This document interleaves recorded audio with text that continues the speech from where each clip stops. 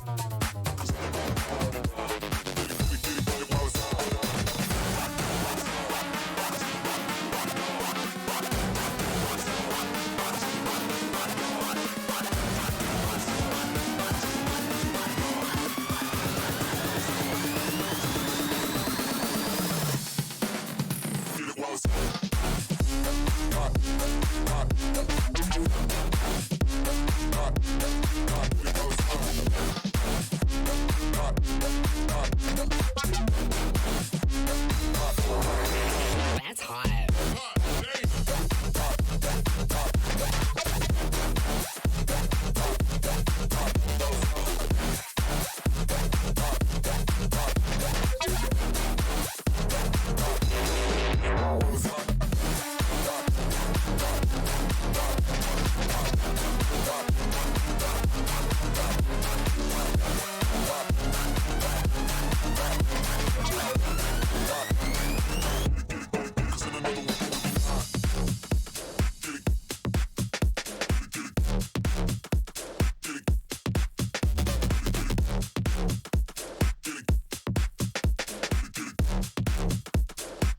Get it while it's hot.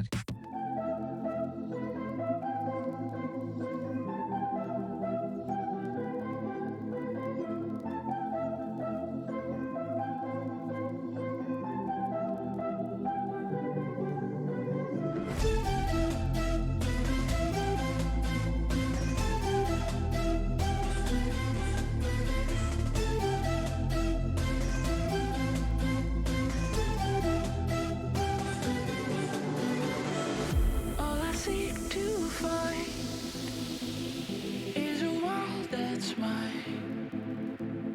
Need a place to hide. Will you free my mind?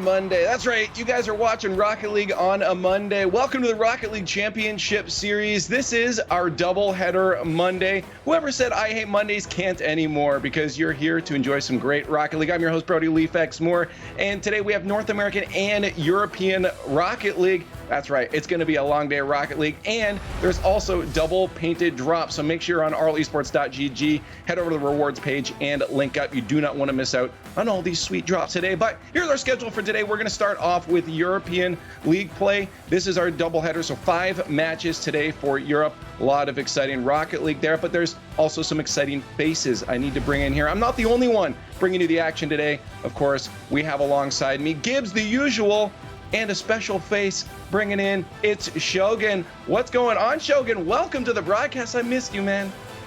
You can kind of see from my little gerbil grin going on here how long I've sort of waited for this. It's so good to be back, dude. And yeah, long day of Rocket League to go on today. Wouldn't have it any other way. And of course, Gibbs still sitting here with all his mystery doors behind him. You ready for a doubleheader? Yep, I'm here with my predictions behind door number 1, door number 2, and door number 3. So I'm ready to go. Cool. Well, you know what? Why don't we just jump into the action? We got a lot of Rocket League, so let's watch some Rocket League. Let's start talking about our first match of the day, and that is going to be Barça versus Singularity. Some high-speed mechanical action off the bat. Shogun, talk to us about what you've been seeing. We haven't been able to really get your opinions on the show at all this season, so let's start you off. Singularity, Barça. How do you think this one's going to go, man? Barcelona have really been the major positive surprise of this season so far. I didn't expect much of them. I didn't really like the roster move that they made, but been proven wrong over and over again. Singularity are, though, the true wild card of the RLCS. Sometimes they can look like genuine contenders to become a next top team. Other times, relegation fodder. We don't know what we're getting from them half the time.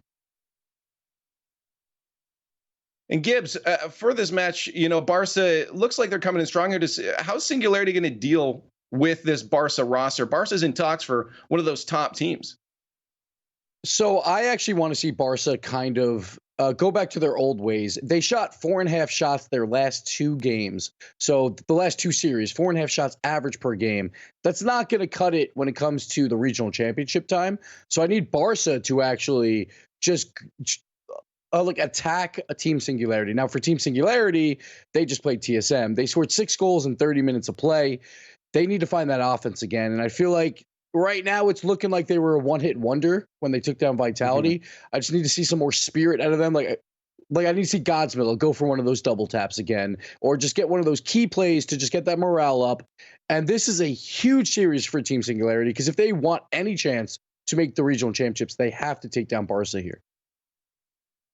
Shogi, are you kind of on board with this analysis right now? Do you think Singularity has real chance for this? And if so, what's going to have to form on the field for them? I mean, teams like Notorious Legion recently have shown us that all you need to do is hit an incredible patch of form to really start turning everything around. They're running out of time for it, however, and Barcelona is not an easy team to take down. Now, if Barcelona sort of get back into old habits in terms of, like, not earlier this season, but last season, where we see Flakes almost dribbling too much, that might open up a chance for Singularity, but that doesn't happen. It's going to be a very tough time for them to break them down. Well, let's just take a look at the European League and where these two teams stand just in general in the stands. To see kind of what they're looking at from their perspective. And Gibbs, you know, this is kind of a mix and a jumble in that mid-run right now. You know, Singularity's not too far off from Barça right now, only being basically 1 game off from them. And that's why this game is so important here, because Team Singularity, they need this win. They have an easy schedule the rest of the way. They play only the bottom teams. But if they fall to 2 and 5, it might not matter at that point, even if they win out. So they need to take down Barça here to close that gap. And then for Barça as well, they're 3 and 2. Like, if they want to run at one of those 3-4 spots, maybe a top 2, their schedule is extremely easy as well. So if they win here, they could run the table and possibly take one of those top 2 spots. Shogun, do you see these standings shifting at all, or is this kind of like what you've expected at the beginning of the season and what you expect by the end of it to look the same, or is this going to shift a lot going forward? So obviously we all know that I very much respect what Dignitas have been capable of. So I feel like they should be pretty good for the top 2. However, everywhere from probably 2 through to 6 looks like it could still do a little bit of shifting. So plenty of Rocket League still left to play.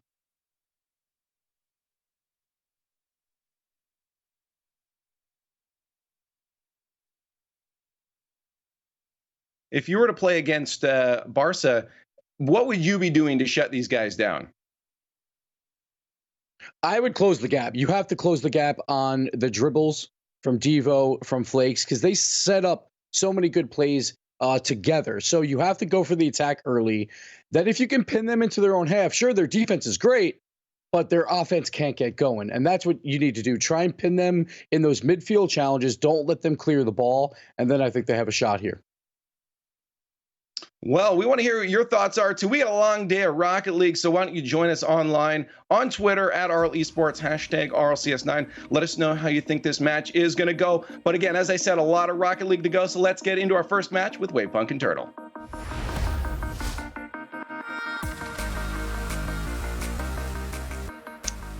Well, we've got Singularity taking on Barcelona here. And Turtle, how do you feel about this particular matchup? I'm upset. If you can hear me. I've been disrespected. I'm not Turtle. But it's no, okay. but you're just as pretty as he is. So you're sweet. It'll work out.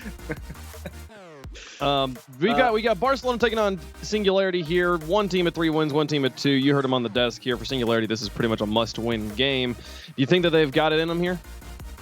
You know, I actually think Singularity stands a little bit better of a chance than a lot of people give them credit for, believe it or not.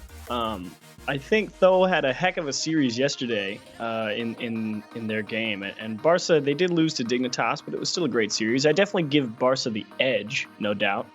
I think overall across the board, they just have, the higher, baseline level of play. Like if you had both teams at like their worst, Barça is just going to be better.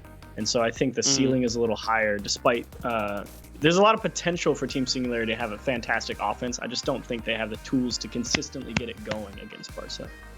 Yeah, I think Singularity, like, consistently get it going. I 100% agree.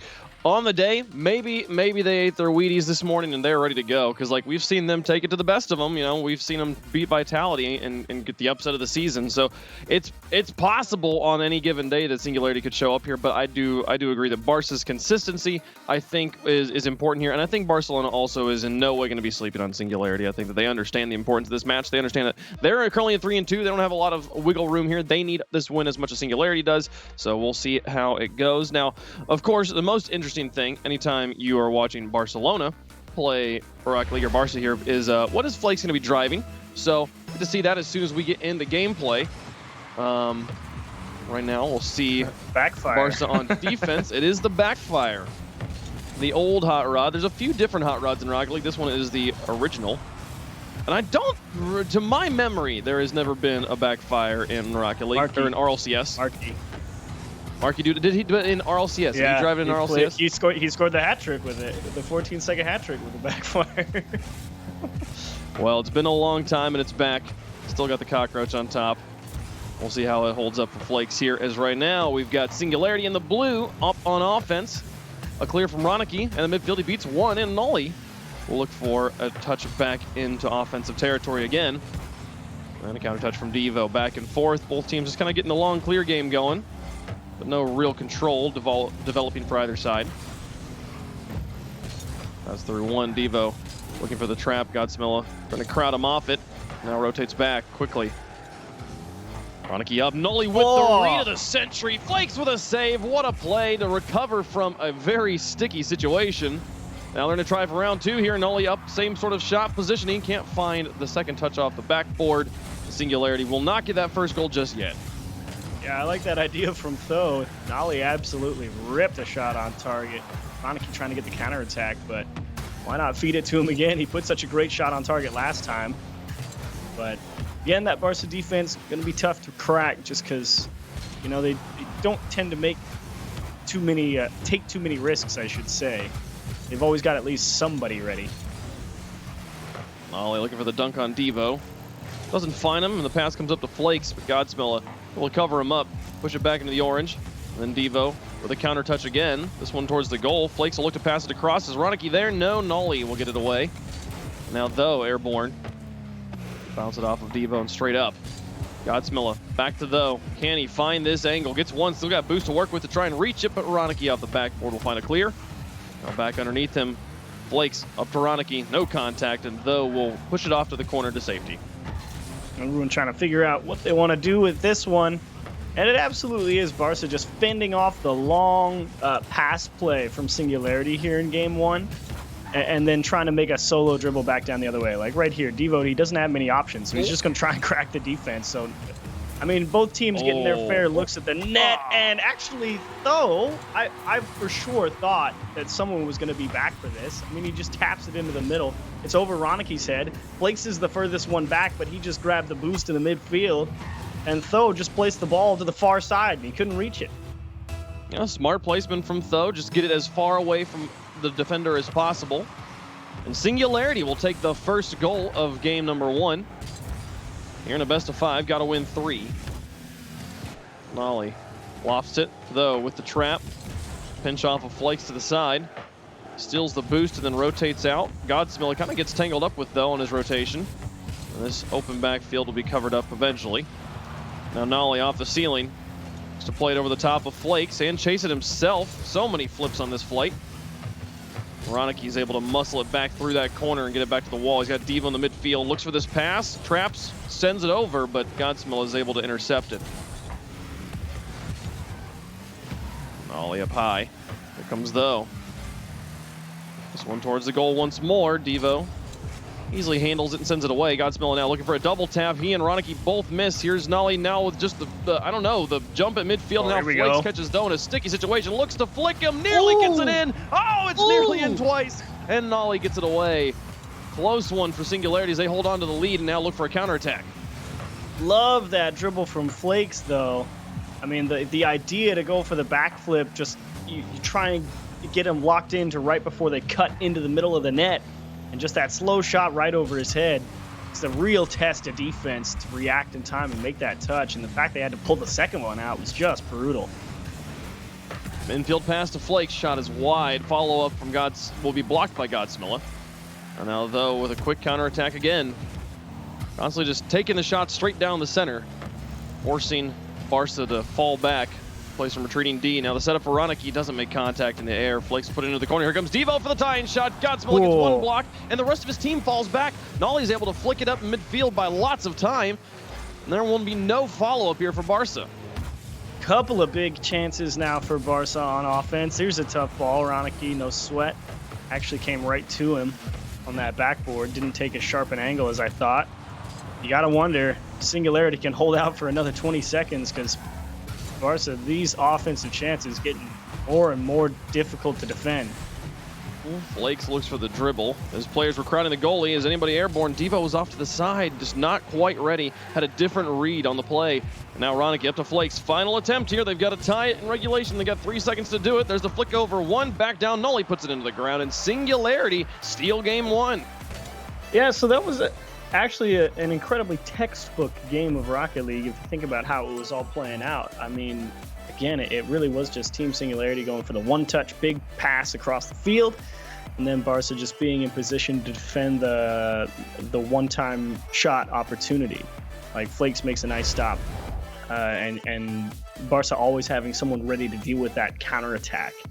And here's that one goal that they got. Ronicky was playing a little too close off that Devo solo effort, and Flakes is just grabbing boost, and that's why it's so important. You can't miss the open nets. It's like that's a shot that, yes, it's open, but it still demands precision to really be considered a goal-scoring chance. Because it's like it's so easy to just get lazy when you see the open net, especially when that counterattack is happening at speed and you're flipping forward, and you've got to make sure you get the right touch. Because the defense can still make it if you don't nail it. So well done to Tho to turn in the open goal on a quick counterattack.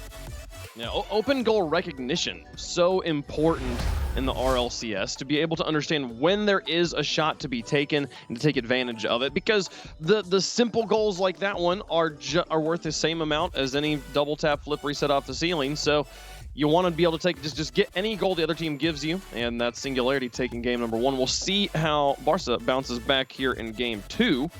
We move on to Neo Tokyo, but yeah, honestly, not a lot of things that need to change here for Barcelona other than just getting the ball in the net. Yeah, I think overall, I think Barca played the better game. Godsmilla just misses the tap off the wall. Can't get it under the crossbar, but in game one, overall, I'd pick Barca's chances over Singularity's. It's Flakes looking for the setup here, though onto the side. Devo, nice and long to the far corner. Now Godsmilla with boost to work with, chases this down, forces Nolly up. Though, out of his corner, there's one touch and two to get it over the top of Devo, and to be able to actually get this one all the way down the field with no boost. Flakes' touch kind of distances himself. He's going to have trouble getting control of this, but it's just enough to get past both players. Though, who's rotated all the way back, makes the stop. Now gets up to block Devo. And now it's all up to Ronicky as Flakes moves in behind him. Midfield challenges are neutral, but still go in Singularity's favor just slightly. There's that speed from Tho, just trying to keep the ball in possession for Singularity. It's what makes them such a tough team to contend with. Though around the corner, here comes Nolly. Onto the goal, Devo gets it high and then follows it up himself as Godsmilla challenges. Now looking for a second touch, not going to be there, but the pass into the box is taken care of by Flakes. Though, we'll play to the edge and now look for a second touch past the front line offense. But though, out of boost now, is going to have to leave control. Ronicky does eventually get to advance. Devo, pass in field, double commit on defense, but they get all of it, all the way to the corner. Godsmilla now pressuring Ronicky here as he gets this one out to his teammates. Ronicky's up quickly on the second challenge. Two defenders wide challenge, just leaves the back completely open. Though just needs to not miss, and he won't. Another similar situation to game number 1 as Singularity strikes first. Yeah, Ronicky really just floats that one across the box because all he needs is help, and Barca's not really under pressure. It's amazing that neither... Well, actually, no, I guess it makes perfect sense that neither Devo or Flakes would know that nobody from Singularity was in front of them because they have ball cam on while Ronicky's touching that ball across. So they see that ball float across, and they just see it go up in front of the box, and they think we got to get up and get that, and they both just dive at it, and voila, Bill scores another open one.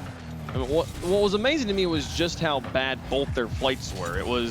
They were both way off, and my thought is they both took off, and then they both miscommunicated and somehow like thought the other was calling them off, and so they both bailed. That's the only thing I can make any sense of that positioning for me. But man, Singularity, there's again not missed the open net. This one's significantly more open than the one in game number 1, and again up by 1 now. As though blast it from the midfield, Devo will stop it on the backboard and get it over the top of though. Now looks for a second touch, but Godsmilla wraps it around the corner. Ronicky not in a great position to take control of this, but Nolly actually gives him the space, so he'll be able to get this one high and then look for a pass from Devo. Devo pushes it up to him. Ronicky gets it on target. Can't he find the double tap? There's a bump on the goalie, but though comes in from the side before Devo can make the shot fast enough. And we're across halftime, still just the 1-0 in favor of Singularity. Here comes maybe another tying attempt. A shot from Ronicky too high. Devo in to finish it, blocked by Nolly. Ronicky already back up for it. Can't get it under the crossbar. Though blocks it, and it still goes in from Flakes. Finally, a tie game.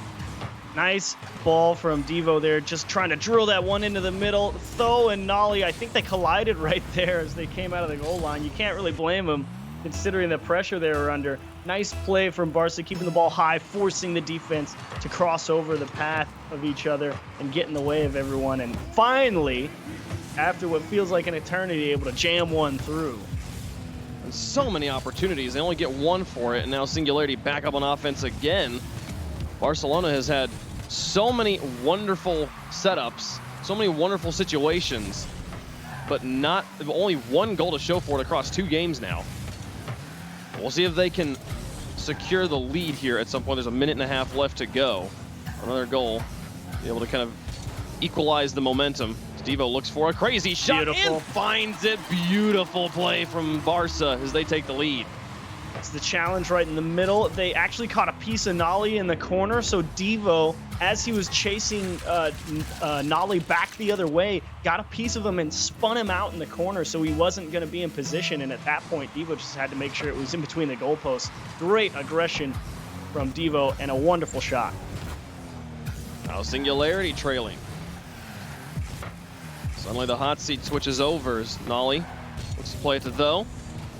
Get a touch that really means much of anything, and the passes will come through for Barça. Now back into the corner. So set up high. A shot? No, the miss. Both players expecting the other to hit it and looking for a dunk. Final minute. Nolly over the top of 2. Ronicky up. Soft plays it to the corner. Ball is too wide for him to challenge again. Devo moves in quickly. Nolly with the stop. Though, out to Godsmilla. Here comes Ronicky in the backfield, makes a challenge. Nolly's up, looks for the pass back to Tho. Quick turn back in, looks for the pass. No, just a shot himself. Nolly's airborne for it, gets a pass Flakes, but couldn't put it on target. 30 seconds left. Godsmilla looking for the touch. Though airborne again, a goalie demolished. That shot is good. Can he get there? Devo makes the diving save. Nolly up for it. The soft ones to the edge. Not good for Singularity. They're going to have to reposition with 18 seconds left. Godsmilla tries, though. Pass 2. It's up to Flakes on the backboard. Gets it off to the corner. Godsmilla moves to the edge, leaves it, a miss from Singularity, but it sets up the cherry pick. Nolly tries, but misses the shot. Godsmilla, final attempt here, though, lofts it high. Can Godsmilla get in there? Oh my goodness, it'll hit the ground. Fireworks at the end of regulation, but Barça sneak it away and tie up the series. Flakes with 2 brilliant defensive sequences at the end of that game. 2 big stops above the net. One on a quick read off a hard bounce, the other off of a tough bounce off that top corner, rotating out of the corner. Those 2 big clears give Barça the win. And Ronicky as well, he hit 201 saves that game in his career, so well done to Ronicky coming across with that one as well. So a good game for Barça, and they equalize. Man, the defense there at the end. It was partially the defensive stand from Flakes as well as Devo. There was an open net that Devo had to fly back and make a diving save on. And those 7 saves from Barcelona in this game were extremely important, every single one of them. But there was also a number of opportunities from, I think, where Nolly was set up, and his shots were just wide or didn't turn into a shot at all. It would just kind of fluff off to the corner. And I feel like if they were able to put it on target every single time, eventually somebody makes a mistake, eventually they crack, but every opportunity SNG earned on the net wasn't taken advantage of there at the end of regulation. There are a couple tough ones, like you said, where their balls passed into the corner, and it's kind of up in the air of, do you go for the redirect towards the goal, put it towards the backboard, or hit it into the middle?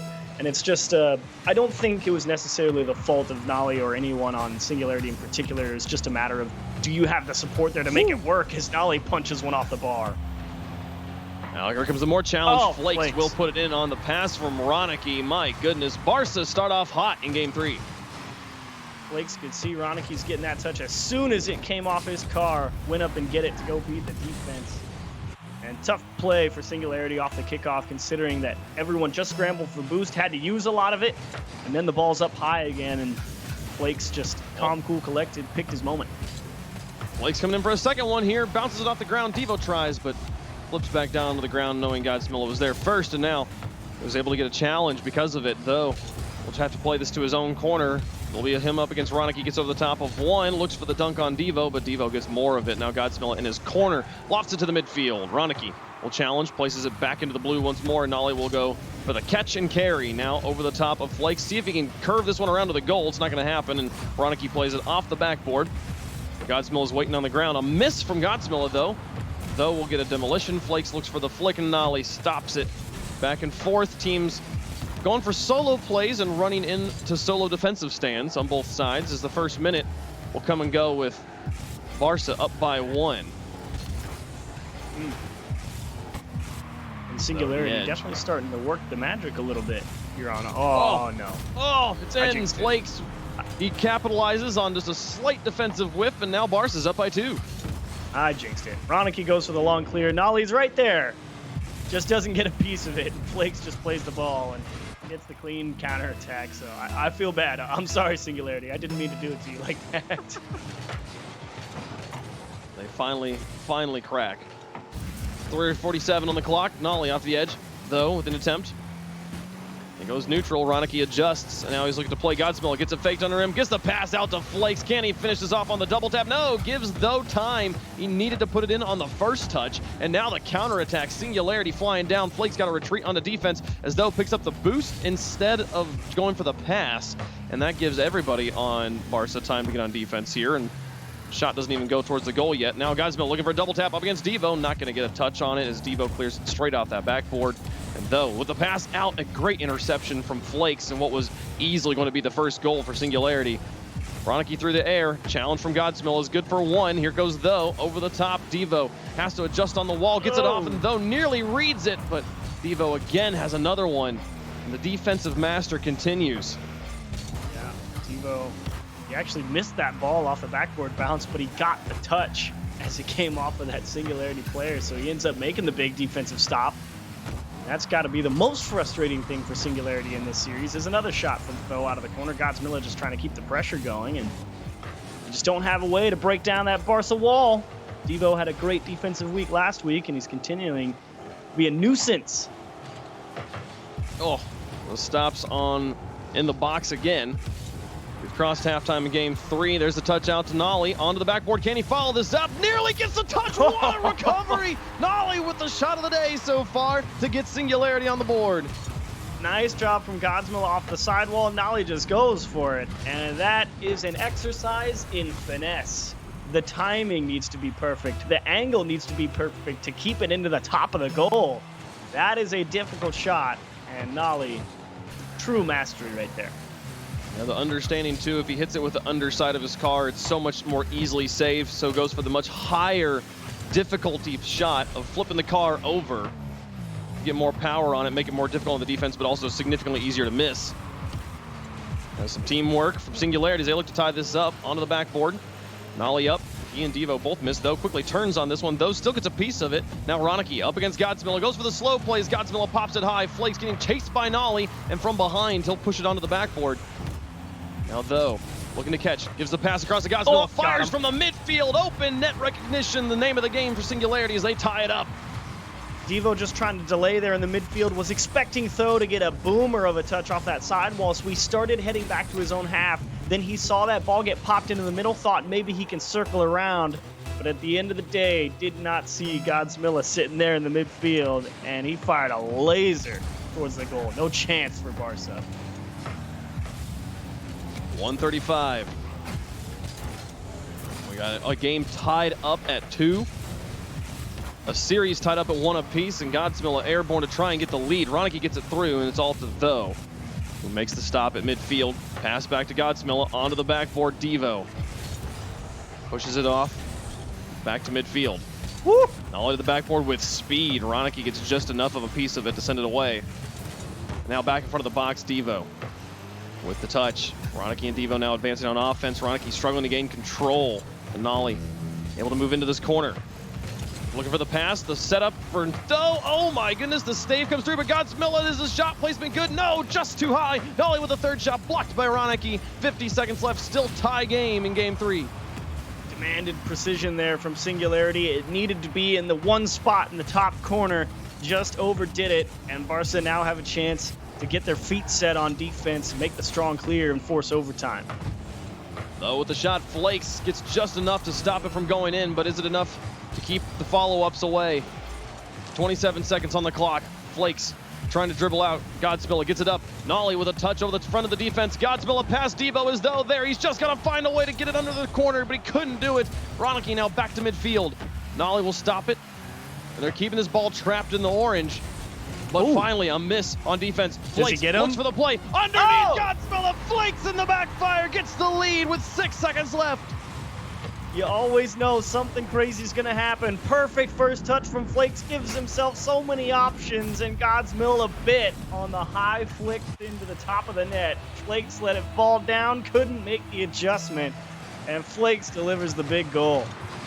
My goodness, 3 seconds left. Singularity's got to get it right here, right now. Godsmilla will go for the catch, but just couldn't keep it off the ground. And oh my goodness, a back and forth, but Barça there take it away after getting equalized quickly. Well done to Flakes. Brilliant performance for him on both sides of the ball. Savior medal and hat trick. Big game from Flakes is absolutely right. 700-point game. Ronicky getting the assists and the saves behind him.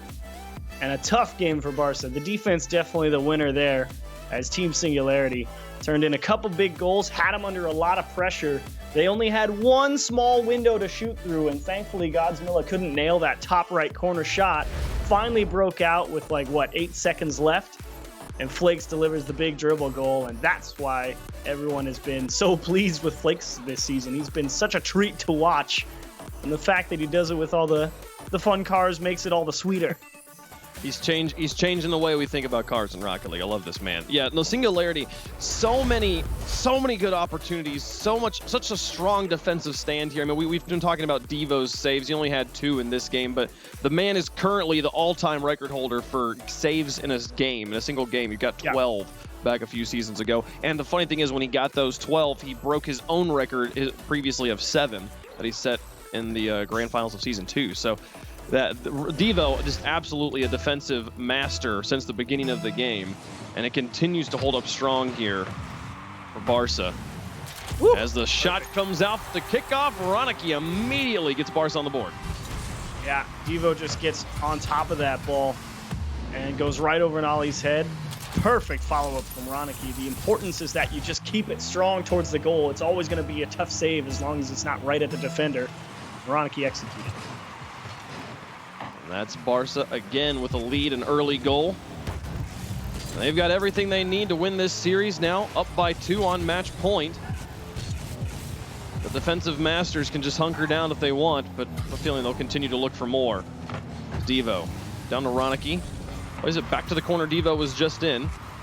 The defense a little bit struggling here as Flakes gets a pass to Godsmill, no touch. Devo's not quite able to get the immediate follow-up, and though is able to get it out. Godsmill with an extension. Defense holds. Devo's got to play to this corner and block any follow-up from Nolly.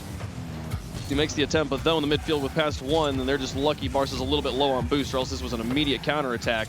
Here comes Godsmilla. Passing in the midfield, but nobody is there.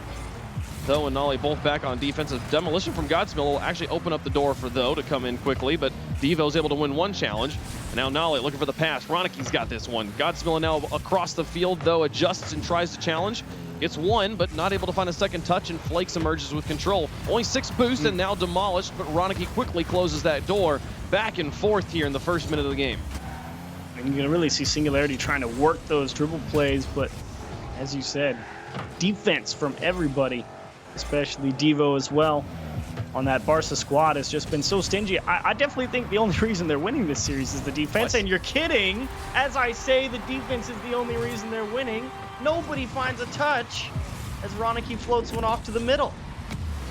And then Flakes did not read the shot fast enough is the only understanding I have there. Like he's definitely cheated up, but a player as good as him could, I think, can adjust on that ball and make the stop. Just for a moment was just like had the wait what, and that was the moment they lost that goal. But a tie game, Singularity again. This is the value of just putting shots on target. You force them to think perfectly and play perfect defense, and then a momentary lapse gives you the tying goal, and they might get us all the way to game 5. 3:12 on the clock. Pass out to Ronicky onto the backboard. Godsmill up high, Devo through 1. Now Nolly to Though. And Though stretch for this. Ronicky on the backboard gets it away. Now out to Devo. Godsmill in the goal. Back away. Nolly and Though double commit, but a solid clear to go with it. And now this will give them offensive positioning. Though over the top of 1, is it just in? No! Flakes makes the stop on this one, and now gets the play past Nolly. Stretches to try and keep the ball going, but no, Godsmill is able to shut the door on him and keep it in the corner. Right here at halftime, tied up at 1 apiece. Barcelona with match point, but Singularity knocking on the door. Here comes Nolly looking for it. Ronicky, the backboard defense, very strong from Barca so far this series. Oh, what a trap. challenge from Flakes. Gets that one away. Though in the corner again. Godsmilla up against Ronicky. Ronicky plays it safe. Devo waits for Nolly to come into the corner and plays second touch on him, gets him beat. Flakes off to the edge, no one's there. Godsmilla should have this one for free, but plays it right back into the middle. Devo now picks up control. Lucky for him, he just booms it. Godsmilla won't be punished for the pass to the enemy. Here comes Devo, out to Ronicky with options, takes the near post. Nolly gets the block, and now looking for the counterattack himself. Barca set up on defense. Nolly with a miss on the wall.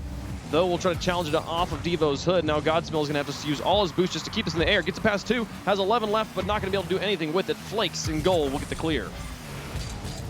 It feels like Singularity every now and again. They just look for those passes across the pitch to see if anyone's there on their own side. They're definitely holding the offensive pressure. They just had that demo, and Nolly just put that into the moon. That was definitely an open net.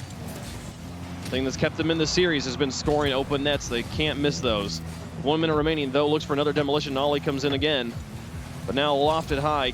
Here comes Though. Godsmill is too far back. There won't be the follow-up. Though now looking for Nolly. You get it. The defense all amok in the own goal. Oh my goodness! Flakes puts it on to Ronicky's hood and it goes in. So I was really curious how Nolly was going to approach that. Does he try and jam it and get the dunk?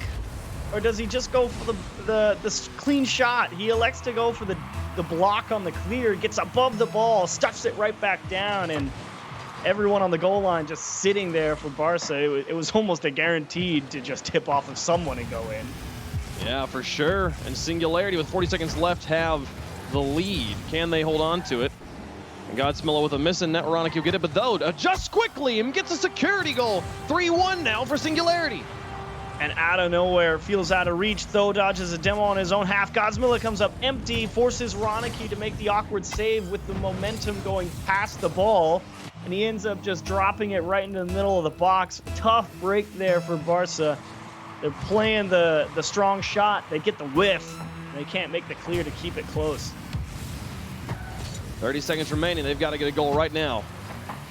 They want to finish it off here in game 4, or else we go to game 5.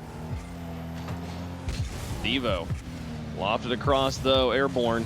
Just plays it to the corners. Safe play, all that matters right now. And there was probably the best look that Barca's going to get in regulation, and that one's going to do the games. They get it all the way to the corner here.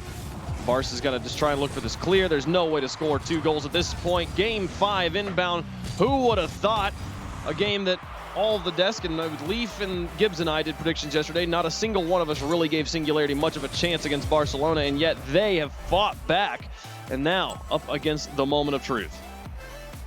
It's a great series from Singularity. They're definitely showing they're capable of boxing in Barça. The defense is looking good for Barça, but every now and again, a couple of them slip through. That pressure builds and builds and builds, or they make an awkward mishap like the opener on this goal where Flakes was just too far forward on the box.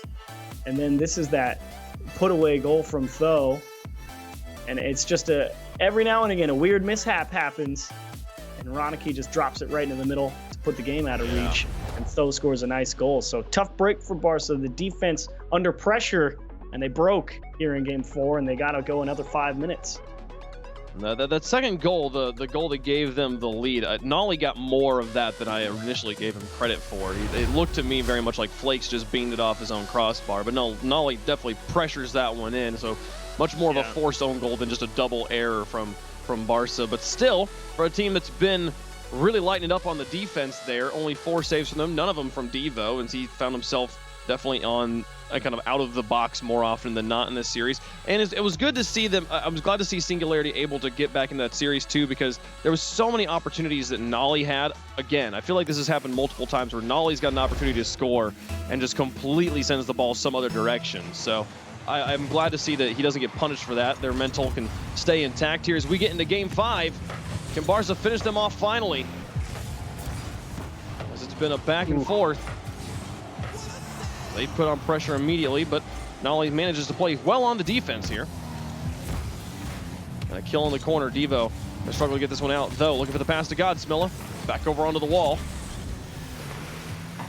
Plays this back out, though. Lurking onto the backboard. Nolly nowhere to be seen. Ronicky with a miss, though. Nolly does come in quickly.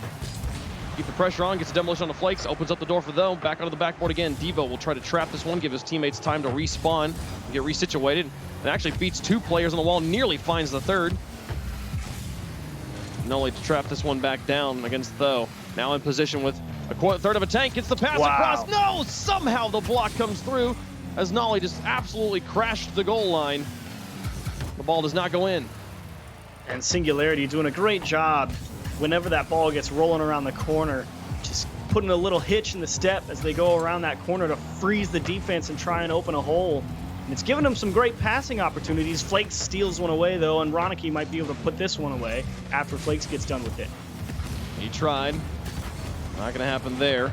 It's Nolly off the edge. Devo back in. Ronicky with the shot towards the goal. One block. Those airborne already. Godsmilla dives but can't reach it. Flakes gets the first goal of game 5. Devo just stealing away the corner boost. Floats one up into the middle. Godsmilla. That's actually the right play. Just jump and defend that top of the goal towards the top right. Defend the strong shot. He really does the best he can. And unfortunately, Barca sends the house and they get the job done. Can we just talk about Godsmilla's recognition as he gets the first block, as he's landing, immediately jumps in the direction, correctly predicts where the shot's going to go, and nearly makes a second save. As the setup's there, Nolly will get this one away. Flakes with a brilliant job setting up a shot in front of his net, but Barca not going to challenge on it, and some misses as the ball travels the length of the field. Gives Devo control. But Godsmilla doing everything he can to keep his team involved and in the running for the win. Nice. Great midfield defense there from Ronicky, but a huge bump from Though actually forces Barça off that ball. We'll get a nice little reset here. Though with the chase, keeps that ball in Flakes' dead zone. Now back out to Flakes looking for a shot. It's just a bit wide. Godsmilla will push it to the edge. Now Though, out to challenge, past one. Ronicky, Though's got the read on him. Can he beat the third player as well? Ronicky quickly comes in to cut that one back off, but here's Nolly with a shot opportunity. Flakes gets the save. Now back into the corner. Though looks for goalies, doesn't find anything. This one dangerous, but Devo doesn't get much of a touch. Godsmilla comes in, it's just wide. Ronicky should be able to dribble this one, and now up against Though, getting chased by Godsmilla from behind. Though goes for the carry. Ronicky nearly puts it in, and Godsmilla is able to pick that up off of Nolly's hood. It just bounces off of him. Lucky touch, and 2:09 left to go. Barca still holding on to the 1-goal lead. They nearly made it 2 there. Nolly's so smart. I mean, he was on the goal line, and as that ball came down at him, hit the reverse button at the last moment, as Though almost punched it off his own goalpost into the goal. Couple of tough saves here for Singularity, and Nolly with the biggest one. Godsmilla to Nolly. Extends it to the backboard. Devo with a touch to the side, but Godsmilla's there. No real strong position here, but Nolly moves up now, descends the shot on the ground. Ronicky holds it and gets the block. Now Devo versus Godsmilla, off to the edge. Devo dribbles through one. Nolly with an edge catch, and now back to the far side. One-on-one. Got the dribble up against Ronicky. He's got Flakes counting him from the back, and he'll get it off of his hood. 1:17 left to go. Here comes Though through the air. Lots of boost in the tank, gets it past one. Flakes keeps it high and off to the corner. Nolly trying one last attempt to get any defenders. Got them both to jump, but Devo makes the stop. There's no shot there to really make use of any demolitions he did get. Though and Godsmilla tangled up in the corner. Godsmilla gets it over the top of one, chases it himself, but loses it to Devo. 50 seconds left, and the clear game has just been so strong. Barcelona continuing to block any opportunities for Singularity to come back into this. Happy just to pop it to the corner over and over again. Though through the air once more, but Ronicky intercepts, Flakes up against it, and Nolly gets it off to the corner. Godsmilla crowds on in, gets the pass out, but Though is through the air. He and Nolly both up, no follow-up after the offensive double commit. Godsmilla will try and pass across. Though's got to tie this up, can't make it happen. 25 seconds left. Godsmilla with a third pass out of that corner. Nolly airborne for the third attempt. Is it good? No! Flakes gets the save. Though will try, but that was the best look they were going to get. 14 seconds left, and the slow play to burn the clock down. Barcelona knows they've got him in the bag. Though trying with desperation to go through the air. He's got Nolly to work with. The defense not necessarily great, but Nolly doesn't crash. Godsmilla, the pop over one. No, couldn't do it. Clock has expired. Nolly's got to keep this one up for so long. Those got an edge, but do they have any position to keep it alive? Devo should be able to kill this, and Barcelona stave them off on the goal line and take the series in 5. The defense, the MVP, and Flakes as well going to hit a big save milestone. He's over 100 now in his career with that series performance. So well done to Barca, especially on the goal line this series. They came to play. Last week, the defense held strong. Today, versus Singularity, it looks good. They get the job done. It wasn't pretty, but Barca, I mean, what can you do? If you're going to win, you got to do it on defense. Team Singularity is a tough one to do it against. They put them under a lot of pressure. Some great touches out into the middle, some tough reads. At the end of the day, Barca is able to get the job done. So well done. Yeah, no, Barcelona definitely doing the job on the goal line and getting just enough done. It was literally, they scored that opening goal in game 5 and then just hunkered down, made sure they kept their net clean, looked for any opportunities they could find, but didn't need any there. Barca take it in 5 here to open up our doubleheader on this Monday with your double painted drops, folks. Make sure you got your accounts linked. Folks, we're going to take a quick break. When we come back, TSM taking on Endpoint. Another must-win game, but this time for both teams. They are both at the bottom. They've got to find these wins against each other. Who will it be? We'll find out right after the break.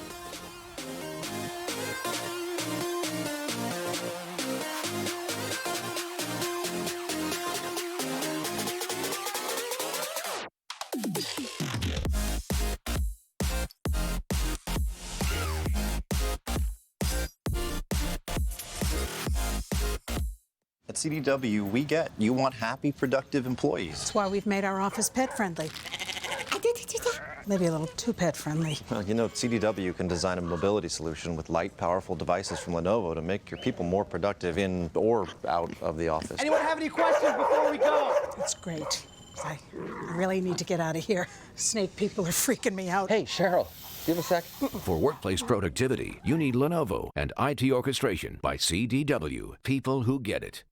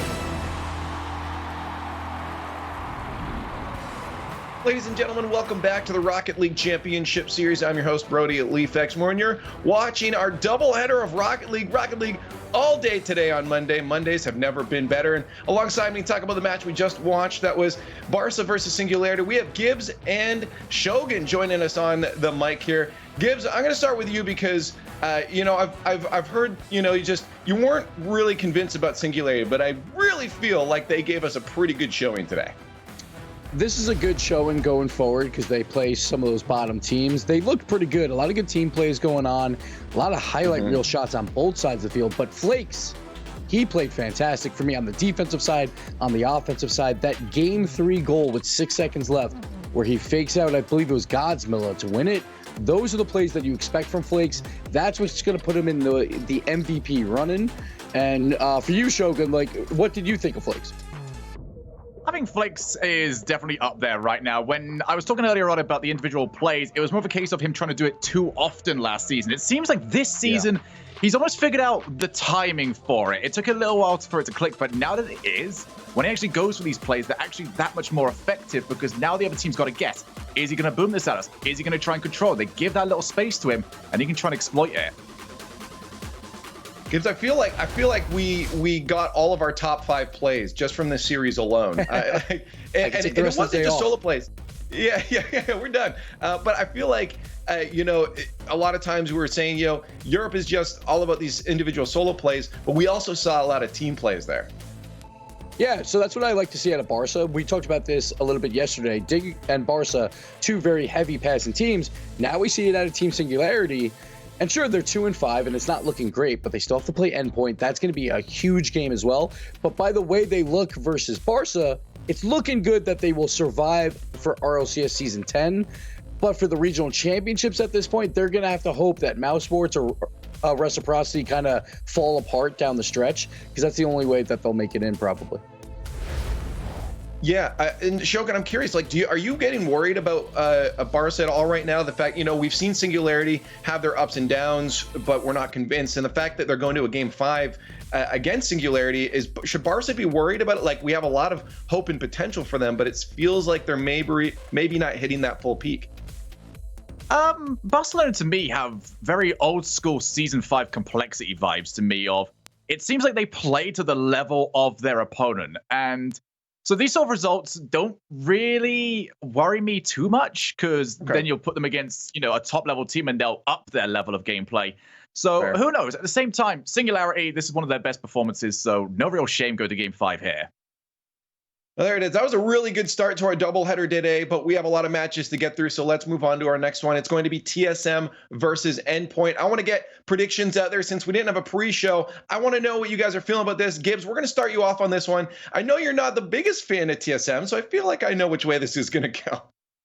Leaf, I tried yesterday to pick TSM. It failed me. But Endpoint, they shot 6% yesterday, but they were so close on so many plays with Virtuoso, and I expect those to start hitting. TSM's defense is much better than Endpoint, but I'm going to give this to Endpoint, and honestly, I think it's going to go 5 games. Every single game's going to be 1-0, it seems like right now with these offenses. And then Shogun, what do you got on this one? I'm really curious to see if I'm going to be the only one for my pick here. Oh, well, don't trust me to back you up here, Leaf. I'm going along with Gibbs on this one. Also, Gibbs, do not tempt me with the 1-0, 1-0, 1-0, continuous. I've been waiting for that for, forever. So don't do that one to me. But to me, Endpoint seem like a more complete team. They have had some absolutely horrific performances, but when you compare what they do against what TSM do, I kind of have to lean towards Endpoint. See, I almost feel the opposite, especially from what I've seen from them. TSM is going to have to be my pick, unless you guys can convince me otherwise. But TSM, they started decent, right? They had a hard start to the season. Of course, they look a little slow as we've moved through the league play. But last week, we saw, again, Magnus popping off. I feel like Remco's doing better. It's just up to Metzenars to peak up right now. And if Metzenars can really pick up his game, I feel like TSM has a lot more of that experience. It's going to be able to shut down Endpoint. And I don't know if either one of you guys can convince me otherwise right now. Shogun, I'll give you one sentence to convince me that Endpoint will take this for sure. Well, for me, it's very simple. You pointed out that these players seem to pop off once. We've seen one time Remco's popped off. We've seen one time Magnus has popped off, but they've never popped off at the same time. Okay, you know what? That's fair. I'm still going, and I'm hoping my prediction's right. And hope people can back me up online as well on Twitter at RL Esports, hashtag RLCS9. Let us know your thoughts. Is this going to be Endpoint or is it going to be TSM? But game one gave us a show. TSM and Endpoint, it's your turn to dazzle. What you got?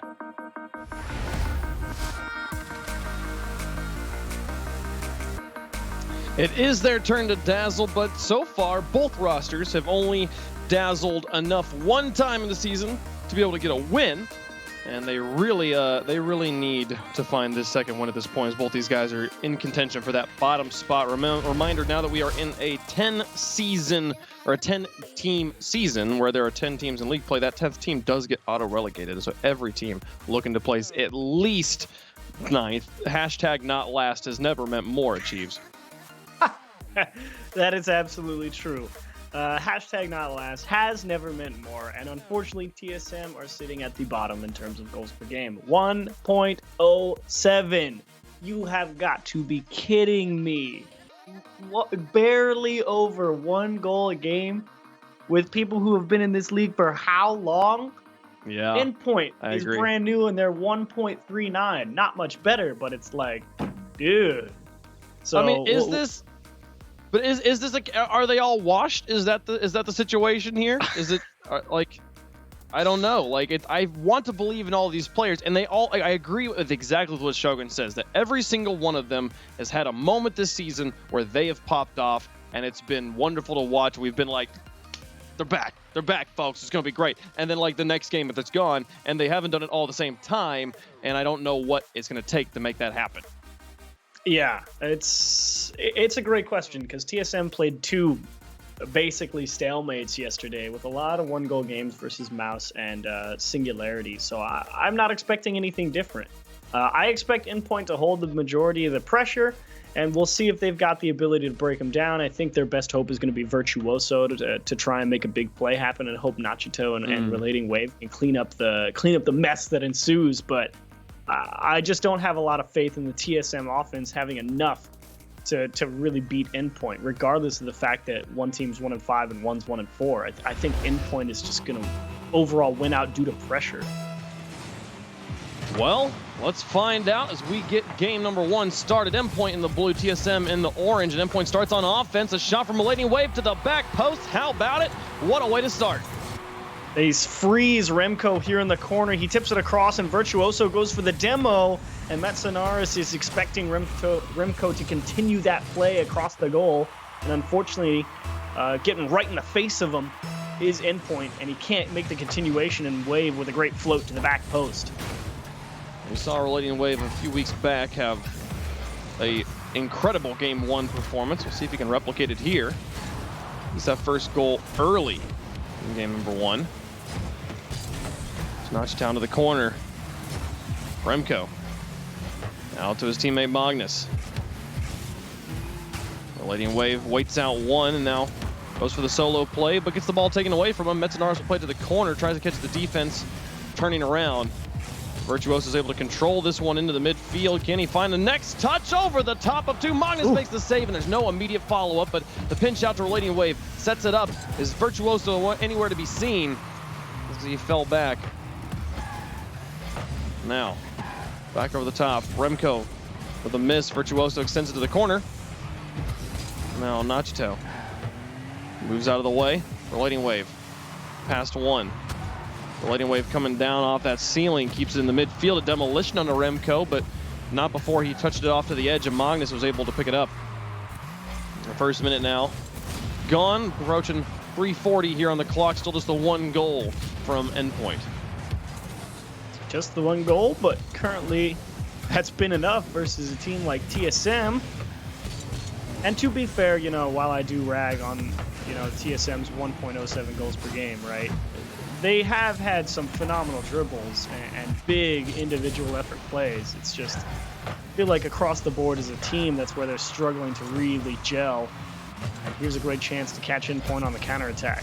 But Remco got a little too much of it and just dumped it a little too far. Magnus was able to touch it in the midfield and slow the pace down. Stall things out for just a moment, but now Endpoint advancing on offense again. Magnus plays it to the corner. Now lofted. Here comes Relating Wave, shot wide, a block onto this follow-up of the double tap. Virtuoso now looking to try and keep this one going, but runs into Remco, and Magnus should be able to clean this one up. Nashito in the corner just bounced it right off of his bumper. Virtuoso now, another play. Metzenaris and Remco able to deflect it and get it back to midfield. Remco is using all of his boost just to try and hold on to ball control by himself, and just runs into a single player and then is out of the play. Now Virtuoso through the air, looking up against Magnus. He sends it high, and a follow-up. 2 players up for it. TSM with an empty backfield to shoot at. Can they get there in time? Magnus, the pass up to Metzenaris. Does he put it on target? The pass in from Remco. Oh my goodness. Metzenaris gave it to Remco, and the shot was wide. They could have caught Endpoint with their pants down, but instead, they just walk right on past the room. They could have. But unfortunately, I think Remco actually wasn't going to be able to score that ball either way. The only place it goes in is that lower right-hand corner. And they actually had that one covered. So it was that touch when they initially could have caught Endpoint on the transition with a wide-open goal. That ball kicked out to the side wall, and it delayed it just enough to let Endpoint make it back in time. But tough break for TSM. Virtuoso coming in for a shot. Nashito and Relating Wave tried to set it up. Relating Wave onto the backboard. Remco with a catch. Nashito will stop it. He's got Virtuoso airborne as well. And I like how aggressive Endpoint's being, seeing the ball lobbed and immediately taking flight, even if it's not the best challenge or the best read. So just being confident in their abilities like that. Nashito up so high. Now looking for the pass. Virtuoso goes for it. 2 players commit on defense, and the net's open, but shot wide by Relating Wave. And we'll come into the final minute. Still just that first opening goal for Endpoint, and an attempt for TSM. It's not going to happen. Remco back around, over to Magnus, back into Remco, doesn't make contact.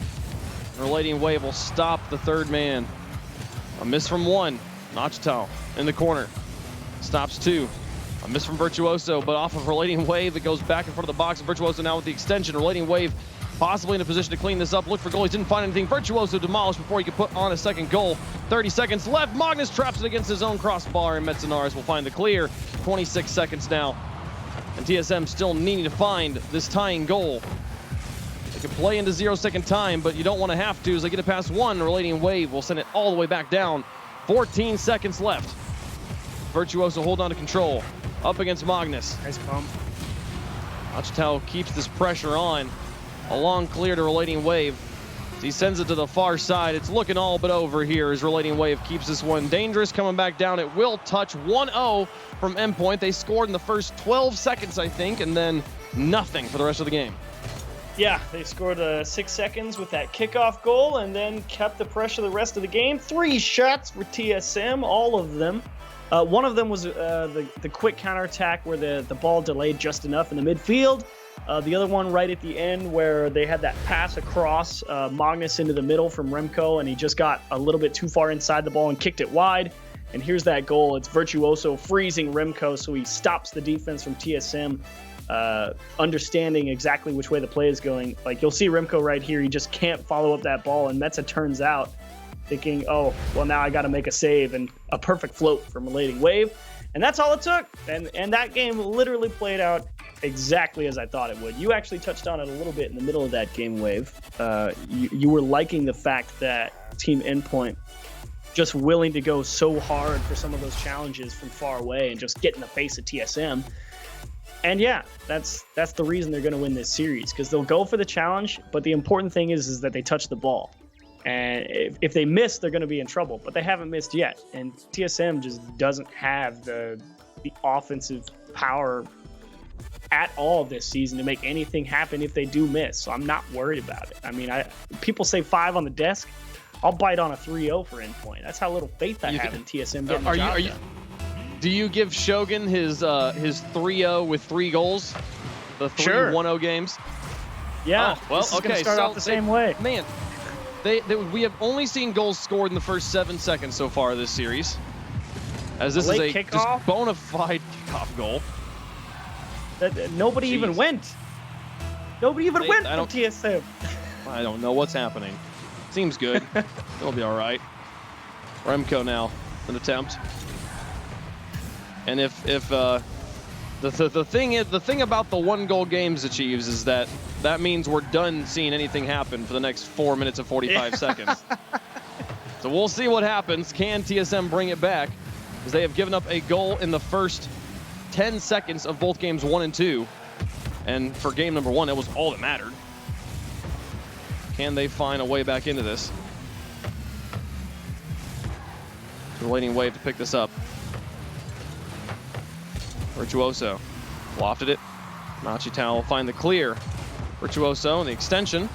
And the counter from Remco. Now Nachitow. Long boomer again. Metzenar's out to Remco on the far wall. A nice control. He's got Magnus in the midfield if he can find a way to get it to him, but no, just puts it straight on target. The ball will die in front of the box. Virtuoso gets bumped. Relating wave just sits there and blocks the shot. Metzenar's has to push it into the defender. Now Magnus looking for the ceiling play. Past one. Can he find a second touch? No, and Virtuoso will send it off to the edge. Now Nachito up against Metzenaris. Back down. Virtuoso looks for a clear. Magnus sends it into Remco. Shot on goal, and Relating wave makes the block. The best offensive moment we've seen from TSM this series, and the defense holds. It's a tight one, a tough play to make on defense, and the triple commit there from Endpoint. They're going to have to run. Remco floats into the middle, and Magnus taken away by Virtuoso. A couple of big stops from Endpoint diving back out of the midfield. Virtuoso on the rotation back, picks up boost, but gets demolished by Magnus as he rotates out. Nachito over the edge. Relating wave to the corner. Magnus lofts, but then is demolished. Here comes Nachito up against Metzenaris. Neither player making really solid contact here. Remco's shot, I think good, but Virtuoso will get in the way. Now Relating wave waits for that to come back down, bumps into his teammate, and now goes for the solo carry. Remco with the stretch. Virtuoso should have this one for free. Gets it off the edge, but Magnus now has it. Remco looks for the goalies, doesn't find them, and Relating wave will get the clear. Back pass from Metzenaris.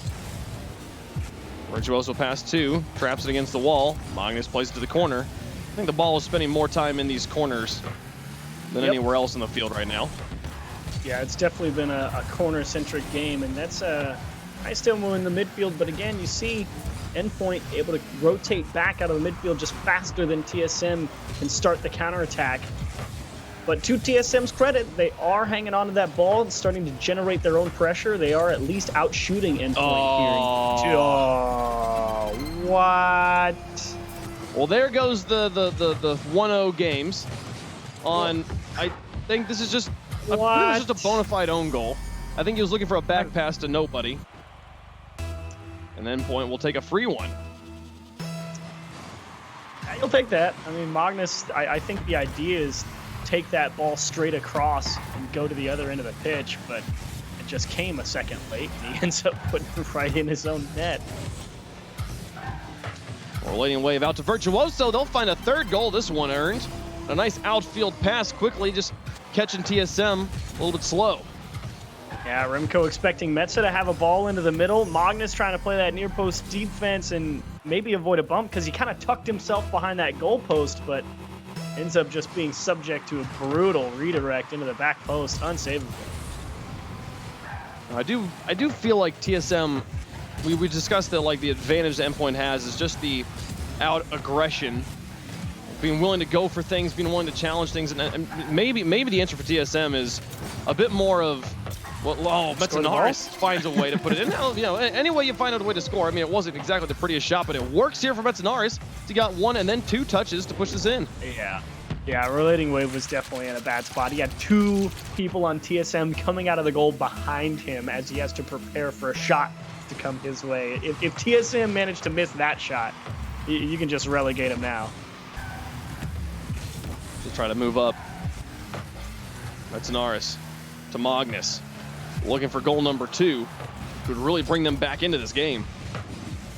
Relating wave back down into the edge. Virtuoso now Relating wave. Virtuoso's up in front of him. Magnus gets airborne first. Plays it to the corner. Relating wave on the ground. Now looking for the carry up against Magnus. Can he find the flip reset? Actually does, I believe. And Relating wave kind of jackhammer pogo sticks this off and into the corner. Let's find an answer here. Did he get it? Oh, he definitely did. He flipped that shot. That's the craziest thing I've ever seen. That was sick. You definitely don't see one like that every day. That's a fun one. Oh yeah, like a tornado goal. I don't know what you call that. We don't really need to name it, seeing as I don't think it'll happen ever again. But my goodness, I like the pogo stick. That was good. Bounces it off. 50 seconds left, and this game definitely now out of reach for TSM. But I was talking with Leaf and Gibbs yesterday about what we thought was going to happen today, and one of the things that Leaf said about a team that's coming up later, Mousesports, is he's like, this is like a monkey mode team. They're just like, just go, just be aggressive. We'll just hit the ball. We'll figure out what happens afterwards. And Endpoint seems like a slightly more refined but less mechanical, raw, skilled version of that. And the thing about that mentality is it's not that hard to just adopt or just to try. Like, to perfect, yes, definitely difficult, but to just do isn't that difficult. I feel like TSM could try it. Just go for things. Just see what happens. You know, you're Metzenaris and Magnus. You're Remco. You know, this, like, just play. Just ball chase a little bit more and just see what happens at this point, because the defensive kind of calculated positioning is not working for them as Endpoint takes game 2. Well, what's funny is you say that, and you're absolutely right. Like, you've seen it before, like from TSM in this season. Like, when they come out there, like, they're just upset and tired of losing. Their team that's fast. They're in your face. I believe it was it literally yesterday, or was it the week before yesterday? I don't even remember. But it's like, I remember watching a couple TSM games, and I'm like, oh my gosh, they came out here to play Rocket League today. And unfortunately, it's still not enough. They just don't get anything done, and it's like, it sucks to watch, because it's 3 great players in this game, and Team Endpoint are scoring goals like that, and if you're the guy on the goal line, you're like, what in the world even was that? Yeah, for sure. No, and everybody, for anyone in chat that doesn't understand what happened, there's like as Relating Wave is coming down, he manages to land all 4 wheels on the ball, which resets his ability to dodge, to flip. And as he lands, the ball is kind of leaned up against his wheels, and then he flips sideways, twisting his car into it, and that's what shoots the ball into the net. Really crazy way to shoot a goal. I don't think I've ever seen one like it in RLCS. So I definitely, I think the play of the day so far. We had some pretty crazy plays in series number 1, but Endpoint now 2-0 up on the series. They win it here. We're gonna see. Oh my goodness, I'm so excited. Remco changes it up. No, Remco brings out the Venom. An OG car. Shout out to Fusho Kid, the only player I know who still maintains this car. But I love the mentality. It's something's not working. We got to change it up. Oh my goodness, Relating Wave hit another banger of a shot. What are you talking about? You get another early goal. It rolls around the wall. Everyone forced off the goal line. Magnus and Metza caught too far forward, and Relating Wave, that's just a beautiful read and understanding of how that ball is coming around that corner. Stay away from it and let it come to him. My goodness. Relating Wave having a wonderful series, as Endpoint right now up 2 games and now up in the 3rd. I've only had, I believe, 3 sweeps in Europe so far this season. It's been a very even season. But right now, Endpoint trying to make a case to do it to TSM. It's Magnus to the corner, Virtuoso. We'll look to keep it there. And you know, to go back to, what we were talking about with the Venom, I actually really like the car. The model itself, if you notice those cutouts on the front by the nose, it's actually a great indicator of where you can cut the ball to get it on top of the car. It's pretty great for that. It doesn't, I mean, it's my favorite thing about the car is the super open wheel design. It's like, if you get some cool looking wheels, you got a great, it's a wonderful car to show them off. Cars like the Fennec, it's like they cover up most of them. But here comes TSM looking for that first goal. Struggling to get out of their own half right now. Honestly, kind of getting beaten a lot of places as Metzenar's up. He'll see if he can stretch this to Magnus, but Magnus used a lot of boost just to get that first save, and he's going to be completely out. So Nachitel in net should have this one for free. Just gets the banger clear to the corner, and Remco with a miss. Nachitel with an extension. Is that going to drop in? It is 2-0 now for Endpoint. Yeah, you said it. Remco with a misread. Metza sitting behind him, expecting him to get the touch, and realizes after Remco missed, he tries to close the gap to go and pick up the slack. but it's already too late. They've already got the read on the shot, and he is truly beat to that ball. And as long as it's on target, it's going in. There's another shot. Is this one the kickoff going to go in? Virtuoso will make sure it does. 3-0's Endpoint looking to sweep TSM and run away with the series. Brutal. A pinch challenge. Metza trying to rotate back and get behind the ball. It basically bounces into him. It doesn't matter if anyone is there from Endpoint or not. He's going to own goal that ball. And TSM, that's what? Four kickoff goals against them now? Five kickoff goals against them now? Let's make it 5. Just continue to rack them up. As I don't know if this is just TSM being broken or Endpoint continuing to find new ways around, but a great setup to the corner and then immediately challenges the goalie. Magnus not ready to get up and get the stop. And this one is just a blowout at this point. They're currently up 9-1 on TSM. TSM definitely needing to go back to the drawing board over the course of this week and maybe the rest of the season to genuinely rebuild themselves from the ground up, because right now it's not working as a 5th goal goes in. Brutal. I mean, Metza gets one. Virtuoso's right behind him. Remco, awkward ball, and Magnus has to dodge the demo first. So he's late getting up to that, and even still, Virtuoso's got the speed coming into the goal. So he's going to win the physics battle just because he's got, vector advantage, basically, and he just drills it through him. There's through one. 3 players in enemy territory. The pass there. The shot just a bit wide. Mitsinaris will be able to make a save. Keep it from being a 6-0 game.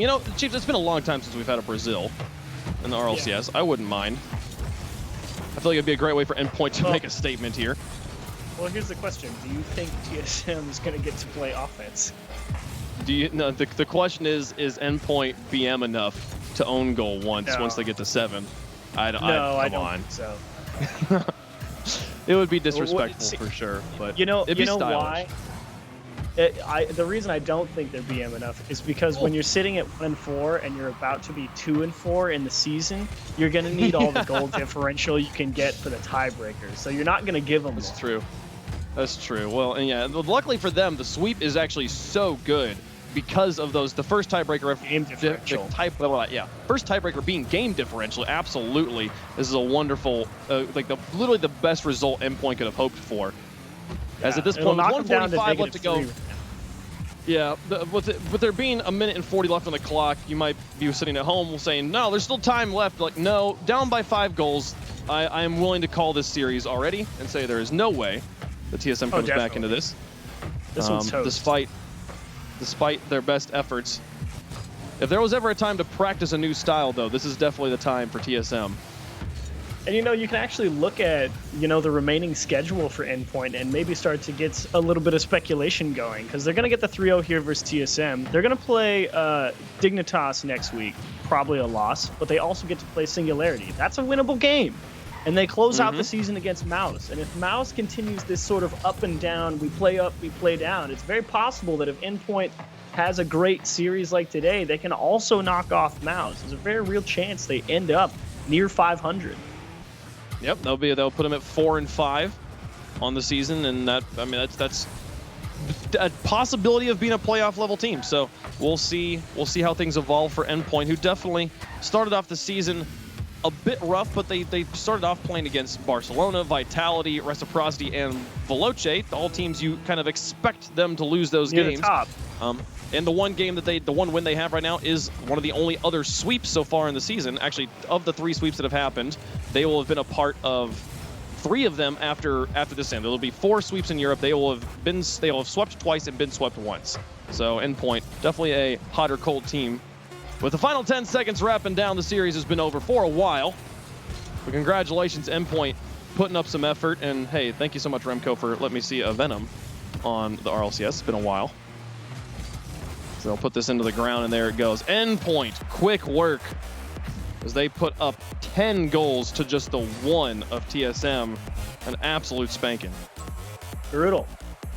Went about as well as I expected. Unfortunately, we will have to wait another day for the 3-0, 3-0. This quickly got about as far away from that as we possibly could have. Exactly. It was right there until they had the Magnus own goal in game 2, where he tried to take away like a a shot or something and ended up own goaling that. And after that point, it was literally a straight nosedive for TSM. Yeah. They just looked crushed after that, and then they had like 5 kickoff goals. Half the goals they scored were kickoff goals.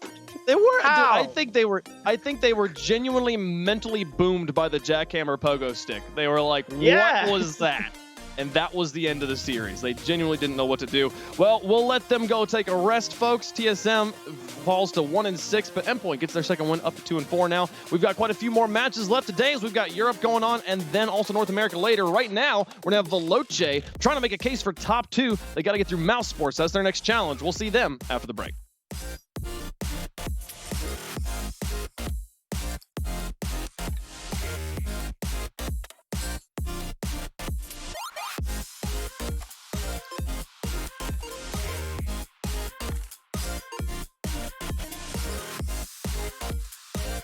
At CDW, we get you want happy, productive employees. That's why we've made our office pet-friendly.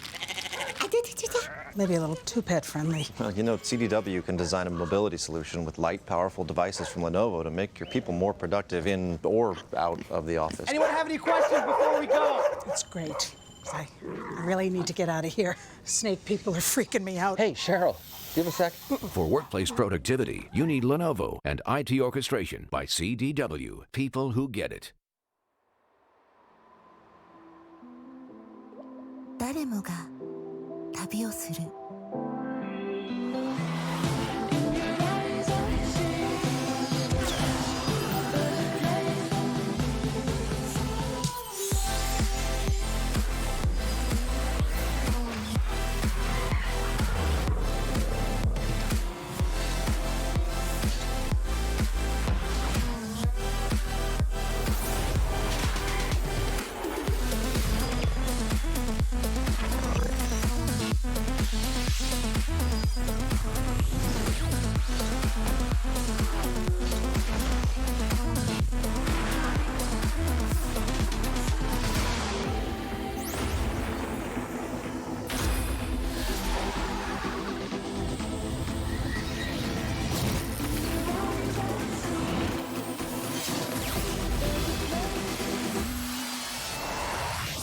ここまで来た。あな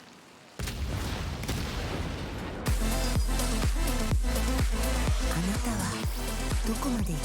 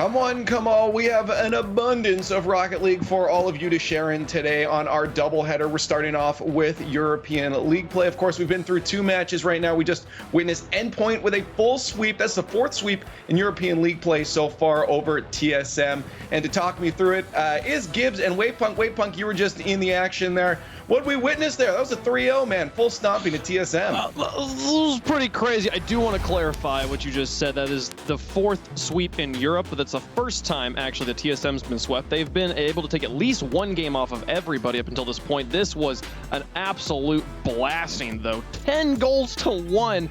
They scored Endpoint at one point, scored, I think, the fastest possible goal, which we've seen at least a few times, but the 4:58. Like, so many of their goals came in the first minute of these gameplays, Gibbs. Oh, man, I feel like TSM, all right, you're at 1 goal per game right now. The one thing you cannot do is make mistakes on kickoffs or on defense, and they were just doing it over and over and over again. Remco in game 2 just completely botches his kickoff, so it's a free goal, and now TSM's like, we have to score 2 goals in the game to win. It's very unlikely, and Endpoint, you got to give them credit. They countered on all those mistakes, and they had great kickoffs, but TSM, this was not pretty. It looked almost like they were giving up by the end of game 3. It's been rough for them. Yeah, no, Gibbs, what did you think of the corkscrew goal in game 2? That was pretty. So that was one of the best goals we saw, obviously. So there was some really good things from Endpoint, and I don't want to take away from their win. But once again, quality kickoffs from them. Next week, though, Endpoint versus Team Singularity. Huge game to stay alive, not only for regional championship, but to lock up that number 7 spot. So you're in RLCS season 10. That is absolutely huge going next week. Yeah. I just have, Gibbs is a huge role model of mine, and I just like to go through as many experiences that he's been through. And today I got to experience the letdown of TSM. I had faith. I thought maybe they could pull it together. And you've been here the whole season. This isn't new. You've watched this whole thing happen. I was trying to come up with some sort of plausible reason that I picked TSM, and it went, I guess, predictably in favor of everyone else. But that's going to leave us now. We got to move on through the rest of league play. So let's get to our Player of the Day nominees. 2 should be up on the board now, as we have had 2 matches go by. It'd be weird if there was more. Yeah, there's 2. Gibbs, who's up there right now? Yeah, Flakes, he has 5 wins with 5 different battle cars, so he's only got 59 battle cars left to win a game on, so that's good for him. And Relating Wave, that dunk was fantastic. Endpoint, a huge win to stay alive for regionals. They're right in the thick of it because, again, their schedule relatively easy, so the teams like Reciprocity and Mouse have to look out. Yep, I'm sure you can be behind that second pick there, Wave. I'm sure you can relate. Haha, I had to do Absolutely. it. I can relate to that, Wave.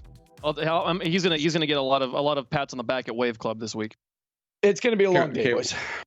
We need to move on from this conversation very quickly right now. Let's get on to our next match. Veloce versus Mouse. Let's get some predictions on the board. This is a match we've been looking forward to, or at least I've been looking forward to, because as most people know, I'm a big fan of Mouse here, but this is going to be a hard one to pick because Veloce is a strong opponent. Gibbs, your thoughts and predictions on this one.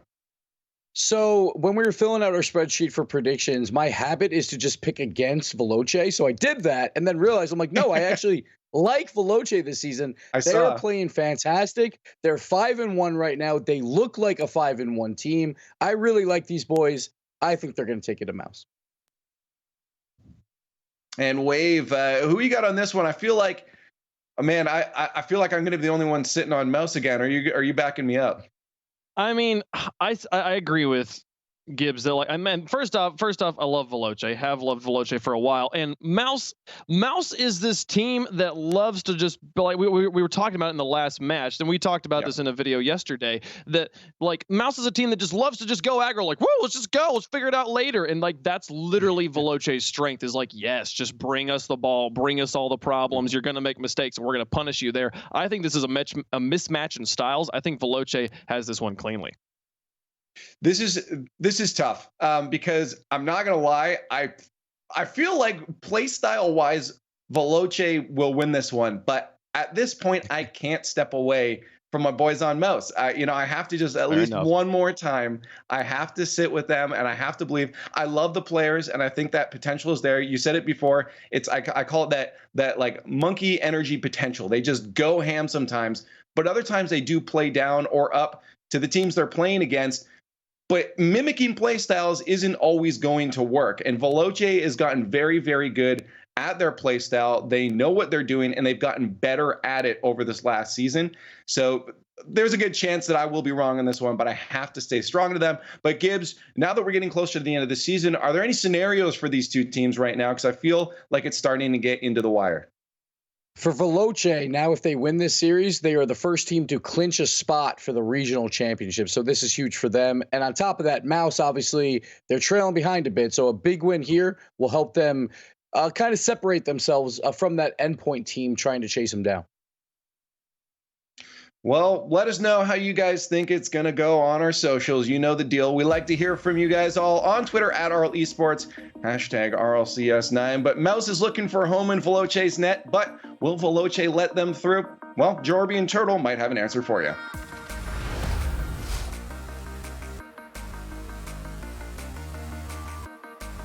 We just might, but Turtle, we were talking about it before they threw it to us, and this feels like this series could go one of two ways. It's either it's going to be Veloce just punishing Mousesports for booming the ball away consistently, or Mousesports will find that aggressive playstyle that's worked for them so far this season and really bring it to Veloce. But I'm really curious to see how this pans out, because I really don't know.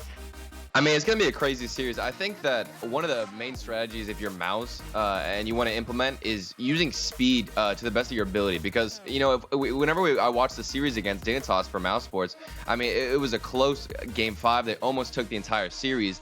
And for that whole thing, speed actually was taking on average 8 boost pads in the corner. So I think if you have him being aggressive, taking those boost pads, an issue that Mouse have all the time is they just boom the ball. So if you can make your timing with the clears to match up when speed takes those corner boosts, I think if you can find him on the offensive side, then you can actually control the possession more, and they could possibly change their playstyle a bit. Yeah, and Speed is actually one of the leaders in stolen boosts containers in those corners. He's consistently looking to just try to starve. Yeah, he is always looking for that play. But for Veloce, I mean, we've talked about it all season. We've talked about it for multiple seasons. This punishing play style they like to play, where it's kind of like sit back a little bit, wait for the other team to make a mistake. But really, they've kind of evolved a little bit, where they have much more dominance over the midfield, and they're less willing to give up space to make plays happen. So as we get game 1 underway, we'll see who grabs control of midfield early and who can take control of the series. It's just been a real treat to see Veloce blossom into this team that they become, the confidence in how they shoot the ball, they position themselves. Cassio, he's been stepping up huge these past few weekends throughout the whole season. A big star player now on Veloce, and we can really pick apart individual mechanics and shooting that everybody has to offer, and it's a much more well-rounded team that has moments of brilliance for Veloce. Well, Freaky, his shot was turned away very hard. Speed kicks that one up. Cassio does throw it right back down, but here's Scrub Killer. Scrub off the back wall, got the second touch for Cooks, and Cooks here and Scrub will not be able to get that ball across. Speed trying to kill the ball in midfield. It will take it away from Veloce, but they press. Here's Freaky off the backboard. Now Flame will be wide of the posts, but Veloce now on offense here in the corner. Scrub with control. They get it back to midfield, so just kind of trading back and forth. Speed actually found a way back over to Cooks here, but they're forced back to the orange half. Yeah, I mean, both teams so far, this is definitely the first game. We're going to be feeling out the play styles, and I think Veloce, they definitely are a team that will increase their speed and their approach to the ball as the series will progress. I think they have a very adaptive play style to figure out what Mouse are really trying to do. But in the same style, Cooks here, he's also a player who's going to do that. If he notices there's more space, he's going to push forward. It's that veteran experience that really comes in handy for Mouse. Here in front, Cassio on the challenge from Speed. Freaky, who's currently 3rd in the league with 17 goals scored in Europe. He has consistently been the closer for Veloce. Oh, yeah. But these first 2 minutes, it's been pretty locked. No one really able to find really a quality shot opportunity just yet. And that's well defended by both teams. We're approaching the halfway point. Freaky. High off the backboard, he'll take a shot. It's saved by Cookser. Cassio on the opposite side, off the back wall, is taken away by Scrub. Here's Flame, he has the catch in midfield. Pops it by Scrub, but Scrub actually got a piece of it. And Speed only jumped from his own goal line to get to that and just couldn't find the touch. Cooks forced to make a save, so Turtle, it's, you know, now Mousesports being caught on defense. Yeah. Massive clear though. Veloce forced back on the back wall. Veloce really are pushing up now. They're controlling the midfield a lot better. And you can tell the possession game is there. And like I said, this is them getting more comfortable as this first game goes on. And Freaky, a clutch player, they're going to end up finding that shot. I think this is exactly what they want. They're feeling out the pitch, and now they're beginning to press forward with their offense. Oh, Cassio sets up Flame, and it's denied. But here comes Freaky off the backboard, and he tees it up. He couldn't find the double tap. Cassio trying to find the challenge. There's a couple of chances there for Veloce. Freaky had a chance at a double tap. Flame sends it across the box, and Cooks gets there just in time for the save. Pass after pass, Veloce. They're heating up, but they actually had a couple of chances there. An open net for Freaky could have secured that first goal here, but instead he went for the double touch, which is surprising to see. And now Mouse, I think they got a chance to get themselves back in this game. Speed does hit the ball back to the blue corner. Cooks shot is taken away by Flame. Cassio around the corner, losing to Speed. Speed winning 2 challenges. Flame up quickly for it to get to the opposite side. Cooks still pressing for Mouse. They are going end to end in Veloce territory. Here's Scrub challenged by Cassio. Scrub's second touch will give Speed a chance, but Freaky having some trouble. But Flame's demo will give Cassio space with Freaky in tow. Veloce survive an attack from Mousesports, but they're not done. Here's Scrub kill off the ramp, and he tees it over the wrong side. Scrub so close yet so far. And that double touch was actually a little bit risky. I was wondering if he was going to get the hit or instead leave it for Cooks, or maybe he could have gone for a fake. It kind of threw off that crashing net player. They couldn't get a final shot on net. Their best attempt yet. Mouse are pressing forward. The rotations from Veloce have been very solid on defense. Yeah. Have not panicked a ton. They do get back on offense, and it's a look for Freaky. His shot blocked by Cooks. Scrub feeding the ball to the corner. Speed next on the rotation from Mouse, and they boom the ball away. It's almost the end of regulation, and it's still 0-0. Such a low-scoring game. It is reminiscent of that TSM match versus Mouse that we saw earlier. Almost a chance there for Cassio. It was dangerous. It came off the whiff on the backboard. Cooks booms it away, so Mousesports, you feel like they got away with one at the end. Speed, he's got some boost left. The 50 will kill, and we got overtime, 0-0 in game 1. Both teams literally just exchanging blows at this point. Nobody's able to find the back of the net, but they've had solid opportunities on both sides. Scrub, he's had a couple of carries like that. And really, Scrub has been going for these air dribbles down the field, really trying to make plays happen for Mousesports all season. And he did that on successful Vitality. at times. Yeah, go for it. I mean, he did it on Vitality a lot. He would go off the ceiling plenty of times. He's a player who is really versatile with the way he can move the ball, and I think if he's going to set up his teammates, it's going to be through creative ways like that. Oh, Cassio had a shot, but it was too high. He was looking for the very top. He had to avoid Scrub Killer. Another shot turned away by Speed. Veloce pressing on offense right now. Cassio, high touch. Scrub and Cooks double commit. Now Freaky, high off the backboard. Cassio ends up flipping away from the ball. He didn't have the angle for it. Flame gets the bump, and the shot denied again by Cooks. Flame in front, nothing. Yesterday, Cooks here was big on offense for Mousesports. Had some clutch goals for his team. Yeah. And after that double commit, he bails out his team with a save in this game, still in overtime. But it's an interesting concept because Veloce, they're so good at punishing all these mistakes. And yet we've seen multiple double commits on the side of Mouse. Veloce, a couple of great passes in field. They've had space, but they haven't actually been able to punish Mouse. And it's been good saves by, I mean, you know, Cooks has 3. Speed's got 2, and Scrub has 2 as well. They are finding these touches in the net, even in these haphazard situations. Mousesports back on Veloce territory. Speed kicks it over Freaky. Scrub following close behind. He'll take this one against the back wall. Casio trying to clear it out. Flame, quick turn in on the cut on rotation. It allows Veloce a little bit of time and space. Speed will take his time. He does get it by Casio. Freaky forced back. And now the demo. Freaky's going to have to buy a little bit more time, and he does. So we are locked right now. It feels like when one team is about to break, they just get a relieving clear. Yeah. I mean, it feels like there's been consistent multiple pressure. times Yeah. where it's been like that, though. I mean, even with the boost steals, Speed's been aggressive. The double commits from Mouse are there. Veloce just failed to find that rotation. And Mousesports have really stabilized since the last really long attack we saw from Veloce about a minute ago. About 3 minutes of overtime in. Flame back over to Freaky. Freaky will have to let that go. Flame out of the play. Scrub on the dribble. One to beat. He flips over, but Freaky on the rotation has the save. Back over to Flame. Veloce handled business well on another long clear.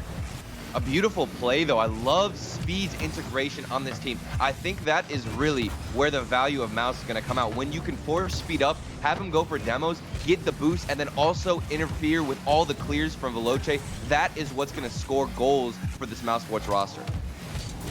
Well, Casio fighting against Scrub. Speed's in the air. Speed has a goal, and Mousesports finally crack through the defense. Scrub Killer, we talked about it. He was doing this on Vitality with his assist off the ceiling, off the backboard, and he does it here. Scrub Killer, a great 50 out to Speed. Mousesports, a shaky start, but they definitely bounced back on defense with some great saves. They fixed their rotation on the double commits, and now they win game 1. There was a really good really good 50s in midfield from Scrub on those last few possessions where Veloce were doing a good job controlling the ball on their back wall. They were finding each other in space on the defensive end to get long clears, but then it was usually just right back into Mousesports' car. And then they had trouble getting possession back, and they were relying on winning a 50 to really find a shot. But honestly, Veloce had plenty of chances late in regulation to win this. Casio and Freaky are the two I'm thinking of specifically. There was Freaky earlier. He had a potential double tap that he ended up hitting up. It was a tight window, but then Casio, it was a 3-man passing play where he had to try to find the very top of the net against Scrub Killer, and he doesn't even hit the crossbar. He gets above the crossbar. So missed opportunities for Veloce despite putting 11 shots on net. And that's what makes me, I don't really feel too unconfident right now in this Veloce roster. I think that they have everything there, the elements, the pieces together. The passing has been really on point. I think they've been flooding the ball into the midfield a lot better than Mousesports have. And they've had more opportunities. It just comes down to that initial shot. So if they can warm up with some better shooting accuracy, I mean, Casio, he's been insane in their series against Reciprocity. He was shooting 44% shooting. He has what it takes to put these on net. It just comes down to them getting warmed up. And hopefully we'll see a better game 2 for shooting. And Mousesports, I felt in the second half of that, just like you were alluding to, Turtle, better job controlling the ball. But even in some of those situations where they are in control, they're still going for these long air dribbles, or maybe a pop up into a second touch in the air.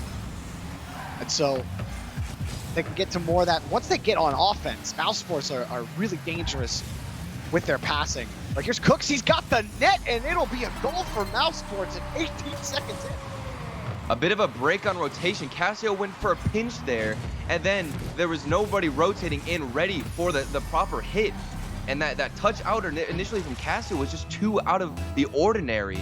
Nobody was expecting it. And Veloce get caught off guard. This time, it's Mousesports who are the punishing team. Long clear from Freaky. Took over 8 minutes of gameplay to score 1 goal at the start of the series. This time, very quick, Mousesports. Cooks was waiting for a second. Wasn't sure how that was going to develop. Speed picks this up. Does he have the double tap? No, he doesn't. And it was so close, but Casio has the save. It was wide of or not into the net anyway. Now here comes Veloce. Freaky on the air dribble. Broken up by Speed. Nice catch from Casio. Casio has been a force this season. He's right behind Freaky in goals scored at 15 before this series. And he's been also very important in the passing game. Cassio has had a really good season for Veloce. Yeah. And you, I mean, you definitely want to see all-around player. Yeah. When it comes down to Cassio, I think that he can really do it all. And the best thing about it is for Veloce, it's the spotlight plays that we see from them. I think this season compared to last season is we've seen moments where they're not just opening up space, but here's Speed with a great demo on Cassio, the player we just talked about, and he opens it up. Getting physical, just going straight in front. Speed gets the demo. Oh man, and Speed, that's exactly where he loves to be, Turtle. You talked about it in the pregame. He's always downfield. He's looking for the boost skills. He's looking for bumps, demos, redirects. He wants to be your guy downfield. This time he was for Scrub.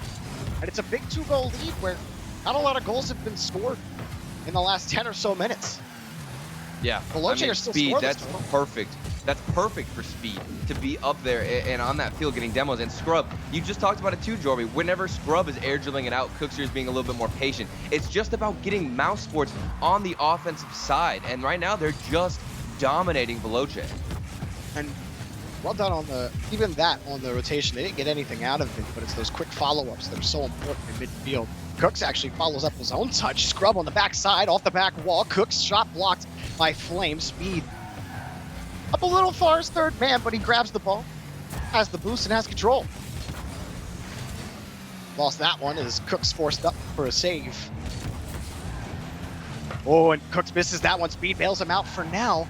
High ball, Speed in front again. Speed has been getting in front of a lot of these high balls in front of their own net. Yeah. Last game it was Cooks here, this time it's Speed. Back to their own corner. Flame forced that challenge out to the side for Cassio. Now Freaky doesn't have the double touch. Cassio on the catch in front of the box. And it's taken away by Cooks, who hopped right on top of that ball. And a great difference I think we're seeing here is the double commits are basically gone. But here's an opening for Flame, top corner. Flame, as soon as he lands this, he's out of boost as soon as he gets back to this ball. So he slows it down, makes Speed think about where he's going. Speed immediately turns in on it, and it forces Cooks to have to rotate back quickly. But Flame's shot is perfect and makes Cooksier's life impossible to make that save. Baited Speed up, made him kind of stutter step a little bit. Yeah. It was wonderful by Flame. And you talked about the awareness of space. He saw all of that area that was given to him by Scrub in the corner. He took his time and got a shot. And here's Cookser doing the exact same thing. Both these players, both teams actually doing a great job of being aware on the field of when they have space, when they can control the ball and take their time for an accurate, more finished and finessed shot. This is Veloce's first goal of the series, but Mousesports retain the lead in game 2. Cooks off the ceiling, another touch, and Cooks here will score 3 goals for Mousesports.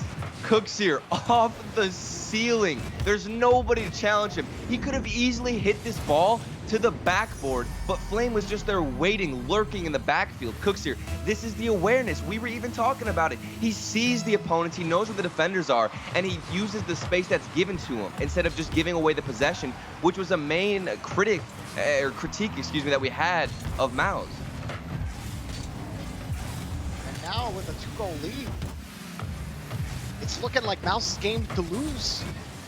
And they might go up 2 in this set against Veloce, who have looked impossible to play against at times. Yeah. This season. Their defense has usually been almost impenetrable. For Mousesports, they've found the cracks. They've dug their way through. Here's Scrub Killer.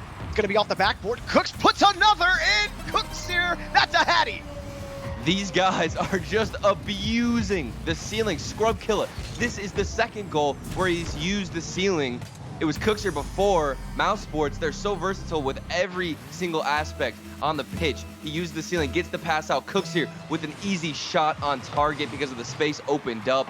Mousesports are feeling it right now, Jorby. Oh, and Speed on that delay will give Cooks his 4th goal. Speed and Scrub are feeding Cooks here. He's eating well. It's just a slaughter at this point. And Speed and Scrub, Scrub was relatively the most aggressive player on Vitality last season. He and Speed kind of had similar roles. I was a little bit concerned with how their playstyles would mesh, but they're actually turning into a bit of a duo. They're taking turns with who's being aggressive, who's going for those 50s, and opening up Cookseer's shooting lane. And Speed actually gets the playmaker with 3 assists. Scrub has 2 assists. So for Veloce, we talk about Freaky being the closer, but Cookseer was the first clutch master in the RLCS. Yeah. And he's clutching it out for Mousesports, but make no mistake about it, Speed and Scrub Killer are absolutely the feeders. And it was a 5-1 shellacking onto Veloce. I think we've been waiting for this playstyle to come into fruition from Mousesports. It's looking even more and more refined. I think each weekend we see Mousesports come out, they look better and better. And that was the same situation for Veloce right now, but they're just stagnant on the pitch. They can't really push up. Their challenges haven't been nearly as good as Mousesports, and that's really what's hurting them in the midfield. They can't get the possession that they want. There's no more double commits from Mousesports, so they have nowhere to exploit. And with Speed and Scrub being so aggressive, how do we even handle those two whenever they're on point and they're rotating with great space around each other? Well, to your point, Turtle, I mean, so many times on offense, it was those small follow-up touches from Mousesports that just put Veloce in such a poor spot, because they're expecting to be able to make the challenge, but Mousesports, those small second touches, that double touch from Scrub to give Cooks his 3rd goal, or the demo from Speed, just harrying the rotations on defense from Veloce. I mean, it's just been... Veloce looked outclassed in game 2. It looked better from them in game 1, but like you said, losing those 50s, finding no space to work with on defense, and that's kind of what I was talking about in the pregame. If Mousesports can find a way to be aggressive on offense and win those 50s on offense, they might be unstoppable, and that's exactly what game 2 was. Yeah. And sometimes they don't even need to win the 50s because, like you said, Jorbe, it's those little double touches and the follow-up hits. Cookseer off the ceiling. That's what opened up a midfield shot that went in. And for Scrub, that's what opened up the pass to Cooks. So if they can keep finding these double touches, keep outpacing Veloce with all that boost as well, I think that they've got this series in the bag. It's set for them if they can continue pushing forward. Veloce are in danger of getting swept by Mousesports, who have not had an... Mousesports have not had an easy season. There's definitely been growing pains since the addition of Scrub Killer. Yeah. But it feels like this team is finally materializing into the form they want to be in, at least in this series. But Cooks can't find the read off the backboard, and Casio will punish.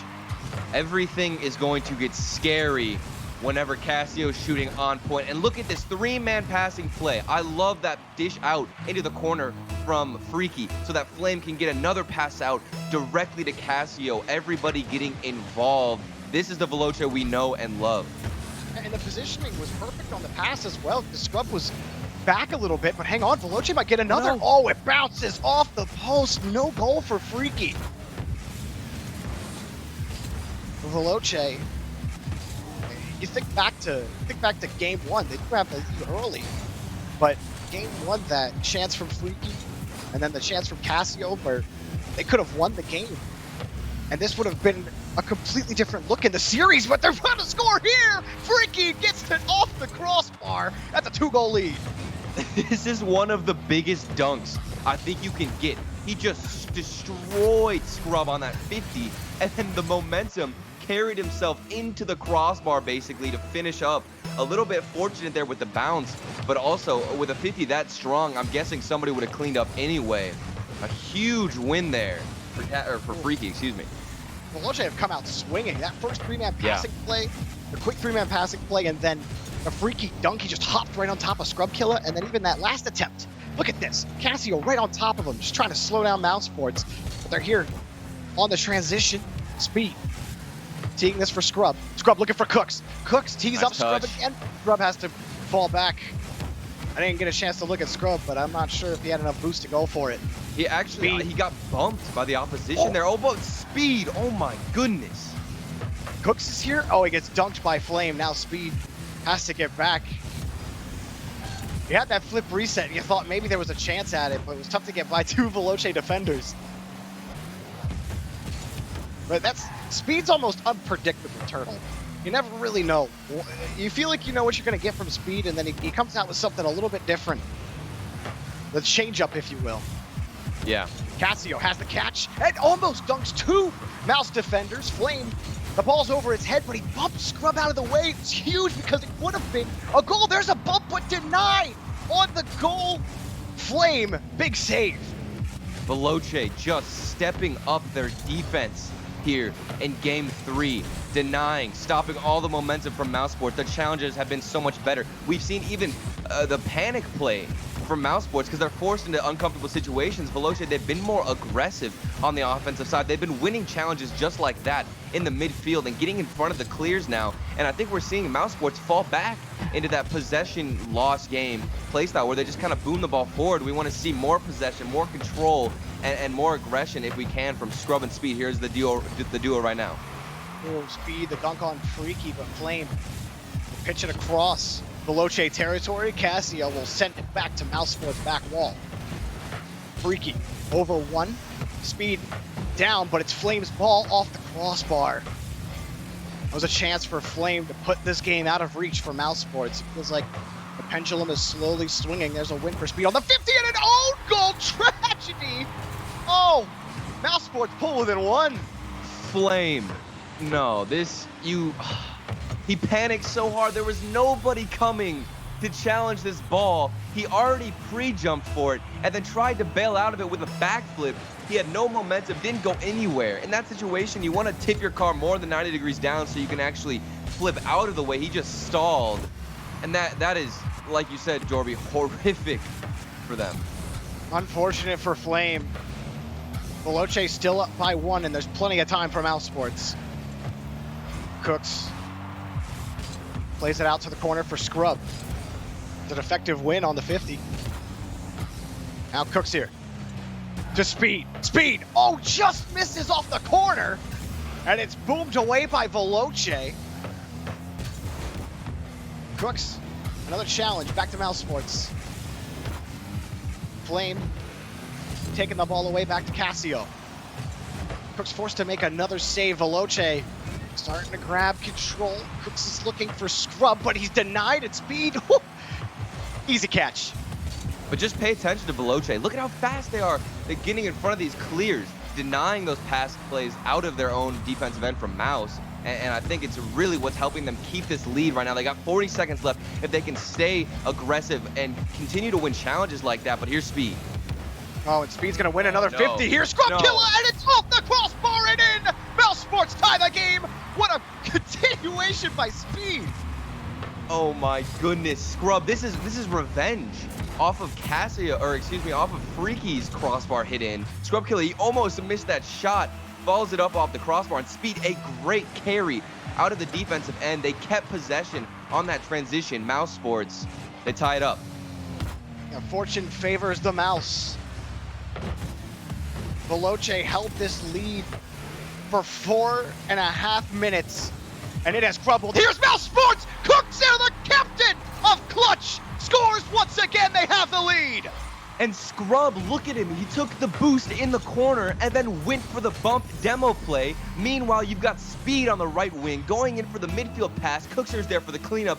Picture perfect setup. Everybody in position. Everybody rotating well. Mousesports, what a comeback. Final 10 seconds left. This series was a feeding frenzy. The sole benefactor, Cooks here 97. Big time. A sweep onto Veloce. What? This is unreal. This was a game Veloce had set, but they just threw it away. Mousesports, the composure to get themselves back in, get a comeback, a huge play. And like you said, Cooks here, the cleanup man of this series, scoring all the goals basically that Mousesports needed to clutch out this win. I am impressed by how Mousesports came back in those final minutes and really just started to take the game back into control. And Speed was such a huge monster on this. He was all over the place. And while Cooks was putting in the goals, it was Speed and Scrub making plays happen. was involved in those as well, but it was like, to me, that the play near the end of the game where Speed, he slows down when he's on his third of the field just to pop it up over the attacker, and he wins the ball cleanly, and then he wins that second 50 in the air right over top of the backboard for Scrub to score. Like, to me, that was exactly how this whole series played out for Mousesports. That was an incredible series. Mousesports taking down Veloce. We got plenty more Rocket League coming up in this doubleheader. Don't go anywhere. We'll be right back.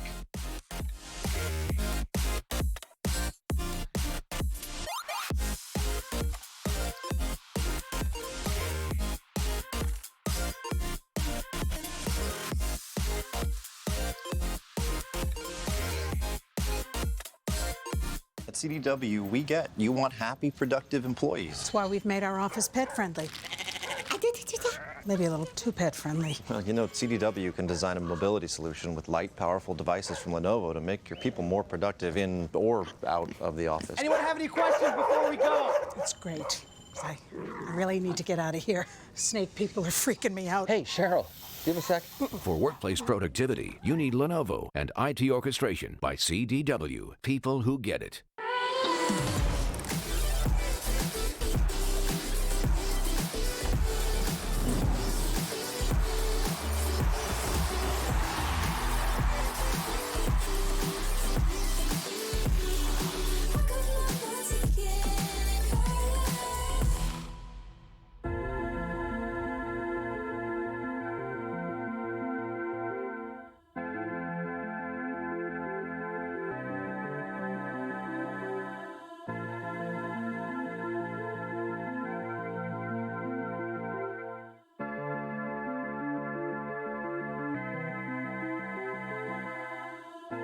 Oh, I dream just to be where you are, in a world I can see where you are, though you are meant to be.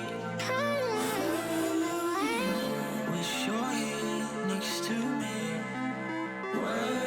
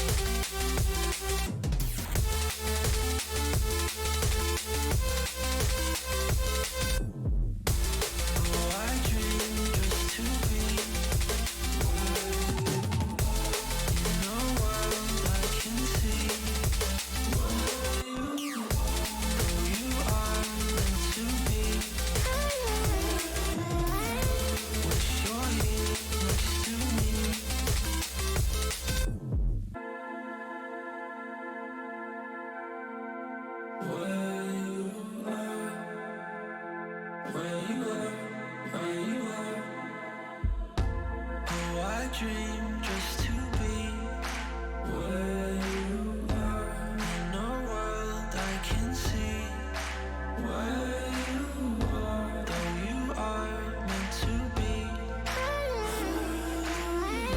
Wish you're here next to me, where you are.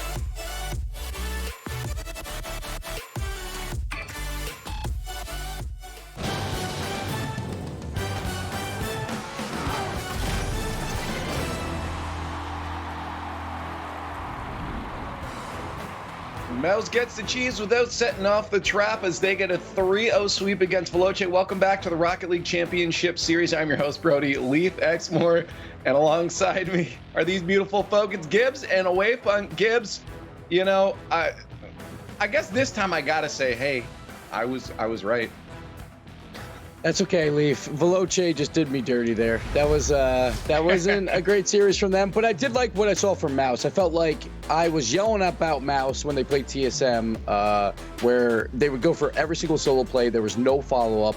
Games 1 and 2, I think there was still a lot of that solo play mentality, but they would follow up on the plays, and that's where the ball squeaks out. Speed scores that overtime winner, and then Speed for the rest of the series, he was a playmaker, 5 assists for him, and Mouse began to pass, and that is the one thing I wanted to see from Mouse, and it seemed like every challenge was going their way when they would go for those solo plays. It looked like Veloce got a bit outclassed at times, Wave. Yeah, I agree. I think this Veloce just came off flat, really flat here. They got out-saved by Mousesports. Like, Mousesports averaged 7 saves a game to Veloce's 4. Like, I did not expect that to happen at all. I expected Veloce's 1 strength to be their stance on the goal line, and there was plenty of shots. It seemed simple that still went in, but yeah, I agree with you though. The passing game from Mousesports definitely opened up, not the thing that they expected out of that team, and Mousesports was able to come up with a win. And this is the thing. I mean, like, you look at Mousesports, you talked about a lot of those solo plays, but it looks like they're starting to connect on a lot of those passes too. Maybe I feel like Gibbs, we could probably get a bit more passing out of them, but I feel like this is a team that's starting to find their footing in the field, and teams to play them in the future probably have to start looking out for them. Yeah, plus Mouse, I feel like you don't always have to pass. You can go for the solo play, but you need someone else to go for a demo or follow up, and that's what they were doing this series. So it does look better for them, but the problem with Mouse so far has been they are a very on team or an off team, and when it comes down to it, the regional championships, that's one day, right? So at this point, you just got to hope that they're on that day. Hopefully they can grow over these next 2 weeks and figure out that consistency. Well, we have 2 more matches for Europe before we get on to the North American League play. So let's start talking about that second to last match for Europe. And it's Reciprocity versus Monaco. Let's get some predictions. I feel like we could probably swing by this one pretty quick, as Monaco is yet to get a win in league play. Reciprocity, of course, still one of your top pick teams. So Gibbs, you want to throw your Reciprocity pick up on there? Yeah, just throw it up there. Wave, go ahead. Yeah, there's nothing to say at all about this match. This is Reciprocity's series to lose. If Monaco manages to win, congratulations to them if they figured something out in the last 24 hours, because yesterday didn't give me anything really to hang my hat on. Yeah, throw that orange across the board there. Reciprocity. I mean, this is one of the big dogs of Europe. Monaco is one of the new teams into the league play, coming from the rival series. Of course, some of these players got experience, but it's not cutting it for them. They're still looking for their wins, and I just don't think that it's going to come off of Reciprocity in all honesty. So I feel like that's mostly all we can say about this. We hope for Monaco to get a win, but Reciprocity, I just don't think it's going to come off them. So I guess we can just ask you guys online, see if you have any other varying opinions on this one on Twitter at RL Esports, #RLCS9. Will Monaco get their first win right now, or is Reciprocity going to hold on to their title as one of the big guys in Europe? I guess we can go over to the casters and find out if Monaco gets a win.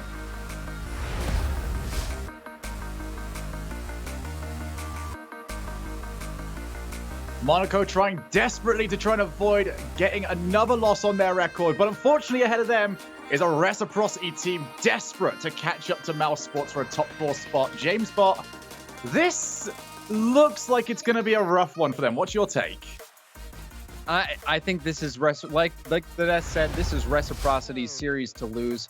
For me, however, Reciprocity is vulnerable. They're not playing the best Rocket League that we've ever seen them play. Chaussette especially hasn't really been able to do much for his team at all this season. Fruity, he played well last week, but still they fell.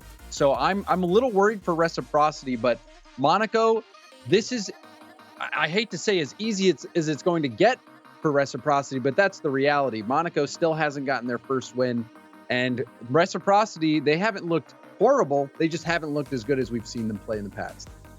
Well, let's look at the potential scenarios here. Depending on if Monaco were to get the win in this one, it blows open the relegation battle by so much. We've got so many teams currently sitting on 1 win, but also how much it would hurt Reciprocity. Mousesports, we just saw them take the win. They've moved themselves on to 4-2. They've got a little bit more of a stranglehold now over that top 4 spot that gives you an upper bracket place. So they're going to want to come out all guns blazing in this matchup. There's no reason Reciprocity is going to take this game for granted. They're going to come into this game trying to put Monaco into the dirt. So I expect Reciprocity to come out fast and really be relentless in their pursuit of victory. So, James, here is a somewhat loaded question I'm going to send towards you. I want you to try and keep this as simple and layman as possible. What do we need to see from Monaco if they want to have any chance here? For me, it's EUnited. EUnited needs to start shooting and taking more shot opportunities and getting opportunities to score from Tigre. Tigre is a pretty good passer. I do like what I see from Tigre, but really I want to see EUnited start hitting the corners. Here we go. EUnited was known as one of the best shooters in Europe when he first came into the league. Can he make it show now as he's forced to play on the defensive side to start us off here? Reciprocity putting on some decent pressure. And a weird touch from Farah forces the ball all the way back. Fruity, who has had some stand-up performances from himself this season, forced to try and play that one back over the top. Chaussette can't get it any further. Then over to Tigre. Now Fruity up onto the wall. There's good pressure being put on from Monaco. Might get an infield pass. Open for EUnited. Can't quite get there. Fantastic save for the second touch. Needs to be saved by Fruity. I love that aggression from EUnited. There's been a couple shots that he's taken. Off the bump and the quick counter. Let's take another look at this one. You see Extra, he missed. EUnited went for the pass to Tigre. You saw Tigre just get taken out of the play. Farah jumped in front of that. And Farah has been very good, Shogun. He's been very good at sniffing out those pass attempts and shutting them down. He did that last week, and he's already starting to do it early against Monaco.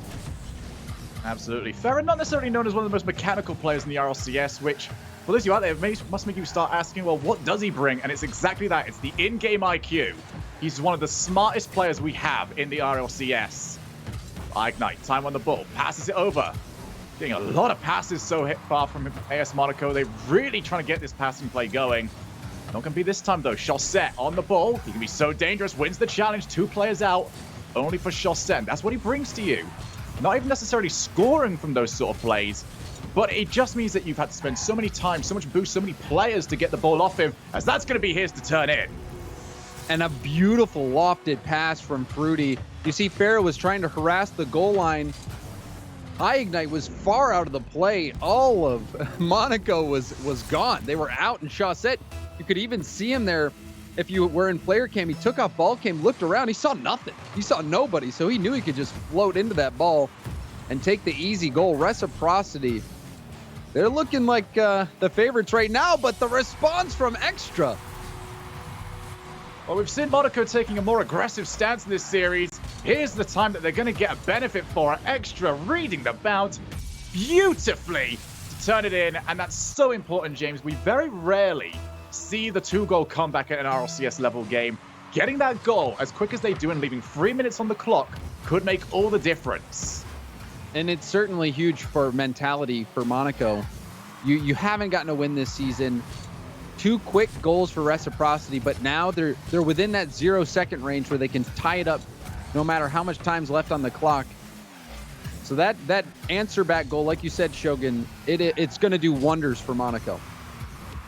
Here we go, Tigre. Off the backboard, Extra, another opportunity. No setup as EUnited wants to hold himself a bit further back. Maybe a little bit jarred after the 2 open goals that his team has conceded. Chaussette blasts the ball long. Over to Farah. That's still playable, but close to the wall as well means that defense has priority. Back to the middle again. Farah. Here's the ball to the corner. Currently, Monaco struggling to really put something together. Tigre deciding to slow the play down. Wins the challenge as well. Monaco can try and put something in the other side of the field. Extra off the backboard. Gets a second touch. This is going to be very awkward. Not going to quite be on this play, though. 2 minutes now on the clock. Monaco, this has been one of their better performances I think I've seen so far this season. Don't quite have the goals for it. It has been, and a lot of it is due to Extra and how well Extra is playing, getting that read. He's been going for demos. He's been making some back passes. That time, almost the ball snuck underneath him. But they're doing enough to stay in this game. Gonna have to come up with a save there, and Extra does it again. That's the first time Monaco have really managed to kick themselves in on the defensive side. Extra off the corner. It's an out read. And nobody's able to get to it. Monaco need to start finding some players around the field. They need to spread out offensively. They are the team currently trying to chase for this one as Fruity wins the challenge, loses his car for it.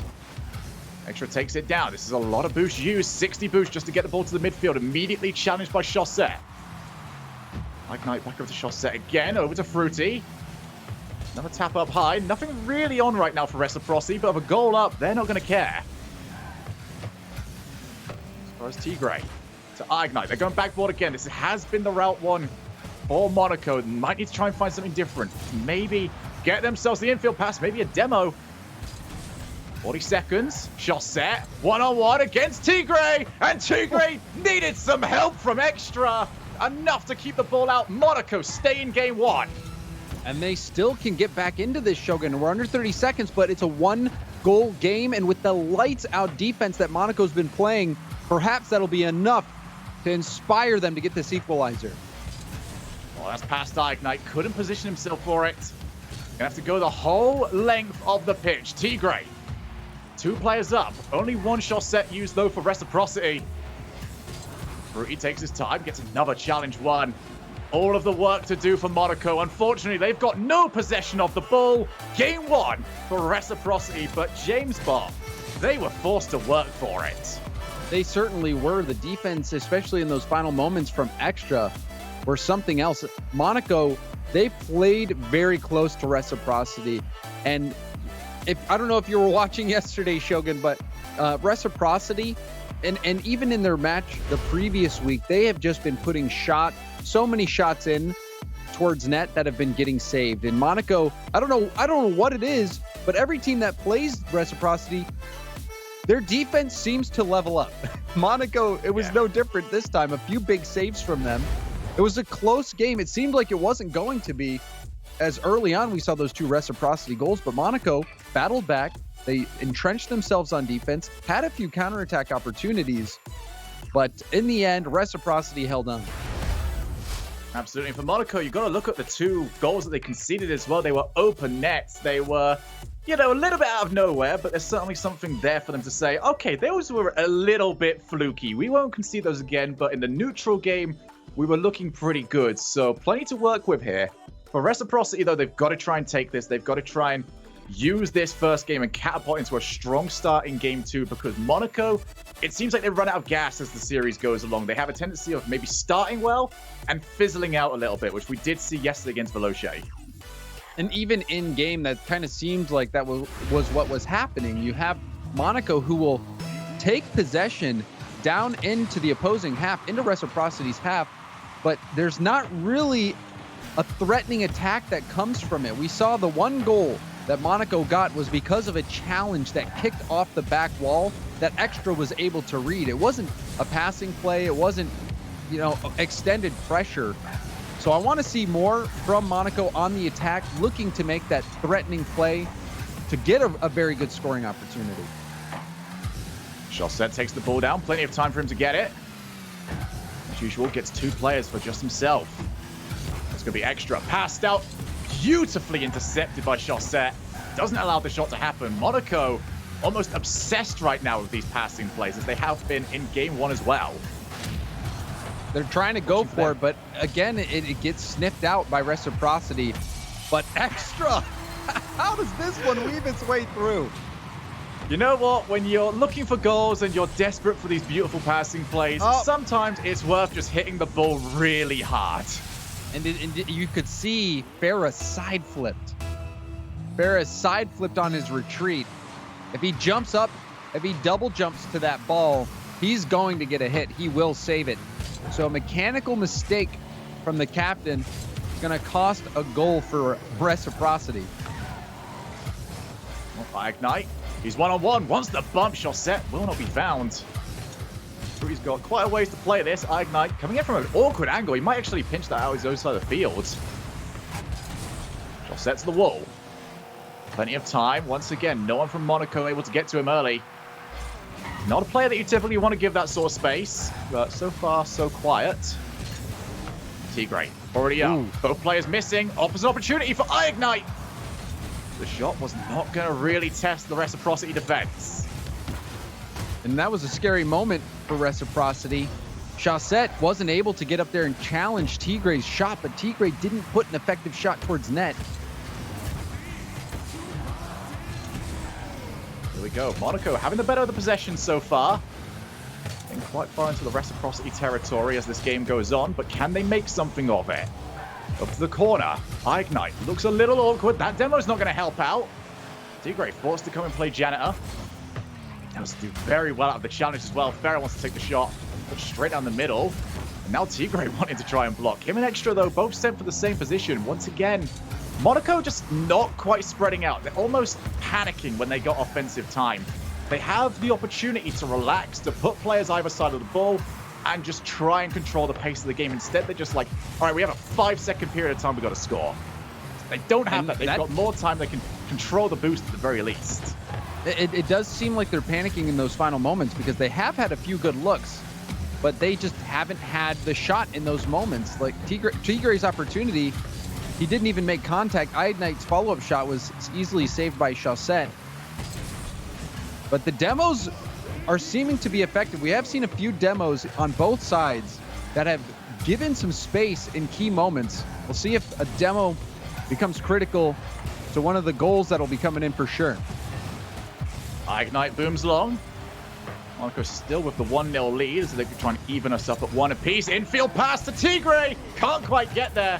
But for the first time, James, it looks like they got the pass off without it being intercepted by Reciprocity. And I love the confidence to keep going for it, not getting discouraged, keep looking for those chances. And now off the backboard, Extra, he overpowers the defense. Extra has been the offense for Monaco. Yeah, but as soon as you get that drop down, the offense has got so much of the advantage. Defender almost needs to be in the position before the ball even starts to drop, and they simply were not. Monaco looking much more comfortable in game 2. They've had the majority of the possession. And I'll tell you what, Reciprocity feels like they're chasing this game much more than we ever expected they would.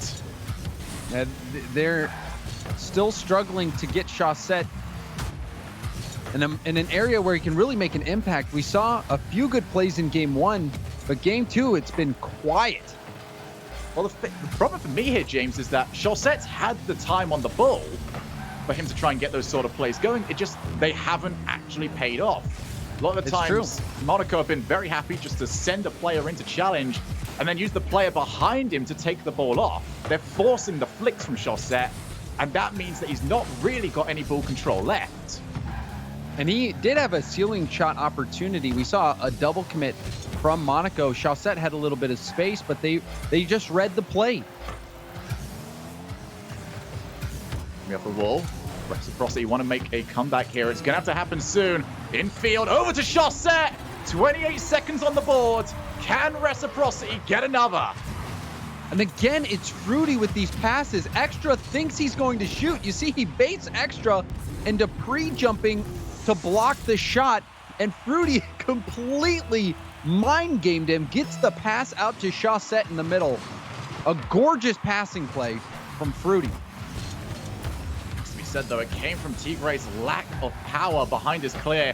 Popped it straight into the middle. You need to be playing those ones near the wall. Ignite, trying to buy some time. Get his individual plays going, maybe go the whole way. Almost snuck that one into the net. Reciprocity running out of time. Off the wall, it's Chaussette. He's got Tigray to try and beat. A second touch takes him out. Vera off the backboard. Fruity, though. Too much of an angle for him to deal with. AS Monaco have got us up at 1 win apiece.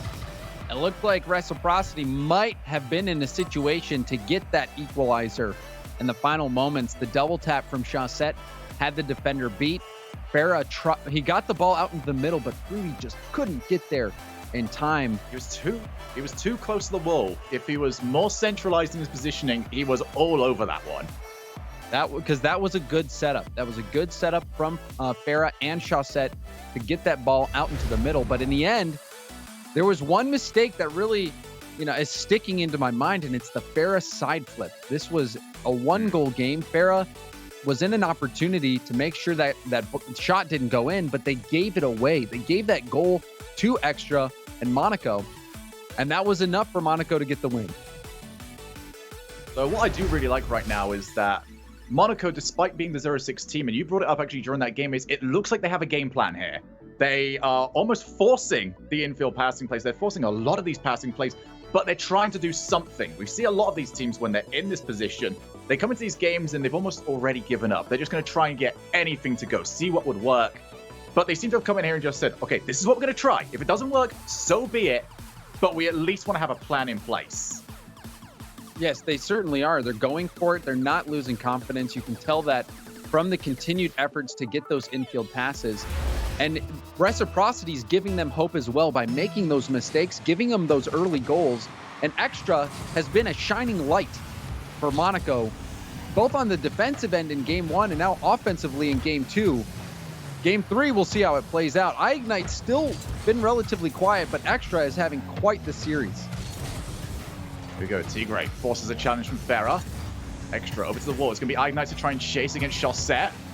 Chaussette winning that one as he usually does. Pass 2 now. Can they be able to force some players forward for Reciprocity? Might go the whole way. Tried to give EUnite the shady eyes. But didn't quite fall for it. You always hold your breath when Chaussette's going for a dribble, but it was well defended by EUnite. They shut that play down. Chaussette straight down the middle again. Monaco, when they've actually had the players back, have defended well. Tigray's in a very awkward spot, but nobody around for Reciprocity to follow up.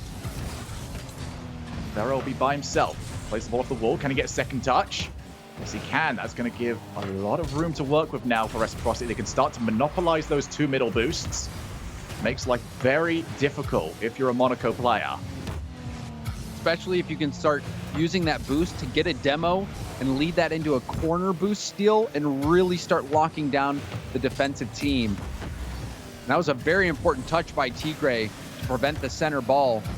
Monaco's defense holding up for now. Play to the middle again. Extra, he's got time. Don't know if he quite got the shout for it, though. We're able to slowly shut him down and push him over to the wall. Huge demo, though. Takes out Chaussette. Quite much made of it. From Tigray needs to try and get a second bit of contact, but Chaussette just cool as you like. Wanted to wait for it instead. I'm not trying to create something. Patience from Chaussette. I love that patience from Chaussette because Tigray also was on 0 boost. And if Chaussette knows he's low, as soon as he jumps, he can't make any further adjustments. Chaussette, I love the patience from him. Both teams really struggling to put together any major opportunities for themselves. 2 minutes into this, no actual chances created. Been a bit of a slow affair here in game number 3. Which team will be the first one to create something for themselves? Farah, not going to do it off the ceiling. Extra booms it long. EUnite trying to chase up. Well read by the Reciprocity defensive side. So more demos. EUnite, he's out on the hunt right now. Can they make something of it? Apparently not. EUnite going to be in the corner again. Reciprocity starting to control the field a bit more. As you can see, plenty of air dribble plays coming out. It's a very good way. It's something that we've seen done more and more since Season 5, and it's just grown in terms of how much people are trying it, of just using air dribbles, because it's very hard to challenge until you're at least on the trajectory downwards. Especially when you can get flip resets, and we're seeing a ceiling pass attempt from Fruity shut down. But with air dribbling now, before you would just use it to try to take it out of the defensive end, but it can be used much more on offense with the more common appearances of flip resets. You go for the shot, air dribble to flip reset. It's an honestly effective offensive maneuver now. And it makes the defense question what you're going to do, because you could continue to just air dribble and go for a pinch pass off the backboard. It gives you a lot more options. Be off the wall. Coming into the final minute now. Very tense affair in game 3. Monaco know exactly what is on the line for them. They're running out of opportunities to escape relegation, but goals like that might be their ticket out. Extra does it again. Chaussette couldn't get to the backboard in time. Fruity, you could see he was panicking. He saw the play developing and knew there was nothing he could do, with Extra barreling in on that backboard read. And what a shot from Extra. And we've been playing now for 4 minutes. That was the 5th shot we've seen on target all game. And what a shot it was indeed. Though they can't afford to let this one drop now. Chaussette, he's got time, but he just made it too telegraphed. Follow up though, tucked neatly into the corner. Chaussette does so well on the challenge. He pokes the ball out, goes for a wave dash, and then challenges the ball. It's a perfect kill, and Farah can come in Extra, no boost to get to that ball. And that is what you want to see from Chaussette. I know we've been happy with Extra this series, but that you can't be double committing that one. There's no need. It's not much really going to happen. You just needed to try and get the follow-up instead. Especially in a situation where it's a simple challenge. It's a simple challenge, but Chaussette won it so cleanly. Now Extra over to the wall. Reciprocity managed to pull themselves back into it. We've waited so long for an opportunity, then we get 2 of them. 15 seconds on the clock. This next goal is all that matters. And Extra taking it the dangerous way round. Ignite back over to his teammate. Didn't find the ball, however. Farah's going to make the last opportunity of this game. Can they make it stick? Monaco will happily see this ball to the floor now, but Fruity doesn't want it to be there at all. Reciprocity unrelenting, but they're going to have to settle for overtime. An important swing game here to move to match point. If whoever gets this win, and you got to feel for Monaco if they end up losing it. It seemed like that miraculous shot from Extra was going to be enough to put them over the top in game 3. Oh, they went for the same play that worked in the last game, looking for the ball just to drop straight down. Reciprocity refused to be bitten twice. Extra does miss the ball, and rotation needed to sort itself out very quickly on the Monaco side. The pass out allows Farah to get proper clear. Farah on the backboard hits the ceiling. That's going to slow the ball down. Ignite expected Extra to hit the ball. It means there's going to be very little in terms of forward pressure, but he's done a good job just to slow everything down, especially after that mistake. And they let Ignite go for that play. He used up a ton of boost, but Extra on the dribble. This is good pressure from Monaco. They respond well. I was thinking that Ignite's overextension might put Monaco in a bad place, but their defense has been holding up nicely to the Reciprocity attacks. Question is now, which team will make their first chance count? Huge demo. Gonna try and drop it down to the middle, over to Farah, but unfortunately, when you play the ball from the corner, your car tends to follow it. And sometimes you're just in the wrong place at the wrong time. Speaking of which, Extra was between Farah and Fruity. Well, that shot's on target. Tigre, heroic save. Keeps his team in this game.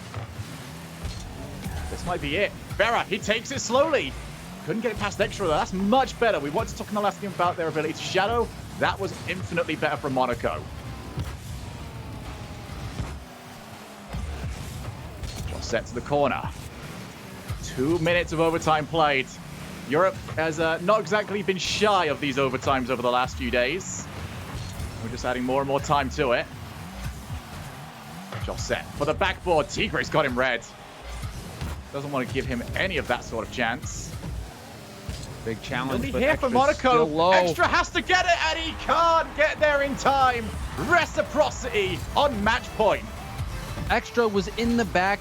36 boost. He finally picked up a little bit more, but he was slowly meandering in the back half just because the boost starving was so strong from Reciprocity. That final attack withered down the defense for Monaco, and Reciprocity win an important game. Monaco were leading this game until that challenge goal from Chaussette. You pointed out the double commit, Shogun. Monaco, they were close to taking this one down, but Reciprocity, this is what you expect from a team like Reciprocity, who, you know, finished up at the top of league play last season. They're a team that, in my opinion, under pressure, they played quite well, especially in the online environment, and they pulled through in this one, an overtime thriller. Absolutely, but Monaco, for me, they just seem to crumble under the pressure there. We saw when they got their first goal, I brought up the amount of shots. It was 2 shots to Monaco, 3 shots to Reciprocity. I'm looking at now, end of this game, 3 shots to Monaco and 15 to Reciprocity. They completely changed up on us as that series went through. Monaco turtled up and they got caught for it. They certainly did, but I think a lot of it is just due to Reciprocity getting those boost plays, and then also very effective clears to dangerous parts of the map that force the boost out of Monaco, force them back into their own net, and then slowly Reciprocity will take that ground. We even saw it on a play where EUnited, who was up in the middle of the field, Chaussette could have challenged it, but why even have to? Just let EUnited use up all his boost and try to get that ball over to the sideline. Everyone in the meantime, while he's up in the air for Reciprocity, they're grabbing the boost, and now we see a quick goal. That didn't take long. And unfortunately for Monaco, this has been a theme throughout their season. They start so well, but they slowly fade as the series goes on, and this goal certainly does not help them. You don't expect that off of kickoff. EUnited missing that follow-up hit, but that was a nightmare of a bounce. You never want to see that. Good response, but denied from Chaussette. Every shot needs to be anywhere that wasn't straight down the middle. Extra will be second to this ball. Fruity winning clean and manages to steal their boost as well. Be worth keeping an eye on that as Extra tries to go for a pre-flip. That would have been pretty insane if he managed to get a hold of that one. Vera with Chaussette to work with. Just trying to tear EUnited apart, but EUnited just very calmly dealt with that. Very difficult to do when you've got 2 of the best players in Europe breathing down your neck. I mean, they're getting a lot of experience on defense, even in this series. Shogun, 15 shots last game. Monaco, they're forced to make all these saves. They're forced back on defense. Extra's really been the only offensive presence for Monaco. And as I say it, EUnited shoots right a shot down the middle. That's easily blocked. Yeah, easily blocked by Chaussette, right down the center of the net. You need to try and find some angles. That's a huge hit, and still Chaussette wouldn't go away, but neither would Extra. Huge for AS Monaco. I believe it's Extra is the only player to have scored for Monaco. That shot was blocked, but he stays with it. Gets that fortunate dunk goal, and we're all tied up. Well, they will not care how they get these goals, as long as they can get another one of them. EUnited. That is a great little setup, but very, very rare that a player can actually read that you're about to do that. Vera with a double tap. It's going to bounce to him. Tigre forced to read it. And as good as EUnited, Extra has been on the offensive side, Tigre is almost universally living on that backboard of his side of the field, and he's been doing a good job of it. They have, but you wonder if that's going to be enough against Reciprocity. You want to get more aggressive here. We do see a big numbers advantage. The shot again saved. And EUnited goes for a shot. He had Tigre coming in behind him. Maybe you do what Fruity did back in game 2. You fake the shot, go for the pass, because Chaussette already committed to that play. And it was a 3v1. It was a 3v1 situation. And still Monaco wasn't able to get the goal. Almost feels like he's desperate at this point to start getting some of these goals in. EUnited, he goes for net this time. That would have been a wonder goal to try and put in, but again, like, the player was covered, but there was also a passing option there. Fruity off the backboard. EUnited forced to play it by himself, manages to pinch it over to Extra. Into the far corner, Extra wins the ball. Vera can't get here on time, but neither can EUnited. Monaco, how brave are they willing to be? They've had a few of these opportunities now where they just need to be faster than the next defender. How much are they willing to push up that second man? They might have to risk it all, Shogun, and it's getting down to that point. They're equalized right now, but Reciprocity has all the pressure. EUnited trying to deny that bounce. Another good chance coming in, and Fruity misses far post. And there was a period there where Monaco had absolutely nobody back to deal with it. I don't know where they quite went, but they were there exactly when they were needed. Gonna drop straight down, Tigray. Huge cliff. Farah has to try and chase his way back. And it's not in. Fruity. Goal line punt and remove the danger. Off the backboard again. Monaco, they've tried everything so far. They've gone for the EUnited double tap. Gonna drop straight down. Over to Tigray. Off the backboard again, and Fruity controls it. And just gently lays it down on the ground, as if to say, there was no danger at all. Because that shot wasn't on target, it was high, that allowed Fruity to make that possession play. If you put that beneath the crossbar just on target, you're going to force a rebound. And that's what you wanted to see from Tigray there. Force a rebound and give a teammate an opportunity to clean up, get a goal. Final minute. Monaco needing a goal. Is it going to drop down? 2 players committed, but EUnited should be able to follow with his own touch. Josette slowly takes his time. It's not a great touch from him, though. Plenty of time for Monaco to set themselves up. Almost too much time. They couldn't quite figure it out. That's a huge miss as well. Oh, no. Farah, open net! And for Monaco, it could have been any other way, but not like this. Extra's going for corner boost. He thinks that EUnited is going to get a hit upfield.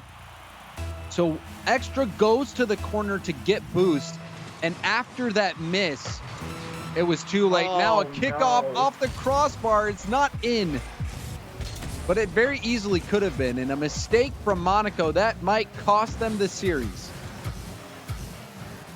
Remember, it was a kickoff goal that opened up this game. Josette over the top, nobody in net, and that could very well do it. Monaco have been valiant, but some of the goals they've conceded just should not have been that way. And then this was a ceiling pinch from Josette. But the last goal, you're right, the second goal of the game for Reciprocity, a result of a defensive lapse from Monaco. And that took all the wind out of their sails. And then to top it all off, Josette getting the ceiling pinch goal. Reciprocity cruising to the win. Can't quite put another. They won't care about that, though. They stay hot on the trail of Mousesports, looking for that top 4 spot. Reciprocity, your winners by 3 games to 1. And I'll tell you what, there's quite a bit to digest out of this series, James. There certainly is. And for Monaco, it's not something you want to even try to digest. This was a tough series for them. They started out well. Extra, I thought offensively he was great. But he was the only offensive presence for Monaco. They need someone else on that team to step up. And you expect it to be EUnited, who has such a history of striking. He played well in the rival series. But in this series in particular, Extra was really the only one doing anything on the offensive end. Everyone was taking their turns making defensive plays on Monaco, but we also saw multiple mistakes. Reciprocity, they just sat back and let Monaco make those mistakes and punish them. So again, it wasn't the most dazzling performance from Reciprocity, but the thing I love about Reciprocity's playstyle is that even if they are having off days in terms of mechanics, the way that they play as a team is enough to make up for that, and that got them the win here. Absolutely. And the scary thing is that if we saw this sort of performance at the beginning of the season, we say, okay, there's plenty for Monaco to work with, but time is starting to run out. But up next, we have got the rematch of what many people called the match of the last World Championships. Renault Vitality will be stepping up to play against Dignitas. That is coming up next.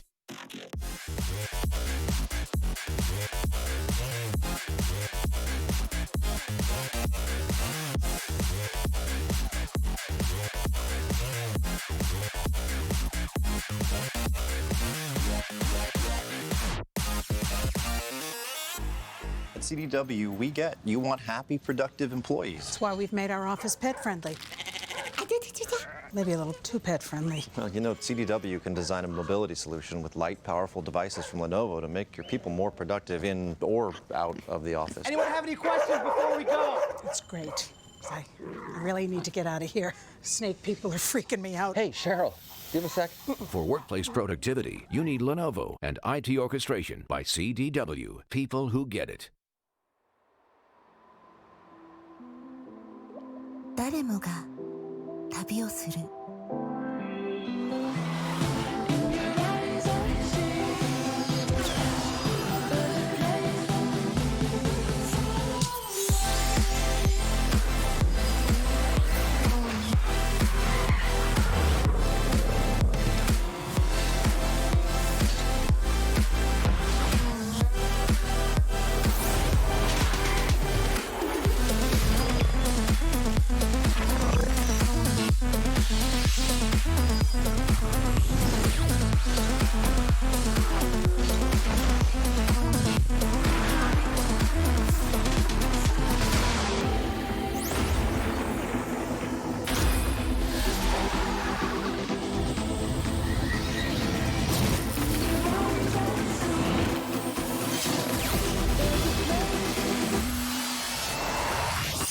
ここまで来た あ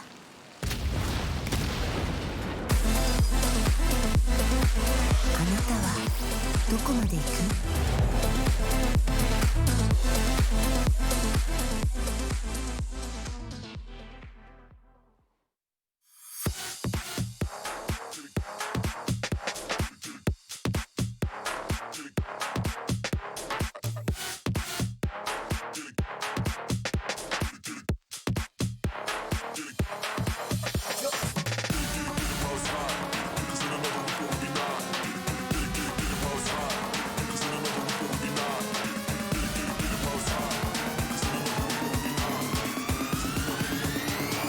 Another week or will be not.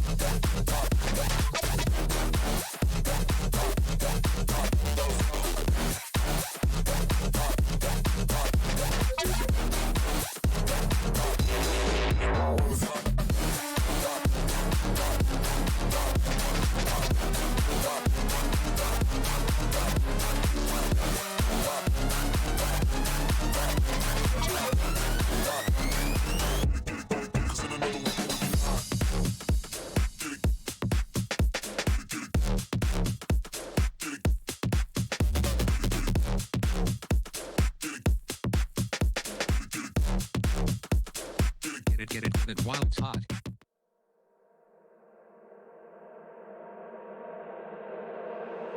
Solar eclipses.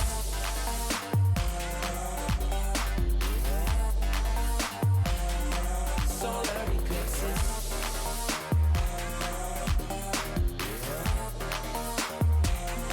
Solar eclipses. Caught up in your gravity, always end up lost in your rank.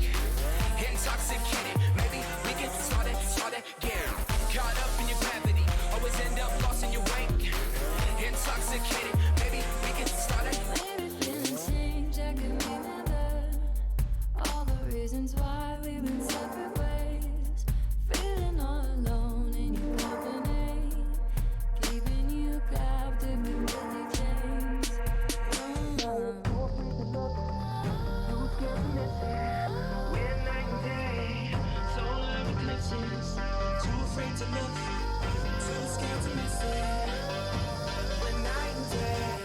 solar eclipses.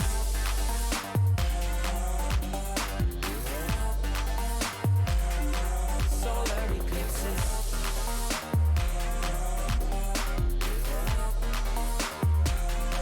Solar eclipses. Caught up in your gravity, always end up lost in your wake. Intoxicated, maybe we can start it again. Caught up in your gravity, always end up lost in your wake. Intoxicated, maybe we can start it again. Tomorrow we build, depends on the future we want, we can make it as real. Maybe we will, though, give up the ego. Making it feel good. Too scared to just let it go. Too scared to just let it go. Tomorrow we build, depends on the future we want, we can make it as real. Maybe we will, though, give up the ego. Making it feel good. Too scared to just let it go. Too scared to just let it go. Caught up in your gravity, always end up lost in your wake. Intoxicated, maybe we can start it.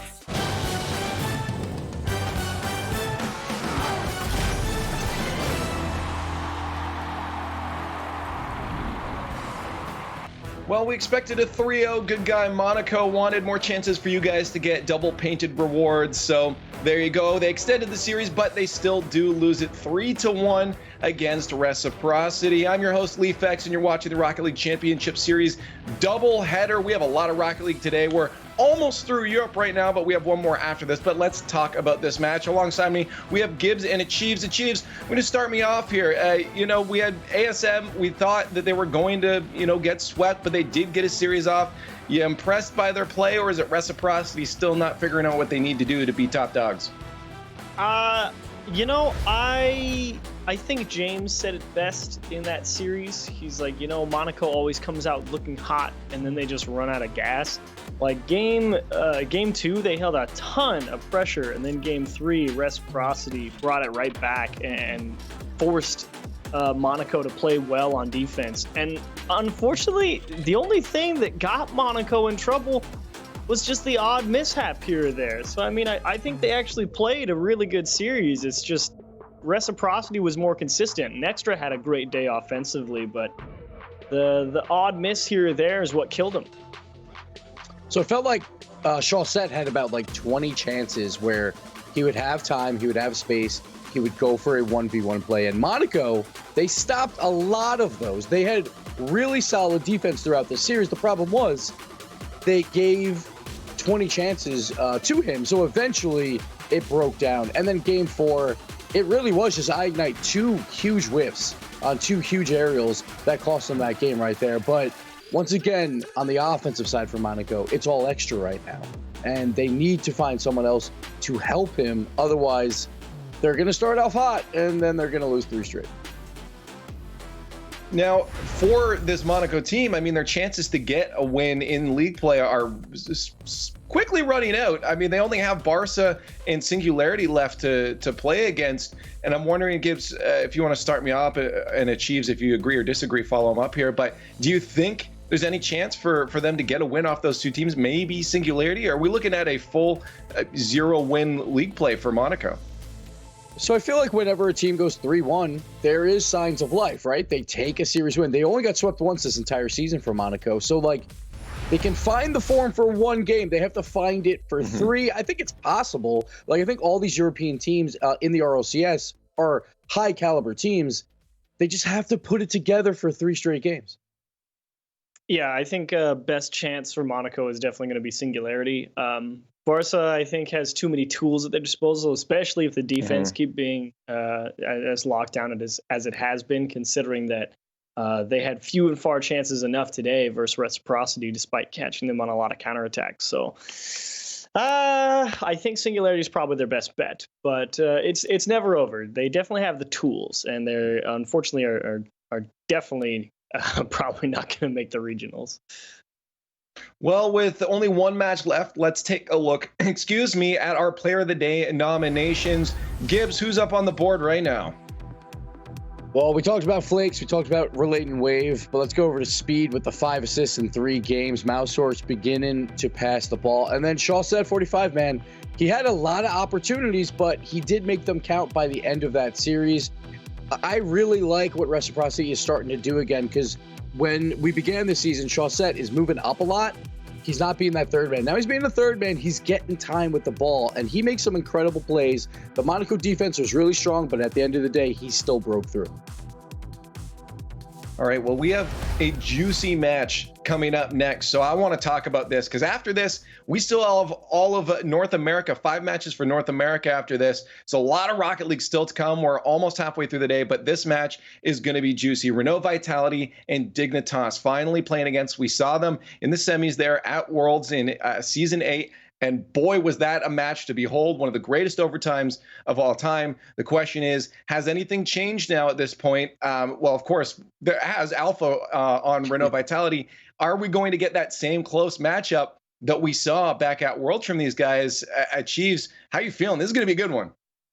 I stand by what I said yesterday. I think I still favor Dignitas here in this one overall.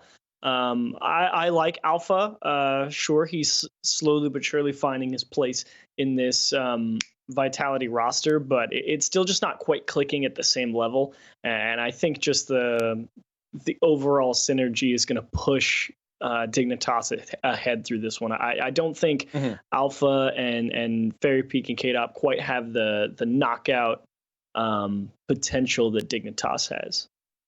Okay, well, let's make it official then. Let's get some predictions on the board here. Gibbs, start us off as per usual. You got Renault Vitality or Dignitas? I know you've been hype on Dig. Yeah, this one's tough because I feel like when they did play the greatest Rocket League series of all time, I think Astral was a main fault why Dignitas didn't win. He made a mistake in Game 3, and that's fine to lose one game, but it tilted him for 2 extra games, made a lot more mistakes. He finally got back into it, but they were down 3-1 at that point. It's very hard to win 3 in a row. Astral looks good this season. I'll give him that. 2 clutch Game 5 winners to begin the plays, and I like to see that from Astral. Like, I think he has grown as a player, but you're going up against the #1 offense right now with Vitality by far. 2.24 goals per game. It's a 3-headed monster over there. I like Vitality here.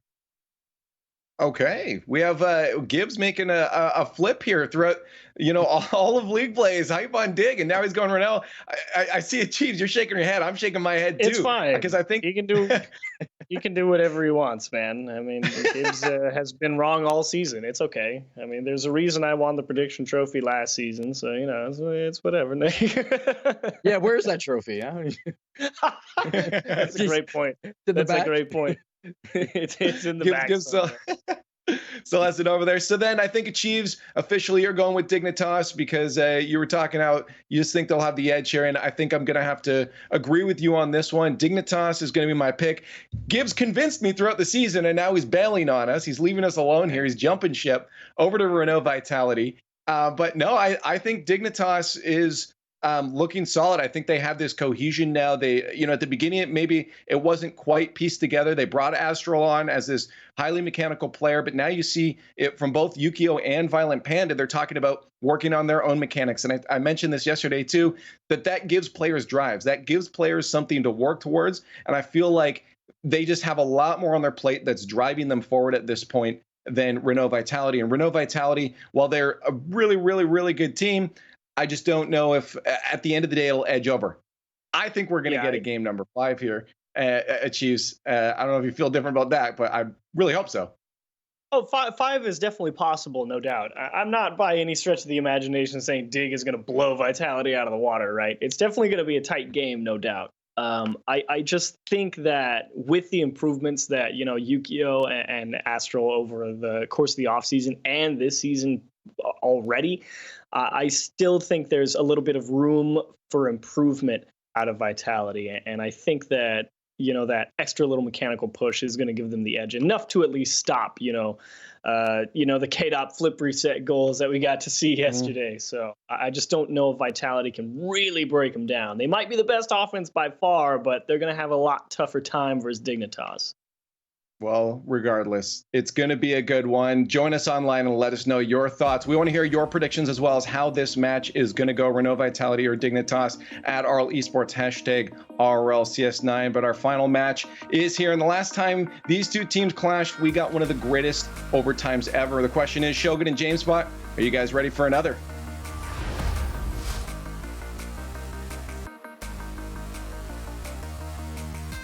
underneath like that's hardly even a question. The main question coming into this one is, can the sequel live up to the original? James, I can only hope so. That's a tough question. I've seen a lot of bad sequels, Shogun. I really have. but I hope for this one. The only difference is now we're bringing in Alpha. Alpha is here instead of Scrub Killa. That is the rosters that we saw match up head to head. Dignitas didn't make any changes, and they've only been steamrolling really since the World Championship, the only undefeated team right now in Europe. And it's for good reason. These guys are playing fantastic Rocket League, but we're getting into the meat of the schedule for Dignitas. Things are going to get difficult in this home stretch, and it starts right here with Vitality, who ever since the loss that they had to Singularity, it seems like Alpha bounced back next week, and Vitality has been growing stronger and stronger each week, especially with how well KDOP is playing up at the top of the charts in scoring and near the top in assists as well. He's been having a fantastic season. Yeah, every single time we talk about how good KDOP is, it's usually we focus the argument on his consistency. That you're always going to get a 7 out of 10 performance out of him no matter what. Well, this season, he's leveling that up a little bit more to an 8 at the very least. The question is, can Dignitas finally get that win over Renault Vitality? Because right now, it's all well and good them being undefeated so far, but they've got to beat the team to beat over in Europe, and that is the team ahead of them. KDOP has been frightening. I don't know if you saw the goal yesterday where he got a ceiling bounce into a flip reset goal that was a downward shot over Reciprocity. It was one of the best shots that I've ever seen. Oh, it's going to be one of those passing plays. Dignitas starting off this series how we know they mean to go on with what they've become trademarked over this entire season. And I love the play from Astral. Immediately, he's scoping out Violent Panda. And if there's one person that you want to be doing a give and go with, it's Violent Panda. We've definitely noticed it as the few scenes have been going along. As Astral came in, he was lauded for his mechanical abilities, but he's become a more complete player the more and more we've seen him. He's very big trying to win the challenge. But Dignitas, he's very much coming into his own, and we're starting to see that slowly as well with Alpha, where he was in very much the same spot of he's coming in, he's known as a mechanical player, doesn't really have to pass too much last season. He's now doing the same sort of curve that we saw from Astral. Oh, that's not a good play, though, and that is a weak goal for Dignitas to be giving up. It was a hit from KDOP. You see Yukio trying to get a better save. He knew that he was in trouble, tried to get that follow-up touch, but it wasn't enough. And a tough play for Dignitas, and we're back even.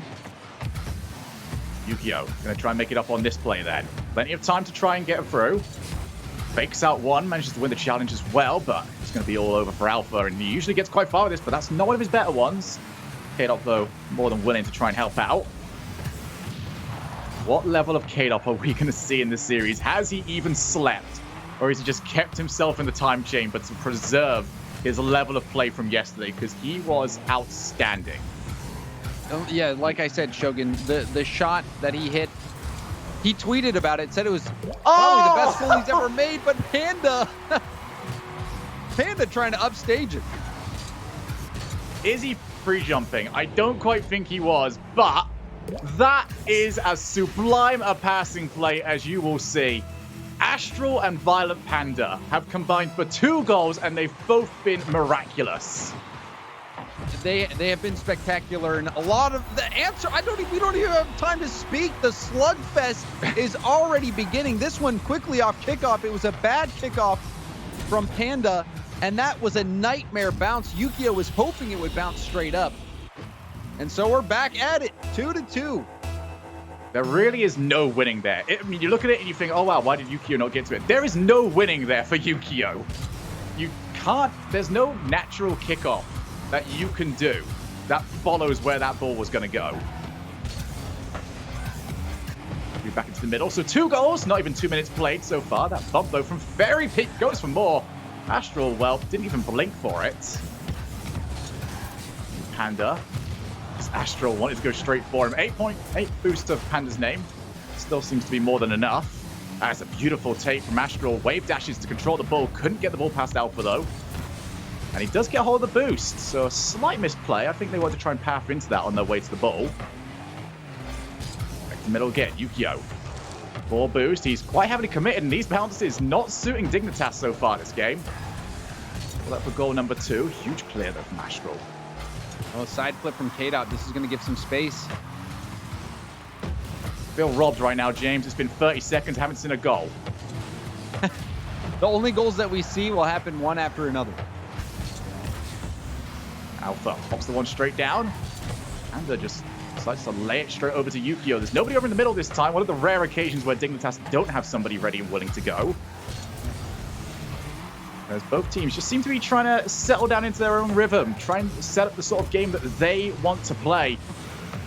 Expect to see a lot of individual plays out from Vitality as they try and pull positional players out from Dignitas. Dignitas wanting to try and pass around a little bit, really stretch the rotation of Renault Vitality. It's Ferry. You could see Panda, he was looking for Astral on that play. But now all of Dignitas is out. Ferry getting shut down by Astral. Dignitas certainly on the back foot at the moment. Vitality continuing to grow this pressure and push Dignitas further and further back. But it's one of the interesting parts of this matchup, James, which is because of the way Dignitas like to play, they move the off-ball player up very early. Astral's going to go for this one. Should be cleaned up by Ferry, and it is. Which does mean that when you get a team that plays the way that we see Vitality playing, where they're trying to force these challenges, win them to try and create space, it becomes a very interesting middle ground where if Vitality win that ball, they get even more pressure than you normally would do off that, because you've only got one player left. If Dignitas win the balls, that's going to be off the backboard. Astral with the follow. 1 goal up with only 1 minute left. And Yukio going up for this. You could see him delaying his flip reset as long as possible. He tried to mask it. And then Astral also gets a funky touch with the undercarriage. The defense was bamboozled for Vitality. And Dignitas, now under a minute left to go, get that counterattack goal, despite all the pressure that Vitality is putting on. Over the top, Alpha goes straight for net. Yukio this time. All of the goals that have been going in have been him as the final man. It almost was deja vu as we got a third one, but Yukio able to scoop that one away from his own net. Alpha up to the corner. It's going to be difficult to set something up, but when Fairy Peak removes a defender, all they required was K-Dub to hit the back of the net. One of the harshest things about playing Renault Vitality, you've almost got to try and go against your natural instincts, because a lot of players spend 90% of their time on ball cam. But all of the little cogs on Vitality are moving. You don't know when they're just going to turn up behind you and get a demo. Especially with how fast they are. Players like Alpha, K-Dop, he'll take any situation and go for a shot. And that one going to lob back. K-Dop might be able to keep it up. Very peak. Wants to go the whole way. Vitality have scored some famous 0-second goals in their time, but today will not add another one. 1-0 Dignitas, and just a little teaser for the rest of the series. And that was a fun game and a stellar game for Astral. He made so many challenging passes into the middle. You looking for Violent Panda. Panda making that give and go play happen. Astral with 2 goals to his name. But I love seeing the passes from Astral. He is so good mechanically, but he's not selfish. He is not a selfish player. He's looking for his teammates, and that is refreshing to see. Someone who, yes, they can go for a flip reset, air dribble, double tap, whatever you want to go for, but Astral is going for those high percentage plays. He's trying to make the most effective play in terms of scoring chance, and it pays off for Dignitas. Absolutely. He's in that sort of tier of player, right up there with Justin as well, where you look at him and just go, okay, you look at the game differently. You have more options than the majority of players actually do. And when that sort of player starts realizing, okay, well, now that I have more options than you, I can create chances that no one else can for my teammates. Yes. That's where it gets very, very scary, because a lot of those players, they start off trying to do it all by themselves. They want to use all the boost to try and get themselves the goal. But there's a much wider area for you to pass into than just score. it freezes the defenses, and you see this all the time, especially with players like Justin, like Astral, like Shawset, where you see them with space. You give them more space because you're trying to figure out what they're going to do, and they abuse you for that. That is when they can really take advantage of that space, look for teammates, look for the passing plays, and get their team's goals in situations that normal players aren't able to do. So what have Vitality got now in the tank? They're trying to make the comeback after losing game number 1, but just barely. Just seems like we're resuming the war from over in Madrid.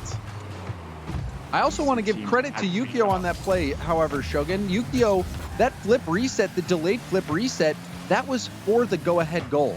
So everyone from Dignitas making their mark, and yet again, the Astral Violent Panda connection comes through. K-Dop, it wasn't even a poor clear, but it was an immediate counterattack. Panda hopping in on it, immediately Panda barely had to move. That was a Astral perfect like pass. a small amount of accuracy away from Panda just being able to sit completely still and not even jump for it. That is how accurate the pass was. It's so dangerous as well because defensively, you have to give him the respect. You have to say, maybe he becomes selfish on this play. Maybe he goes for the net. You know, Astral's got so many options between net, backboard, and just straight down to Panda that you've got to somehow cover all three. Not only that, but how quickly Panda turned. He immediately recognized that clear. It was soft, but Dignitas is just so deadly. They immediately recognized the opportunity. Not only did they recognize it, but like you said, pinpoint accurate passing from Astral and then the shooting from Panda. Dignitas are feeling it. Here is Astral off the backboard. A lack of boost means he's got to try and get it to Panda. This was a risky play to go for. Yukio on 0 himself. You're going to need to try and pick up something here. Yukio has picked himself up another 100 boost. Into K-Dop. Renault Vitality trying to put as much pressure as they currently can on. Dignitas not even seeing the other side of the field since they scored the goal. This might finally be it. Alpha, though, sitting very deep. Decides to pick up boost on his way through. He's missed the ball as well. Panda on the follow-up. Everybody jumping. Dignitas with their opportunity now to convert the offense to the other side of the field. Not quite able to get anything to go for it. Still 1-0 to Dignitas. Can't force the challenge on time. You've got to try and get those the moment your opponent is coming in for the touch. Here we go with Yukio. Astral's not the only one that's got flip resets in his bank. Panda for the backboard. Vitality now trying to find some way to scramble out of their own side of the field. This might be the play to do it. Is Alpha up on the wall? And yep, here's where you've got to give him respect because he can be so dangerous in these situations. But Astral reads it and now he goes on the chase.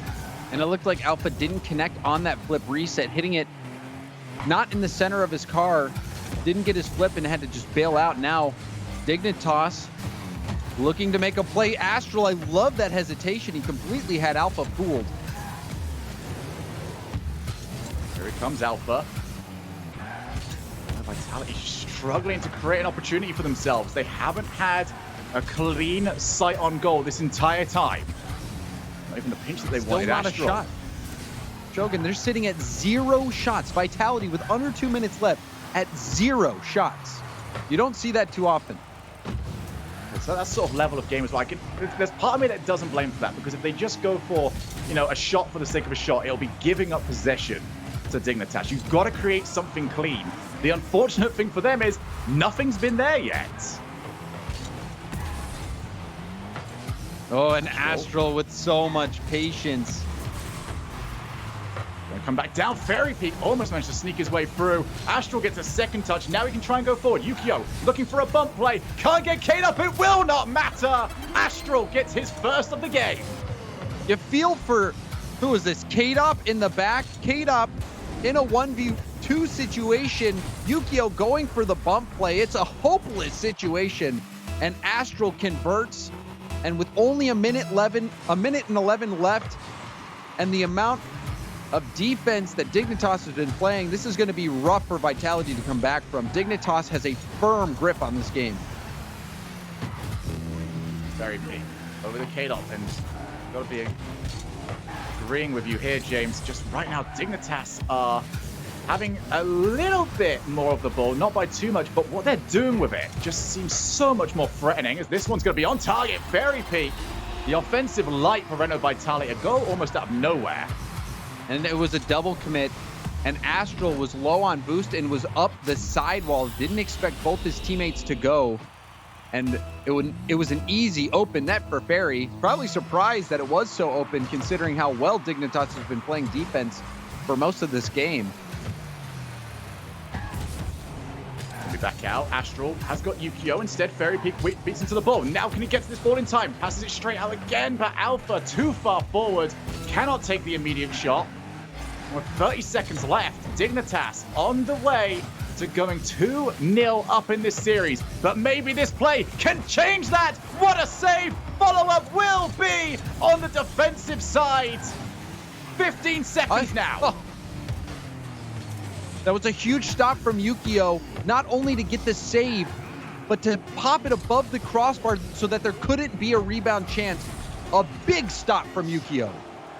Yukio also pre-jumping Alpha, knowing exactly where he was going to go.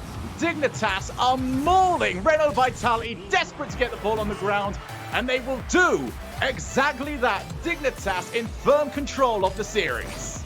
The defense started to unravel a little bit for Dignitas late in the game. We saw Fairy Peak get that goal after the double commit. Astral on the sidewall, not able to get the save.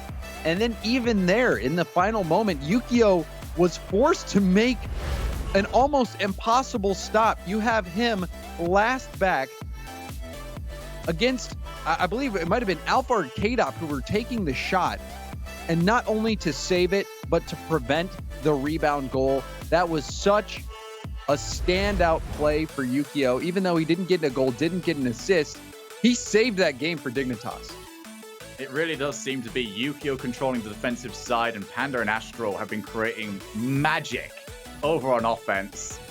So for Renault Vitality, James, this is now the task. Win 3 games in a row against the hottest team in Europe right now. If they're going to do it, how do they start? For me, Alpha has been MIA. Where is the passing plays? Where have they been? You slow it down, go for dribble plays, maybe go for the flicks, try to bait Dignitas out, because in the air, it seems like they're getting beat every time. But honestly, Dignitas is just outplaying them. They're outpacing them. It's going to be tough for Vitality.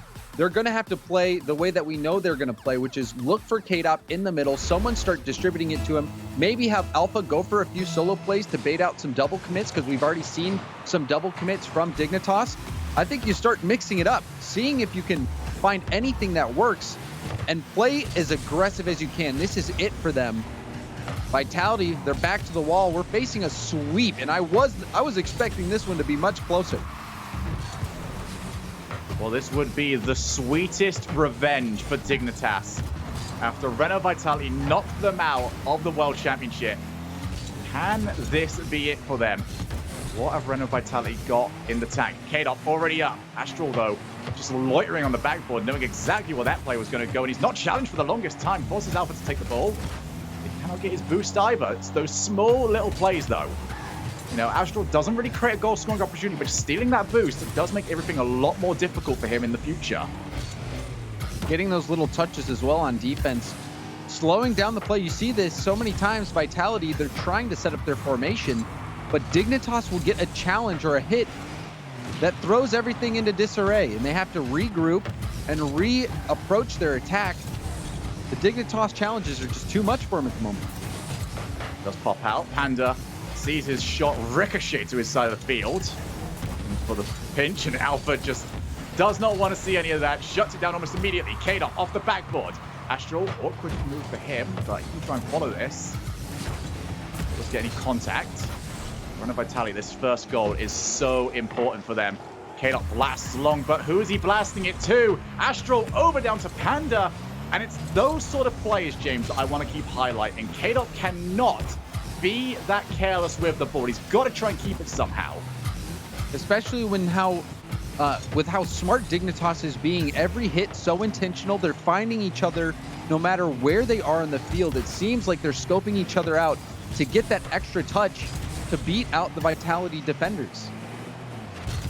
Panda straight back down to Astral. Unchallenged off the backboard. Yukio doesn't want to move forwards. Instead, just taking hold of the ball. And again, Renault Vitality giving over possession. This time they get something for it, though. Panda popping the ball over the top of Fairy Peak. We've got a multitude of demos coming out. Here's Astral. 2 players up, K-Dop and Alpha, but at least for Renault Vitality, K-Dop's able to make contact. And it's incredible how much height Astral was able to get so quickly on that air dribble. Alpha even jumped thinking that he could get to it, but Astral got up so quickly, forced Alpha a little bit out of position and to use up some boost. Here's Astral again. Very quickly shut down. It seems like Vitality doing a better job of being first to these touches before players like Astral can get the ball under complete control. First touch is so important to those sort of players. Astral now. Over the top. Fairy Peak, that's slightly awkward for him. Needs to get contact. Only as far as Violent Panda, who takes his time, wants some support. And Yukio, he was moving forward, but suddenly thought better of it. To the middle again. K-Dop, only as far as Yukio. Drops it down. Astral has a look. And Dignitas, they're not just going for all of these. They're waiting for the best one, but they might have waited too long. K-Dop makes it 1-0. And this was a big clear from Alpha. He just yanks it all the way downfield. Panda knew K-Dop was coming in, and still K-Dop beats him. K-Dop striking. If there's anything that you can set your watch by in the game of Rocket League, it is K-Dop's striking of the ball. Consistent every time.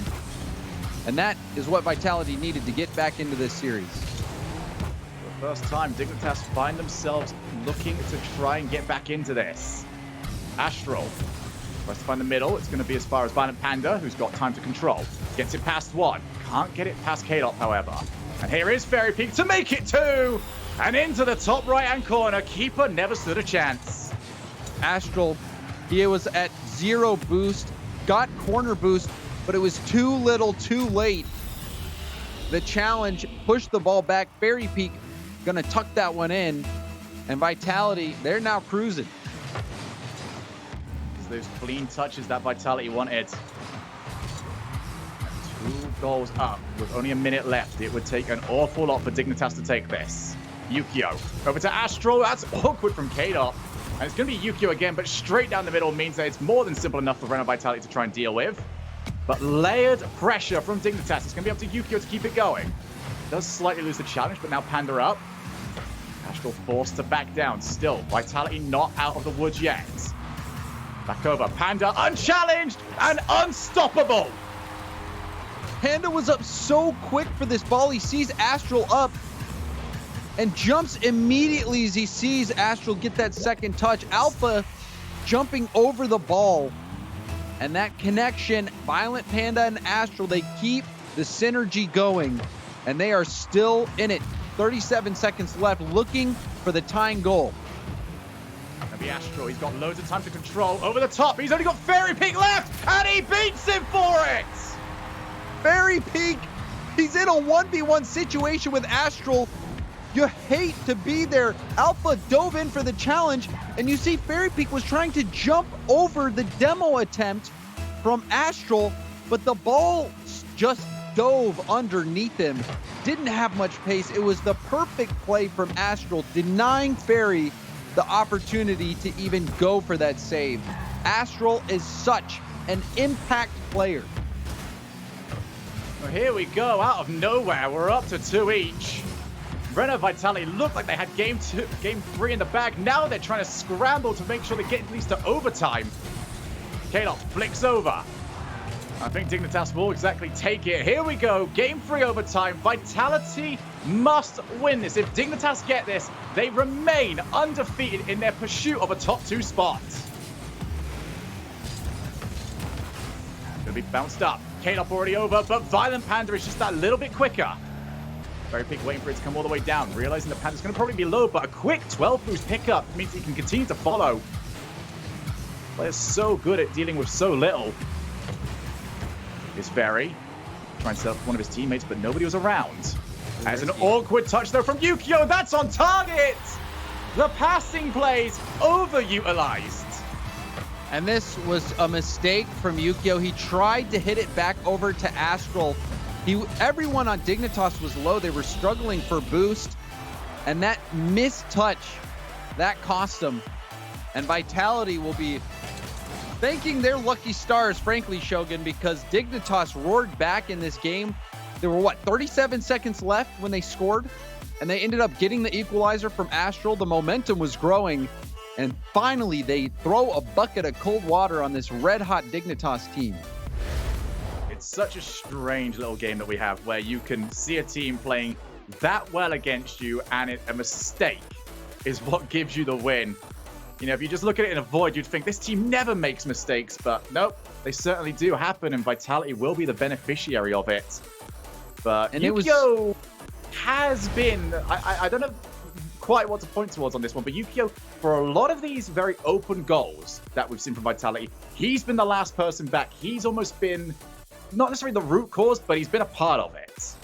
But I don't really blame Yukio on that play, because Astral, if you go back and watch, he double jumps up to this ball to get to it quicker when he could have saved his flip to go for a clear downfield.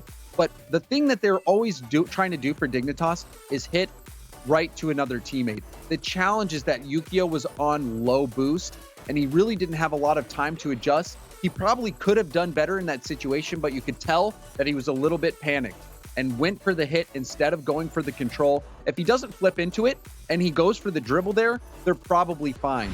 But also, Astral could have tried to go for the clear there. So perhaps just a situation of Yukio not being ready for it, or just not feeling comfortable with how that ball came into him so quickly.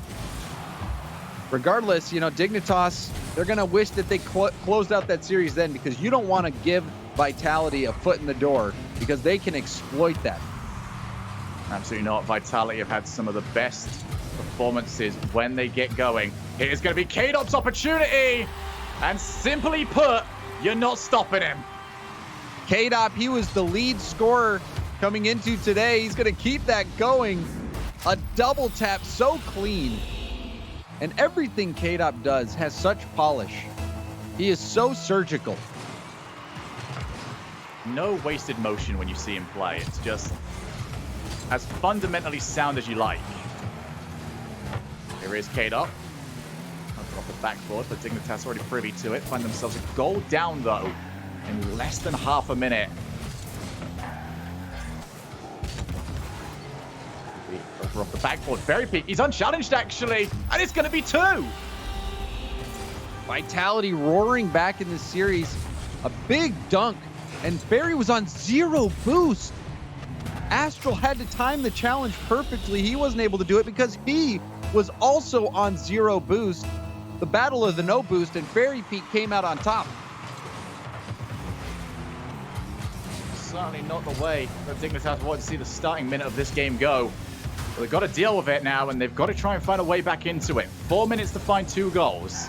Last time they needed like 20 seconds for it. He's bouncing up. Astral wants to play back as he's going to give Alpha plenty of time. Gets at least the midfield and wins a challenge as well. That means Vitality now have offense. Renault as well. Alpha and Yukio both taking each other out of the play. Here's Fairy. Expect Vitality now to really kill the pace off. They're only going to send 1 player. Every single one of them so capable of taking at least 2 players out of the play.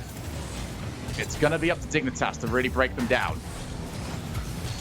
I like the decision from Astral to take the ceiling shot, go for the pass infield. We've seen a few times, though, where Dignitas has been getting boost starved by Vitality in those big moments. Astral picking up that full boost pad as well.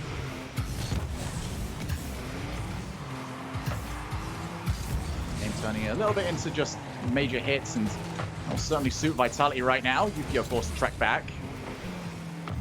I'll figure something out here, because Vitality will not give you much room. That first player is going to be all over you.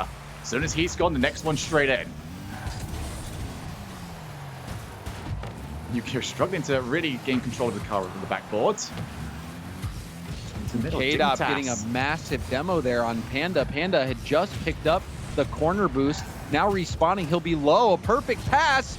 Ferry getting denied by Yukio. But I love that demo, the aggression from Vitality. They are feeling this game, Shogun. Absolutely, it's a role reversal so far. We brought it up after game number 2 that just Dignitas were outpacing Renault Vitality. Well, now you look at it, it's very much the opposite. Dignitas, 2 minutes now gone, and they've not created much of anything for themselves. You think that the wind has kind of gone out of their sails after they worked so hard to force overtime in the last game and then losing by the mistake. That boost, they've been struggling because, even just looking at it before, right as soon as they get boosts, sometimes they're getting demoed, they're getting bumped out of the play. They dive into the challenge, and now look, Violent Panda's all the way upfield. He's at 10, so he can't really do anything except retreat back now. Dignitas has been struggling with their boost game quite a bit. You look at all of these plays. When was the last time Dignitas were able to get the ball past a player clean? No follow-up, no block, clean. Every single time it happens, it means that Vitality can reboost behind them, reset, and get another player immediately back in. And they've played it down to a T. Dignitas stifled from the off. Into the last minute. Able to do it last time. What can they create this time? Straight into the middle. Who's going to be the first one? Panda over to Astral. Off the backboard. Gets a bump on Ferry. Yukio has the world to aim at. And he simply cannot miss. Astral, what more can you do? You pass it by one defender. You get a bump on the other. You clear the path for Yukio. Astral, he's doing some heavy lifting. And now we're starting to see similar vibes to last game, where Vitality was winning into the final minute and gave up a 2-goal lead. Will we see the same thing? Vitality just to keep playing the way they have been. It's been working out. It just took magic from Astral. Yukio wanted to get the bump. Maybe they've spotted a way through here. Targeting the player on the goal line. Here's Very Peak to finish it. 2 goals up. And like that, the wind is out of the sails yet again. And Dignitas, they went all in. Yukio going for that demo with Astral going for the shot. That was an all-in play. They used up all their boosts for that. They were out of position. Violent Panda was the only one back to hold back the entire Vitality defense. Astral, he was back there, but he had 0 boost. There's not much he can do to stop that shot. Well exploited by Vitality. They saw an opening and they took it. And credit to Dignitas as well. You want to see them go for it when they're down late in the game. I don't blame Yukio and Astral for that play. They had to go for it. Here we go. Time ticking away. James Bot. Game 5 is on the horizon. We wanted to see this one level up. We wanted to see if it could stand up to their first series. And they've certainly been giving us a show. Here we go. Dignitas versus Vitality is going to go the distance. I said I've seen a lot of bad sequels, and I am very thankful that this turned out to be one of the good ones. Shogun, Game 5 reverse sweep opportunity for Vitality against the undefeated Dignitas team. You can't really ask for more as a Rocket League fan. Absolutely not. This is one of the rivalries that just seems to be growing and growing, and so many different aspects to it. We've got players that are making names for themselves over on the side of Astral, and we've got Alpha. We've got players that, tried to prove themselves. Fairy Peak was that player for so long between Season 3 up until he won a World Championship. Now we've got Yukio in that spot, and then we've got 2 members of the greatest team ever formed trying to put together their own versions of that roster. Dignitas' Violent Panda and Renault Vitality's K-Dot trying to pick up a win against one another. But for Violent Panda, he's been on the losing side of this now far too often. He's going to be desperate to pick up this win. He's hungry for it, especially now that they are trying to fend off that reverse sweep. It never feels good to give up any series in a reverse sweep, no matter who you're playing. Obviously, Vitality is a team that you respect, but, Dignitas, they're undefeated right now. Panda playing with a bit of chip on his shoulder. Both Scrub and K-Dop have both won a world championship, or Turbo and K-Dop rather have both won a world championship since moving on. past that legendary Dignitas team of old. Panda, he wants this game. And Astral, I think, has been playing amazing Rocket League for Dignitas as well. The defense, however, at times for Dignitas is starting to come apart, and Fairy Peak picks them apart yet again. And it's another early goal. Astral tried to put something together, but Vitality, their answer to these plays has just been send in the rocket and get the challenge win.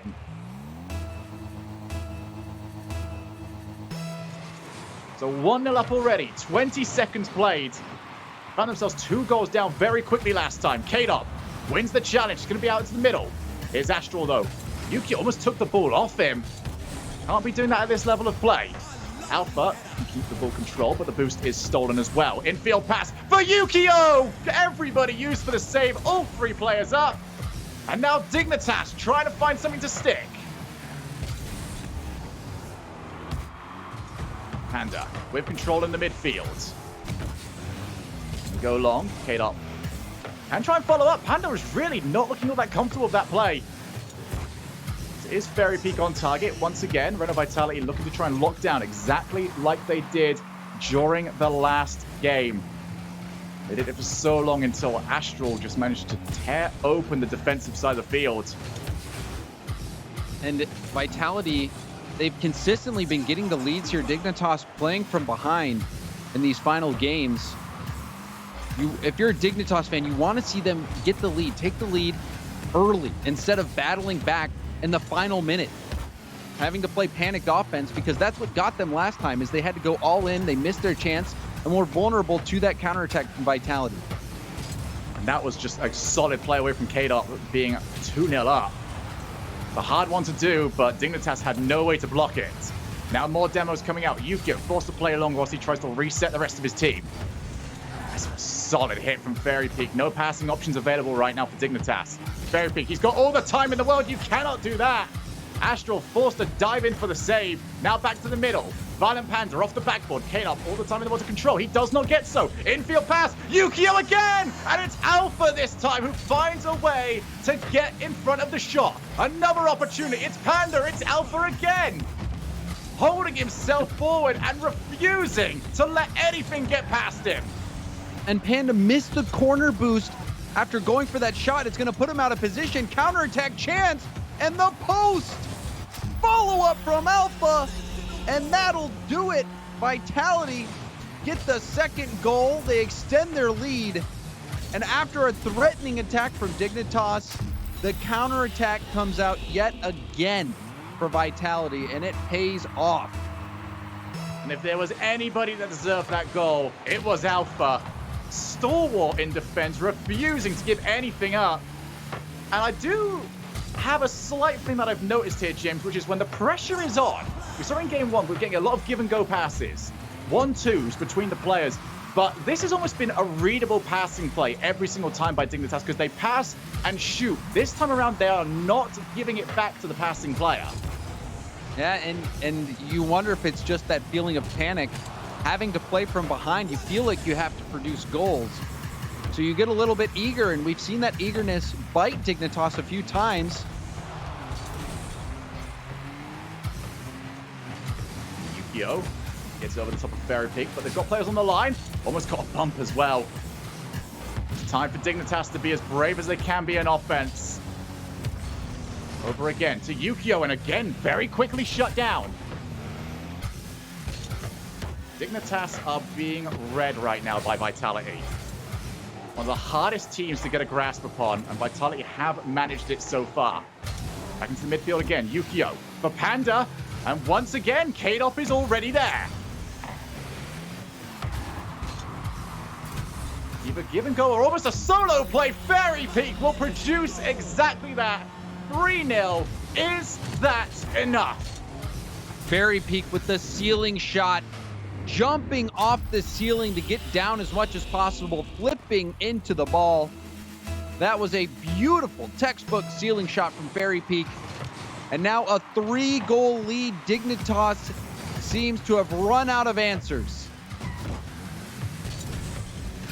There we go. They're going to have to try and get something quickly. They've got 1 minute for 3 goals. and a near impossibility at RLCS level. But they've already got Fairy Peak out. K-Dot, though, has just been outstanding, as has the rest of Vitality in this game. Everybody pulling their own share of the work. Here is Alpha, buying so much time, winning a challenge as well.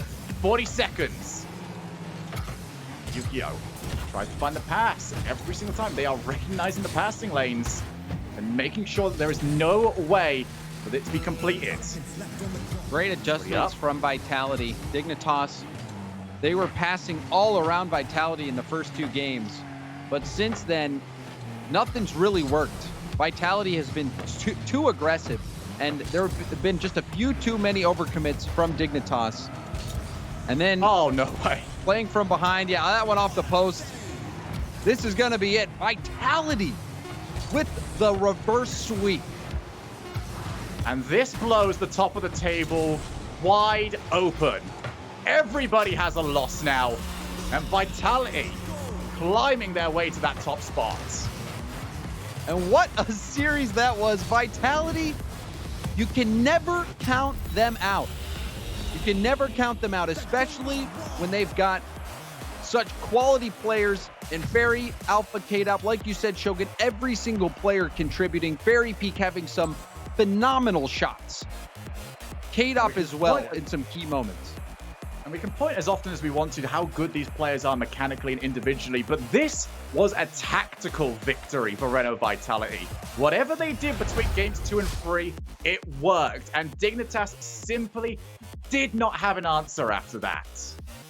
The boost stealing, the zoning, and then the punishing. We saw how good Astral can be. We've seen him make a few big goals for Dignitas in tough moments, but other than that, the defense did quite well handling those situations where Dignitas went all in. That's when they extended their lead and closed out the game, was just dealing with that pressure, dealing with the all-in plays, and then executing a difficult counterattack. And a lot of that was due to Fairy Peak. Fairy Peak had some fantastic precision shooting, but I think that the team, Vitality, they were kickstarted by K-Dop. K-Dop kickstarted this team with some amazing plays on his own, and then everyone else from Vitality started to rise up. Absolutely. I tell you what, James, there was a different theme to it, but the sequel certainly held up. Now, all I can hope for is that when we get to regionals, we get ourselves the trilogy. LeafX, what do you think of that?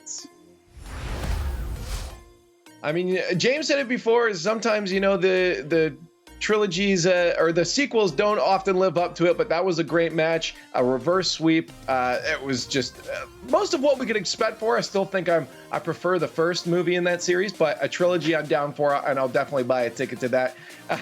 Again, if you guys are just tuning in now, you've tuned in at a bad time, but I am LeafX, and alongside me are Achieves and Gibbs. And Achieves, start us off on that one. I thought it was going to be a 3-0, but we got a reverse sweep. Yeah, I actually thought it was going to be a 3-0 as well, but Vitality get a couple of good go-ahead goals in Game 3. They bring it back, and they go to force overtime. I'm like, oh, there you go. You're guaranteed the 3-0. And then James said it best, Vitality jumped all over the mistakes. A mistake is what led Vitality into Game 4. They got the early 2-0 lead in Game 4, which Dignitas never broke out of. And then the defense was the real winner for Vitality in Game 5. A lot of good infield passing, sniffing them out, getting out and shutting the passing lanes, and saving big shots. There were a lot of great looks at the goal for Dignitas in Game 5, and Vitality held it off. So fair enough, Gibbs. You look really, really, really smart, and now I look dumb. No, I don't look smart, because on Twitter, like after Game 2 and part of the way through Game 3, I'm like, Astral might have just won League Play MVP because of his performance, and then Vitality reverse sweeps. Astral was on fire. Vitality found a way to stop him. It seemed like every single goal, like Astral had a big part in it, but then Fairy Peak woke up, and it was good passing from Vitality to set up Fairy Peak, and then he did it himself a few times as well. He had the dunk in Game 4 with 0 boost, and then scores it. Then he has the sealing shot in Game 5 to seal the deal. Fairy Peak was on fire. He scored 8 goals, shot 38%. Versus Dignitas.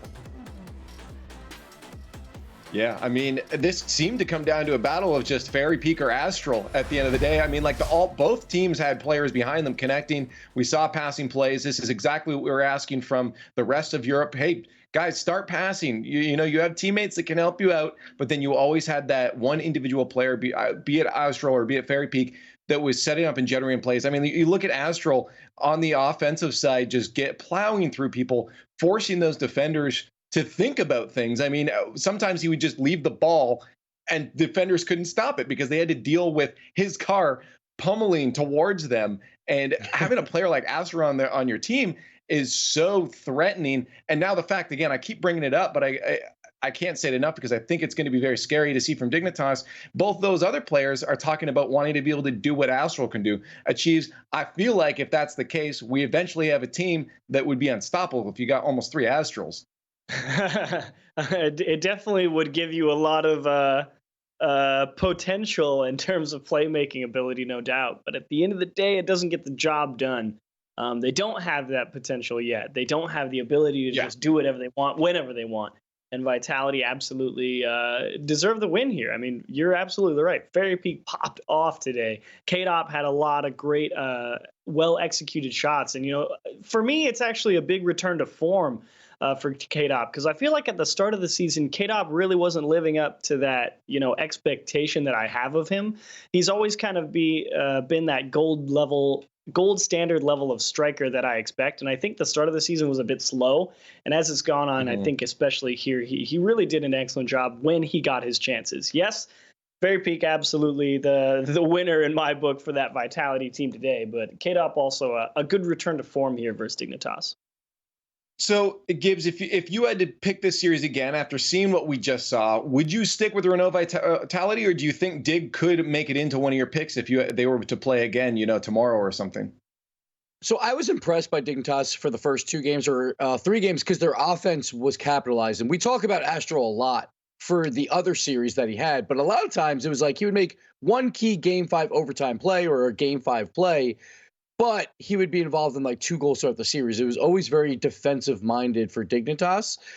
So I like that their offense woke up, but at the end of the day, Vitality, they were the number 1 offense coming in. They did better than that with 2.6 goals per game versus the number 1 defense of Dignitas. I think I would pick Vitality again, but I would expect it to go 2 Game 5 to a Game 7. Now, I know I'm not the only one here that's a Mouse fan because I've seen a lot of people showing them support online, so they're going to be happy about this next section. It's our player of the day because a Mouse player did make it onto the board here, and they made it to that final decision, and it's Speed. Speed is going to pull through as our player of the day. This guy, we wanted him to step up. He did exactly that, and he was doing great work for his team, Gibbs. Yeah, Speed popped off. It was great to see a great playmaker throughout the series versus Veloce. And again, a big 3-0 sweep. Like, it was already a minor upset that Mouse took down Veloce, but the 3-0 sweep them. Speed woke up this series. Wave Funk, I'm sorry, but Speed was not the problem today. Speed looked great. Yeah, a lot of great setups from Speed, opening the door for a guy like Cooksey, who's always been such a great put-away guy. So, you know, fair enough. Speed, you have a great day. Well-deserved player of the day. And Mousesports, a nice big win versus Veloce as well. And like they said at the end of that game, the top of the table really opens up with all the one-loss teams now. So real chance to shake up the top of the standings going forward. Well, as we'll talk about the team for a second here before we move on too. I mean, Gibbs, this is a team that we talked a few weeks ago or even last week where we're like, this is a team that we believe can really make some waves at that top end of the standings if they click. Do you feel like they've got that click yet, or is there still a little bit more percentage of power that can come out of them? Because I'm beginning to get, as a big fan myself, beginning to be really happy with the way they're playing. I can't trust them yet because every time they click, then they have a bad week right after. I need to see 2 in a row, Mouse. I haven't seen it yet from them. I know that they can do it and they can make a long regional championship run, but we haven't seen it twice in a row yet. So I just need to see that first. Yeah, I'm in the same boat. Let's take a look back at the standings for the rest of the day here. We had a good action-packed first half of our doubleheader in Europe. North America is coming up soon after. We'll talk about that in just a second here. But again, great matches. We got 2 3-0s. These guys wanted to get the day over and done with. They knew North America was up to play, but then even Monaco though, just extending the day a little bit, getting a game. So I'm sure they're happy about that. But Gibbs, we had some good Rocket League today. Yeah, we saw the one series that we wanted to go 5 no matter what. We got Vitality Dig, and then Europe helped us out a bit because they know we have to cast 10 of these games or sit around for 10 of these games, so we got 2 sweeps. Unfortunate for Veloce, unfortunate for teams like TSM. I thought Team Singularity looked pretty good in a 5-game set versus Barça, so that one was fun to watch. And now, Achieves, any matches here that went kind of unexpectedly for you? I mean, I feel like that Singularity one going to game number 5 was off the charts here. Did you expect Veloce to lose that to Mouse overall, or is today just par? Did I expect Veloce to lose to Mouse? I think Veloce and Mouse was definitely a coin flip. I wouldn't have taken 3-0. Mouse definitely performed better than I would have expected considering how they looked previously, but the one that I was most happy to actually see go pretty deep was indeed the Singularity versus Barça match, because I knew it was actually going to be a pretty solid match because speed out of the midfield is a valuable commodity, and Singularity has that in abundance with Tho. So I thought maybe they would give Barça a run for their money, and they absolutely did. So I got everything I wanted out of today. Well, let's take a look at the standings now as we're that much closer. Only 2 more weeks of league play after this point, and this, Gibbs, is how the standings are so far. Yeah, we'll have to say goodbye to TSM and Monaco. They no longer have a chance at a regional championship spot. Next week, Endpoint and Singularity play for the other one to have a chance at it, but then when we get to the top, it's looking strong. Dignitas and Vitality holding down that top 2. That big loss from Veloce could hurt them to get one of those buys to the semifinals for the regional championships, but it's incredibly close between those top 6. And Chiefs, this is how you feel about this league play so far? Do you I feel like that top of the board's looking a little bit different than maybe we would expect. I mean, look at Barça, Reciprocity sitting in the middle. Those are teams that could have easily been your top 3. Are you surprised by this? Or are you expecting this out of Europe just to be whatever? So I feel like actually it feels like North America did maybe 2, maybe 3 seasons ago, right? Where you have, the big 3 with NRG, G2, Cloud9, and they trade off between 1 to 3 anywhere, and then everyone else is kind of right there in the middle, and it can shift up or down depending on the week. So it feels like we're watching a North American season, very top heavy. And then everyone else sort of shuffles around the middle. So a couple of the teams here or there, maybe under or overperforming, depending on how you like to look at it. But pretty much all up for grabs anywhere from the 3 through 6 spot in my mind. So I'd say that's par for the course for Europe. All right, Gibbs and then Achieves. Final thoughts for Europe. Not final thoughts for the day because we do have North America coming up. But how'd you like the start to the doubleheader? Hey, Vitality Dig, that lived up to the hype. Both teams looking great, and we got to see some passing plays. That's what I wanted to see out of that series. I can't wait to see them again in the regional championships. I expect to see them in the finals. As I said, I was really pleased with how Singularity played, especially happy with how Endpoint did versus TSM. They kind of give themselves a gut shot to make a push towards the regionals at the end. So curious to see how that plays out. And you got to see Vitality put on a banger of a show versus Dignitas, and Reciprocity trying to keep themselves up near the top. So I loved it. Today was a great start to the doubleheader. I'm looking forward to North America. Well, then I can talk about that. You two can get out of here. Gibbs, go. I want to play some Rocket League. Go get a lobby started up so we can play. So I have 30 minutes in just a few. But let's talk about that North American doubleheader that's coming up in just about 30 minutes from now. 5 matches, just like we saw in Europe. Really great matches. We're going to see if C9 can bring back a rivalry against NRG. And of course, that Rogue Pittsburgh Knights match is going to be good. Oh, wait, that G2 match is going to be good. that Soniqs won, all these matches are going to be good. So you guys do not want to go anywhere. It's been a great start to the doubleheader, but again, 5 more series of Rocket League are on their way. Europe is now done, and then North America is coming up next. So for now, we're going to take a 30-minute break so you guys can get up, stretch your legs, get some snacks, and then come on back here or play some Rocket League, because that's exactly what I'm about to do. So we'll see you in about 30. I'm Leafex, and have a good one.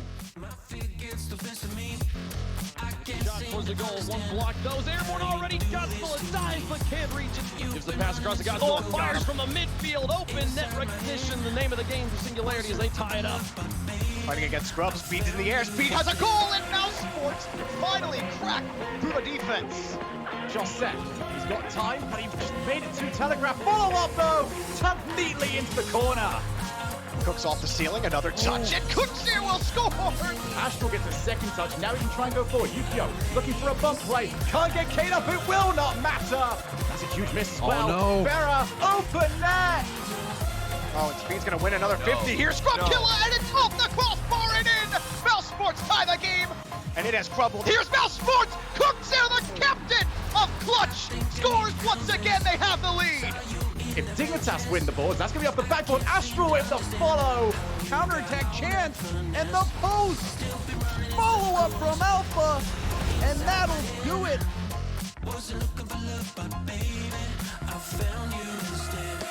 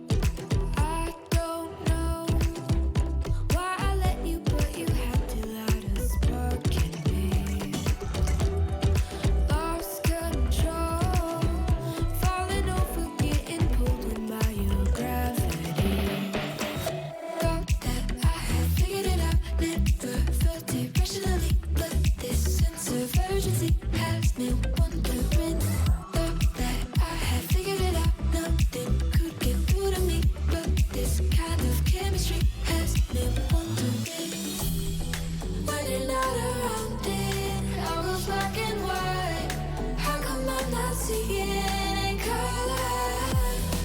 Lost without you, I can't make it through the night. How come I'm not seeing in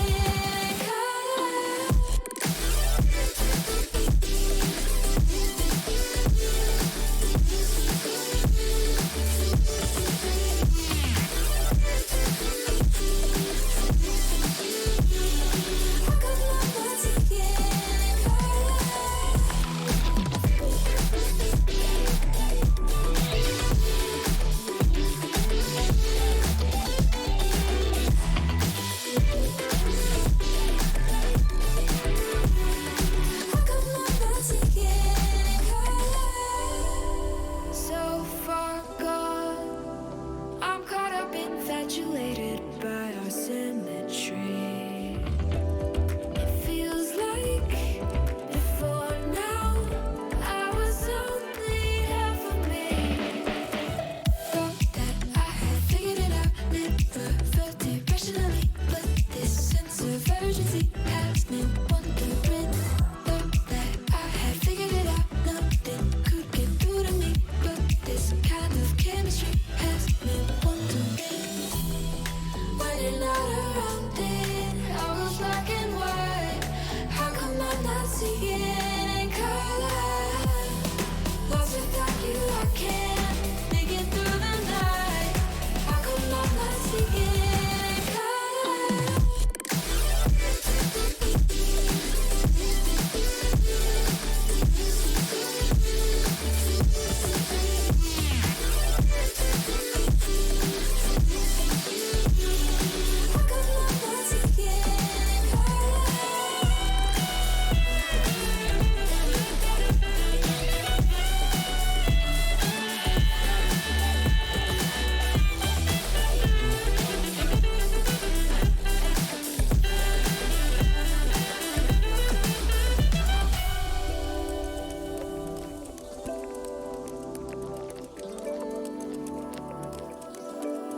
So far gone.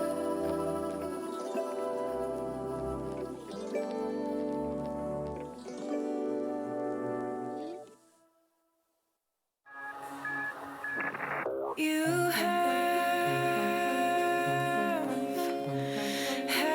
habits just like me.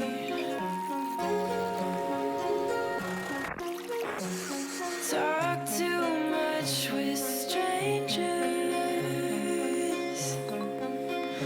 Get way too serious around family. And I don't have any wishes, but when I kiss you, our lips fit well. And I don't have expectations, but when I daydream, I fall asleep. And our hands melt.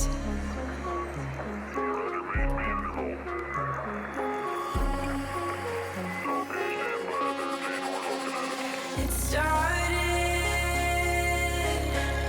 out as teasing, but I had deeper meaning when I touched your chest. Now I don't know how to lie, but if I did,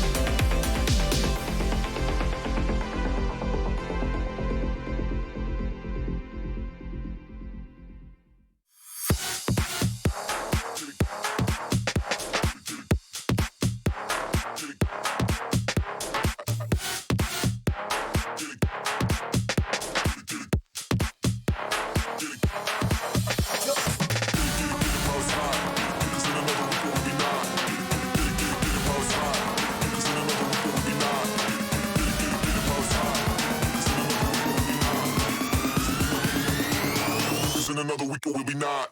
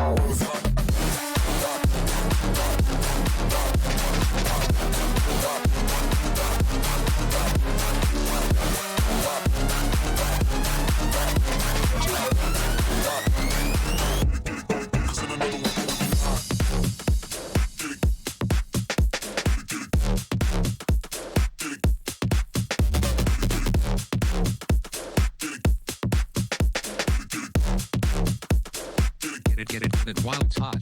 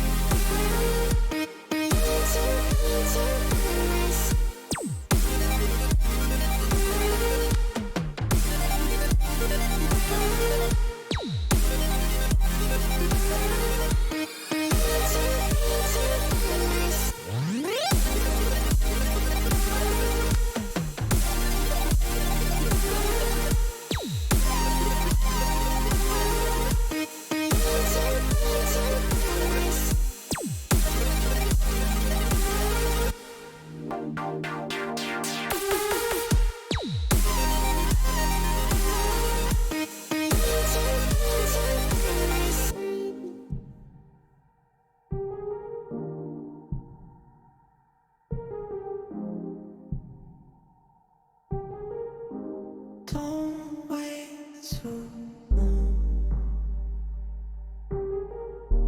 Feelings they run. I know it's hard. We'll win this time. Don't wait too long.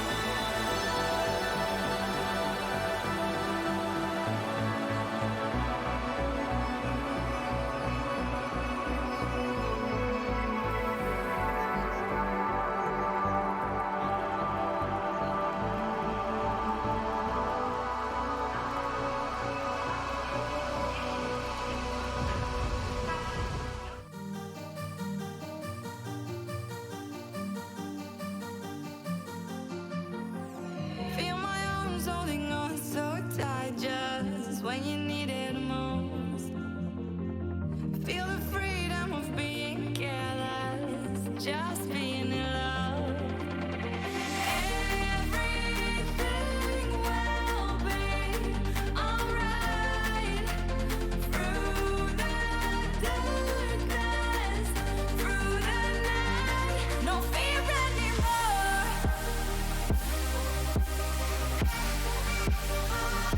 No fear anymore.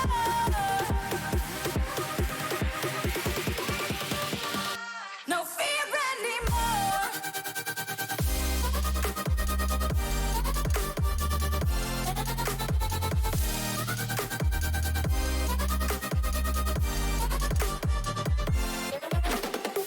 Why the smile on your face? Don't fake it. You don't have to pretend. Why the fear in your eyes? Will make it. Just take a chance. The thing that haunts you, leave it behind you. The ones that love you, let them guide you. Everything will be alright. Through the darkness, through the night, no fear anymore.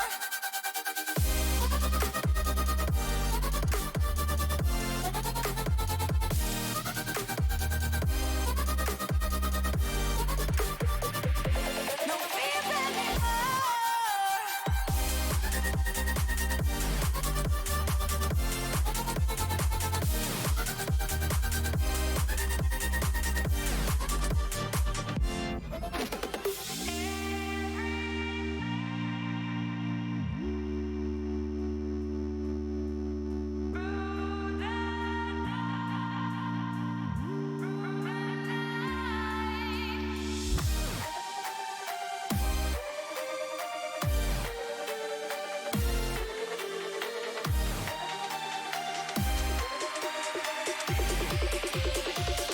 No fear anymore.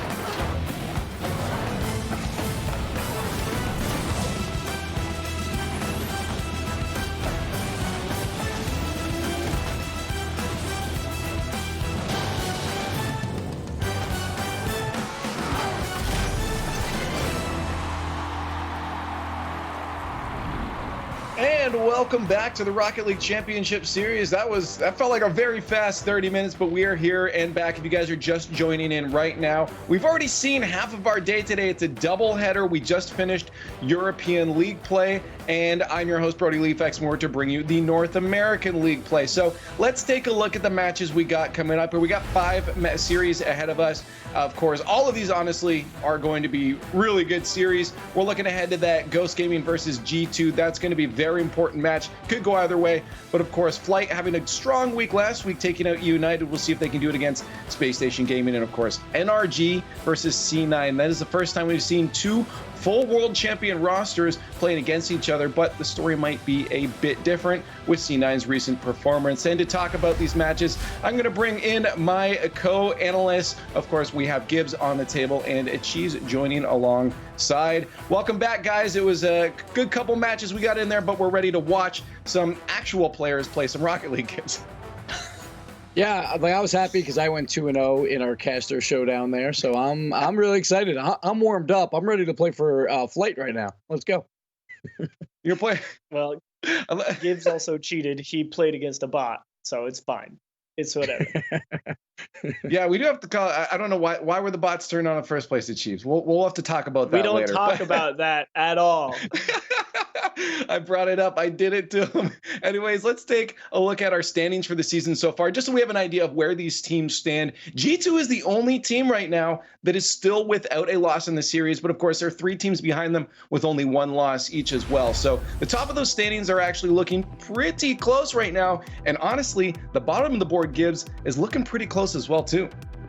Yeah, it's very tight across the board. We see EUnited a tough loss on Saturday versus Flight. That keeps them down there in the run-in for last place. That's incredibly close. Then G2, obviously, they're 5-0, but they haven't played NRG, the Soniqs, Spacestation, or Ghost, the next 4 on this list. So their schedule for the rest of the way is incredibly tough. Yeah, I would say that Soniqs and Cloud9 are probably the 2 biggest surprises this season overall. Maybe Pittsburgh Knights as a close third for most surprising in terms of performance, but it's going to be an interesting day-to-day because we get a lot of very interesting matchups to see how things shake out. Well, let's put some predictions on the board here. This first series is going to be Space Station Gaming versus Flight. I feel like it's generally going to be unanimous across the board here. Flight did get a win last week against EUnited 3-1, but that's not one of the teams that we kind of hold in high regard in the North American League play, where Space Station Gaming is. So, Achieves, I'm wondering if you think Flight really has a chance here if Space Station is going to continue that tear and name they've been making for themselves. I actually think Flight might stand more of a chance than we'll initially give them. Obviously, I lean towards Space Station. I think they're one of the best in North America, no questions asked. But Memory and Rapid both had a fantastic week last week. Sure, you can make the argument you want. It was against EUnited, but EUnited at the time was 2-3. They're close to 500. So it's like, it really could have gone either way. And I think if Memory and Rapid have just as good a week this week, it's not going to be a cakewalk for Space Station. So Space Station Gaming Leaf is the real deal. They are the real deal. They are the number 1 defense right now. And the only team they haven't played out of the top 6 is G2. They've played literally everyone else. 3 of their last 4 games are against the bottom 4. And those bottom 3 are not great offenses. So they are doing fantastic job on the defensive side of the field versus the best offenses that we have in North America. They are the real deal. AXP's up there for MVP, rightfully so, and Space Station will definitely win this. We got Space Station, we got Space Station, and then we got Space Station. Yeah, this is kind of just a unanimous decision across the board. Space Station Gaming has, for multiple seasons now, held themselves in a spot where we're saying, okay, maybe these guys are looking, like one of the best in North America, but it took them some time to figure that out and really get that click. And I feel honestly, after making it to Worlds, that's where things really started to take off and really started to solidify for these guys. And now I have no doubt at all, these guys are consistently performing, consistently showing that they're one of those top North American teams. So we feel that Space Station Gaming is going to be the victor in this one. Let us know what you guys think on Twitter at RL Esports, hashtag RLCS9. If you want to get in on the action, let us know if you think Flight has a chance here, if Space Station Gaming is going to take it either way. With both these names, it's going to be some high flying Rocket League. So let's get into it.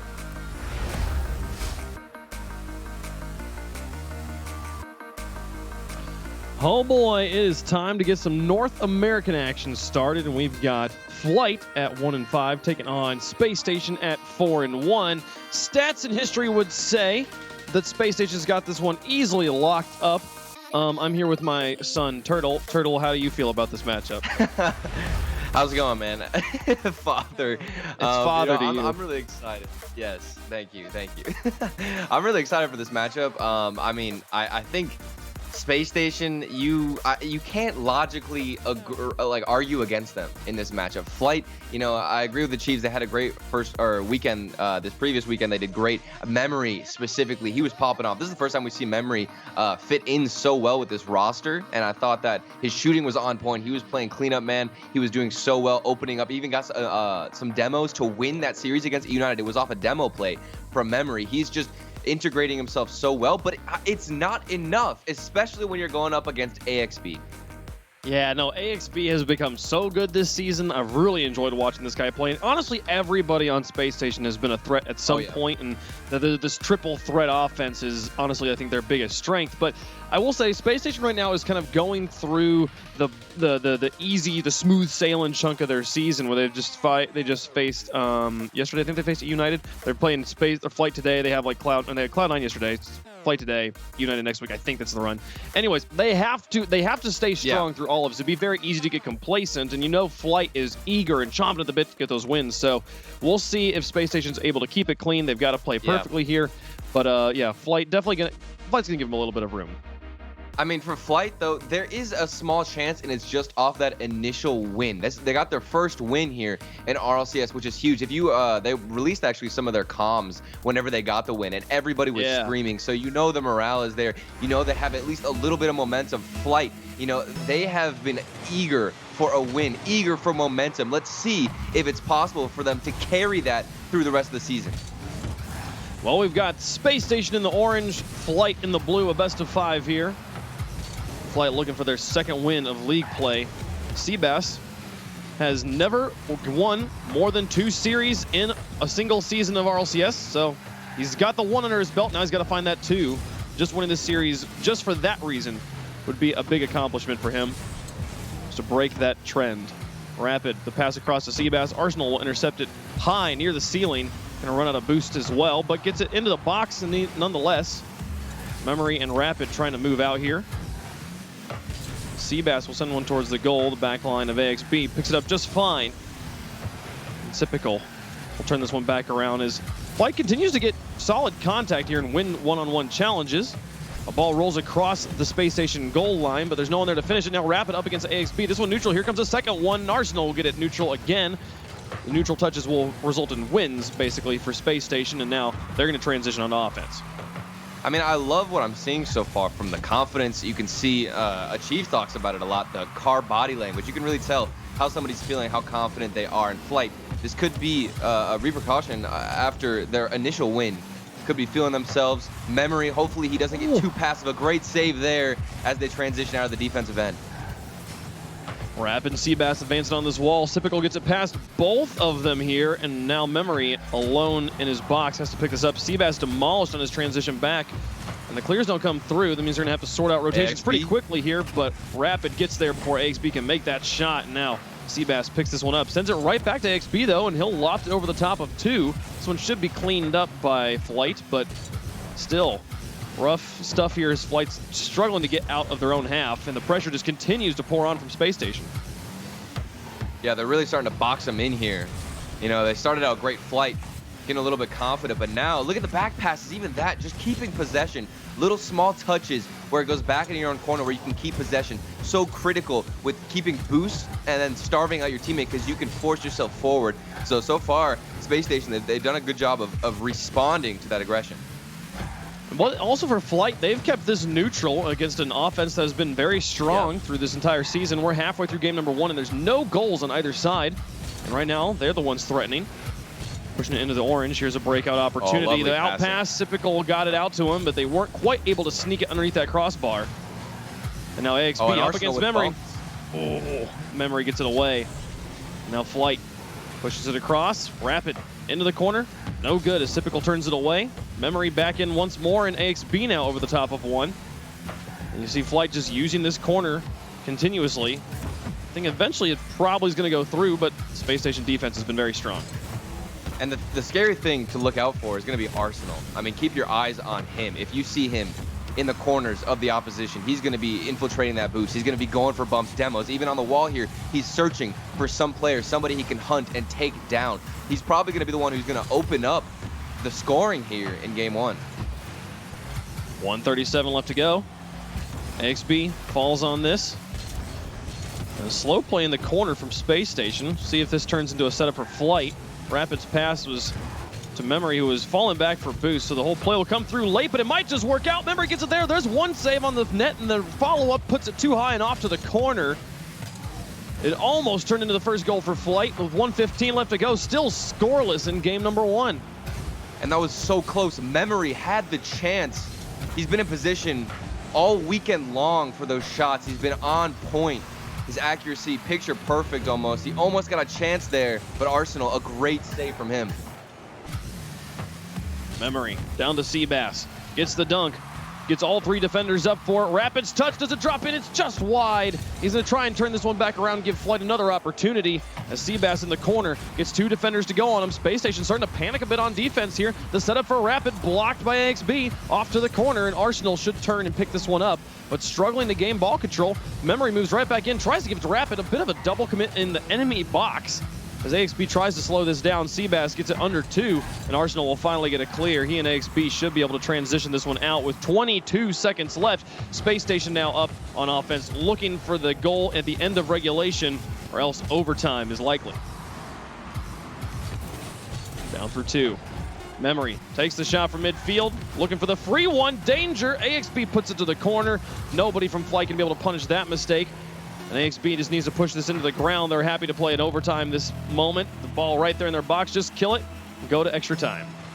I mean, this is against all of our expectations. Flight, they have been bringing the house down pretty much with all of these shots. Everything super clean for them, the rotations, and how they're actually putting so many shots on target. The panic play from Space Station Gaming, they've made barely a couple of goal line saves, so close for Flight. My question is, how are they going to get their rotation cut, and will they maintain this consistency, or are they going to get too eager and overextend? We've got to play clean and perfectly. 1 mistake's the end of the game here in overtime. Yeah. Arsenal passed 1. Sypical looks for goalies. Nobody's there. Memory will run into AXB as they bounce it off the corner. The rest of Space Station, wide rotations, as is usual in an overtime situation. Now Sypical around that corner.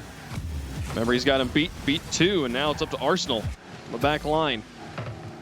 Sends it high, over the top of 1. Chases it himself. He's got a lot of space right now, but Seabass waits for his touch, understanding that the wall is a difficult place to control the ball. He gets bumped in front of the box. Not going to happen, though. AXB stays grounded. His Memory goes up first. A demolition on a Seabass in his own corner could open up space. Sypical, can he get back to this? No. Rapid sends it away.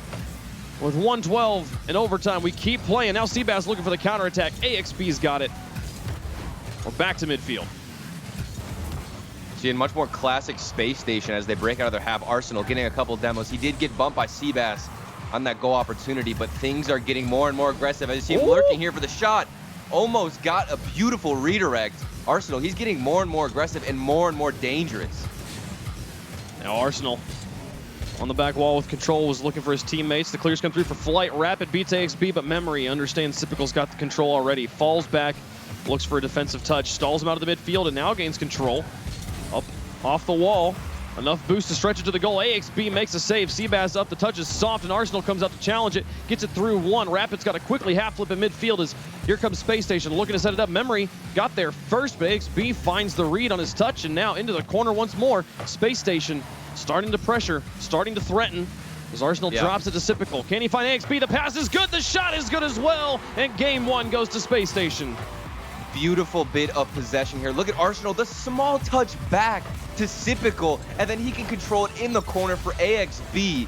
That is such a clean passing play.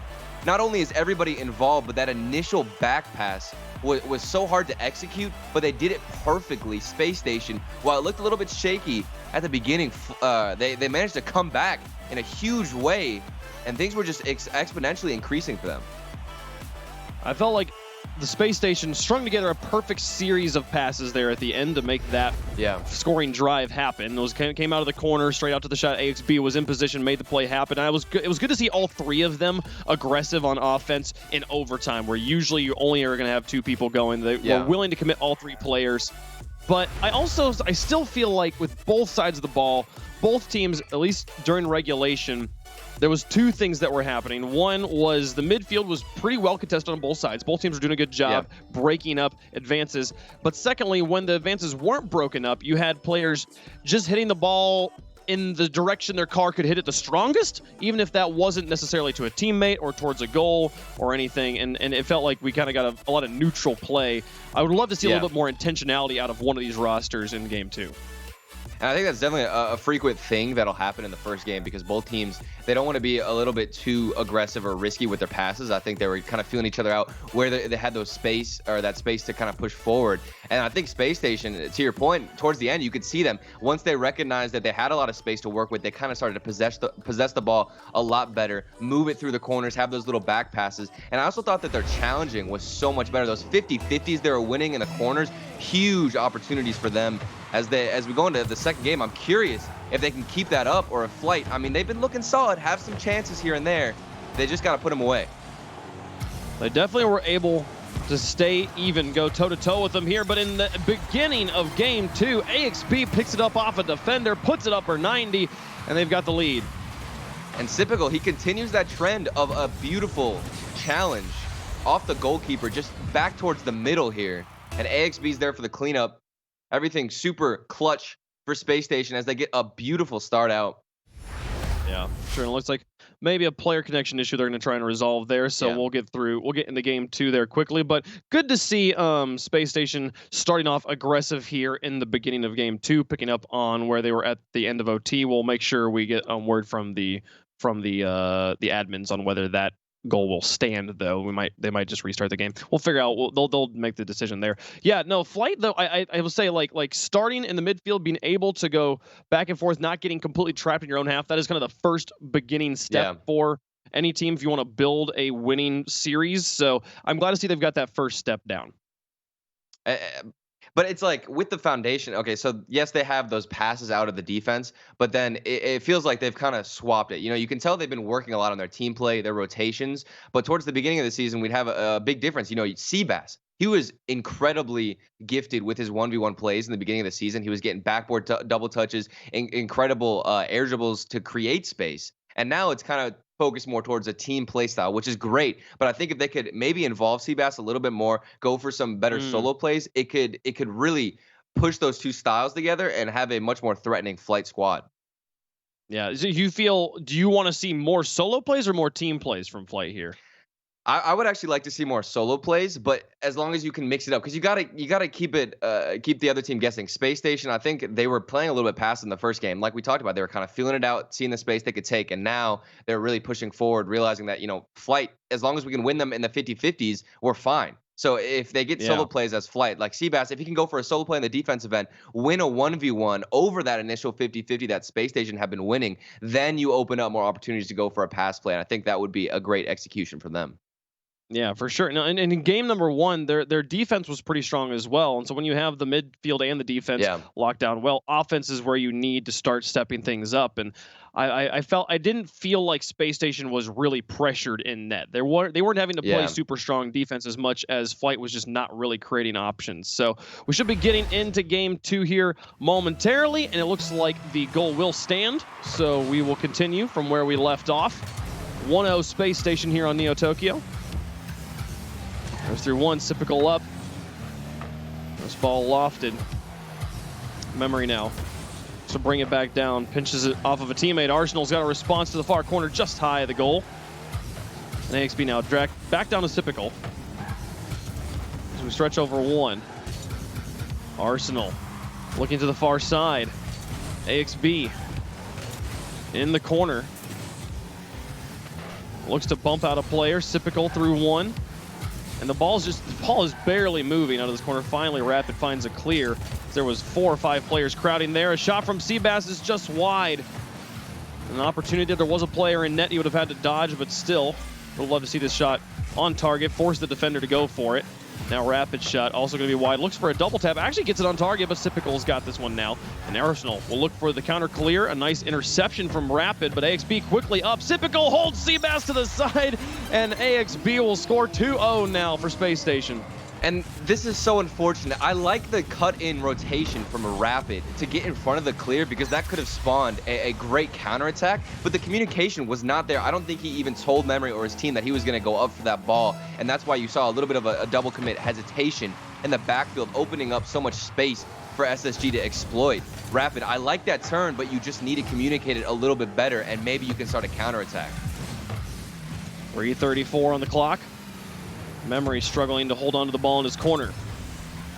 Now Arsenal shot just a bit high, and Sipical manages to get a second shot there, but the defense gets in the way, and now Rapid will look to extend this out, struggles to gain control. The ball is now out of boost and is kind of marooned in midfield.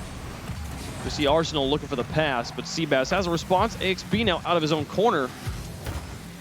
Rapid will just boom it onto the backboard again. Sipical underneath one. And now through Rapid. Seabass on his backboard, not going to make contact. Rapid leaves it. Here comes Arsenal. Sends one towards the goal, but counter touched all the way down. And that's Flight finally on the board. Off the demo from Memory. He's just running back, takes out that third man rotating in. Not even sure if he could have had enough speed to get that huge clear. Great interception from Seabass. Kind of similar to the turn that we saw from Rapid, but this time it was well executed. The communication was out there, and rotations were looking clean and crisp, and that's exactly what you want to see with counterattacks whenever you've got Spacestation being so aggressive. Spacestation definitely thinking that they can just stay on offense, not needing to leave anybody back. And it's definitely a difficult thing with Arsenal. I mean, he's going to be in those corners, infiltrating the boost, trying to take it so frequently, get some bumps and demos. So catching them off guard is much easier whenever you can time it perfectly for Flight. Touch out from Memory to Rapid. They'll look for that goal number 2. See if they can find more perfect timing. Rapid trying to block the backboard clear. Nothing's there. Now Sipical out. Rapid with a response. Flight starting to gain control. Can Rapid find the double tap? Doesn't need to. Oh, it's off to the side. Seabass's shot was good. The defense couldn't quite get in the way, and we've got a tie game. I'm not quite sure what happened. AXB, he just missed off the backboard. He had to get a better read, and then as he's coming down off the back of the net, I think Sipical would have gotten the save, but AXB just hits it in himself. The pressure coming out from Flight off the big whiff on defense from AXB. We praised him, and now they're back on offense. Oh, but here comes Arsenal and Sipical now into an empty backfield. Can they find a way to get it around this retreating defense? That's through one. It's there in front of the box. Here's AXB, and he puts it in. SSG takes the lead right back. This was outstanding from Sipical. Look at the patience, and you saw the little stutter step to fake out the defender on the backboard. That little pause right behind the ball threw everything off for the defense. I love the patience from Sipical and the idea to slow down the play on the wall in such an uncharacteristic spot. Sipical shot from the midfield. Memory will catch it on the goal line and now dribble it out over the top of one. Looks for a shot, puts it off the backboard twice. Now Seabass up. Rapid, who actually gets it into the box, and the redirection from Seabass. What a shot and what a game. This is great bit of passing right here. He just drops it directly down, and Seabass, he decides not to rotate out. Great decision making from him. Staying in that aggressive position can be so difficult to make whenever you're forced to go back, and no panic whatsoever from Seabass. And we've got ourselves a game wave. Yeah, excellent decision making there. A way to take it to one of the hottest teams in North America. Yeah. You dropped game 1 in overtime. Only 1 goal scored in that one, and here we've had 3 both ways. We're still tied up. AXB now lofted it. Arsenal going to look to see if he can drop this one off the ceiling, but Rapid will be up there as well. And now Memory shot from the midfield, deflected. AXB gets it away. Rapid puts it back in, and it's AXB again with a stop. Now looking to carry it over Memory. Lofted in front of the box. Seabass's shot will go to the corner after interception or interference from Sipical. Now Sipical all the way back down. And he finds this one, gets the flip reset. Just enough of an extension? No, it's wide on the defensive touch. 50 seconds left, 3-3. We had an overtime in game 1, maybe one here in game 2 as well. There's a touch in the middle. Sipical not going to make contact. Seabass and Rapid. The attempt here, Seabass looking to carry it over the top of one. Sipical's up, gets it away. Can Arsenal find a way to get to this? No, Memory's already airborne. 30 seconds left. Memory with one read in the midfield. Seabass Adjustment, uses the wall to pass to himself. Flicks Nice it over dribbling. AXB. Typical with an attempt. Now back into the box. There's Memory, long way down the field. Can he get it underneath one? Arsenal will have the clear. 7 seconds left. Spacestation not necessarily in position to make an offensive drive. And this one looks like overtime is likely. Got it onto the wall. Memory can keep it up there. And close one there. They get it into the box. But we'll go to overtime 2 games in a row, Turtle. A fortunate 50 there for Space Station in the corner. Memory almost forced that ball to pop up as we've got overtime. And Flight, I have been so impressed with their passing and the way they've been challenging all these clears. Space Station really are having to work for all these goals. You've really only seen a goal from Space Station off of great passing and individual plays from Sipical. Here comes AXB. Underneath one. Didn't get a flip reset, but it doesn't matter. Sipical's there to finish it off, and that's 2 overtimes in a row for Space Station. AXB can do it all, and then the bit of patience. We saw Sipical do it on the backboard. AXB does it in the air this time. He sees the defender up in the air, waits, stalls the pass, and then just lightly touches it down for Sipical. The passing from Space Station is out of this world. That was incredible. Wonderful, wonderful play from them, and such a contrast from game 1 to game 2 here, as we had a 1-goal game in game 1, 7 goals here between both teams in game number 2, only 5 saves per side, so definitely a lot of shooting. Was this 11 shots from Flight to 11 shot? Man, it's so even in the stats as well. Yeah. The only difference, that last goal. Flight, they're on point right now. It's just, it's hard to beat a player like AXB because, you know, he can do it all. I've really been impressed with him this entire season, and it's passes like that we just saw that we expect to see out of AXB, but he's also been doing incredible saves on the defensive side. Whenever he pushes forward, he can even be aggressive, get some demos, and then the shooting has been great from AXB, and it's plays like that really just separate Flight and Space Station as well, because Flight, while they got some solid passing in, it was definitely much more basic, less creative when you compare it to all of Space Station's shots and passing. Yeah, no, but the thing I also like from Flight here is that there was a few mistakes from Space Station they were able to punish, and it's so important that you get the goals that they give you for free there. Flight really making Space Station work hard to get this win, but we're going into game 3. Flight is now up against a wall as Space Station has won games 1 and 2. They have match point. They're going to have to reverse sweep if they want to get this one. They're going to have to go all the way to game 5. But that would be quite... this would change the way we talk about Flight if they were able to get the wins here and move this one all the way to game 5. And while we've been happy with how Flight have been performing this series, it's still the same situation. We're closing out a game in a series without making simple mistakes like that whiff on defense right here with a great pop-up from Sipical. It's positions like that and a lot of moments where I feel like Flight struggled to close out a series. In week 1 against Pittsburgh Knights, they went to game 5. Flight could have started something there, and they just waited so long this season to really figure out how to clutch out a series. Well, first 30 seconds, both teams will have a few opportunities here. A pinch in the midfield will go in. Arsenal plays it off the defender. And the 425 at Space Station back up.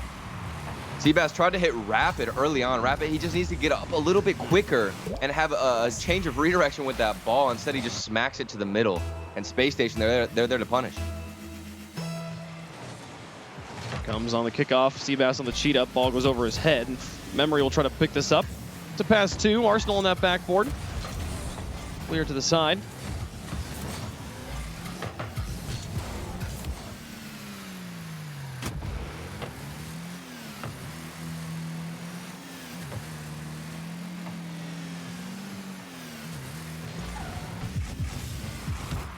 Next B through 1.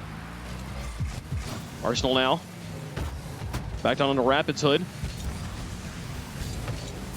Can he push this away? It's out to Memory. Now here's a shot. Long ways. Arsenal reaches for it and gets the save.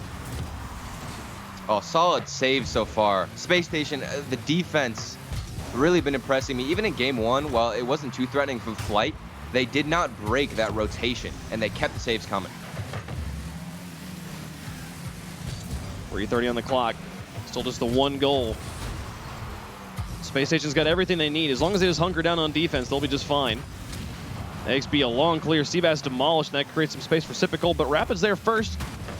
A mid-air challenge. Sipical will try to set this on target.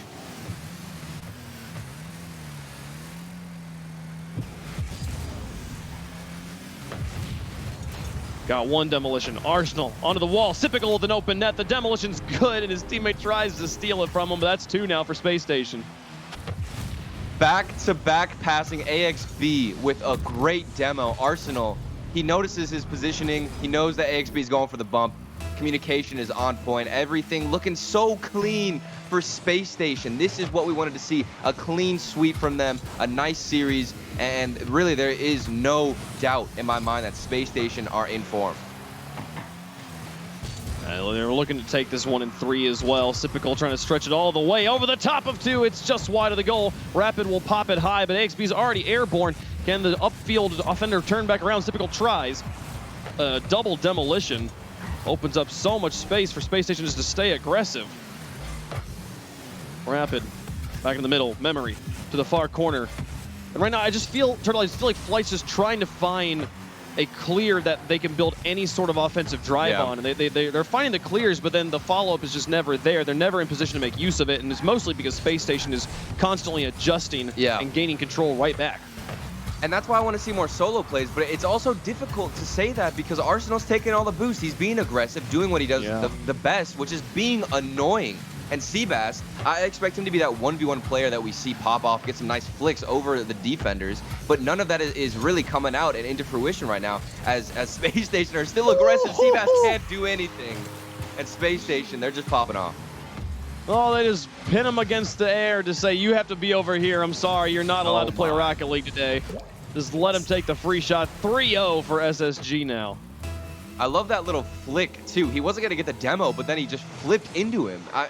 The evolution of demos in this game and bumps has been ridiculous the past few seasons. Yeah, for sure. People have really learned how to use their cars physically, and that kickoff to me is an indicator that Flight is in trouble. They felt the kickoff went very neutral. The cheat-up panicked and missed the ball despite the fact that nobody was pressuring, so there isn't a 4th goal out of it, but Flight definitely scared of Space Station right now. As Arsenal tries to set this one up, passes it to AXB. Can they get this in? It was a beautiful handoff. No goal just yet. And there it is. Finally, no, okay, off the crossbar. Seabass demolished, man. Space Station is just absolutely throttling them now. This is just a walk in the park for Space Station at this point. With all the space that they're given from Flight, there's not enough aggression. They're not trying to counter the demos. There's big misses like that from Seabass. Like you said, Wave, that was a great point. You can literally see the panic out of Flight just in how they're trying to approach the ball. That might have even gone in. Okay, typical. Little BM.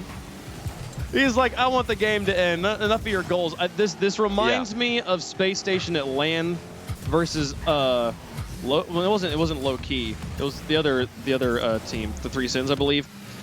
And they were just styling on him. Arsenal was hitting free play shots. And when Space Station gets this comfortable, it's just over. Yeah. It was clearly, he was doing the, I'm not going to score unless I can musty you. Well, 27 seconds left. If you're going to save your own goals, and then, okay, there it is. Arsenal is just going to end it. Puts it all the way in. A hat trick for Arsenal here as Space Station make simple work of Flight. The demolition in the midfield absolutely guarantees the shot going in. I mean, it was probably going to go in no matter what. And yeah, no, I mean, Space Station, like, they started off Flight. So do you feel like this is Flight cooling down or Space Station heating up as the series went on? It was definitely Space Station heating up, and that's what I'm saying when I mentioned Flight. They had chances in the first game. If you're going to come into a series where you're the underdog, take a look at Soniqs. Soniqs comes in, and they end up winning a lot of those game 1s and games 2s, and they can build momentum early on and weaken their opposition. Meanwhile, Flight, they just struggle with concluding and closing out even individual games. Yeah, and it's one of those, like, when you're facing somebody who you know is stronger than you, oftentimes your first goal is don't make any mistakes, and that's smart, but at the same time, it makes you reactive and it makes you very passive. And if Flight were instead to just be like, no, I'm going to come out the gate swinging as hard as I possibly can, and yeah, we'll make some mistakes, but at least make them take a step back for a moment, make Space Station kind of go, whoa, these guys are coming on really strong here. You might be able to sneak away with game 1, and yeah, this would be a different series. We'd at least be going to game 4 here. I mean, it's definitely a classic situation of playing to not win, or playing to not lose versus playing to win. And I think that Flight, when they came into this first game, they had opportunities, they had setups, and it was a really close matchup. But it's whenever you can start building momentum, that is when everything changes. That's why I also thought that maybe this series would be a lot closer than we thought, because they had a win under their belt. Flight, maybe some confidence there, but Spacestation at the end of the day, the aggression too strong, Arsenal too aggressive, demos, bumps, AXB shooting, and Sipical's patience, it's too good. Yeah, for sure. Yeah, being able to try and like build off of the success that you've just had is always good. But that game too gave me a lot of hope too, as they managed to score 3 goals, send it to overtime. But man, Spacestation absolutely lights them up 4-0 here in the final game, and they'll take that one in the sweep. Folks, we got a bunch more matches here from North America coming up. When we come back, we've got EUnited taking on the Soniqs. EUnited trying to bounce back after the loss last week. Can they do it here against the Soniqs? We'll find out after the break.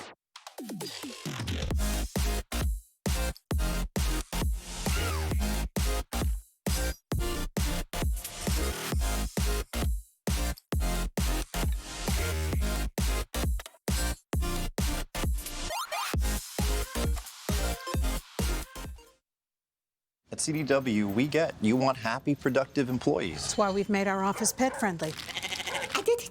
Maybe a little too pet-friendly. Well, you know, CDW can design a mobility solution with light, powerful devices from Lenovo to make your people more productive in or out of the office. Anyone have any questions before we go? That's great. I really need to get out of here. Snake people are freaking me out. Hey, Cheryl, do you have a sec? For workplace productivity, you need Lenovo and IT orchestration by CDW. People who get it.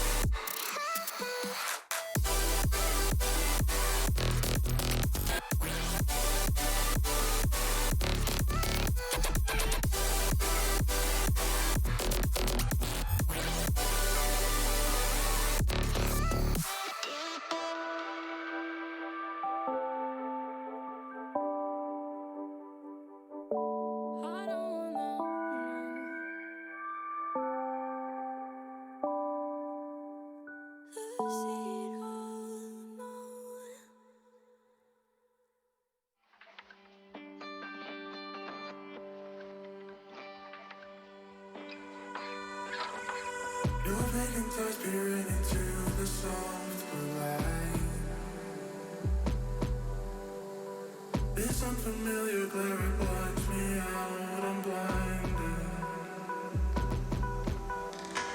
Inspired my efforts to keep you satisfied. I seem to be losing you, it's not worth the fight.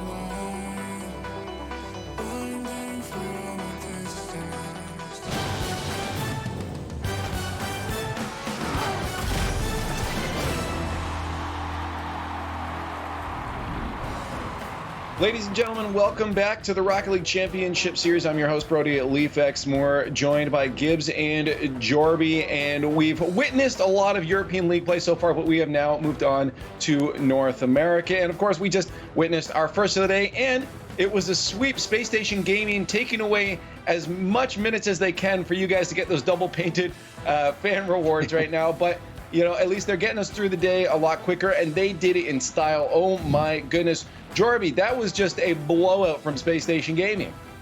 It wasn't, and honestly, it looked like for a couple of seconds in game one that Flight, they had an outpouring of offense that we hadn't really seen from this team, and I was like, are they really about to bring it to Space Station? But then Sipical went absolutely bonkers. AXB put in a lot of these, but Sipical was the guy doling out these passes. I mean, the dude is insane. And not only passes, he also went for demo plays after the pass as well. It seemed like he was doing everything on the field. Looked like his old days of the North America MVP from Sipical. Flight had chances. It was 2 overtimes, right? So it's like close, and that game differential could kill them later on. But Flight, it's so demoralizing when you go up against a really good team and you go to overtimes twice and you lose those, because those are the games when you're the underdog where you're like, we have to win these, because that'll be our chance to take this series. And it didn't play out that way. And we kind of saw it in game 3. They looked a little bit more demoralized, and Space Station ran away with it. Yeah, I feel like this was just the, exactly what we expected out of these guys when it comes to what we saw from them at Worlds. I mean, these guys just were popping off. Arsenal was having fun, and when our Arsenal is having fun, the team they're playing against just gets demolished. I mean, we saw he's blocking their own teammates' shots. Like when this team is having fun, I was worried they wouldn't be able to bring this to the non-LAN environment. I feel like this is a team that excels really well in a LAN environment. And disagree with me if you want, Jorby, but I feel like the fact that they've now brought this atmosphere to the field while they're playing online is very, very scary for the rest of the teams in North America. Well, I mean, I remember last season when Space Station had that rough start, or Chrome, their coach, explained that they changed how they were approaching the game a little bit. Space Station used to be overly aggressive. They were getting close on shots, but their accuracy was really poor. They relaxed their rotation a little bit. Their passing got better. And halfway through the online season, Space Station started to form and mold into the Space Station that we see today. So I think that this Space Station was evolving even before, they ever got to LAN. So it doesn't surprise me at all that this is where they're starting to peak. Well, we have some more matches to get to, and the next one's going to feature the Soniqs. So to get us in the mood, James Bott has your Get It moment presented by CDW. Thank you, Leaf. But now let's shift the conversation over to the Soniqs and Dapper in particular. The Soniqs have been having an expectation-shattering season so far, and a lot of it is due to Dapper and his ability to stay cool under pressure. And that you can see that exemplified in this clip right here. We'll take a look. Dapper, he's on low boost, and he's in a situation where he's trying to deny a goal with almost nothing in the tank.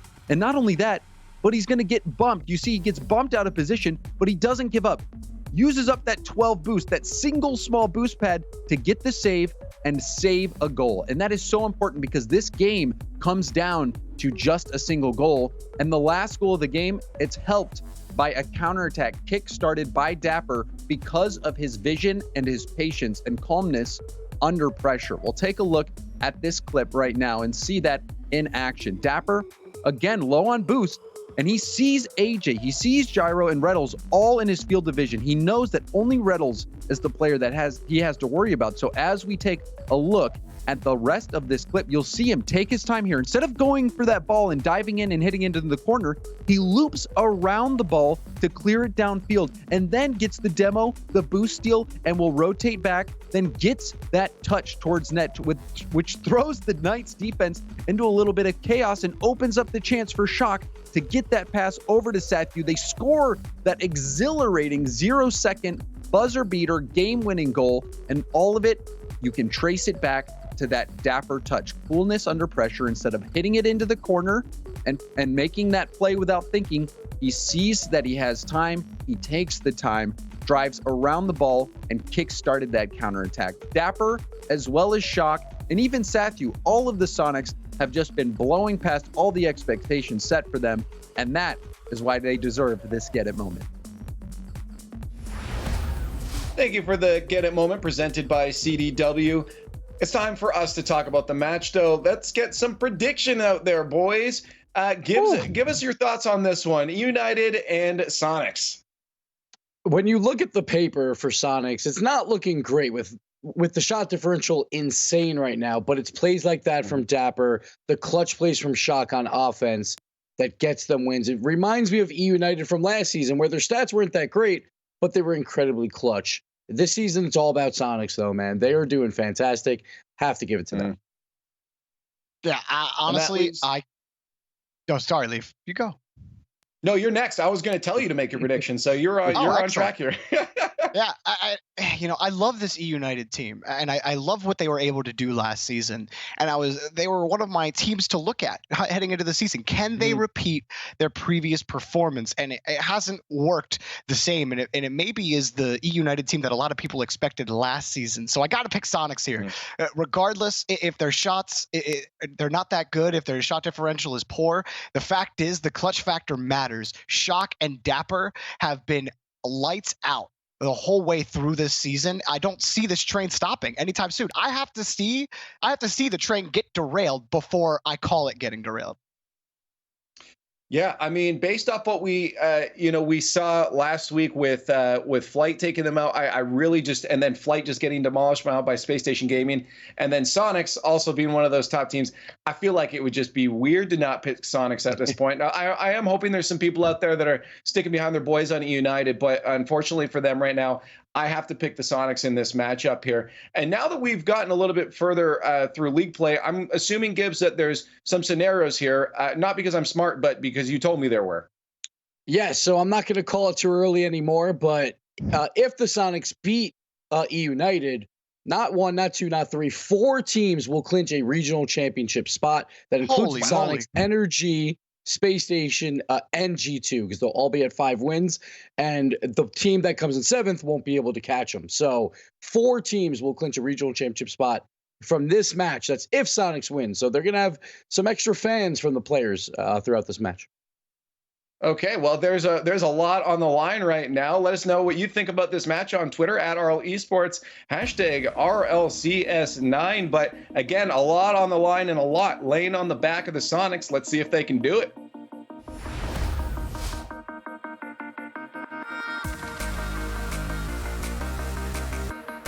Well, they've certainly got a lot of fans coming into this one, but EUnited are coming into this series after a frankly dismal performance last Saturday. Turtle were coming into this one, and what have they got to do to turn it around? It's gonna be rough, Shogun. And I missed your voice, by the way. I just wanted to let you know. You know, it's been a minute, and I missed you, man. And I think it's gonna be tough though. EUnited, they looked so rough the previous few weekends. It's been pretty abysmal, like you said. And Soniqs, it's an interesting topic because I also feel like Soniqs, this is going to be a tough matchup for them, strictly because this is actually a pressure situation. We heard Gibbs talk about it. There's a lot on the line. 4 teams, I believe he said, would make regional playoffs. This is crazy. And Soniqs, they came into the season as underdogs. Nobody expected anything from them, and now the pressure is on. The question is, how are they going to deal with that mentally? I'm excited to find out. Actually, that's a great point that you bring up there, Turtle, because at the very beginning of the season, they had the players rank all of the teams. Soniqs were last in that player rankings. And throughout this entire season, they have proven everybody wrong. Throughout the first week, it was like, okay, you might be something here. We get to now, though. They are for real. They are a real threat to everybody they play against. Yeah, I mean, it's that transition game that they do so well. They're going to get stuck on defense a lot of the time, Soniqs, but that's exactly what they want you to think. They want you to think that you have them in a trap and you're ready to capitalize, and then you get too eager, and then they transition the ball and catch you in a counterattack. Dapper, his pass is on point. We're going to see a lot of great plays from them this series. Over here in the UK, we like to call them the landmine team. And that's exactly how they are in both results and how they like to play. Soniqs against EUnited. So much on the line here in this game. Who is going to be able to take it? We're starting off here with Soniqs on the offensive side of the field. If you look around the entire pitch. Now, Dapper was brought up as a major player to watch, especially by James Bott. But over on the EUnited side, Total, who do we need to look out for? Who can be their difference maker?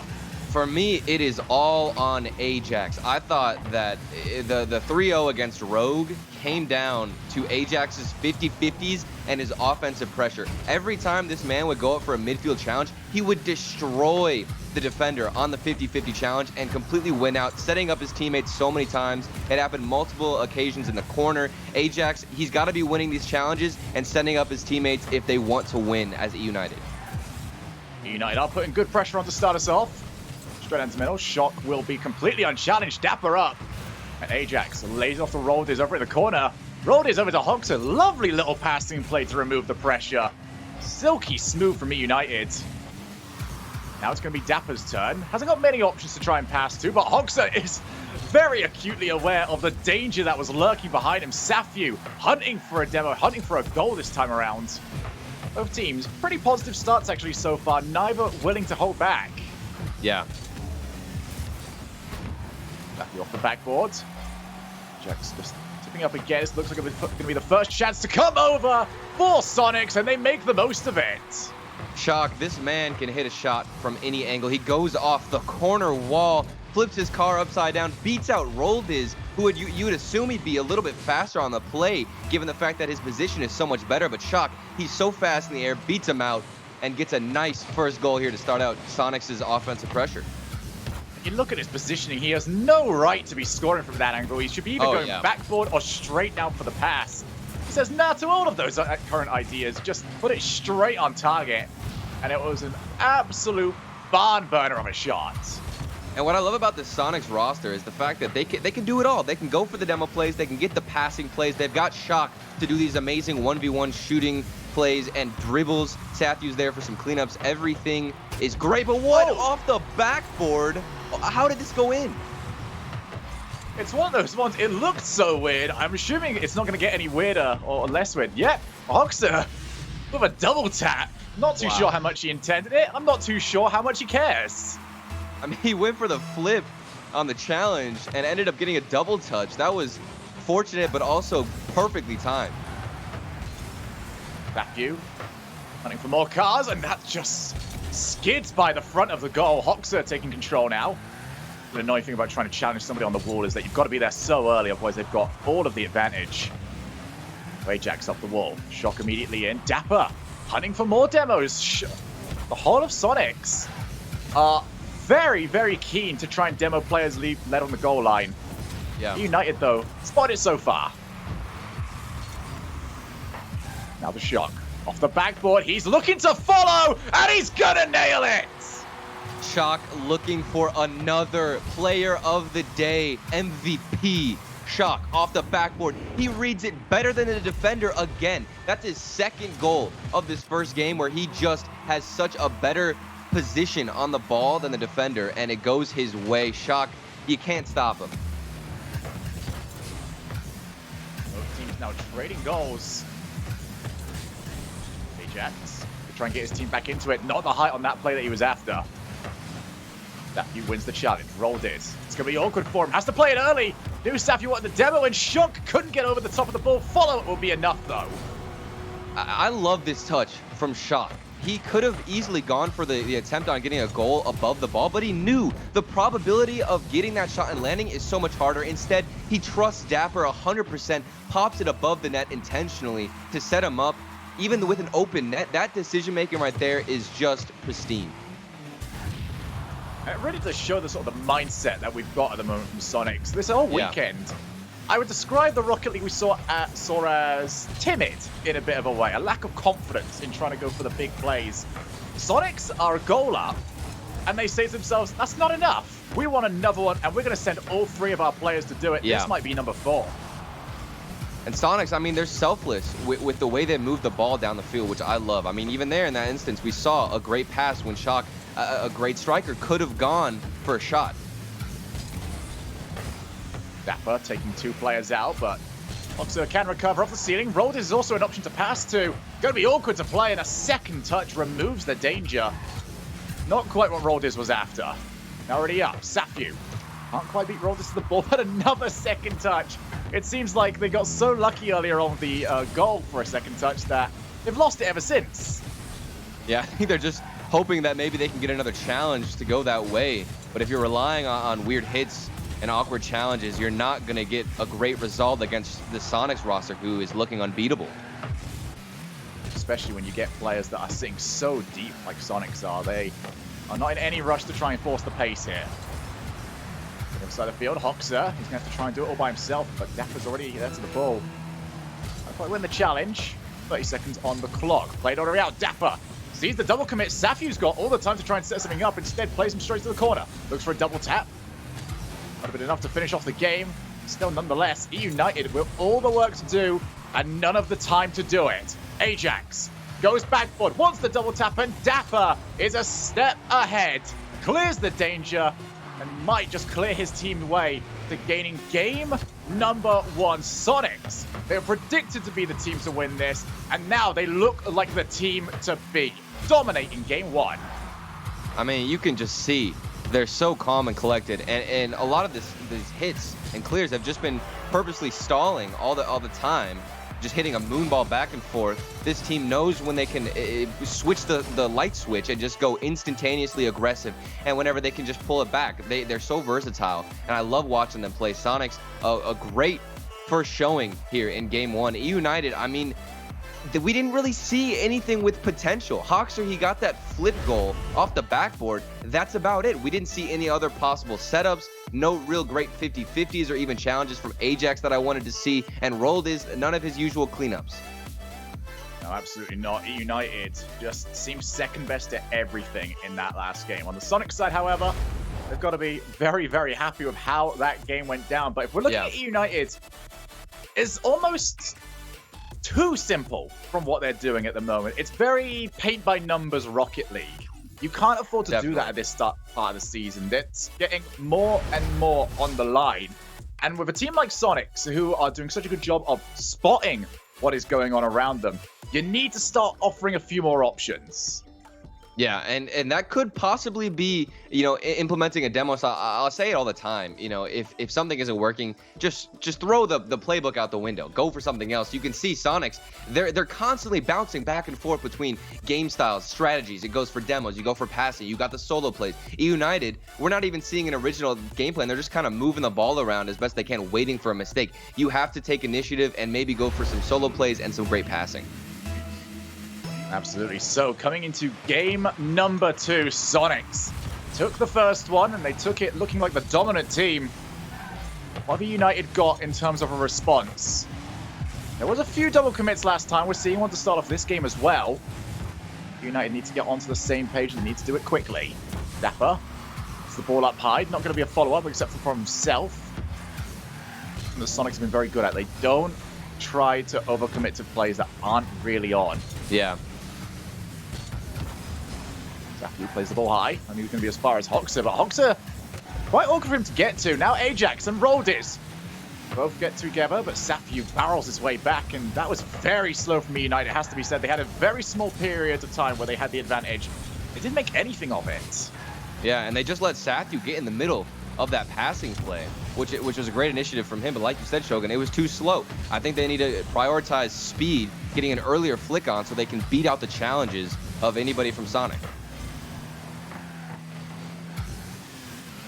Drop down. Dapper, unchallenged this entire time. Roldis pushes it straight into his own corner. And Dapper accidentally puts it to the other side of the field. Now a chance to be created. Hoxer off the side. Dapper's also jumped. Set up. Here comes Ajax. And Safiu gets himself in the way. Roldis is low on boost. And they don't score it. Safiu blasts his shot above the crossbar. We move to the other side of the field. Shock. Lovely flick from him. Over to the corner. And Roldis smothers the ball. But a huge opportunity goes to waste. And there were bumps on the play. Safiu had that initial save. I don't think he would have had the second one. Roldis missed the open net, basically. And now they walk away empty-handed. Infield pass. Shock's not getting any of that. Roldis clears it, but now can he follow it up? Off the corner. EUnited. Well, the fact that they didn't score earlier on, it is still 0-0. There's nothing to worry about. They drop down into the middle, and they are creating better opportunities than they did last game. Yeah.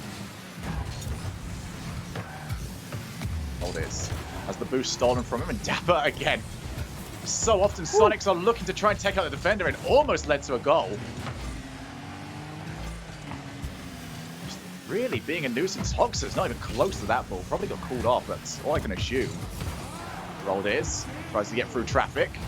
Hoxer with the tap down, and Roldiz is wrestling Shock into the back of the net, but still unable to get that goal.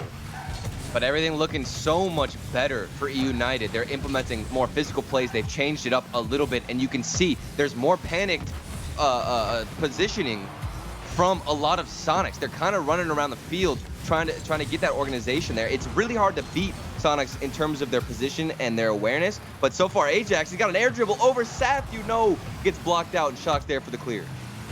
Definitely like the idea, though. EUnited looking much better in this game. This time it's Soniqs. This looks like a more typical performance for them, where they're on the back foot. Ajax takes the ball, but he can't keep his momentum going. His shot going to be very difficult to deal with. Thankfully, they've got Hox on the backboard. Didn't get a touch he was after, though. It's going to require Roldiz. Only as far as the midfield. That's a lot of boost use. Huge demo! And those plays are just running roughshod over EUnited. This is what won the series earlier for Soniqs, was Dapper crashing the net, getting a great demo on the field, opening up space.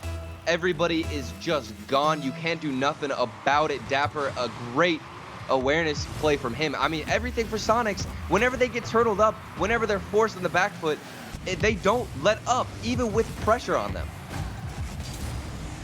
Demo play has been coming out over and over again. EUnited unable to find an answer. Gonna be on target. EUnited now playing on the back foot as we head into our final minutes. This, trying to get up the wall. Shock should be following up pretty quickly. He's got it ball past a few players. Good clear, though. Midfield being held by Soniqs. Now Safu, that's on target. No, it's not quite. Hoxer just wants to make sure of it anyway. Plays the ball into the midfield. And he's won the challenge. This is huge now for EUnited. They've got to hold Soniqs in this side of the field and make something of it. But Safu with the challenge might be able to find a way out. No, not quite. Roldiz with the follow. Off the backboard. Dapper jump! That's it. And it will be scored! You talked about it earlier, Shogun. You need to be faster on that initial challenge, and Roldiz listened. He was so speedy to get up to that ball, beat out Dapper in the backfield, and that's what opened up everything for Hoxer to crash the net. A really crystal clear play, and now we've got some heat started for EUnited. Hoxer up to the corner. Can beat Safu. EUnited looking to capitalize. Hoxer, lip reset. Couldn't manage to get any contact with the ball. Lovely win there from Shock. Dapper didn't get the boost. Not going to mind, though. Safu plays the ball far side. And Dapper is just making... This reminds me of the old school Barcelona team. It's something that we saw them start to do a lot during last year, very early on, where they would just make a sweeping play. As his Shock on target, 13 seconds remaining. Is that going to be enough? I mean, speaking of sweeping plays, Dapper sweeps this ball all the way across to Shock. They've been a great duo all season long. The synergy has been building. It's been a delight to watch, and that's a solid goal. Back and forth. They got the demo play earlier and now a passing one. What can Soniqs not do at this point? Shock. Might be the last opportunity. Ajax has to win the challenge. Gets a second touch, but that's only pulled Hoxer out of position. Safu with the air dribble. That'll kill all the time. That's it. And there's no way Dapper's going to see that go anywhere else other than the floor. Soniqs, one game away. And it was getting a little bit closer. EUnited found a little bit of momentum, some solid speed going forward with their aggression and the way they position themselves. But things were just unbreakable for Soniqs. And really, I didn't even get panicked at all, because we see this so much where they get forced on the defensive side. They're so patient. They don't ever freak out too much on the field. And even last game, we saw them always on the aggressive side, always on the offensive side. In this game, they were pushed back in their defensive end. They're comfortable everywhere on the field. And I just want to point out to Dapper, because I didn't quite finish this. You know, they were very rude, scored the game-winning goal whilst I was trying to make the point. How dare they? But Dapper is making sweeps from... If he ever plays the ball into the corner, he's making a sweep from one boost straight into the net and over to the other boost. That relies on so much trust in your teammates to just not make any mistakes in that time. But the results for it speak for themselves. He's taking 200 boost away from the team and potentially a defender. I mean, trust is the game plan for everything Soniqs do. I remember in an earlier interview with Shock, he was saying that for whatever reason, they just know exactly what they're going to do. Communication always so crisp on the side of Soniqs. They trust each other completely. And I think you can definitely see that in the way they position themselves around the ball. They're so spaced out. They're not on top of each other. And that's what I love to see. They give each other space to do what they want. They give each other space to go for the demos, to go for the passings, for Shock to have a crazy shot on net up in the field. They have every single element. And I think that, you know, it's something that we don't see too often in teams, is that trust. No, absolutely not. And on the other side of the field, EUnited, there's not really much to criticize, at least on the offensive side. I think they need to be a little bit more proactive on the defense because they are sitting ducks for these demos. But outside of that, if they can somehow find a way to stifle that play from Dapper, they actually looked pretty good that game, at least towards the beginning. Yeah, I mean, EUnited, it's been a shaky season to say the least for them, and I think that certain moments look great for them, where we've seen little glimpses of brilliance, where Ajax, maybe Hawks will get a double touch, or Roldiz will come in for a cleanup. But I feel like sometimes the mechanics, even for this team, can just be completely off, where they've got a shot on net, they've got an opening. We even saw an attempt there in that last game where Roldiz had a chance to put one in the target or put one in the net early on. He just completely missed. Little mistakes like that cost them the game, and that's what happened.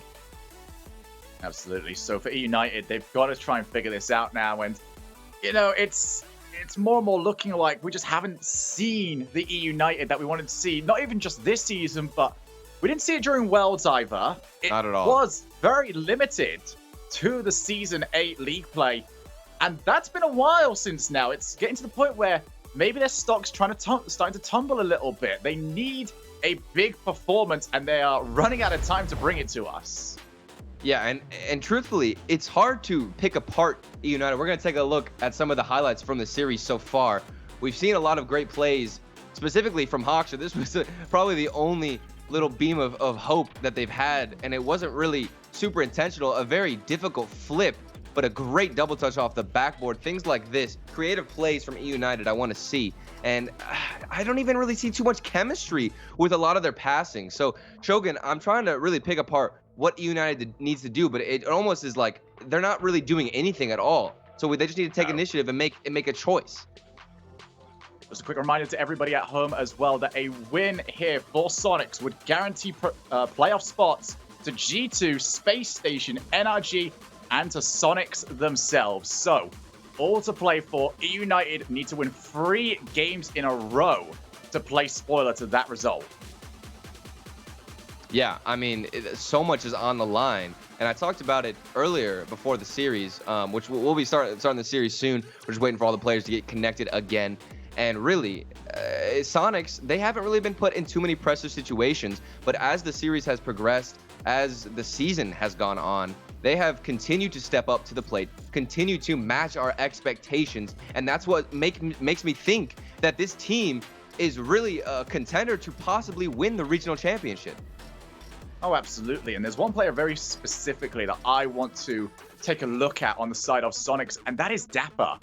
It's been very rare. Dapper almost peaked in a way back in Season 3, and then it was a downward spiral from there.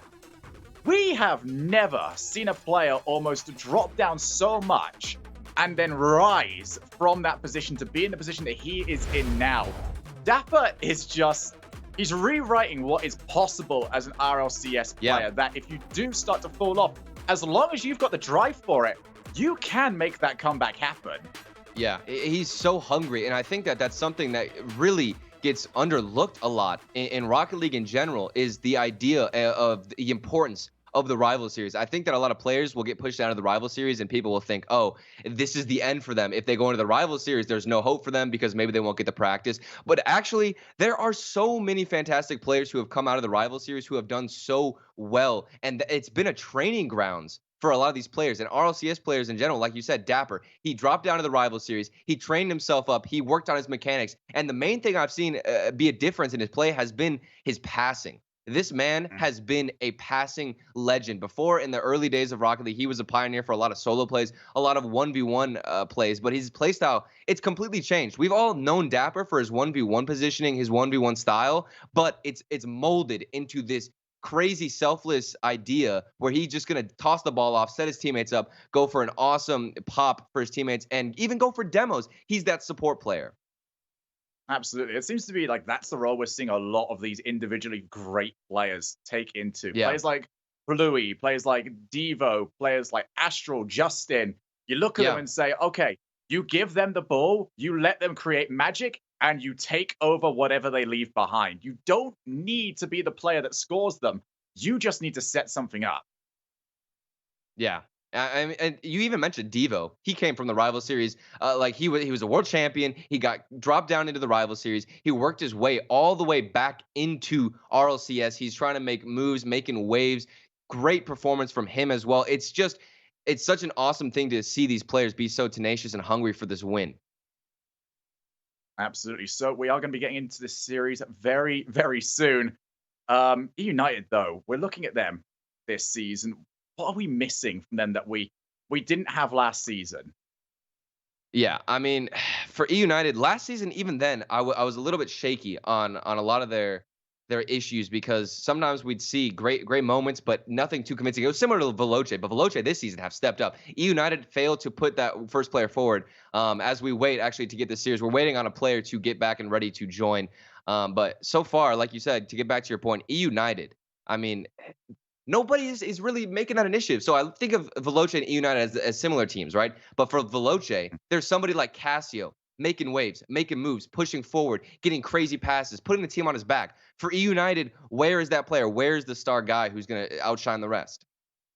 Also, by the way, ladies and gentlemen at home, I do want names for our little podcast that we've now created. I'm not too sure if our names combine as well as yours and Corelli's, but we'll try and find something. Yeah, I mean, let us know. I like these podcast vibes, Shogun. I mean, the only difference is, Corelli would be here to just stare me down, but I like just being able to stare just directly at you because I've missed you so much, Shogun. Absolutely. So, ladies and gentlemen, we are going to be back in just a moment. A player had to step away, and we are going to as well. But we'll see you in very, very short amount of time.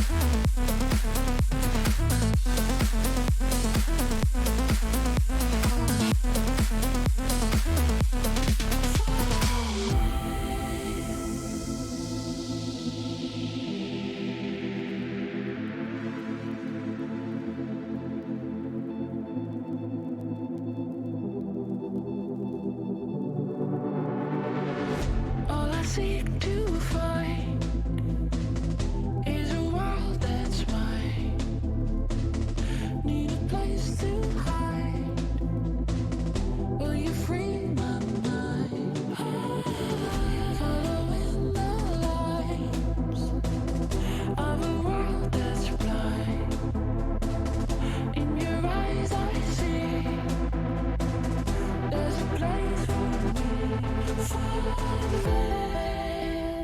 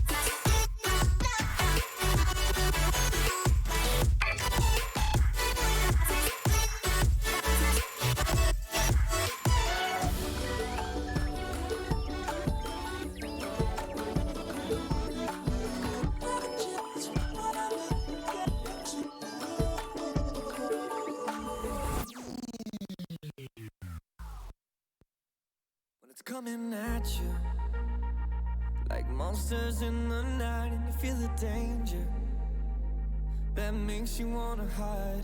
When the cards are stacked against you and you're standing on the edge, now's the time, now's the time. Think about all the dreams you keep inside. Think about all the ones you love. I know this beating heart will be my guide. I know that we can overcome. When the world's so cold and we're losing hope, I need her, I need her. When the darkness comes and we're overrun, yeah, I need her. That's when we need each other. That's when we need each other. That's when we need each other. That's when we need each other. That's when we need each other. When you're falling faster and don't know where you are, you feel the danger closer than your heart. When the weight is getting heavy and the future is unsteady, close your eyes, close your eyes. Think about all the dreams you keep inside. Think about all the ones you love. I know this beating heart will be my guide. I know that we can overcome. When the world's so cold and we're losing hope, I need her, I need her. When the darkness comes and we're overrun, yeah, I need her. That's when we need each other. That's when we need each other. That's when we need each other. That's when we need each other.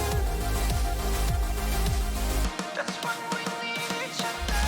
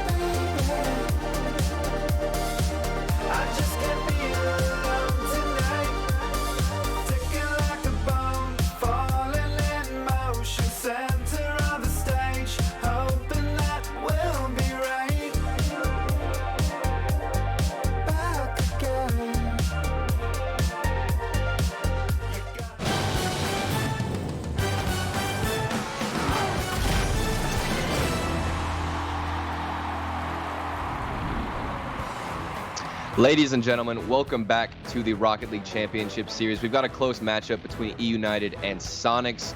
We did have to take a break for a second as we had one of the players have a fire drill and a fire alarm going off in his building, but don't worry, everything's fine. There's no fire. He's back, he's safe, and he's ready to go. Shogun, did you grab your popcorn? Unfortunately, it's actually quite late over here, so nothing's really open anymore. True, okay, But- okay, that's good. Well, I'm sure I've got like a hidden stash around here somewhere. Yeah. Might like behind the wizard hat or something. But we are actually going to restart Game 3 in the series. We have Soniqs up 2-0 so far against EUnited. It was a relatively close matchup, but EUnited, they really have not found their footing so far in the series. No, absolutely not. We've got up to this point of the series. Soniqs only needing one more win to confirm playoff spots for 4 separate teams. And they've definitely been the more awake of the teams from what we've seen happening so far. They've been unbelievably clinical in front of the goal, whilst EUnited, they've had a few gimme chances that they just have failed to put into the back of the net.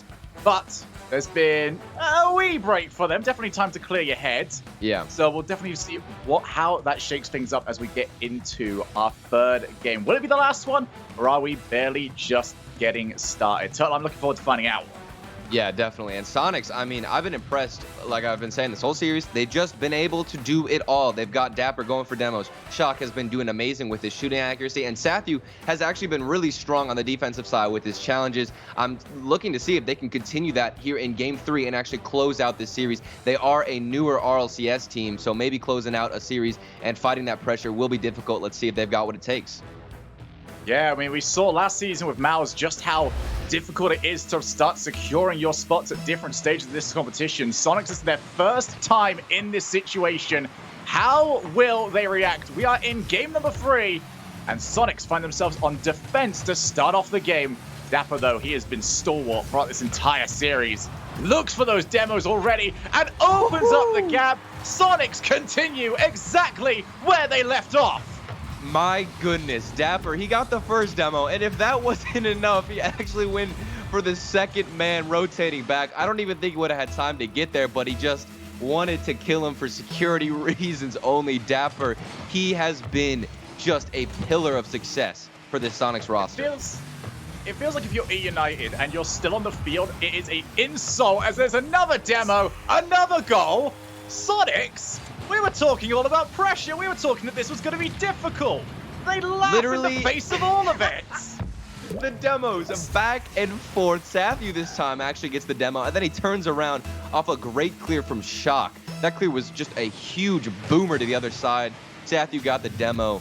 Everything looking perfect for Soniqs. Here we go now. The hard bit is getting the goals. Now they've got to try and keep hold of them. Hoxer straight across the side. Sappy already there, and Dapper might already be through. Low on boost, though, and tripped up by Roldiz. EUnited punched in the mouth in the opening minute.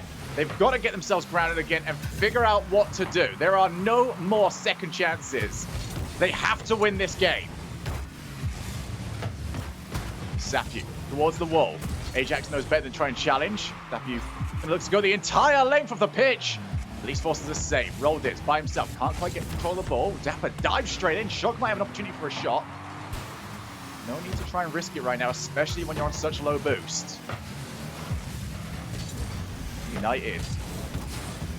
I'm almost shocked by just the way this game has started. No, yeah, definitely. No real rest period for Soniqs at all. They came straight into this, all guns blazing. And it was Dapper, but here's a good pass back and forth. That's the first spark of confidence that we've seen so far from EUnited, just that initial passing play. We want to see more of that, but Shock, he's just stuffing everybody on the field, and even more 50-50s are won from Soniqs.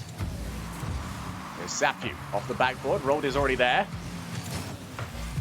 Hoxer now. Good flick from him, takes Dapper out of the play, but there's Shock.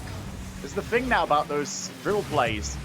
You know, most teams happy to try and commit their first player as long as it makes it for the player behind them incredibly easy. Here's Sapu, tries to force Hoxer out, and Hoxer gets good contact.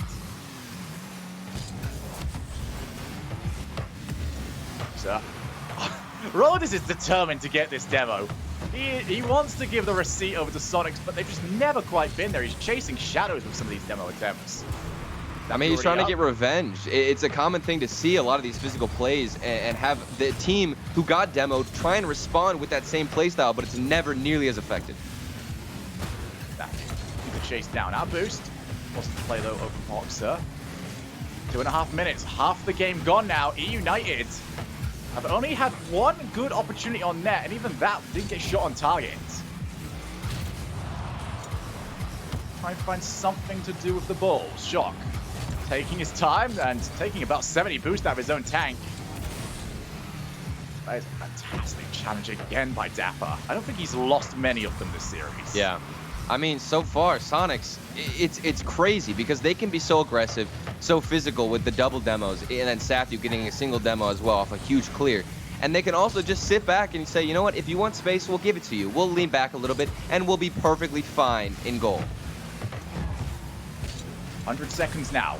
Rolled is with the drop. Ajax! He's got two players in front of him. Shock gets the credit. And Dapper just removes the danger, and so many players committed from EUnited means that they couldn't scoop the ball up and immediately put it back into a dangerous position. United just can't really find much of anything right now. Soniqs happy to soak up the pressure. Send them in this sort of play style when it's 0-0. You can only imagine how comfortable they're going to be now that they're 2-0 up. There's Ajax across the face of the net, and again it's Dapper. Some solid passing back and forth, EUnited, but they're just not fast enough. We want to see better speed from Hoxer right here. He's got a double touch in the corner. What's he going to do with it? A big miss, but Ajax is there for the finish, and a great first start here, finally in Game 3. Hold on, here we go. Hoxer not getting contact was probably the best thing for this play. Everybody started to crowd around looking to try and take the ball afterwards. And here we go, 57 seconds on the clock. EUnited gonna scramble to try and get themselves a goal. But is it too late? Not only that, they've got to get a goal and they've got to get another one after that. So much against them. We're gonna look to try and make it happen. Shock. Loses the ball. Ajax has got two players out of the field now, but 14 boost, not enough to beat Dapper to the ball. Here's Shock. Blast the ball high. Nobody on that backboard means it's going to be so hard to try and transition. Nobody's up. Sathu looks to finish it. Everybody jumping. Dapper actually goes in, and he gets contact. If he didn't do that, it was going to leave their defense in a 2v1. Sathu, though, might have just sealed it. EUnited have been forced time and time again in these awkward situations. Soniqs, beautiful rotations around the ball, hammering the net, shot after shot. This is perfect play from Soniqs. Everything we want to see. 20 seconds left. They've pretty much got it secured here, unless there's some magic that EUnited haven't showed us yet. Magic is not going to be on this side of the field for them. Final 10 now. Another demo just for good measure. As if they have not been beaten down enough on the demo front. Here's Sathu. Plenty of time on the clock for him to wind down.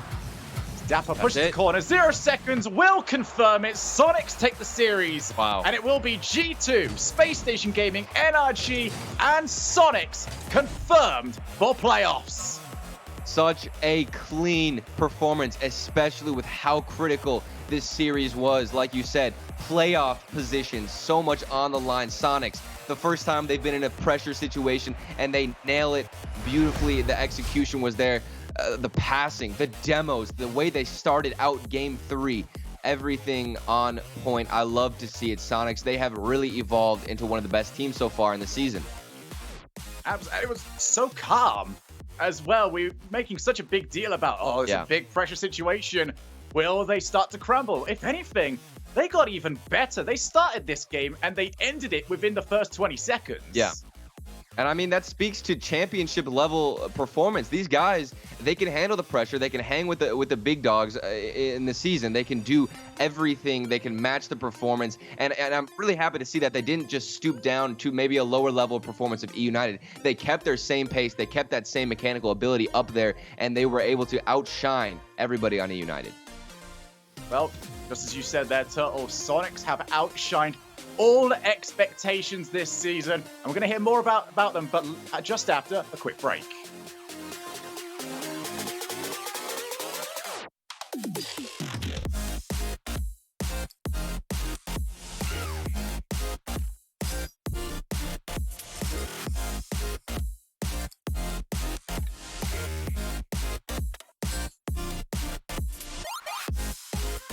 At CDW, we get you want happy, productive employees. That's why we've made our office pet-friendly.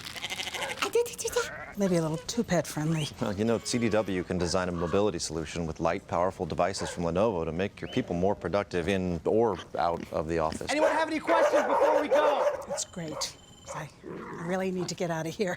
Snake people are freaking me out. Hey, Cheryl, give a sec. For workplace productivity, you need Lenovo and IT orchestration by CDW. People who get it. 誰もが旅をする。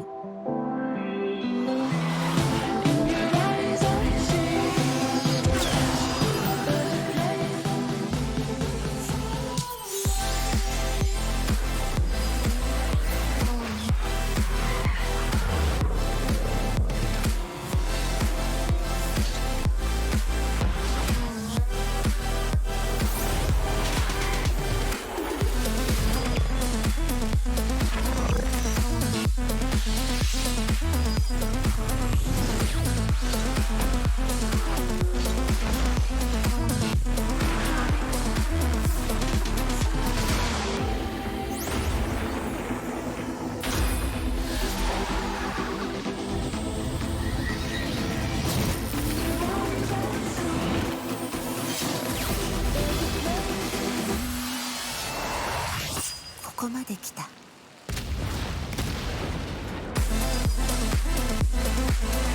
たはどこまで行く？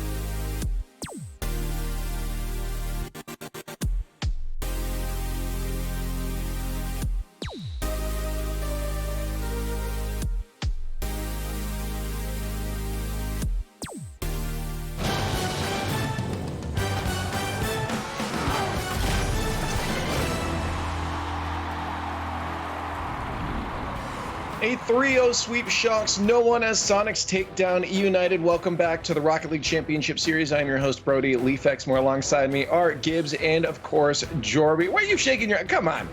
Come on. You know, it had to happen at some point. You know, like, I'll give it to you. It's a long day. Have fun, Lee. Feel free. But you know who had fun? Shock. He took down his former teammate Hoxer, the team that was afterthought, the team that went to WSOE together, that back then surprised the world. Two different roads, obviously, for these guys to make it here. But how sweet is this is for Shock to confirm his regional championship spot versus his former teammate, and he did it with style, Jorby. He absolutely did. He was 5 for 5 in this series. Yeah. And the passes by Dapper were on point. Seth, you had a couple as well. This Shock just continues to impress week after week. I remember his interview a few weeks ago. He's like, I'm gonna have a down game at some point. Nah, dude, you ain't. Now for this team, I mean, like, are we convinced now? I mean, like, I know Gibbs, you're still a little hesitant here, but I gotta say I'm convinced now by the Soniqs team, man. Like, they have consistently, time and time again, not faltered. So no one needs shot differential when you have a player that shoots 5 for 5. So, you know, throw that out the window, I guess, at this point for Soniqs. These guys are good. Like, these guys are the real deal. I'm excited to see when they have to play these top teams again. Like, obviously, they traded wins with Spacestation and NRG and see how those fare. Because I need to see them, you know, like, gain a little bit more traction. But you can't count them out in any series at this point. They're going to the regional championship. They have a really solid shot for a top 2 finish, and it's going to be a lot of fun to watch them down the stretch. Top 2. They put them at 10th at the beginning of the season. Yeah. 10th the pros. They were like Soniqs, auto relegation. And we're talking about them being top 2. That's insane to me. All right, well, to talk about that victory, we got a player from the Soniqs on the line, and it is none other than the MVP potential, Shock. Man, congratulations on the win. Did you know going into that you had the power to clinch yourself and 3 other teams into the playoffs? I had no idea about the potential implications. I kind of all we focus on is going in and winning, and anything outside of that is extra. So I'm wondering then, did it at any point cross your mind that, like, oh yeah, we were in 10th on the pro power rankings, and how does it feel now to, like, prove those power rankings and all the other pros in the scene wrong? Well, I was actually super happy to see they put us 10th because our scrim results did not show 10th. And we knew that team. Honestly, my theory is that teams who are scared of you and don't respect you will put you 10th. And I don't know, that seems to be the case. The teams haven't respected us. A lot of teams haven't scrimmed us. And, you know, we just kind of showed them that they do have something to be scared of. So. Now, that wasn't the only sweet part of the victory, is proving those pros wrong. I think it's, you know, getting that victory over Hoxer. Was that extra special to get this victory? Actually, no. Hoxer and I are in our good terms. I'm not one to hold grudges. I always wish him the best, and I'm hoping it's the same way the other way around. Nothing special about it.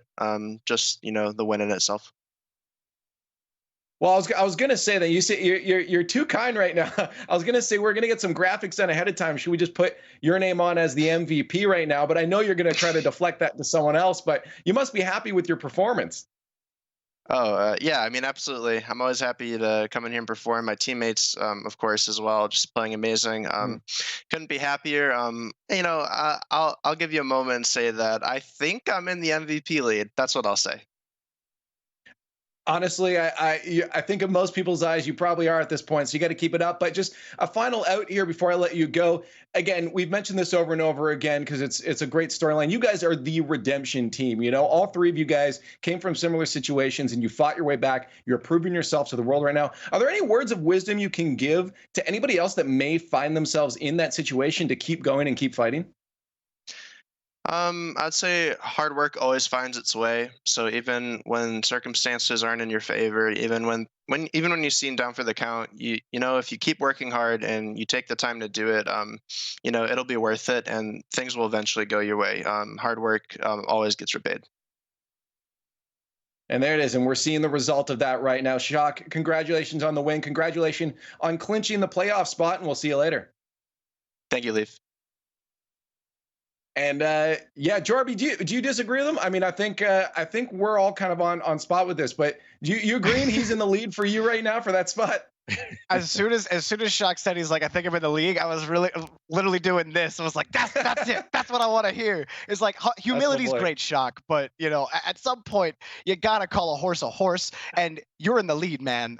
I'm with him. Shock's in the lead for MVP right now. So my problem with Shock is like, Gibbs, if I was playing Crow, you always got a problem. I'm just saying. What's your problem? Like if I was playing Crow, or playing Sad Jr. and just like knocked him out, I would be super happy about it. Like, I love those two boys, but when you're taking on a former teammate, you always want to take them down because you want to prove that you were the better player. Shock, come on, man. I want to see him just he said he's buddy with him. He's buddy with him. He doesn't need the bad blood. He's like, nice. Me and Hawks are chill. Nah, he gave himself credit. We're good. Okay, well, on the note of this team, you know, we got to check in on our Player Day nominees. We've had 2 matches go by. Gibbs, is he up there again, or did someone else feel the spotlight? The streak begins again. Shock is back on the board for Player of the Day, and of course, Jorby. We talked about it in the last match. Typical, man. What a playmaker he was for Spacestation. Yeah, I mean, Typical is... The dude is just so consistently amazing. It's like, is he going to do something sick with the ball again? And he wins like 3 50-50s out of nowhere. And he's like, oh yeah, here's a sick pass to AXB. I don't understand how this guy continues to do this. This second generation of RLCS players, Typical, Shock, AXB, all of these players are really starting to find their consistency, the real mold, and are establishing themselves as top players in the league. And it's really fun to watch. Well, I do want to get today moving along because, again, we had a big break there. That 3-0 definitely felt like it went to a Game 5 with the break we had to take there. So we got some more matches coming up, and one's going to be just in a few minutes here, and the next one is going to be Ghost Gaming versus G2. Gibbs, I'm going to get you to start me off on this one, and who you think is going to take this, because I feel like we talked about this and for an extended period of time as well. Like this was a very, very difficult decision to make, and I wonder where you landed. So this reminds me of last season. I believe it was week 3 when G2 and Ghost played. And G2, when they played lesser teams, they would just run up the score. And that's what it seems like so far this season. But when it comes down to actual competition, well, G2, they've only played Pittsburgh Knights like out of any of these top 6 teams. I think Ghost has a chance here. And I am going to go with Ghost just because I think they can get by that midline from G2, and G2 hasn't had to play a lot of defense at all, so it could crumble on them. I'm going to go Ghost in a very close series.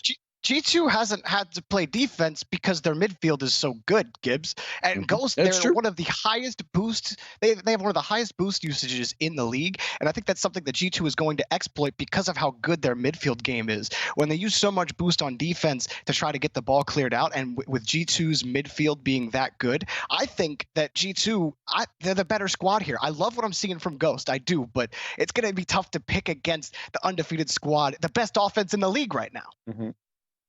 I mean, here's the thing, and Gibbs almost convinced me. And honestly, again, this is one of those ones where I wouldn't be surprised if Gibbs was right on this one. But it's so hard for me to go against a team that is 0 losses right now. And at the same time, we know the potential that they have. You're absolutely right. They haven't been tested fully. And we're going to see that starting now and going forward through the next 2 weeks after this. But I do believe this team has that potential. We've asked all the players to step up and maintain consistency, and they've been doing that. They have a few mistakes, and I think it's a team that can adapt. If those mistakes come out and they get punished by Ghost early on in the series, they're going to learn. They're going to adapt as this series moves on. So I honestly think that it's very difficult for me to go against Ghost Gaming. So you can't stop the knapsack, man. You can't stop the knapsack right now. But we are going to find out because the series is about to play out. Let us know in this very tough decision who you think is going to take this online on Twitter at RL Esports, hashtag RLCS9. Is it going to be Ghost Gaming or is it going to be G2? But as I said, Ghost Gaming and G2, that's a lot of G's. It's going to be a good game.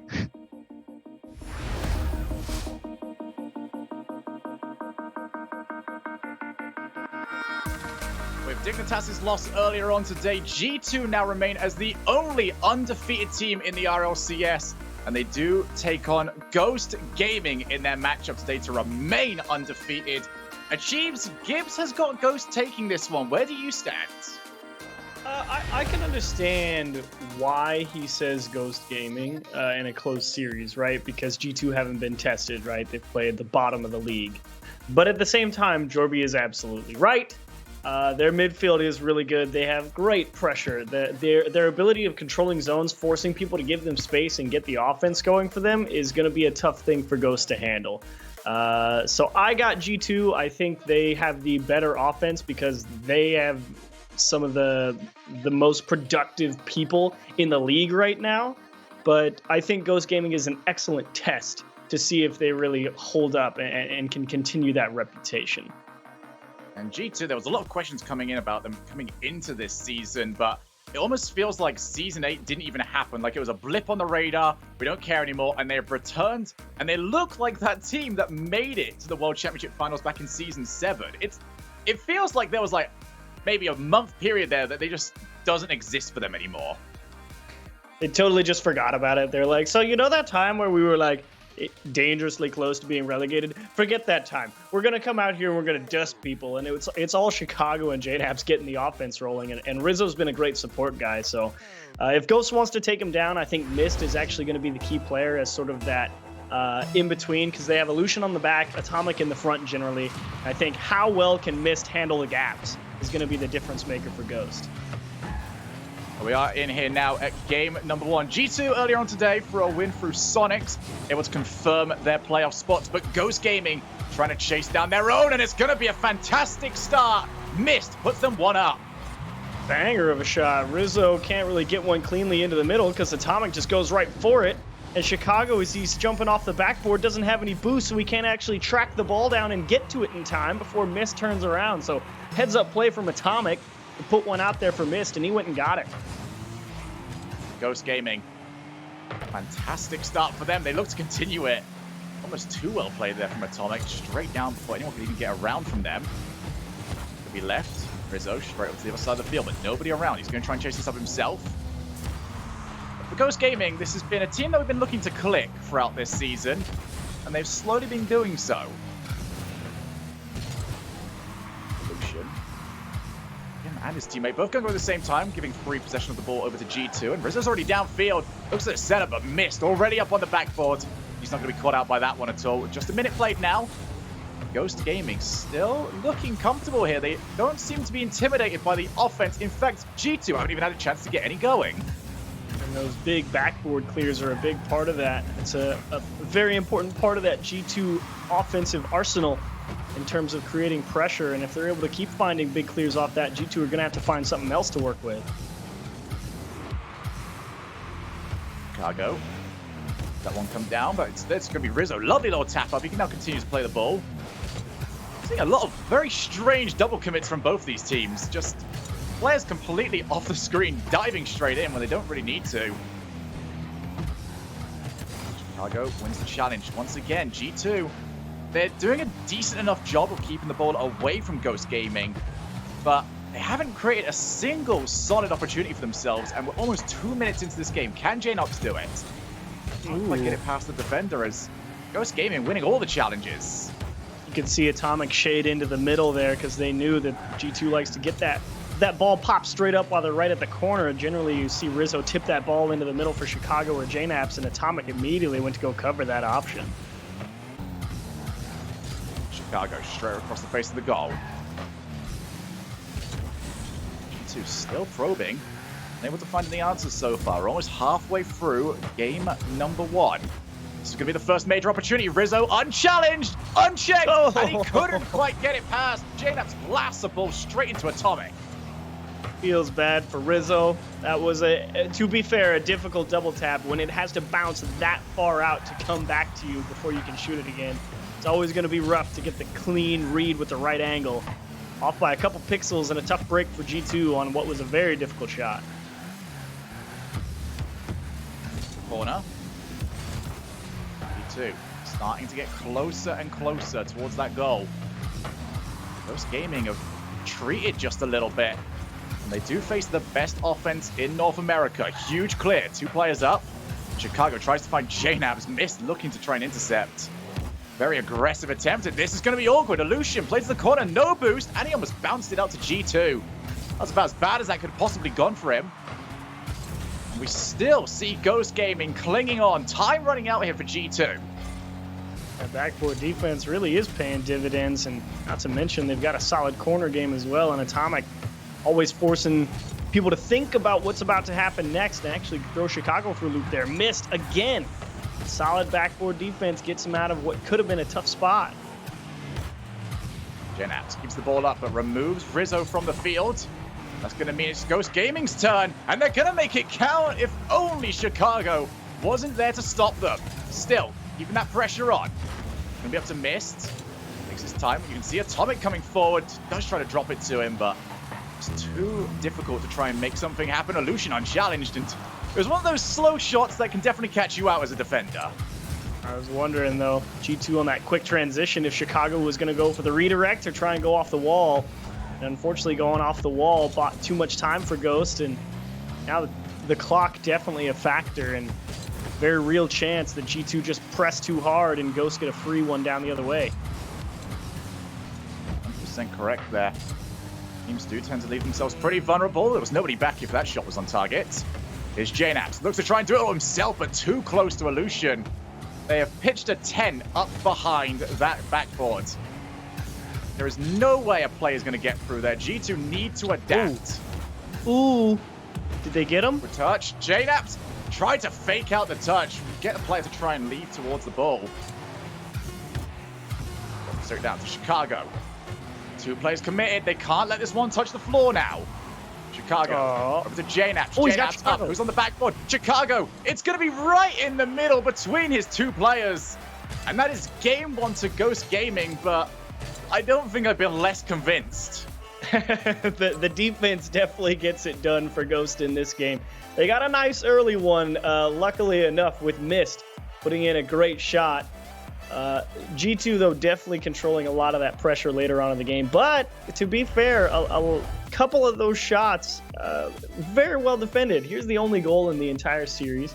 It's just Chicago doesn't have the boost to go out and get the ball, and Mist is able to just beat him to it because Rizzo doesn't really get a really good handle on it, and it goes right into Atomic and takes a very favorable pop into the middle.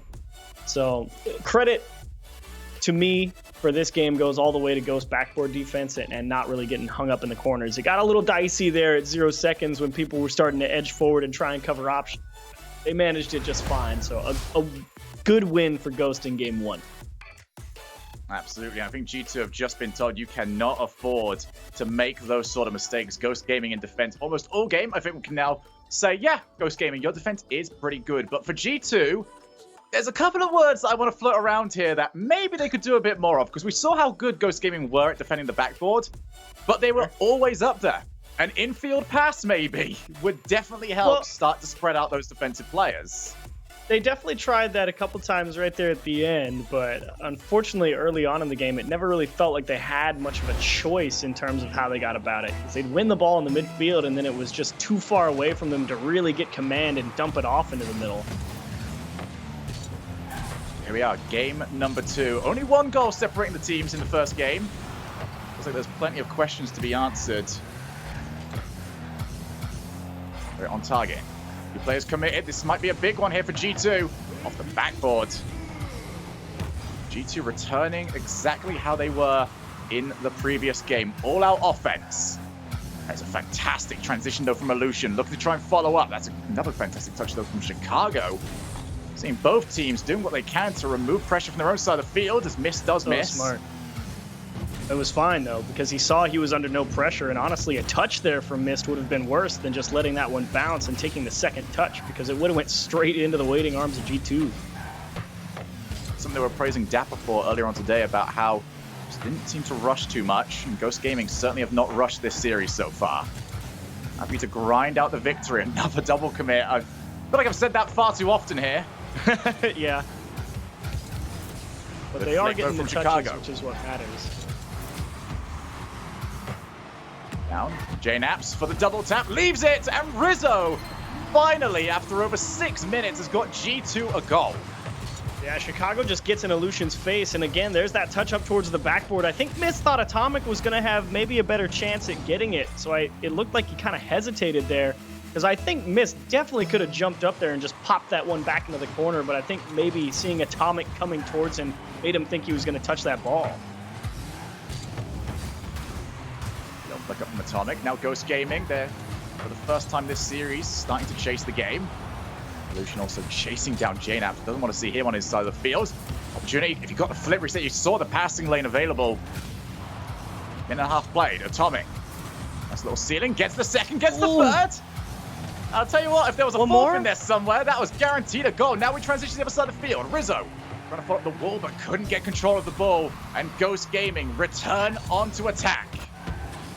Oh, and Lucian just got such a fortunate block. He basically just gave up the ball, and G2 tipped it right into him. Atomic comes behind him. Rizzo patient on the goal line, able to make a good stop. And G2 on transition, looking for JNAPs for Rizzo. And will he get there? Middle of the goal. There's Chicago waiting for it, and there's a block. Number 3 comes through. JNAPs will turn it in. And G2 finally just send too many people for them to handle. I was going to say exactly that. How many players is enough if you're a G2? They're a goal up, and they could not care. Send everybody forward, get the 2-goal leads. Now going to look much more comfortable in this game. But how quick was that achieved? Very rare do we see a team transition into offense and already have all 3 players forward. Usually when we get that, it's usually sustained offense and then finally getting the mistake. Yeah. And it's really that just means that everybody on the G2 half had plenty of boost to work with, so they weren't just sitting back on their own half or picking up small pads in the midfield. They're all on the same page. They're ready to go and make a big press. And valuable thing when everyone knows what the plan is and has the ability to also execute it. Lucian tried to dump it off to Atomic. Unfortunately, far too heavy of a first touch, and Atomic's out of boost. Gets a little bit of time for Lucian to get back into position. Chicago ends up leaving for Rizzo off the backboard. Atomic clears, but it's going to be difficult for Illusion to really create much from this. He has to off the backboard, but Chicago has Rizzo to aim for. Well won, though, by Mist. Atomic looking for follow-up. Continues to go, but again, very little boost on the offensive side for Ghost. Getting up to Chicago. Lovely flick over to the other side of the field. Ghost gaming beautiful. now. Lovely give and go to try and get themselves to the other side of the field, but they really create from it. G2 just so calm, so fast, but so calm, and just unable to get the ball past Rizzo. And Mist is doing a nice job just making sure that whatever G2 is about to go for, he will be in position to handle it. Like, that's a tough play, but thankfully that time G2 not all ready to push forward and make a big touch on the uncontested backboard hit. On target, but Atomic quite easily taking control of the ball, but that's not really what matters right now. Only a minute on the clock. Ghost Gaming really struggling to create a good opportunity for themselves. JNAPS wins the challenge. And Ghost Gaming, whenever they do go onto the offensive side of the field, it's always been whoever's on the ball seems to be low boost. Missed. Plays the ball over to the other side of the field, but Illusion's nowhere near, and that's going to waste so much time off the clock. And that's so much time that Ghost Gaming needs. Well, but they did get a demo going back the other way, and that's a great touch from JNAPS tracking that ball all the way back. And Chicago, too, slips it behind Mist. Ghost positioning for the missed touch or just something that wasn't quite perfect, and G2 executed. It's going to drop down. 20 seconds. JNAPS prevents the open net. Now tries to get the ball to the other side of the field. Lucian, he's popped the ball up, but there's nobody around for him. And G2 just slowly bleeding the game out. A little play underneath by Atomic. But it doesn't look like it's going to be enough. G2 respond incredibly well. Just in complete control of this game from start to finish. Can they get at least a momentum goal? No, they cannot. G2 refusing to give up anything. Couple of decent looks, though, for Ghost, to be fair. They had a couple of nice transition passes out of their own half. It was the continuation that was the problem. They never really got good command of the ball on a couple of those chances up the other way, and G2 were able to rally back. And the offense definitely forcing Ghost into a lot more precarious scenarios here in Game 2. You can see, 6, 8, 11 shots for G2 to the 7 of Ghost, so it's definitely not a completely one-sided affair, but G2 definitely handling the pressure from Ghost a lot easier. I think the best chance for Ghost that game was Atomic's dribble that he kind of just stuck to that backboard and was hoping to get that last touch in. I think that might have been Ghost Gaming's best chance. And even that was a stretch of one. It's so annoying as well when you've got to try and deal with G2's offense, because as we mentioned, they are so happy to send just the house towards your net. And if you're going to win it, you almost have to win a challenge, not just winning it slightly, you have to win it clean. The ball has to bounce to safety from it. And that's so difficult to do against these G2 players. It's very hard, especially when you've got, because the whole reason they picked up Chicago a couple of years ago at this point was Chicago's midfield defense is so strong. He's a great challenge-based player and can get the ball going the other way. JNaps in his own right is a fantastic defender and is very tough to just get the ball through of his own right. And Rizzo is a solid third man in his own right and can at least buy plenty of time for those guys to get back. So all three of the players on G2, some studs in the challenge department. And it's tough because you're absolutely right. If you want the ball from G2, you've got to go through basically the biggest brick wall there is in North America at the moment. It's a 100 IQ or 200 IQ play, really. It's just, okay, let's take a whole bunch of players that are very good at challenging midfield. Let's give them the idea of, how about not midfield, the other side of the field entirely as we look for the triple touch. And Atomic couldn't get the ball to drop for him. A little too far under the ball, hit it straight instead of getting on top of it, and can't find that third touch. Missed, will drill one into the middle, and Chicago on the goal line. And looking for Atomic, and what a selfless pass from Illusion.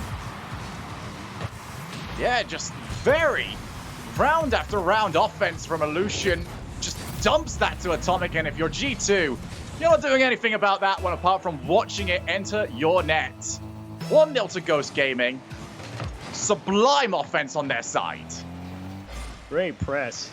And absolutely, if you're the two players on that G2 goal line, you are 100% thinking that ball is coming right towards you. And as soon as your camera angle has to pan left to right, you are dead. It's a question as well, how often do we see Ghost players that far up, ready for those sort of plays?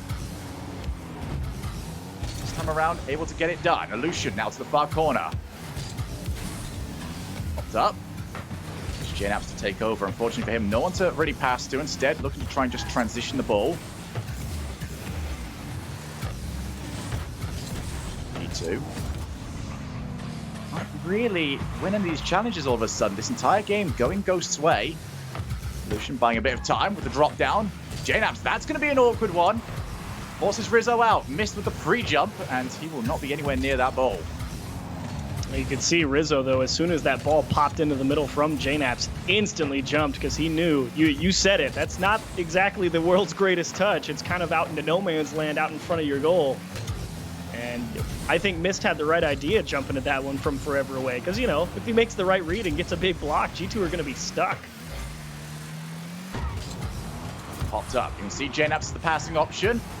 Loads it over to Rizzo. Let's drop down again to Chicago. Everyone involved over to JNaps. And if only that was on target. 5 separate passes. And we didn't get a shot worthy of the play. Oh, there's another one. Do they have 3? Not quite. JNaps again having to stretch over a defender to try and make that shot. And again, you can see G2, whenever that backboard is uncontested, it gets real scary for Ghost. And they're fortunate JNaps didn't put that one in the top corner. Here's Chicago. Up to the far side. So looking for the backboard, but instead Illusion swipes it off the top of his car. You see Atomic waiting around, and he will win the ball. That backboard just means half volley for G2. Travel the entire length of the pitch. You can see them just trying to swarm around this ball, but another challenge win. Blast the ball into the orange side of the field. This is fantastic for Ghost Gaming. It means that it doesn't let G2 set up what they want to set up. Ooh, and there's a ball right into the middle. Nobody in position for G2, and now they got to get ground, and Ghost might be able to make something of this. Atomic so quick will put the pressure on, and they're going to steal the boosts. Chicago can't quite get there in time. Missed finding angles where there are none. Good drop down. Illusion final player back, and no pressure on him from G2. It's a minute and a half left now. G2.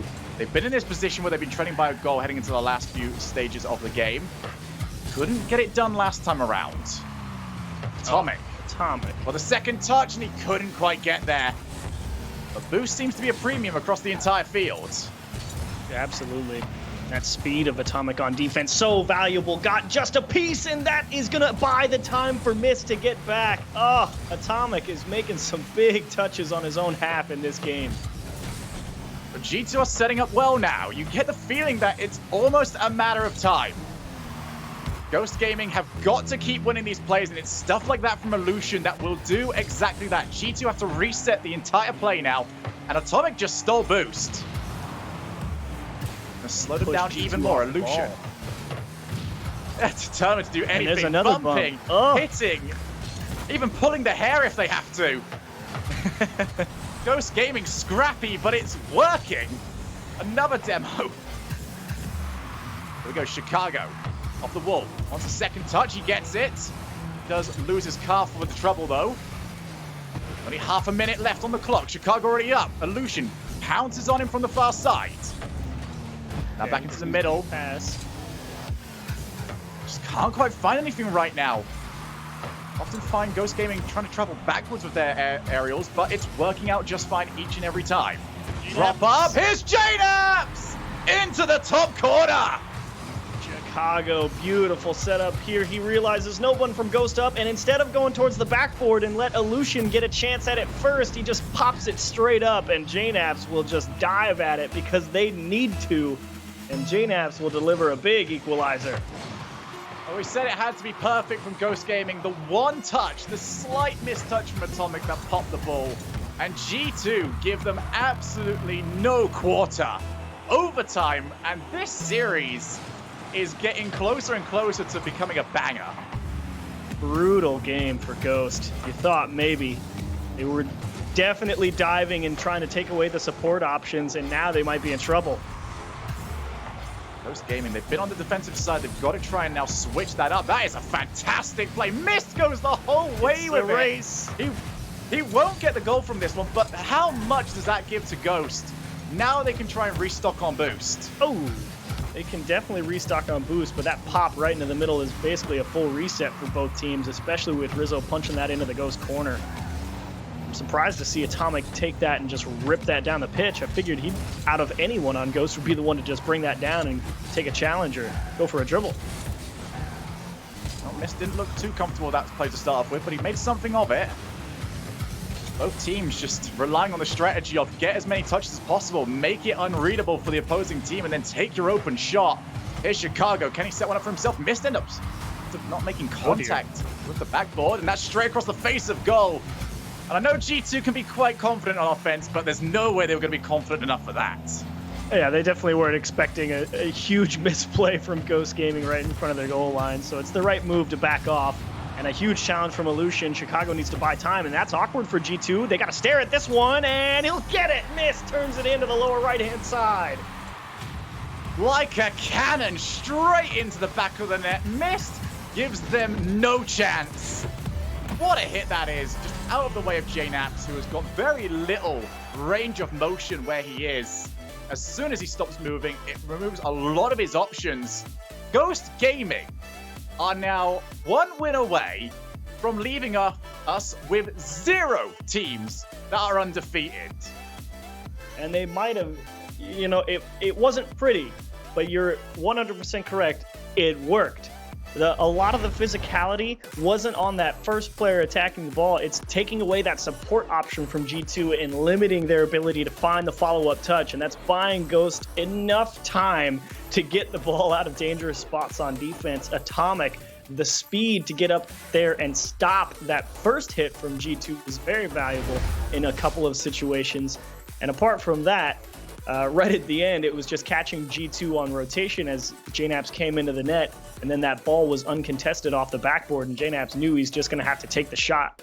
And it came down to does Mist execute? He picked the right spot.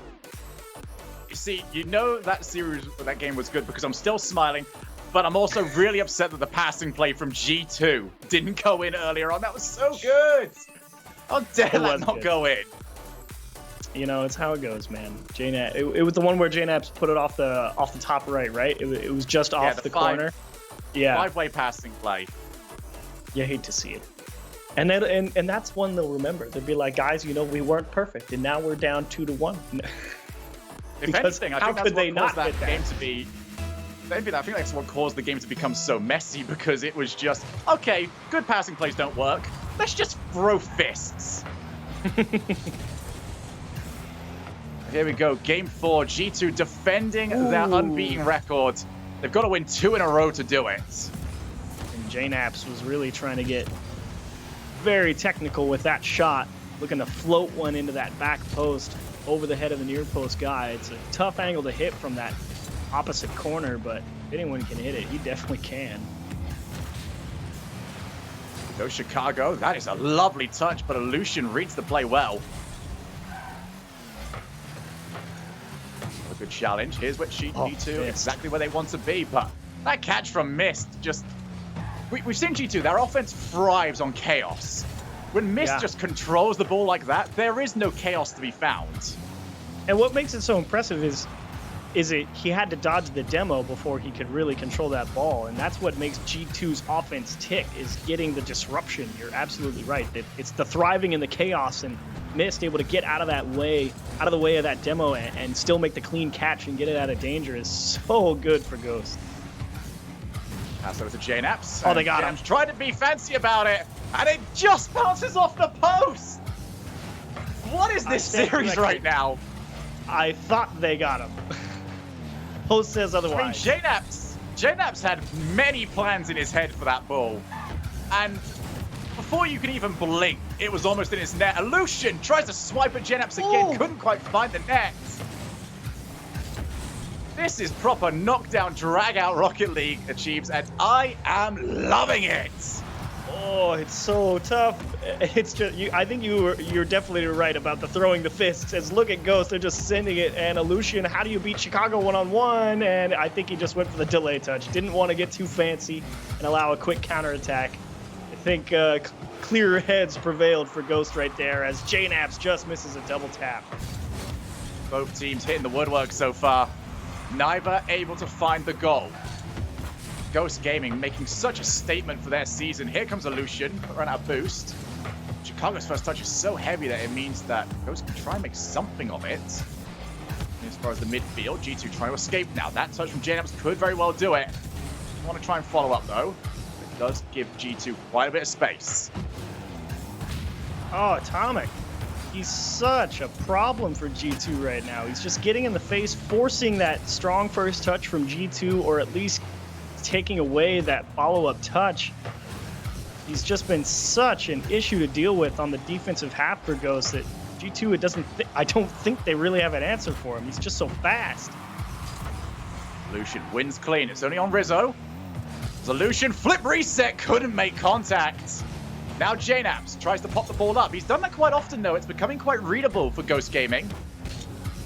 Illusion is midfield. I think everyone sees it, but can anyone do anything about it? Yes, they can, and Chicago resorts to blasting the ball at Mist. Over the top. This could be G2's chance, but Illusion there in time. Oh, he missed. And a miss from JNaps forces them to play all the way back. G2 had the setup, and they let it slip. Ooh, and Rizzo is forced to tip that ball into the corner, and do Ghost make a possession out of this? Oh, Rizzo also misses on target! Ghost Gaming a minute and a half away from victory. G2 beats one, but there's Mist. I said it back at the start of the series. He's going to have to fill the gaps. Picks apart where Chicago's ball is going to go. Catches Rizzo, says, can you reach it in time off the backboard? Cannot. Nails the second touch and goes with a lead. And what's so impressive is Ghost are playing G2's game. This is very rare that we've seen someone try and step to this, and they are doing a fantastic job of it. Just over a minute left. G2 need to find a goal. See it drop down. Missed. He wins the ball. Will there be anyone there? Rizzo can't make it. 2-0.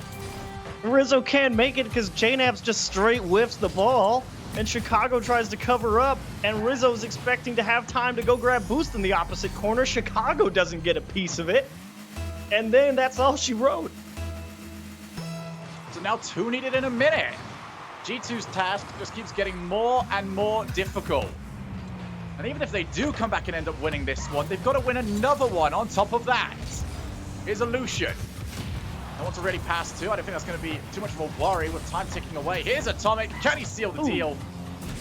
Ends up just flopping off his car to the other side of the field. You see Ghost Gaming blasting every board as high as they can possibly get it. It's the slower way to play, and it's the correct way to play given the situation. Yep, keep it up. Force it into that scenario where it's much tougher to... Oh, you're kidding. I thought that was an own goal. But keeping the ball high makes it near impossible for the defense to be able to bring the ball down, trap it, and really force possession in their favor. And it's the right way to kill the clock. That clock is certainly ticking down. 5 seconds remaining. Ghost Gaming with a statement victory to their resume as Rizzo puts one more in, and it was a great goal at that, but it will not be enough. Ladies and gentlemen, we have no more undefeated teams in the RLCS as Ghost Gaming will take down G2. Well deserved. Missed with the big put away goal. I thought maybe Rizzo gave him, half a second for a kickoff or something, but unfortunately the timer runs out. Mist gets 2 unassisted goals in game 4, and Atomic sitting there at the bottom of the scoreboard. But to be honest, I think he probably had the biggest impact on that game in terms of stopping a lot of G2's potential offense. So well done, Ghost Gaming. You prove me wrong. You prove a lot of people wrong, but you make Gibbs look incredibly smart. Gibbs is now the smuggest human being on the planet. I'm really glad I'm not on the desk with him. Whoever is. Me too. Whoever is. Our apologies to you, but I tell you what, if we get series like that, if Gibbs being smug is the only cost for a series that good, I will happily pay that price every single time. That was some of the fastest Rocket League we've seen played all season long. Yeah, it was great. A lot of pressure on Ghost to stop a lot of the dangerous opportunities from G2. They handled it with just enough. It was definitely scrappy, but they were able to buy themselves enough time, and G2, a couple of flubs on defense, end up costing them the series, and Ghost with some big goals to take it away. Well, it was a fantastic series that we had over here. It's going to be a tough act to follow, but when we come back after break, we've got Pittsburgh Knights and Rogue looking to do exactly that.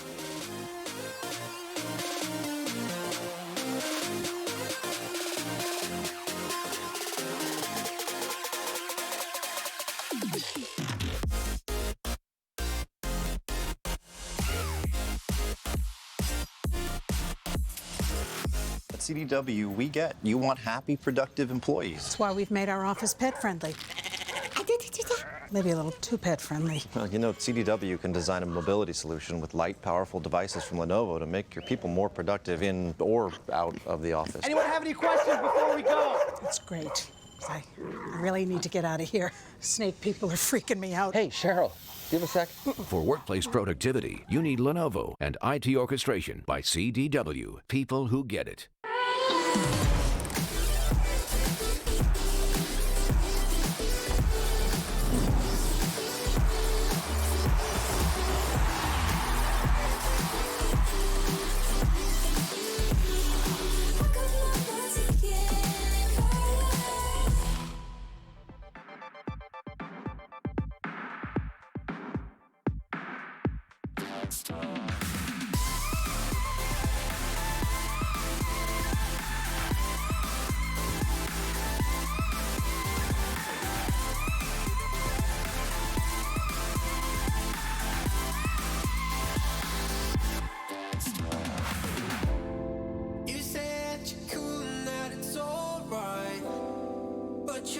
Something that don't feel right. You know life is better when we just talk.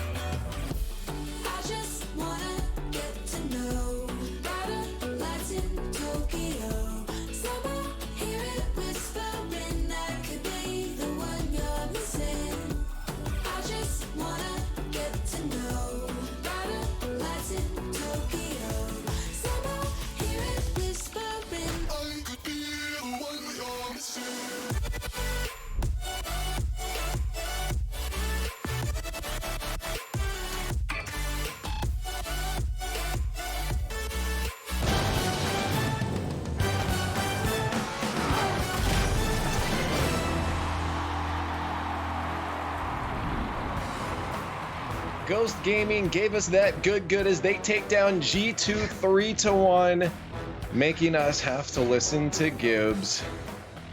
Well, it's better than listening to you, Leaf, right now. So, but I want to give all the credit to Ghost because Ghost played phenomenal. This isn't about me at all. Like Ghost Gaming, they played the outpace game versus G2. Like, so this whole series felt like it was at like 200% speed for both teams. But by game 3 or game 4, where it started getting faster and faster and faster, like Ghost didn't make the mistakes, or really didn't make any mistakes, while G2, they began to miss the ball a lot. And that's when Ghost really capitalized on the Turtle. Yeah, there was a lot of defensive errors from G2 that were just uncharacteristic. I mean, on the defensive side, you normally see them go for these really easy and simple, at least for them, backboard reads, and they were just missing a lot of those reads. They got a lot, or they lacked a lot of confidence to put themselves on the backboard, and as a result, the goalkeeper was forced to make a lot of tough saves. Even here, JNaps, he rotated a little bit too tight to the net. Maybe if he went to the other side, he could have gotten a possible chance, and even then, nobody's on the backboard. The rotations are off. So things for G2 just weren't looking the best. But on the other side, it was Atomic doing so much work and missed a clutch striker when they needed it. For G2 now, is this a troublesome sign now looking forward, Gibbs? Is this a problem knowing that the battles are only going to get harder? We knew that at the beginning of the season, they're playing teams that we expect them to beat, but the end of their season is just loaded right now. And should they be kind of rethinking how they're approaching this?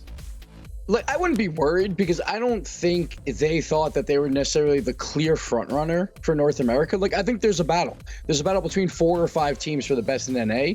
And I think G2 knew that coming into this final stretch, and they figured, hey, it's going to be hard, but we're going to do our best. Like, I think G2 is in that conversation for the best in North America still. We saw some incredible team passing plays that were just barely off the mark. G2 is still a very talented team, and I think that they know that all these matches are going to be tough down the stretch, but that's how good North America is nowadays, that all these teams are so high quality that it's going to be tough. And Turtle, I mean, like, obviously we just have to listen to Gibbs, so he's probably right in his assessment there. But are you on board with them that G2 should still be fine, or what would you like to see them clean up to make sure they can get victories in the next 2 weeks? Unfortunately, I have to say I'm on the same side as Gibbs. I don't like admitting it, but I don't know. I think that for G2, it really was, like Gibbs said, they were really close to a lot of plays. They had a lot of passing back and forth. They were actually great midfield pop-ups that I think that they could take away from this series. If there's one thing to continue forward, I loved the way they were popping the ball up in the midfield instead of just going for basic ground passes. So if they can continue that forward, also clean up the defense a little bit, I don't think they should be worried at all. It was just a little bit of a mistake here towards the end of the season. I think they'll bounce back from it. Well, we're going to find out they play in the next few weeks. You'll catch those in the future. But right now, we still have some more North American Rocket League to get to. And our next one is going to be the Pittsburgh Knights versus Rogue. So let's talk about this one, Gibbs. As per usual, you're going to take this. Knights and Rogues, I feel like, is also not a super easy decision to make, much like that last one. Well, I think AJ made the right choice, leaving Rogue and going to Pittsburgh Knights. I think Pittsburgh Knights is the better team. We still haven't seen them really combine forces just yet, but they're slowly getting there. When they played NRG, it was an incredibly close series that went to 5. These guys are better than their record, very similar to Ghost Gaming. Again, like, I think AJ made the right call to drop Rogue and move on. First Killer has not impressed me a lot these past few weeks. I have to go Pittsburgh Knights. Yeah, I mean, towards the beginning, I was definitely a little bit more of a fan of Rogue because I thought that he was just a great addition, First Killer, and everything. His passing with Kronovi, they had a lot of good synergy. I thought the foundation was there to build on, but they've just come crashing down. And the Knights are on the opposite spectrum. I expected them to just keep exponentially decreasing, but they've actually had so many close games. That NRG series was insanely close. I love the way they were playing. I have the Knights on this one. Yeah, well, I guess it's just yellow across the board on this because Knights are going to be my pick as well. I mean, we've seen potential from Rogue. We know that, again, we got First Killer, that rookie coming in, one of the most talked about rookies just in Rocket League history coming into the RLCS, making it straight through, not having to, fight through rivals or anything. but it's been underwhelming, as Gibbs said. It hasn't been what we expected from this player. And I don't know if that lays on him. Does it lay on the leadership of Kronovi, or does it lay on, a couple of those mistakes we've seen out of his other teammates, like Wonder? So it's the inconsistency that I can't rely on in Rogue. We obviously haven't seen peak potential from the Pittsburgh Knights until last week, but I feel like that's going to carry through this time. So that's my pick across the board. It's Pittsburgh Knights. Let us know online what you guys think. Do you also pick the Pittsburgh Knights, or are you going to stand strong with Rogue? At RL Esports, hashtag RLCS9. The real question right now is, will the Knights stand true, or will Rogue blindside them?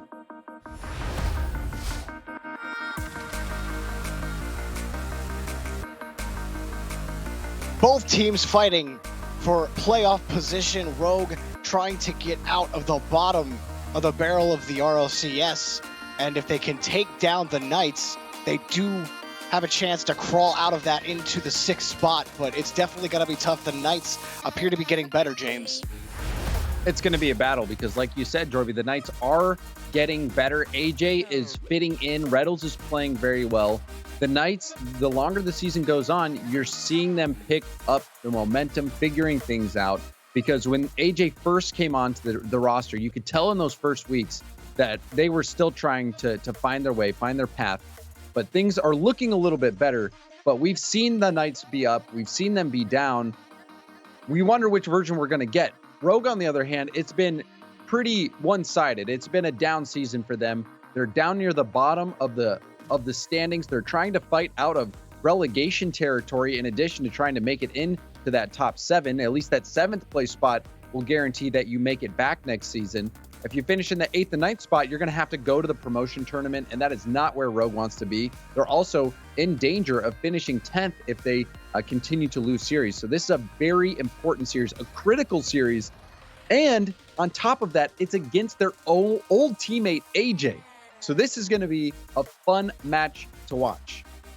It really will be. And Rogue, to their credit, while they weren't able to win their game on Saturday, they certainly looked a little better. So maybe there was something to build for Rogue there on Saturday coming into this series. But with the Knights starting to really rev up like they are, you're at a tough test after tough test for Rogue. And I'm looking at First Killer and Wonder. How do they fit in this rotation? First Killer's had a couple of standout moments, and Wonder, we've talked about his inconsistencies this season, where he looks really good on offense. On defense, sometimes it's looking a little sketchy. So either he goes out of position, or it's just a mistouch. So if Wonder can clean up the defense a little bit more, like he was able to in the second half of their series on Saturday, then Rogue might have a chance. They might, but the defense, like you said, is going to have to get buttoned up. There was one particularly egregious play where Wonder side flipped when he was the last one back. But on offense, he has been good, scoring about 40% of Rogue's goals. So if Wonder, like you said, if he can figure it out, this Rogue team really does have a chance to take down the Knights. Well, First Killer picking this up off his back wall, and he wins the challenge. He'll be out of the play as Kronovi flips it over Reynolds. Rogue looking here on offense, but the Knights, this quick short passing in midfield. Wonder came in and intercepted. But for the Knights, we definitely have seen a little bit more passing out of them, less of this solo air dribbling that they were doing early in the season. And you definitely need to see that team play, especially with AJ starting to really come into his own. Gyro picking up the demo on Crow, and that's actually was going to be my next point, is maybe once they start feeling more comfortable, we'll see Gyro and Reynolds go back to that demo game that they love so much. We haven't seen it yet. It's tough to think we'll see it again.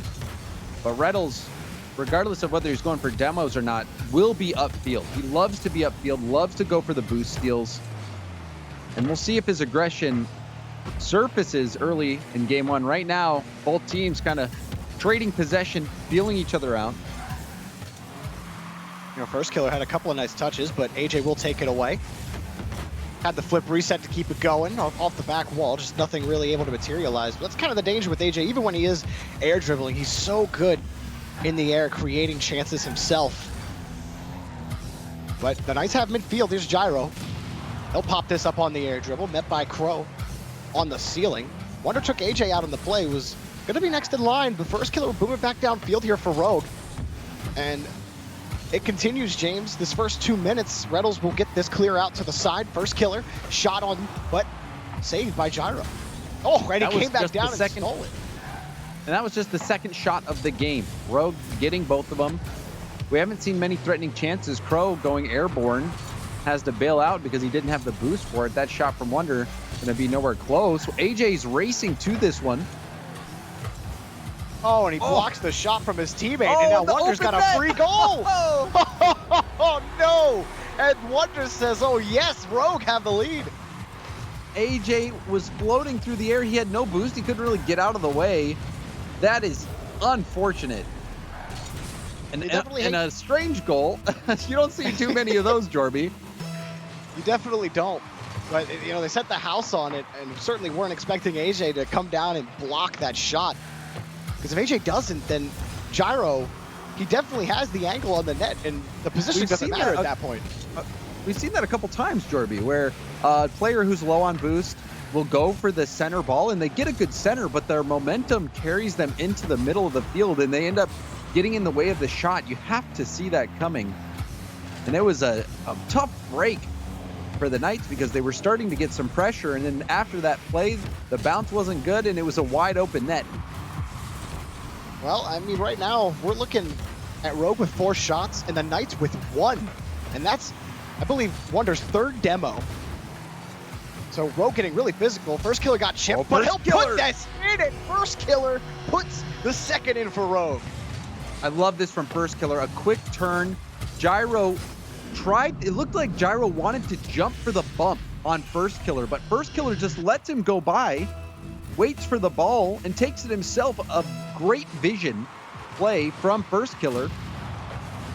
And that gets Rogue their second goal, a very important one. A side flip from First Killer, however, and that's going to hurt him. So after getting the goal, First Killer makes a mechanical mistake, and Gyro gets the goal right over it. And a nice touch from Gyro. But like you said, that side flip from First Killer puts him right back in the game. And unfortunately for Rogue, you put in one goal that, you know, you got as a freebie, and then that second goal you created out of your own, and you still only have a 1-goal advantage. Kronovi shot blocked by Gyro up off the ceiling. Reynolds has the next touch. AJ trying to chase it down with no boost. First Killer has lead on the ball. He saw Wonder downfield. He's got him. Crow's there. Crow has a goal, and that's a 3 points for Rogue. Gorgeous play. Wonder is deep in enemy territory, and First Killer throws it all the way up to him using Wonder as the backboard. Wonder drops it down for Kronovi. Everyone from Rogue playing a key part in that goal, and now we see a fake kickoff from the Knights. Oh, and good job by Wonder to hop in front of that challenge on AJ. If AJ gets lead on that ball, he had a man ready to hop downfield. I believe it was a Gyro. And a minute left, and Rogue, despite the one mistake from First Killer, they've controlled this game, James. Still only 3 shots on net for the Knights, 8 for Rogue. And AJ down there at the bottom of the score sheet, 0 goals, 0 saves, 0 assists, 0 shots. A rough game 1 for him, and he's playing his old squad, so you know that emotions are going to be running high in this matchup. And the season's not exactly over for Rogue.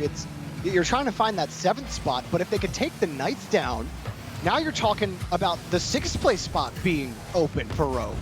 And if they find headway here, as it looks like they're going to take game 1 from the Knights, then Rogue might have potential to salvage their season after what's been really just a disappointing performance overall. But all 3 players, First Killer, Wonder, and Kronovi, all a goal apiece, 2 assists for Wonder, and an excellent first game from Rogue.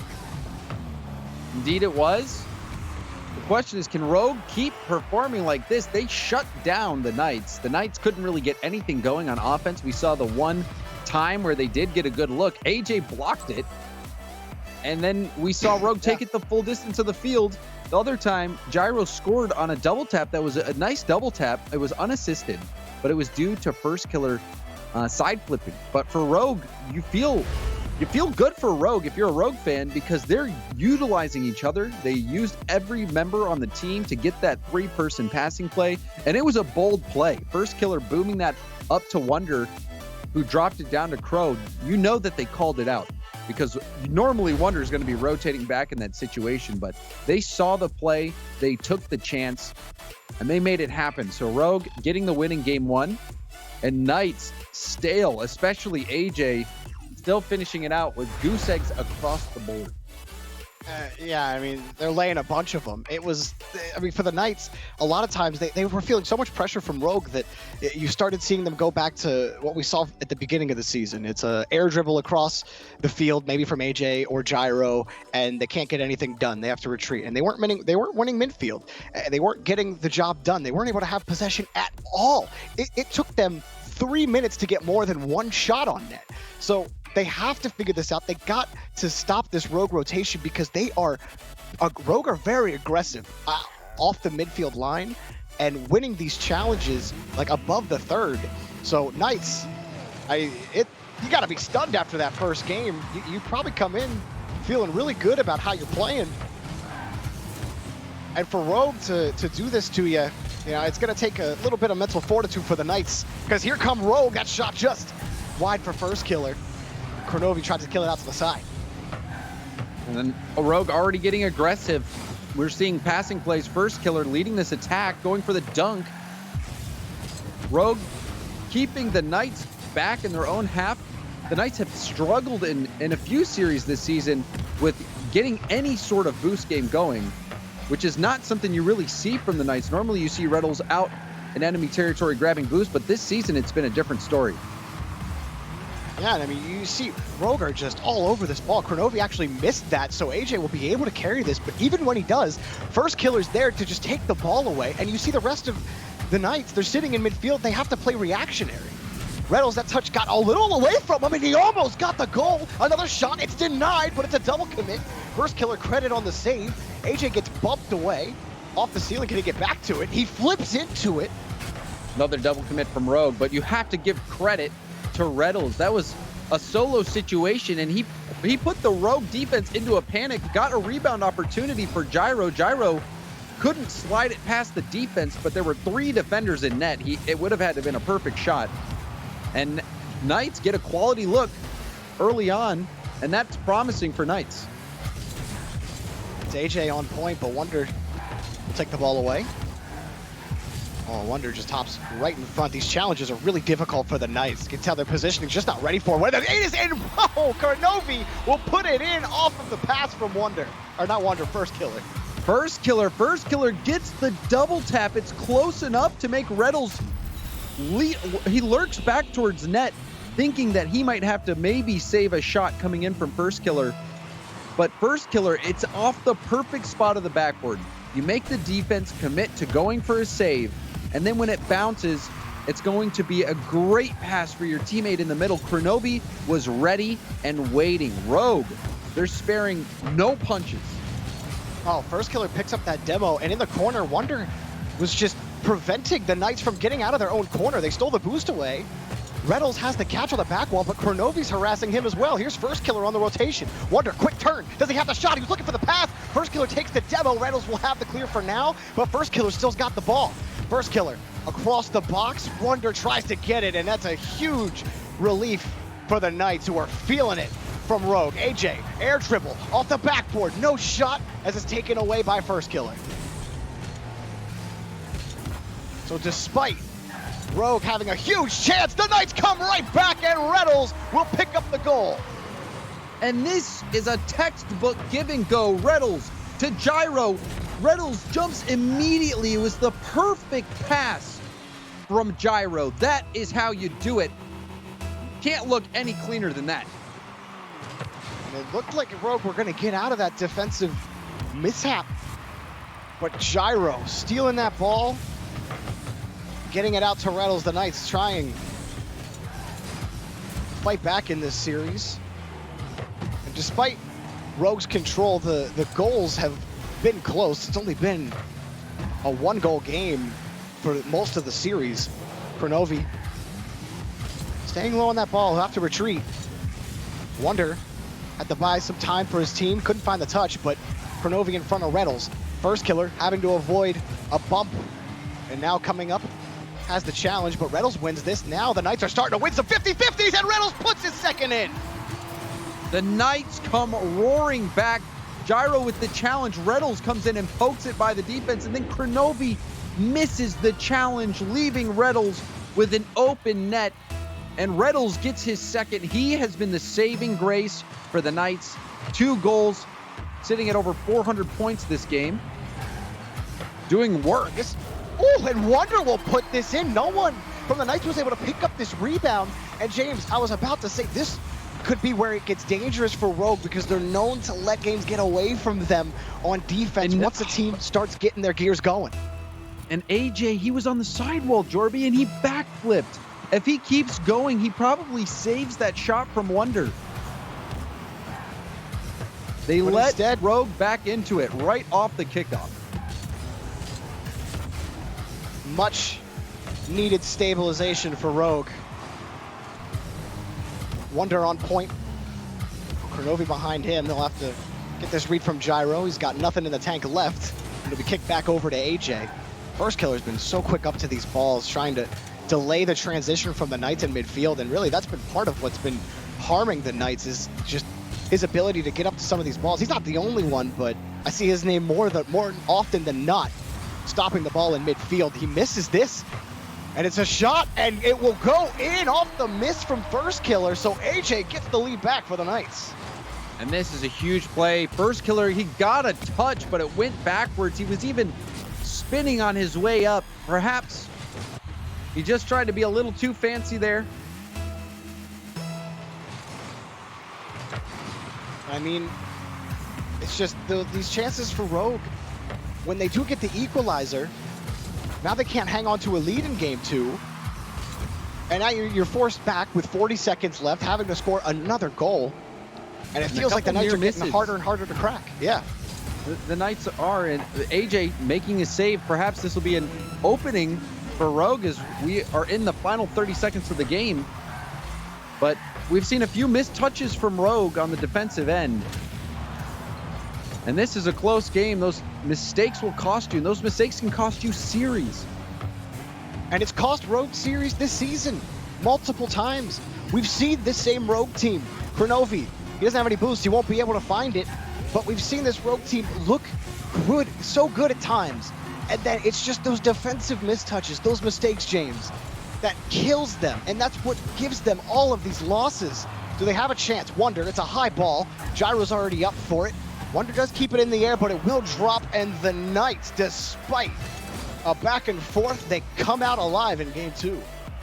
And for the Knights, what you love to see is AJ getting the game-winning goal. That's going to be huge for him, getting involved in the offense. We've already seen Reynolds and Gyro synergizing well together, but now AJ getting a piece of the pie, and it couldn't have come at a better time. In a 1-goal game, that go-ahead goal is going to put AJ in the right mindset. And typically, you know, we harp on Wonder for some of the defensive mishaps he's had this season, but in this game, it was First Killer. First Killer had that huge whiff on the defensive end, and then the whiff earlier that led to a goal. So two defensive miscues for Rogue immediately led to goals. And if they just make that touch, James, it's a 2-1 game, and we're talking about Rogue with a 2-0 series lead. But that's not how the cookie crumbled. And Knights they've got their foot in the door now. And Rogue, they're playing the Knights closely. This is 2 well-matched teams. But what we're seeing is more Rogue defensive mistakes, struggles. You know, they're tough touches, but they're touches that at this level you expect them to make. And unfortunately for Rogue, they weren't doing it, and they lost that close game. So we'll see how game 3 pans out. This is a momentum game, a swing game. And Rogue, they've been having a tough season. So if they lose this one, it's going to put them in a tough spot, Jorby. I think Rogue, they really need this one. Knights, I think, is a team that can bounce back from playing from behind. We've seen them do it before, but I don't feel so much the same about Rogue. Yeah, I mean, for the Knights, with a win under their belt, expect that aggressive play from Reynolds, who with confidence, Reynolds is one of the best players this season in the RLCS. I mean, every single week we see this guy play. He is all over the pitch, even in losses. There's so many times you're watching Reynolds play and you're like, man, this guy is all over the place. How about the pass from AJ, but then the miss, and Reynolds will convert. The Knights have the lead. It was on cue, Jorby. You're talking about Reynolds and his speed. He looks for this rebound, comes in, and hammers that ball to the far post, 71 miles an hour, taking nothing for granted. And Reynolds continues his scoring spree. He has been really the leader on the Knights in terms of offense. And how AJ has started to fit into this rotation is exactly where you saw him, as the first man, setting up the entire play. He gets that air dribble, he wins the 50 for Gyro. Gyro sets up Reynolds perfectly. And so this is what we saw on Saturday from the Knights. This is why we were feeling so much more confident about the Knights' play, because it feels like a full team with AJ in there now. It feels like they're finally working those kinks out. It was a little rough in game one, but right now they're in the driver's seat. So Kronovi in front of AJ. That'd be First Killer's ball. He has a shot. Gyro able to pump it out to the corner. AJ will continue it. Reynolds wins. Huge challenge in midfield. He'll steal the boost away as well. And that will be, well, that'll be tough for Wonder, who has to walk around on small pads now. Getting bumped out of the way was First Killer. A roller of a shot, and it looked way more dangerous than you think it should have. But Roger feeling the pressure right now from the Knights. And low on boost, Pro, that's all he's got. He can't go for the double tap because he didn't have enough boost in the tank. Now, on the other end, numbers advantage for the Knights. Reynolds hopped up on it, but it's taken away by First Killer. And it looked like Gyro was trying to avoid Wonder. And he actually picks up the save. Another demo on Wonder. Kronovi had pitched that off the ramp looking for Wonder. Here the flip off for AJ. The shot is good. Reynolds puts another in. It's AJ to Reynolds. The connection is solid. AJ, he started that bounce air dribble play with full boost. You know he's going to do some damage. Baits out the double commit, gets the flip reset, and simply has to pass it off the backboard to a waiting Reynolds, who has been sinking those shots all week, all season. And the Knights continue to pummel Rogue in this game. They have right now outshooting them 4-2 and really getting all these chances. Rogue has been struggling to get anything going on the offensive end ever since losing the last game.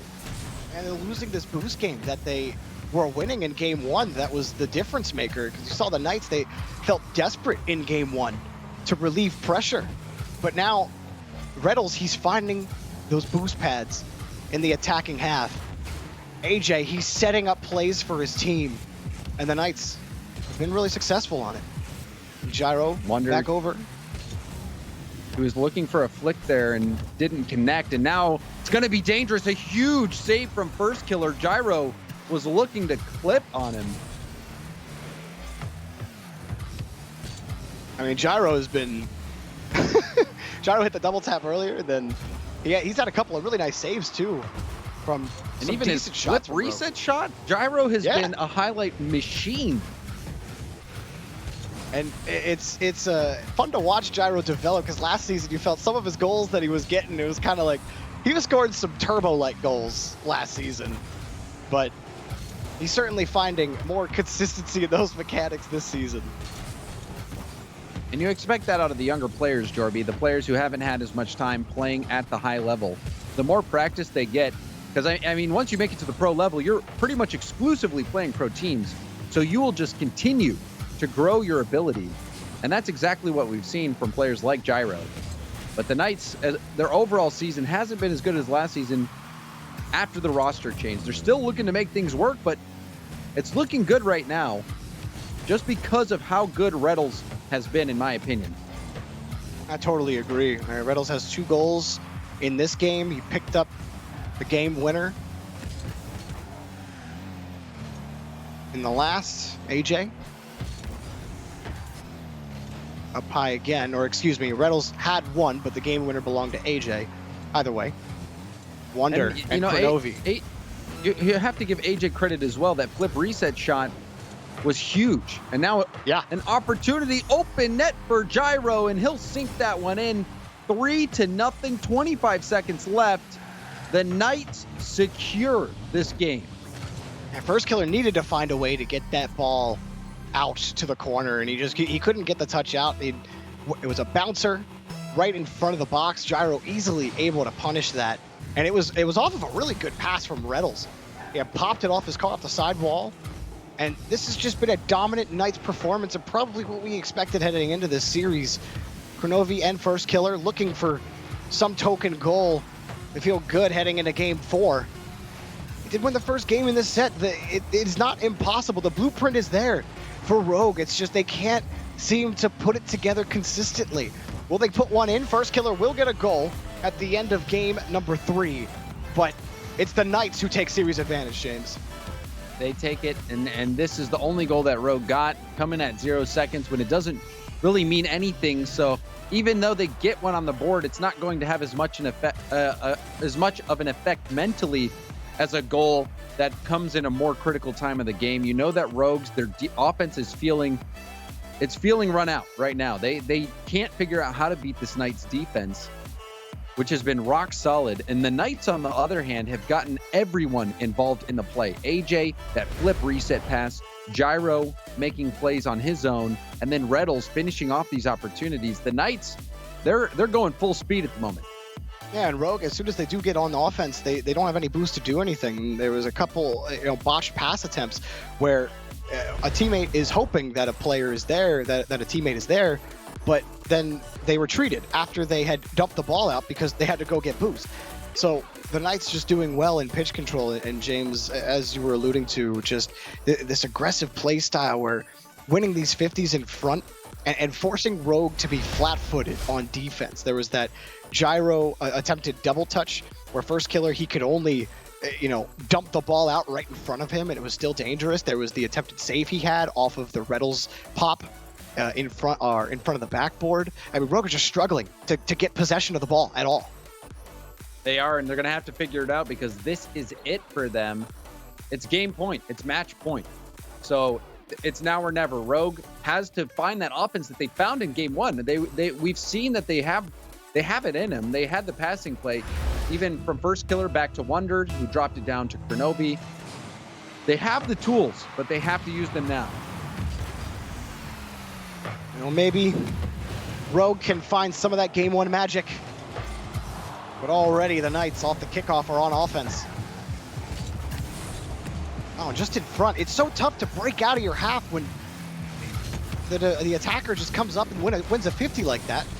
And finally, Kronovi will get out, but he's only got 27 boosts. What's he going to do? Gyro throws the ball away from him. Another long clear. First Killer will pick up the midfield boost. Try to retain possession, but he used everything just to keep the ball in midfield. A Wonder has to try to kill this ball. It's Reddles. Flipping up on the short hop air dribble. Reddles almost makes it, and Gyro will convert. The Knights in the lead yet again. Even though Reddles doesn't get credit for this goal, look at this play. Takes First Killer out. Completely paves the way for Gyro to get a free goal. Reddles, that was something else.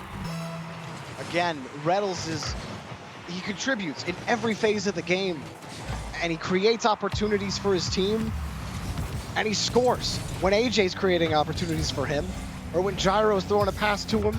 But the Knights, after that first game, they're in form. The Rogue, the struggles continue. Kronovi here in midfield has a shot, but Reddles followed him the whole way. Very patient for the Knights on defense. High ball for First Killer. He grabs this. And Wonder, that touch is just going to be buying time for Rogue to retreat. And they're struggling to find a spot where they can get a good clear. First Killer did well enough to follow. And now Wonder winning the 50. But again, there's just... Crow has to sit back and wait as the Knights just pass it along midfield. And midfield belongs to Pittsburgh right now.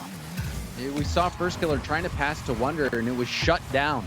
And now the shot coming out from Gyro. This is a good counterattack opportunity. Good midfield pass to First Killer, and a deny by AJ. Huge save. And another good clear and a great follow-up from Reynolds. Reynolds followed that whole play beautifully.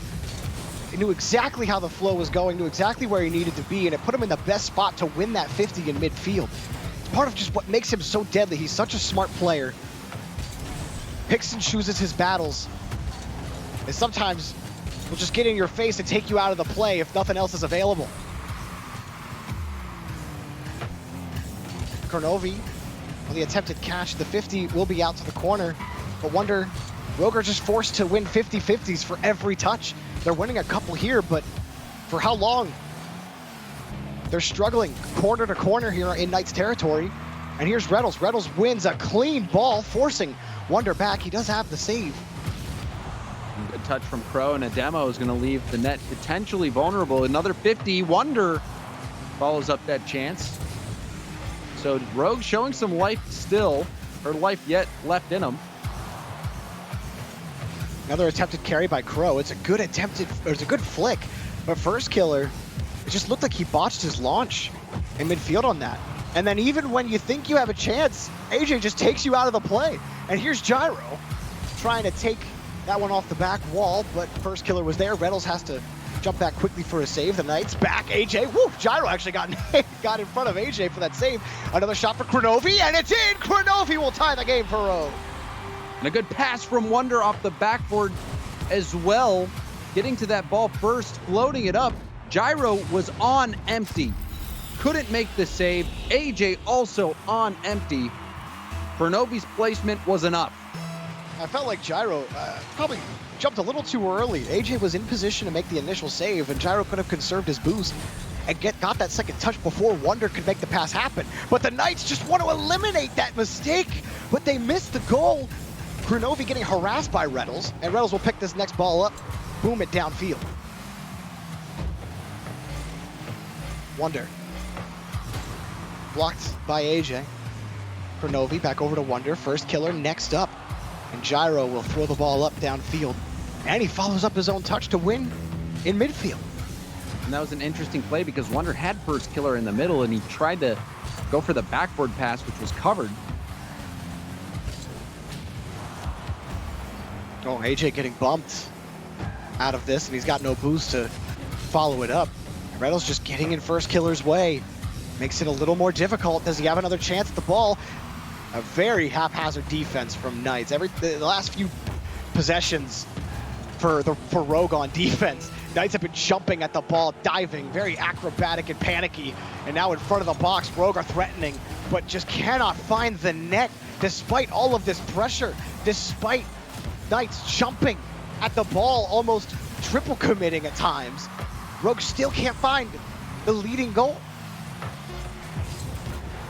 Another chance right in front of the box, but First Killer and Kronovi are far back. Wonder will take the boost away. First Killer setting up Kronovi. Reynolds in front, Kronovi's shot no good. AJ pulls it out to the side, and for the Knights, one more goal will win the series.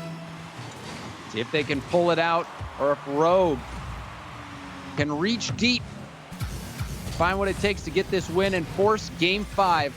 Double commit. Wonder's low on boost. Reynolds is going to slow it down. This is a bad situation, but First Killer helps him out. Yeah, that was such a great play from First Killer, bumping Reynolds out of the way. Otherwise, it for sure would have been a goal. Wonder had a couple of boosts, but now Rogue forced to play against the Knights in their own half again. Gyro couldn't handle it, but AJ is right behind him. Wonder has no boost again.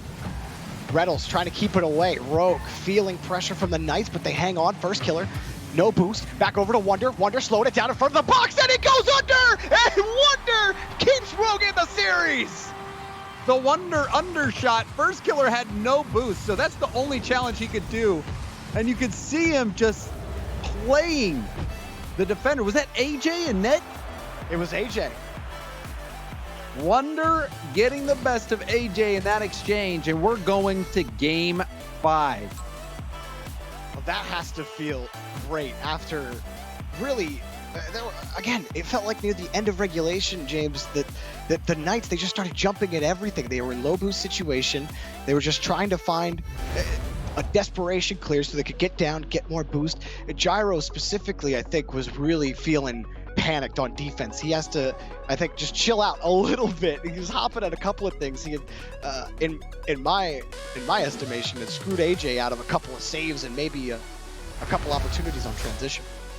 It's just about being patient, being calm on defense. We saw them get a little bit scrambly from time to time. And AJ, again, I think this was a rough game from him overall. Reynolds and Gyro, they were the ones who worked together to get the single goal that the Knights put in this game. And Rogue, they never gave up. I think this is a moment for Rogue. This is an opportunity for Rogue to turn their season around with just one game of Rocket League. These next 5 minutes for Rogue and Rogue fans are critically important if Rogue wants to salvage this season. Knights, on the other hand, they want to get more distance between them and the bottom of the standings here in North America. Yeah, they're currently sitting in the 6th spot at 2-4. A 2-5 record. Oh, you're talking about then the Knights trying to get the 7th spot and avoid that 8th or even 9th spot, depending on how the rest of the season pans out. The Knights definitely want to get back on top and put themselves in playoff conversation. But right now, Rogue, like you said, James, trying to salvage. They came back in game 4. Now, can they complete in game 5? That's a good touch from First Killer.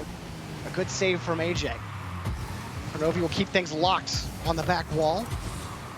And now Rogue have control of midfield. First Killer in front, making life difficult for Gyro. And that got punched across from Reynolds back over to AJ. And now the Knights, quick progression down the field. First Killer attempted clear, denied. And then he wins this 50, forcing Gyro back, the Knights, to their own back wall. Well, that double was crazy. First Killer getting some pace on that ball out to the middle. Not much boost for Gyro to deal with. AJ also under half a tank. It's a low boost situation. Gyro's still on the wall. He's not going to be able to do much. I just feel like Gyro is just feeling a lot of pressure on defense. It feels like he has to be the man to make the play. And you know, your teammates are in position for those. It's okay to slow down a little bit. The game feels a little fast for him right now. And it's good for First Killer. Disaster on defense for the Knights. And this was AJ. He jumps in front of Gyro, who's going to get this save potentially. It still might have snuck his way in. Gyro, I'm not sure if he even had that angle covered. AJ didn't see him. AJ didn't see him. And it would have been a close call if Gyro would have had that covered. He could have, if he backflipped, potentially got that play. But, it wouldn't have really even mattered because AJ was coming in so hot and skipped that ball into his own net. So a tough play there for AJ and the Knights. We'll see if they can bounce back. Rogue battling from behind in the series, now getting the go-ahead goal. It's looking good for them.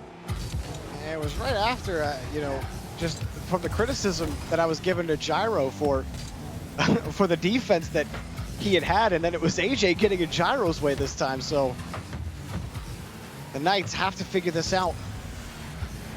The goals have not been aplenty.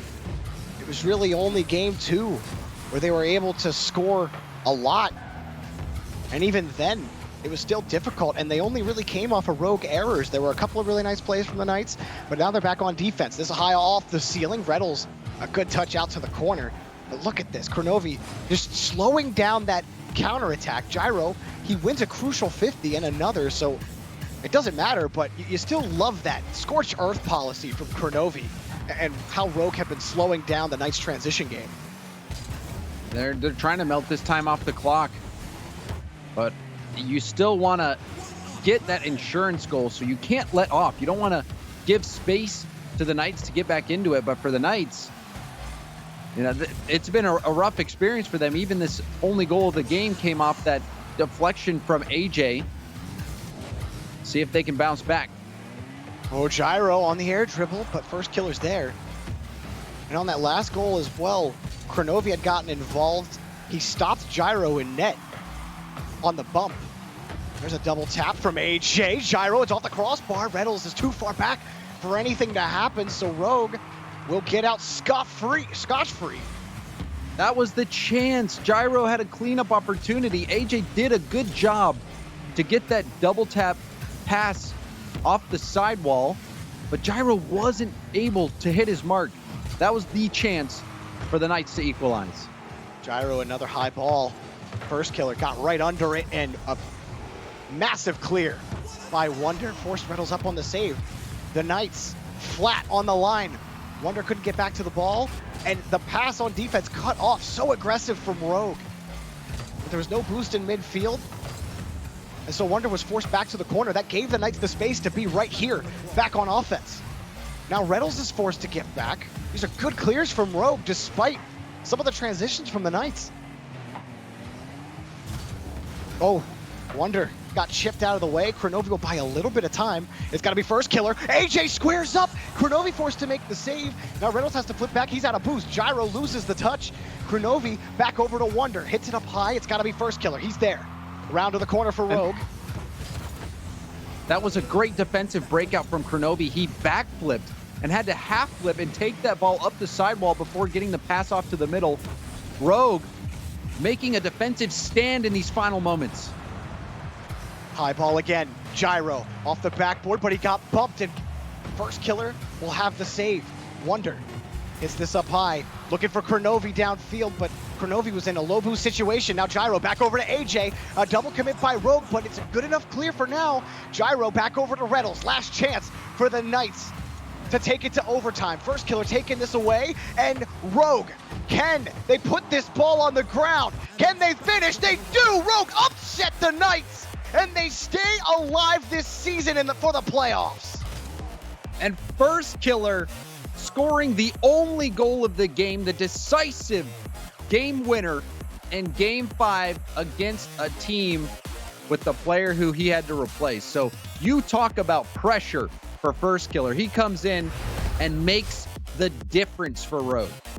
But this, besides Game 2, where first killer had a couple of key mistakes, and I don't think that I really saw any situation where Wonder put his team in a terrible spot.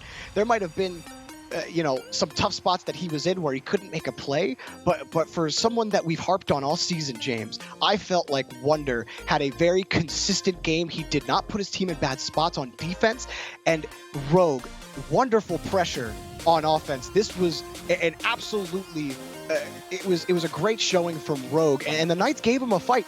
The Knights had plenty of opportunities.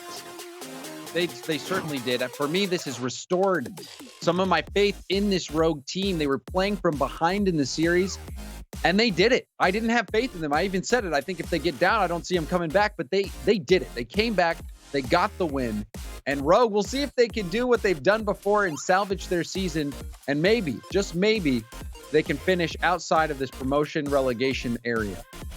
Well, it's going to be coming up next, our first match ever in the RLCS between two world champion teams, but maybe it doesn't work out the way we think it will. NRG versus C9. You don't want to miss it. We'll be right back.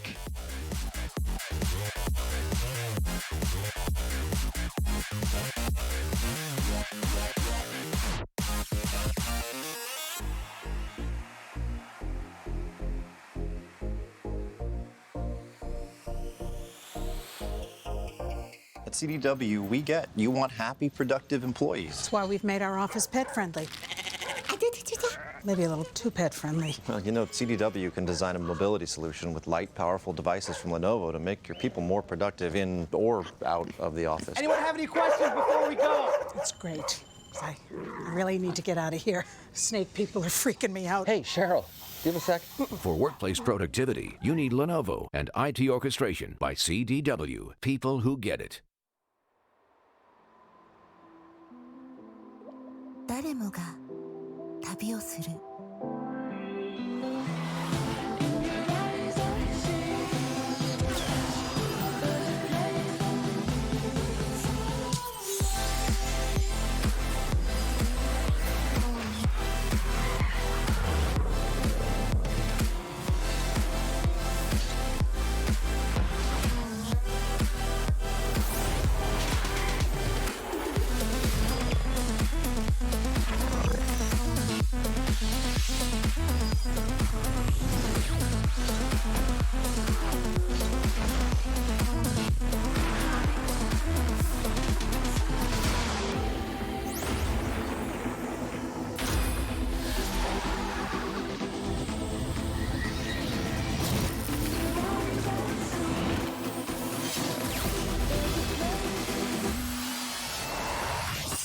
こまで来た。あな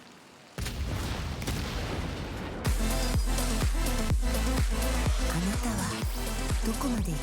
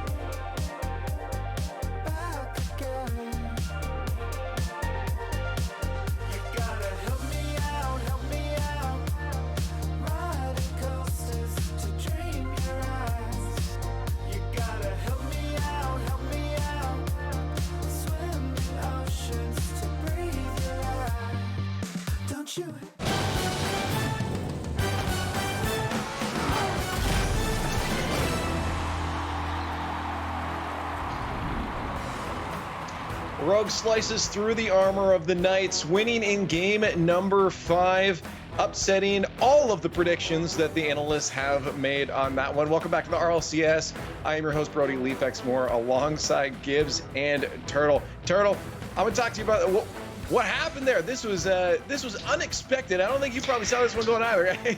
I did not see this at all, and at first it was a clash of mechanics between the Knights and Rogue. I felt like the Knights had them completely destroyed on the side of mechanics. The flip resets from AJ, the give and goes. Even game 1 was a bit shaky, but I thought the Knights were going to come back. It was just a warm-up. They started to look really good. Lots of great passing. We did see give and goes. Like I said, AJ, the flip resets, Gyro, clean, precise shooting. But then Rogue, they picked it up first. Skiller stopped making those mistakes on defense. Wonder came in for some great clutch shots like there, the fake, and everything started working for Rogue. Maybe this is the momentum they need to do what they did before. How do they do this every season? Rogue looks like the worst team in NA every season, 3 seasons in a row. And then when it comes down to the wire where they literally can't lose anymore, they find a way to win. Once again, they were 1-5. They were 1-4 both seasons where they made it to the regionals. Now they're 1-5 and they're trying to do it one better. Wonder had a great series, a great pass off that ceiling. Then the fake around AJ, his former teammate, to win game 4 overtime. And again, one of the big problems with Wonder throughout all the other series was he was doing great on the offensive side. It was his defense. No mistakes on defense throughout the series. I felt like Reynolds for the Pittsburgh Knights played phenomenally, but everyone else with AJ and Gyro, they weren't really there. This was incredibly close.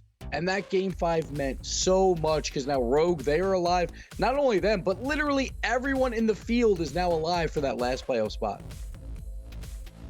Yeah, I want to talk about that. I mean, like looking at Rogue's schedule going forward now, they have Spacestation Gaming left, but then Flight as well. Do you think Rogue's going to be in a decent position, Gibbs, come the end of their last 2 weeks? So Rogue fans, you have a reason to celebrate now, but your game differential is horrid right now. You're at -9, while the Pittsburgh Knights, who are tied with you, only at -4. They really need EUnited to take down Pittsburgh Knights, while Rogue, like obviously, like if they beat Space Station, that's great. It looks unlikely, but they should beat Flight. They might be able to catch up there, but it's still a tall order right now for Rogue because of their miserable beginning of the season where their game differential is so poor. Well, let's take a second now to look at our Player of the Day nominations. The players have just been outstanding today. Gibbs, here's our list. Yeah, we had Mist outpacing G2, forcing a lot of mistakes and just controlling the field. I felt like his corner plays where he would dribble it out were so crucial to allow Ghost to breathe. And then Wonder, he takes down his former teammate, AJ, that game 4 overtime winner. So crucial in that series. He played great the whole way. And Turtle, anybody up there that, I mean, I feel like there could have been a few names up there. Anybody missing in your eyes? It's been difficult. I definitely think that on the side of Soniqs, you could have put Dapper up there as well because he got the double demo. He was involved so much, a lot with the offensive plays, and I think that he really clutched it out. Even after we had a pause and a big break in the middle of the series, they still came back and got a huge win. It's been a crazy day so far, though. Even that Ghost and G2 upset was out of this world. I didn't expect Ghost to come out with such firepower, but they just brought it to G2, caught him off guard, and then again with Rogue against the Knights, nobody expected today to go the way it has, but so far it's just been a blast to watch. I think that's absolutely, it has been a blast to watch. We've had a lot of Rocket League today. We've run through 5 series over in Europe earlier in the day, and then we've already been through 4 series now in North America. Very long day of Rocket League, but we only have 1 match left to get to, our final match, and this is an important match because this is actually the first time we're seeing 2 world champions, NRG and C9, with the rosters that they won world champions in, facing off right now in the history of RLCS. So this is a fun match. Now, usually it'd be a lot more important, but C9's journey so far has not been, really up to par for what we expect for the brand of Cloud9. So Gibbs, how do you see this one going? What's your thoughts on this? I don't know, man. Cloud9 was probably just like, hey, Rogue, thank you for that win over Pittsburgh Knights. Keeps them alive, too. They have everything to play for. While NRG, they do have everything to play for, but they did just win a world championship. They're expected to do well throughout the regional championships, but they're in a 4-way tie right now at 5-1. So every win matters for them too. You have to go with NRG. There is no way that you can choose Cloud9 at this point just because of how inconsistent they have been on the defensive side of the ball. Now, I don't think that NRG has been perfect this season. They are still well above Cloud9. Turtle, you're next in line to make a pick here. I feel like it's going to look the same across the board, but maybe you have a surprise pick? I mean, no, I don't think you can even possibly really think that Cloud9, I mean, while they might take a game, I think NRG have not been the most clean lately with their playstyle. But the difference is they have Justin right now. And the way he performed against the Knights was fantastic. He had that game 5 triple touch off the backboard. And the thing about Cloud9 is I think their defense really lacks in the way that they give up so much space when they're trying to figure out how to rotate and how to organize themselves, because they're really not on the same page. They don't know where everybody is. They're definitely mixed up on synergy. And I definitely think that if they give Justin space, which is going to happen, it's definitely over. You cannot let a player like that run around you. You got to pick NRG. I am a Cloud9 fan, and it's just been a little bit upsetting watching them play. I know there's a lot of fans out there that are still very behind this team, behind this brand, but Cloud9 has let us down throughout this entire season, and it would just be, I think, very, very silly for me to not pick NRG. NRG is just consistently showing, even on their off days, one of the players is going to step up. One of the players is going to perform. And Cloud9 has been operating basically on only one of their players performing decently well throughout this entire series. So going Cloud9 would just, I think, be a bit of a mistake here.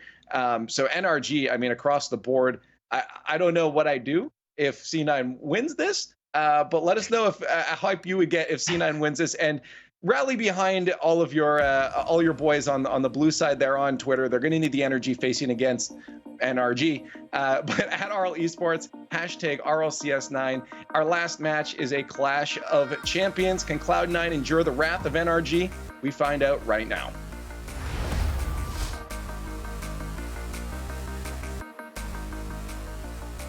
The Clash of Champions indeed, one down on their luck and another trying to fight to stay at the top. NRG.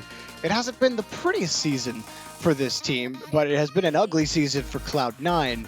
And I have a feeling that Cloud9 might rise to the occasion in this matchup, James. It's possible. We've seen in some other online tournaments that Cloud9 has gotten the better of NRG, but the question is, can they do it on the RLCS stage? Yeah, and I mean, for NRG, we've seen Turbo. Turbo leads the pack for NRG in goals scored. He actually leads the league. Actually, no, I think Gimmick still leads the league. No, right now, Turbo is at the top. Turbo is at the top. Turbo, Gimmick, and Justin are all at the top racing for that Golden Striker award. So that might play a factor in this game potentially. We'll have to keep our eye on that. So Turbo looking to stay on top. For Cloud9, however, there's so much more on the line than just the Golden Striker. For NRG, they're playing for top 2. They want to get top 2 so that they're guaranteed to finish at least top 4 and get that extra prize pool that's available for the regional championship. But for Cloud9, they're fighting for their RLCS lives. They don't want to finish in auto relegation territory. They don't want to go back to the promotion tournament for a second season in a row. But this is going to be a tough challenge. NRG is one of, if not the best team in North America, if not the world.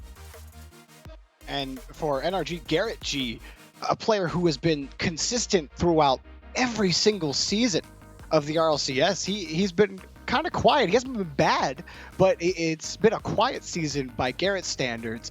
And so I want to see if Garrett starts to, get a little bit louder in some of these matches, and maybe it can help steady what is a mostly sturdy ship for NRG. But we are underway. NRG versus Cloud9. And it starts with Justin on the air dribble. Torment taking the ball away. Cloud9 struggles.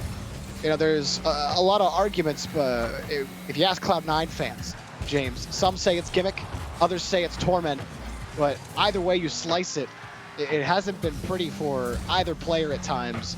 And so if they can grab a little bit more of that consistency, if Gimmick can start winning 50s like he did in previous seasons, and maybe Cloud9 can find some magic here against their rivals. It seems like it's a communication issue. We've seen a lot of double commits from Gimmick and Torment, and that's been a challenge for them this season. But if they can figure things out and hit a rhythm, this Cloud9 team has shown flashes of brilliance and flashes of their former world championship selves. So it's possible. It is possible that Cloud9 gets the win here. It will be a tough road. Right now, NRG, long ball for them down the field. Turbo on the challenge, actually losing to Gimmick here, and Gimmick losing there to Turbo. Justin stopping Cloud9. That's a great touch from Turbo in midfield. Garrett had to blow through a player just to get back to that ball. Gimmick, pass over to Torment. And it's out over to the side for Justin on the catch. Looking at Justin. Justin has hit some highlight reel goals this season yet again. Always finds creative ways to move the ball down the field. Turbo, potential shot, but it's taken away by Torment. And for a team that has been plagued with defensive issues, it hasn't looked too panicky on defense for Cloud9, but here they come. NRG, the shot blocked by Squishy. Torment racing around. Turbo's right on top of him. Turbo, pre-flip, and it's, oh, he saves his own shot! Turbo, the most turbo that he can be. You want to say it was a Turbo goal, but he saved it. He saved it. It's a Turbo save. The best Turbo saves are on his own shots. Turbo's the only one who can save his shots, I guess. Never a dull game with Turbo on the field. But NRG, it was a really good shot by Turbo. He had the pre-flip, he got the shot. It's just inertia, gravity was his worst enemy. His momentum just carried him straight towards the ball, and he had no boost to do anything with it. So Cloud9. That adjustment from Turbo in the air was a good one. He saw Squishy maybe going for the double tap, but as soon as he recognized the trajectory wasn't there, he went for the challenge, and it was a good thing because there was a shot coming in, just like another one. Gimmick with the cleanup, and Cloud9 strike first. This is a good carry from Torment. Flicks it right by Justin, baited him up, and then Garrett, a tough save. He had to jump straight up onto the line, and it ended up pinching right up against the crossbar. Yes. He was trying to get it to go straight up, but unfortunately for him, he was too deep in net, and it bounced off the crossbar and out, giving that rebound opportunity to Gimmick, who didn't miss his shot. It was a wide open net. Cloud9 in the latter half of this game, now holding the lead, looking quite good so far. They really are. Despite that one opportunity from Turbo, NRG really haven't had a solid opportunity on net. Torment's had a couple of saves off of high shots from NRG. But here's Gimmick again. Gimmick, another challenge win for him. He's in front against Justin. Torment following close behind. And now Garrett giving Turbo a little encouragement to get to the ball. Turbo in front, ends up hitting Torment, but not the ball. Justin in front now, high off the back wall in front of the box. Squishy had jumped for it, but Torment got the save, and now bouncer for Garrett. Cloud9 hanging on to this lead with a minute left. Torment, nothing there for him on the back wall. Cloud9, long rotation for them here. A little bit of space, but Justin just a little too far forward for that pass for Garrett. And now Torment's got to look over to Gimmick. Garrett hops in front to cut the pass off. Squishy ends up demoing Garrett. I think Garrett was hoping the opposite would happen there. Cloud9 has the ball. I mean, I don't want to say that I'm completely surprised, James, but Cloud9 have really just locked NRG down. There's been a couple of solid passing plays for NRG to get downfield, but that's it. The movement in the possession from Cloud9 has been refreshing. We're seeing them look for each other, go for the passes, get to the ball quickly. They're not being outpaced by NRG. Cloud9 is matching up well against NRG, but they've got to hold on. Double commit. Turbo's got a shot, and Turbo hits it. Devastating strike for Cloud9 as Turbo erases their lead in the blink of an eye. Well, it was almost clean for Cloud9 up until that 4-second mark, and Turbo gets his goal back. We could be looking at overtime, but here's the kickoff. Garrett sends it high, up against Torment. Torment, a good catch on the air dribble. Justin wants to keep it going. The ball, Turbo keeps it up. He does win that touch. Torment, do they have a transition, Cloud9? Gimmick, will he play it? He will, but the challenge from Garrett will be a kill. We have overtime, James. And this is not what was expected. Cloud9 had a firm hold over this game for the longest time, and now a big challenge win. Squishy was looking for the pass to the middle. NRG's defense will hold up. But you're totally right, James. You know, Cloud9, this season, it felt like they were playing solo standard. They weren't looking for each other on the passes. This time, they are really finding each other in space. There's a pass towards the middle over to Torment, but it's a light shot turned away by Justin. Gimmick hopping up quickly, slowing down the counterattack from NRG. And that's really what's been killing NRG, is just the midfield game. It's been Cloud9 stopping them. Here's another chance, but Gimmick is right in front. That was a long shot from midfield. Torment, back over to Squishy. Torment now, next man, he gets eliminated by Turbo. Gimmick and Garrett trying to clear this ball out, or Gimmick ends up throwing the ball back, gave Torment a chance to challenge. But Torment did well on that that attack to get to the ball first, get that pass down to Squishy. Cloud9 gonna have to hold up against this attack, however. Squishy looking for a clear, sees Gimmick downfield. Gimmick around the corner again. Squishy forced back a little bit. He was expecting maybe the win. If Gimmick could win that 50, Squishy was in a prime position to score that goal. Cloud9 are really feeling the field right now, and they look like a completely different squad against NRG. But they gave up that goal with 4 seconds left. We'll see what they're made of.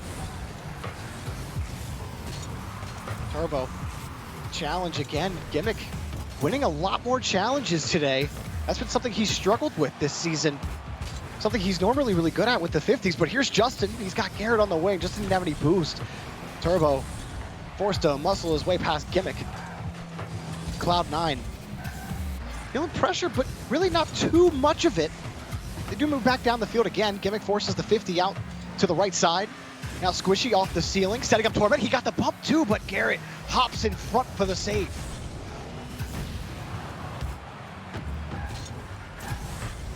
Cloud9 are just forcing NRG back to their own back wall. Torment leaving this for Squishy.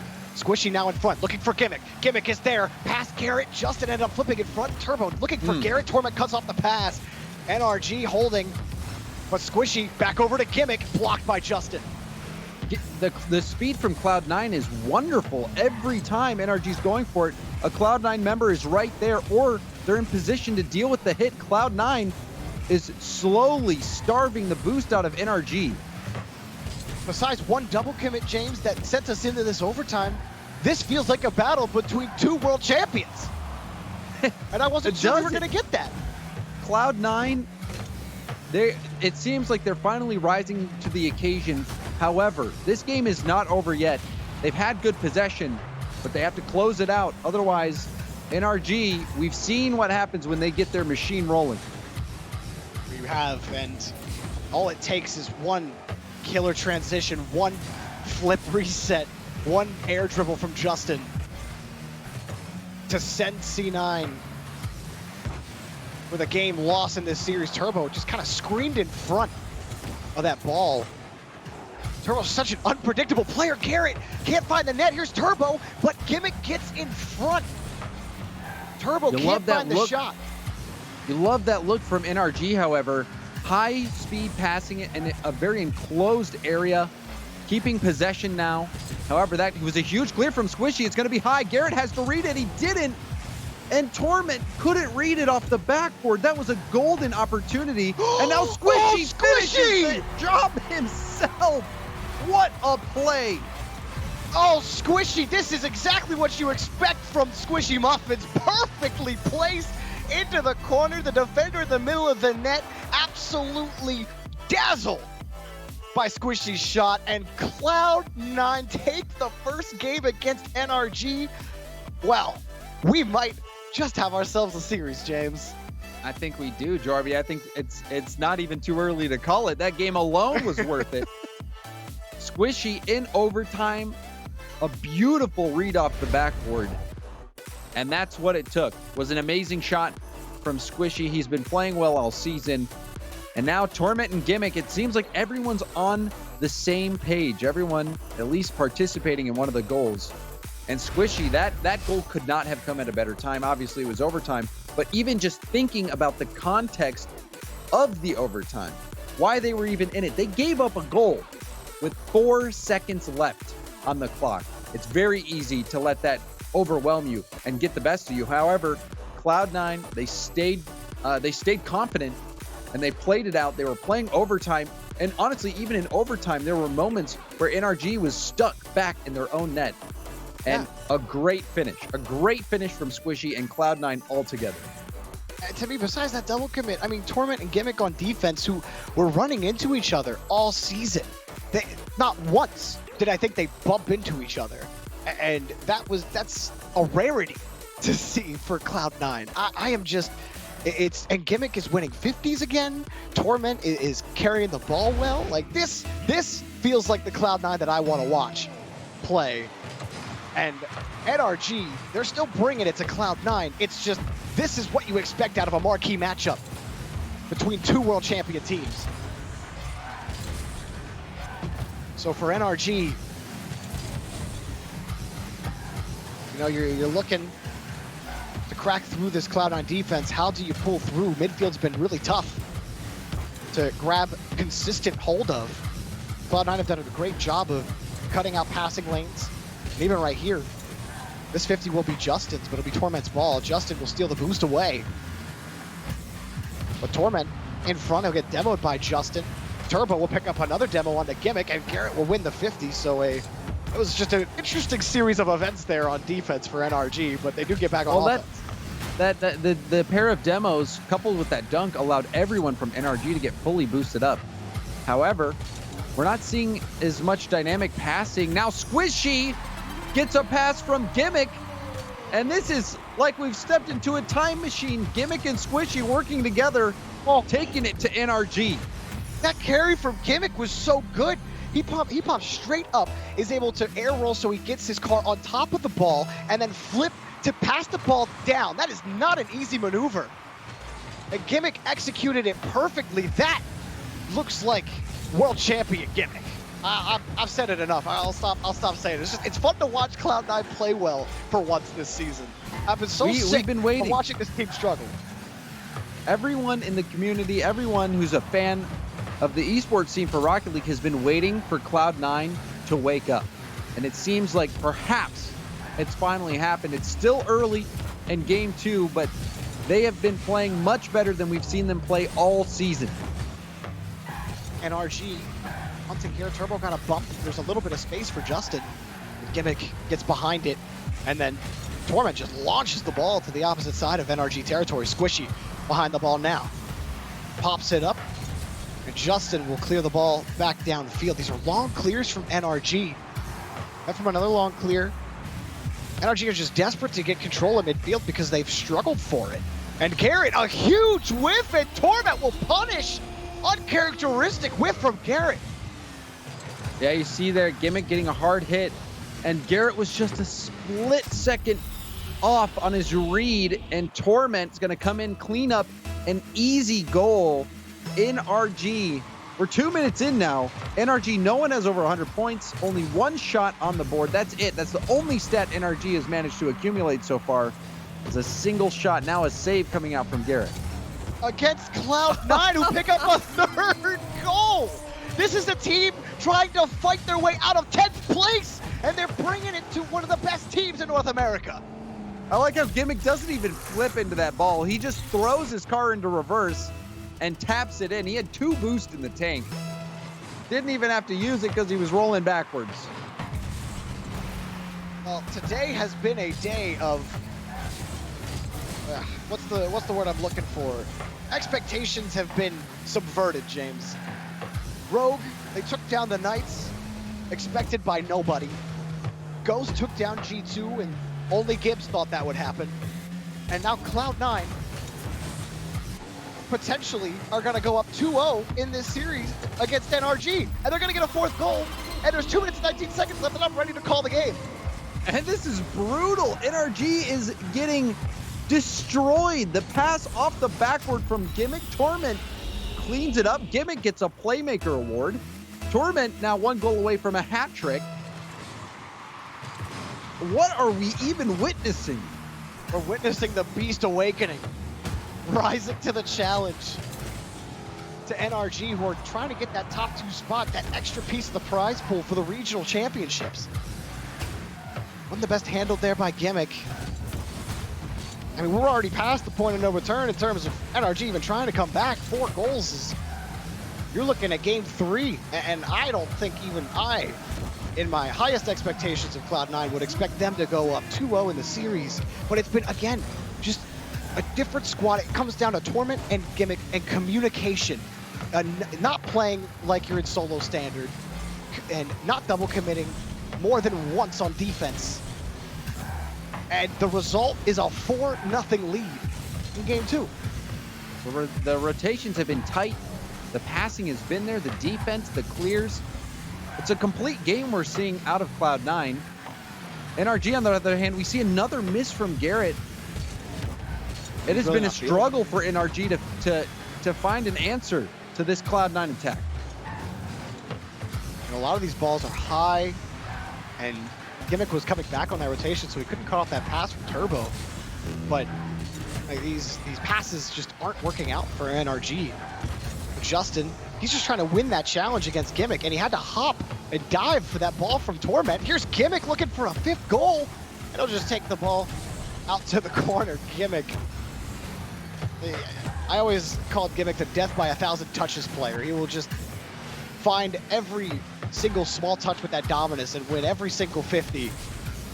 We're seeing a lot of that in game 2. Gimmick around to the side. Great positioning downfield. A good pass over to Torment. Looking for Gimmick. And Cloud9 are out here looking like Dignitas with the passing. They are. They're brimming with confidence. Gimmick all over the field. He's taking touches off of Garrett G's nose. Torment jostling Justin. Bodied him. This has been such a dominating performance. As time expires, NRG gets shut out in game 2.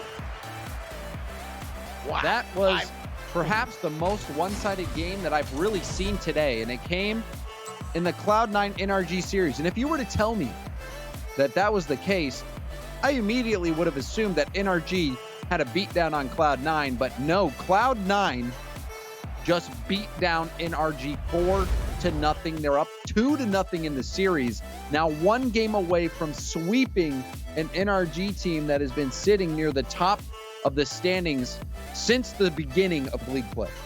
And Cloud9's been sitting at the bottom of the standings since the beginning of league play.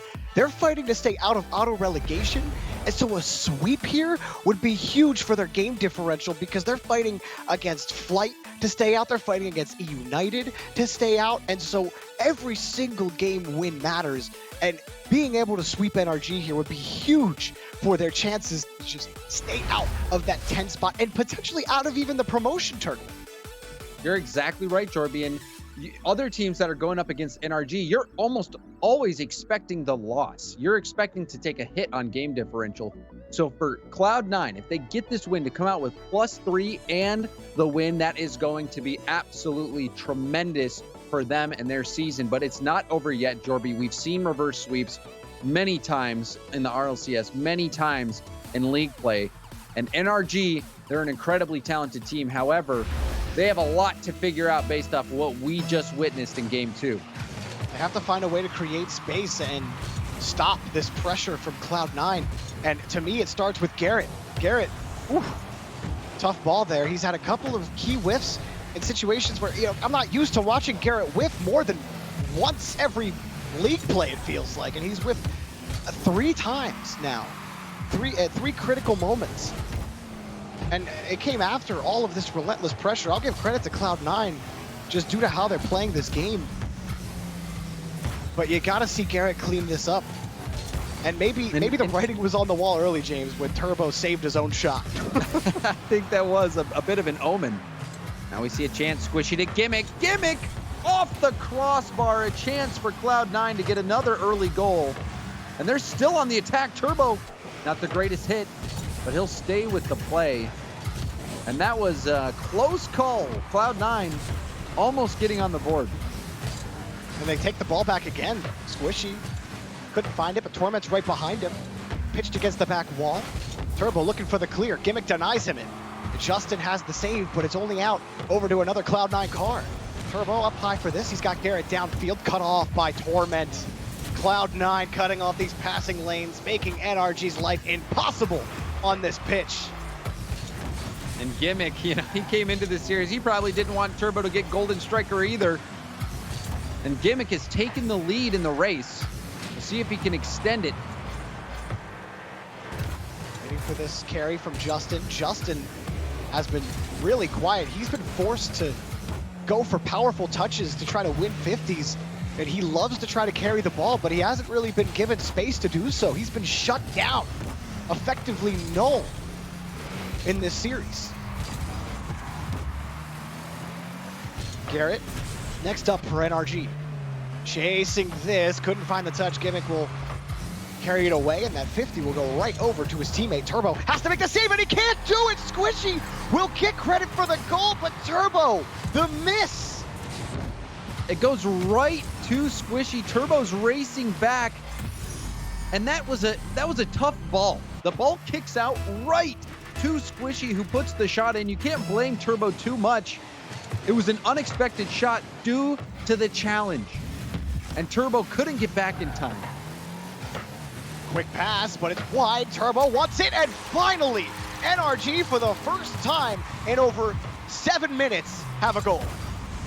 And Garrett puts the shot wide, gets the bump. That clears the way. If he goes right for net, that's most likely getting saved. So that was the perfect play for NRG. And we're going to have a pause coming in. And we'll take a quick break here as the players get settled, and we'll figure it out. But, man, I mean, that was a great play from Garrett to get that bump right on net, and then Turbo to put it in. That was the best progression that we've seen from NRG, like I said, in about really 10 minutes, James. That was, and it came off a Gimmick, or a Garrett G and Torment play. Or not Torment, I think it's Cloud9. They're dominating my mind right now, just like they have been dominating NRG. But Garrett G and Turbo finally getting NRG on the board with that play. It was a very quick play as well. Garrett opting not to go for the shot and then quickly getting that bump. That was crucial because the net was well defended. All three players back for Cloud9 that they had to beat in the net, and it was enough. And we have a pause coming in now, but you wonder if NRG is going to start getting some momentum after this pause resumes. And if you're an NRG fan, you're certainly hoping so, because you'd love that top 2 spot. But when Gimmick is on like this, and I remember their run in season 6 at the World Championship, where I don't think Gimmick lost a single 50 on their entire run in the bracket to get to the grand final. And that's what it looks like for Gimmick right now. And it's fun to watch because he's whiffed and had missed touches so often this season. And, sometimes I'm left scratching my head being like, where is the old Gimmick? Where is that magic that you have with this dominance? And it's here in this series. And, I remember we were joking about it in the, in our green room, how, C9 versus NRG, well, that was going to be a fun one, but it ended up kind of being fun. I just hope NRG can figure out some of these mistakes on defense. I mean, if you're a Rocket League fan, I think you enjoy watching this series where Cloud9 is starting to wake up. They're former world champions. They brought the title to North America in a time when Europe was dominating the scene. They had been dominating for such a long time. So Cloud9 holds a special place in a lot of North American fans' hearts. So it's been a tough season and a tough couple seasons to see the decline of Cloud9. But in this series, maybe this marks the return. And we're going to we still haven't paused, but players, we're making sure they're connected to the game. we'll get this game resumed as quickly as we can. But Jorby, for I think fans, even NRG fans, would probably be pleased to see Cloud9 finally starting to get back into form, even though it's coming at the expense of NRG. But Cloud9, we've been waiting for this moment. And we are going to unpause. All the goals will stand. All our players are connected, so we're just getting everybody set, and we will start at that posted time when the goal was scored. And yeah, James, I mean, you're absolutely right. And for Cloud9 fans, you're looking at the standings. Now you're going in and you're typing, okay, so if they 3-0 NRG, now if they can, they get like a 3-1 win, we can get out of auto relegation. Maybe we can get out of the promotion tournament. You start thinking about the possibilities where previously it felt hopeless, but we're underway again in game 3. Cloud9 trying to pull the upset of the day on NRG. Gonna be thrown out over to the corner. Justin up against Torment. Torment bumped Justin out. Gimmick again stopping Turbo Pulse at Cloud9. That's exactly what's been going on. Just slowing down NRG's attack. They're pushed down the field. They do eventually get there. But Gimmick beating Justin to that. Turbo looking for Justin. Justin off the backboard. Do they have the rebound? No. Garrett forced to wait as Squishy was already up for it. Good challenge from Justin in the corner. Going to give a rebound opportunity. Turbo back to Justin. Justin fakes it out. Perhaps the play would have been to maybe try to take a shot, maybe go for a backward pass regardless. We've got Cloud9 on the other end. Squishy, the air dribble! I was wondering, as soon as he took this up in the air, he somehow finds a way to score the simplest air dribbles, but it's just really 2 taps, James. It's barely an air dribble. It's that last little tap to put it in the top of the net, puts it out of reach of NRG's hands, and Cloud9 have a late lead in game 3. Man, NRG, despite their best efforts, Squishy Muffins comes to bite them. Squishy has been having a landmark series for him. This in such a critical time against a quality opponent. He has been amazing. NRG still have a little bit of time left to get this figured out. That ball is thrown right over Garrett's head. Justin, the ball bounce, a poor bounce for Justin. And then Gimmick wasn't able to get that boost from Turbo, so NRG will get out of this.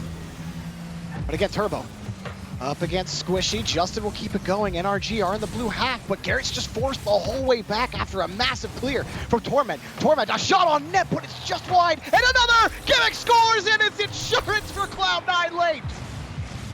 This is unbelievable. Torment hits it over to the middle. Turbo can't get to the ball. It hits off the post and comes out. Turbo just dives into the net.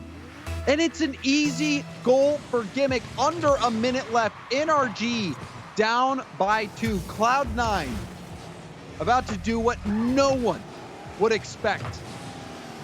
I really thought maybe for Turbo what he was thinking, maybe he thought that Torment shot was on net. He just didn't have the correct read. Either way, it's unfortunate for Turbo, but fortune favors Cloud9, but here come NRG. It's not over. Justin will punch one in with 22 seconds remaining. Hope is not lost.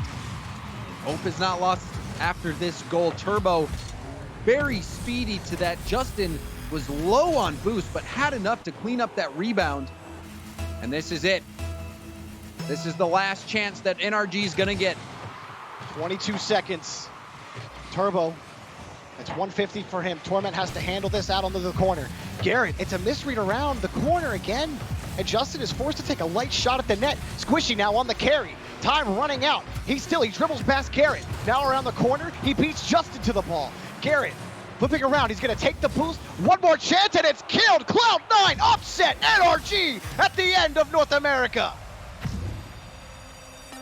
If you would have told me Cloud9 sweeps NRG, I would have said you were crazy, Jorby.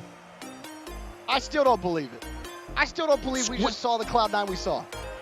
Squishy Muffins. Gimmick also had a great series.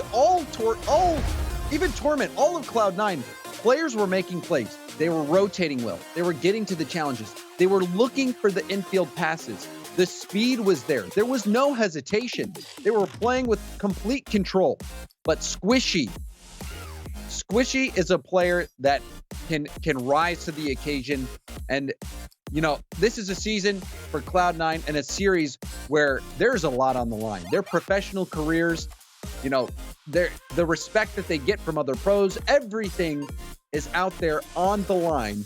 And Squishy in this moment stepped up. Some phenomenal goals. And what else can you say about it? I mean, they 3-0'd NRG, and we're getting +3 in your game differential to fight your way out of auto relegation. If you're Flight or EUnited, now you're kind of chomping, sitting in your seat, wondering, oh man, like it just got that much tougher to stay. Things are getting interesting, Jarvie. Things are getting interesting in North America. It's crazy. Oh man, that series, honestly, despite it being a 3-0 Cloud9 sweep and NRG, Garrett G struggling a little bit, it was still exciting. We saw 2 major upsets. First, Rogue onto the Knights, now Cloud9 against NRG. We're going to throw it back to Lee for the guys to close it out, James. So, all right, let's do it. Let's do it. Let's go. Honestly, I don't blame you guys for the confusion at the end there, because I'm confused as to what's going on right now as well. I mean, we see again, the G2 loss, that makes a lot of sense. Gibbs had a good backup for that. But what's going on with Cloud9, I think, are now the most, not inconsistent, but the most surprising team, I think, in North American Rocket League. I never know what's going on. I feel like we should just skip all of our predictions anytime that we ever have to talk about them, because this is just silly. We always talk about Cloud9. The potential is there. We know that they still have the skills. Yeah. And they won the world championship. It's the same team. They can easily do it again. They just haven't been connecting the dots. Squishy, a great game 1 winner, but he also had the game 1 defensive play mishap to almost lose this for them, but he makes up for it here. And it was so funny to hear Jorby and James, because James is on Team Squishy. Then we have Jorby on Team Gimmick. I was on Team Gimmick for this series. I thought he played out of this world. I mean, I'm on Team Squishy right now. I gotta love this man for the plays that he's doing, the individual skills that this guy is just popping off with. And NRG, the defense, it just was non-existent this entire series. There were so many backboard misreads. Turbo Pulsa, even right there, we just saw it in the net. He just misreads the bounce. He doesn't know what's going on. Garrett G had a couple of whiffs as well on the defensive side. Justin not doing really anything crazy. It was just all over the place for NRG, and Cloud9 took advantage of that. They just brought it to them. So I'm all the way. I'm going Team Squishy. That was amazing. Yeah, this is hard because, like, honestly, I think they're both good. Squishy's been the most consistent throughout, I think, for his team throughout the league play. But the fact that we've seen Gimmick consistently get better and better and better and better. And then when you have Torment back that up too, it's like this is the team of old.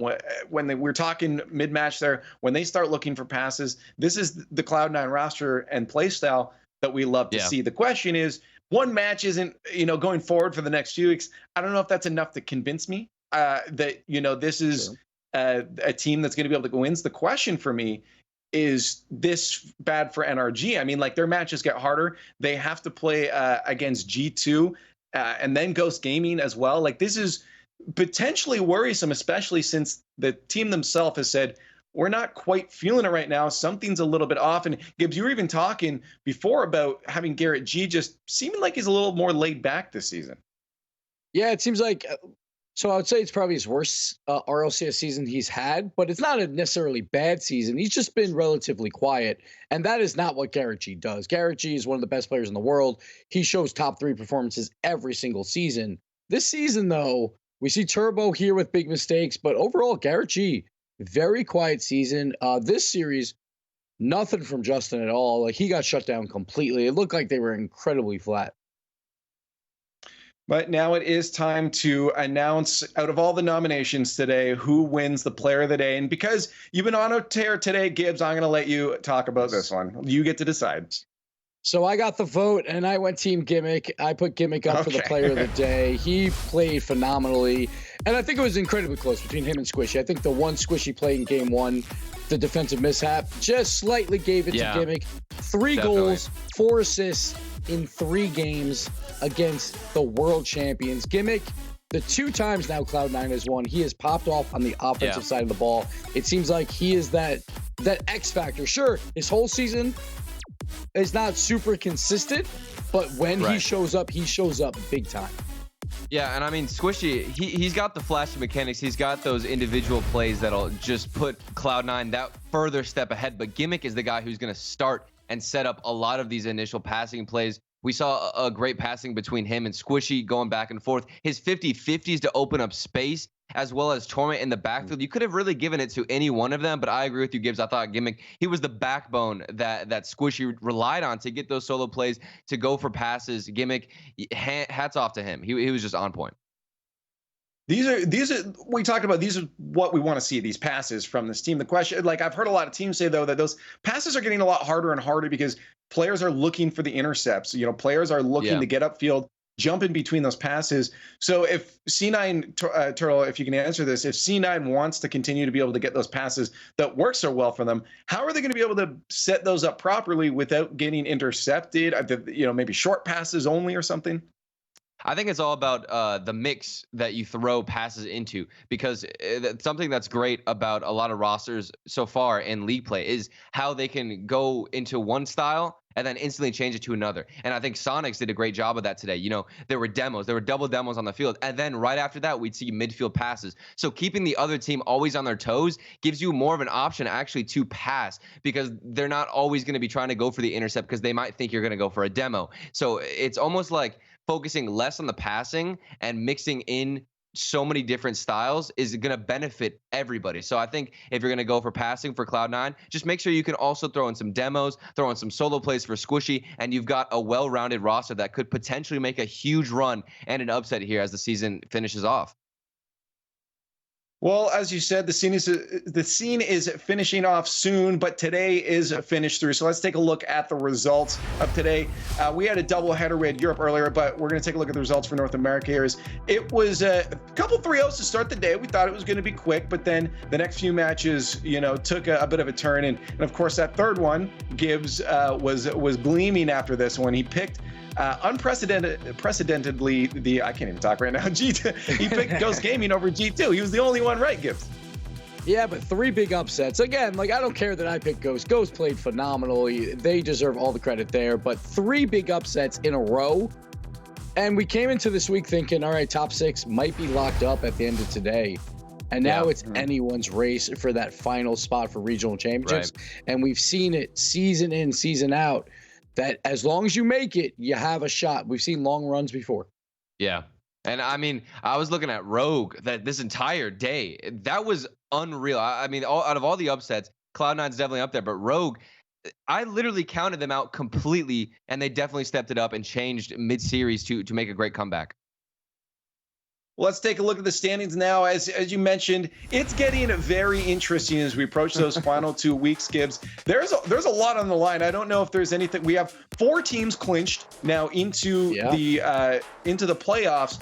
Is anything else determined at this point, or is it still a wild card, Gibbs? No, I mean, we could have Flight somehow take the 6th spot. Cloud9 right now is in the regional championships. Like, if the season ended today, that's incredible. 4 teams tied with 2 wins. It's going to come down to the wire. But again, it's because of those upsets. That Pittsburgh Knights Rogue matchup was so big because it could have Pittsburgh Knights at 3 wins. Rogue is now at 2 wins. But again, everyone is alive. Ghost Gaming got a big win today to kind of like ease that, where there's so many teams chasing them. They're likely into the regional championships, but nothing's locked just yet.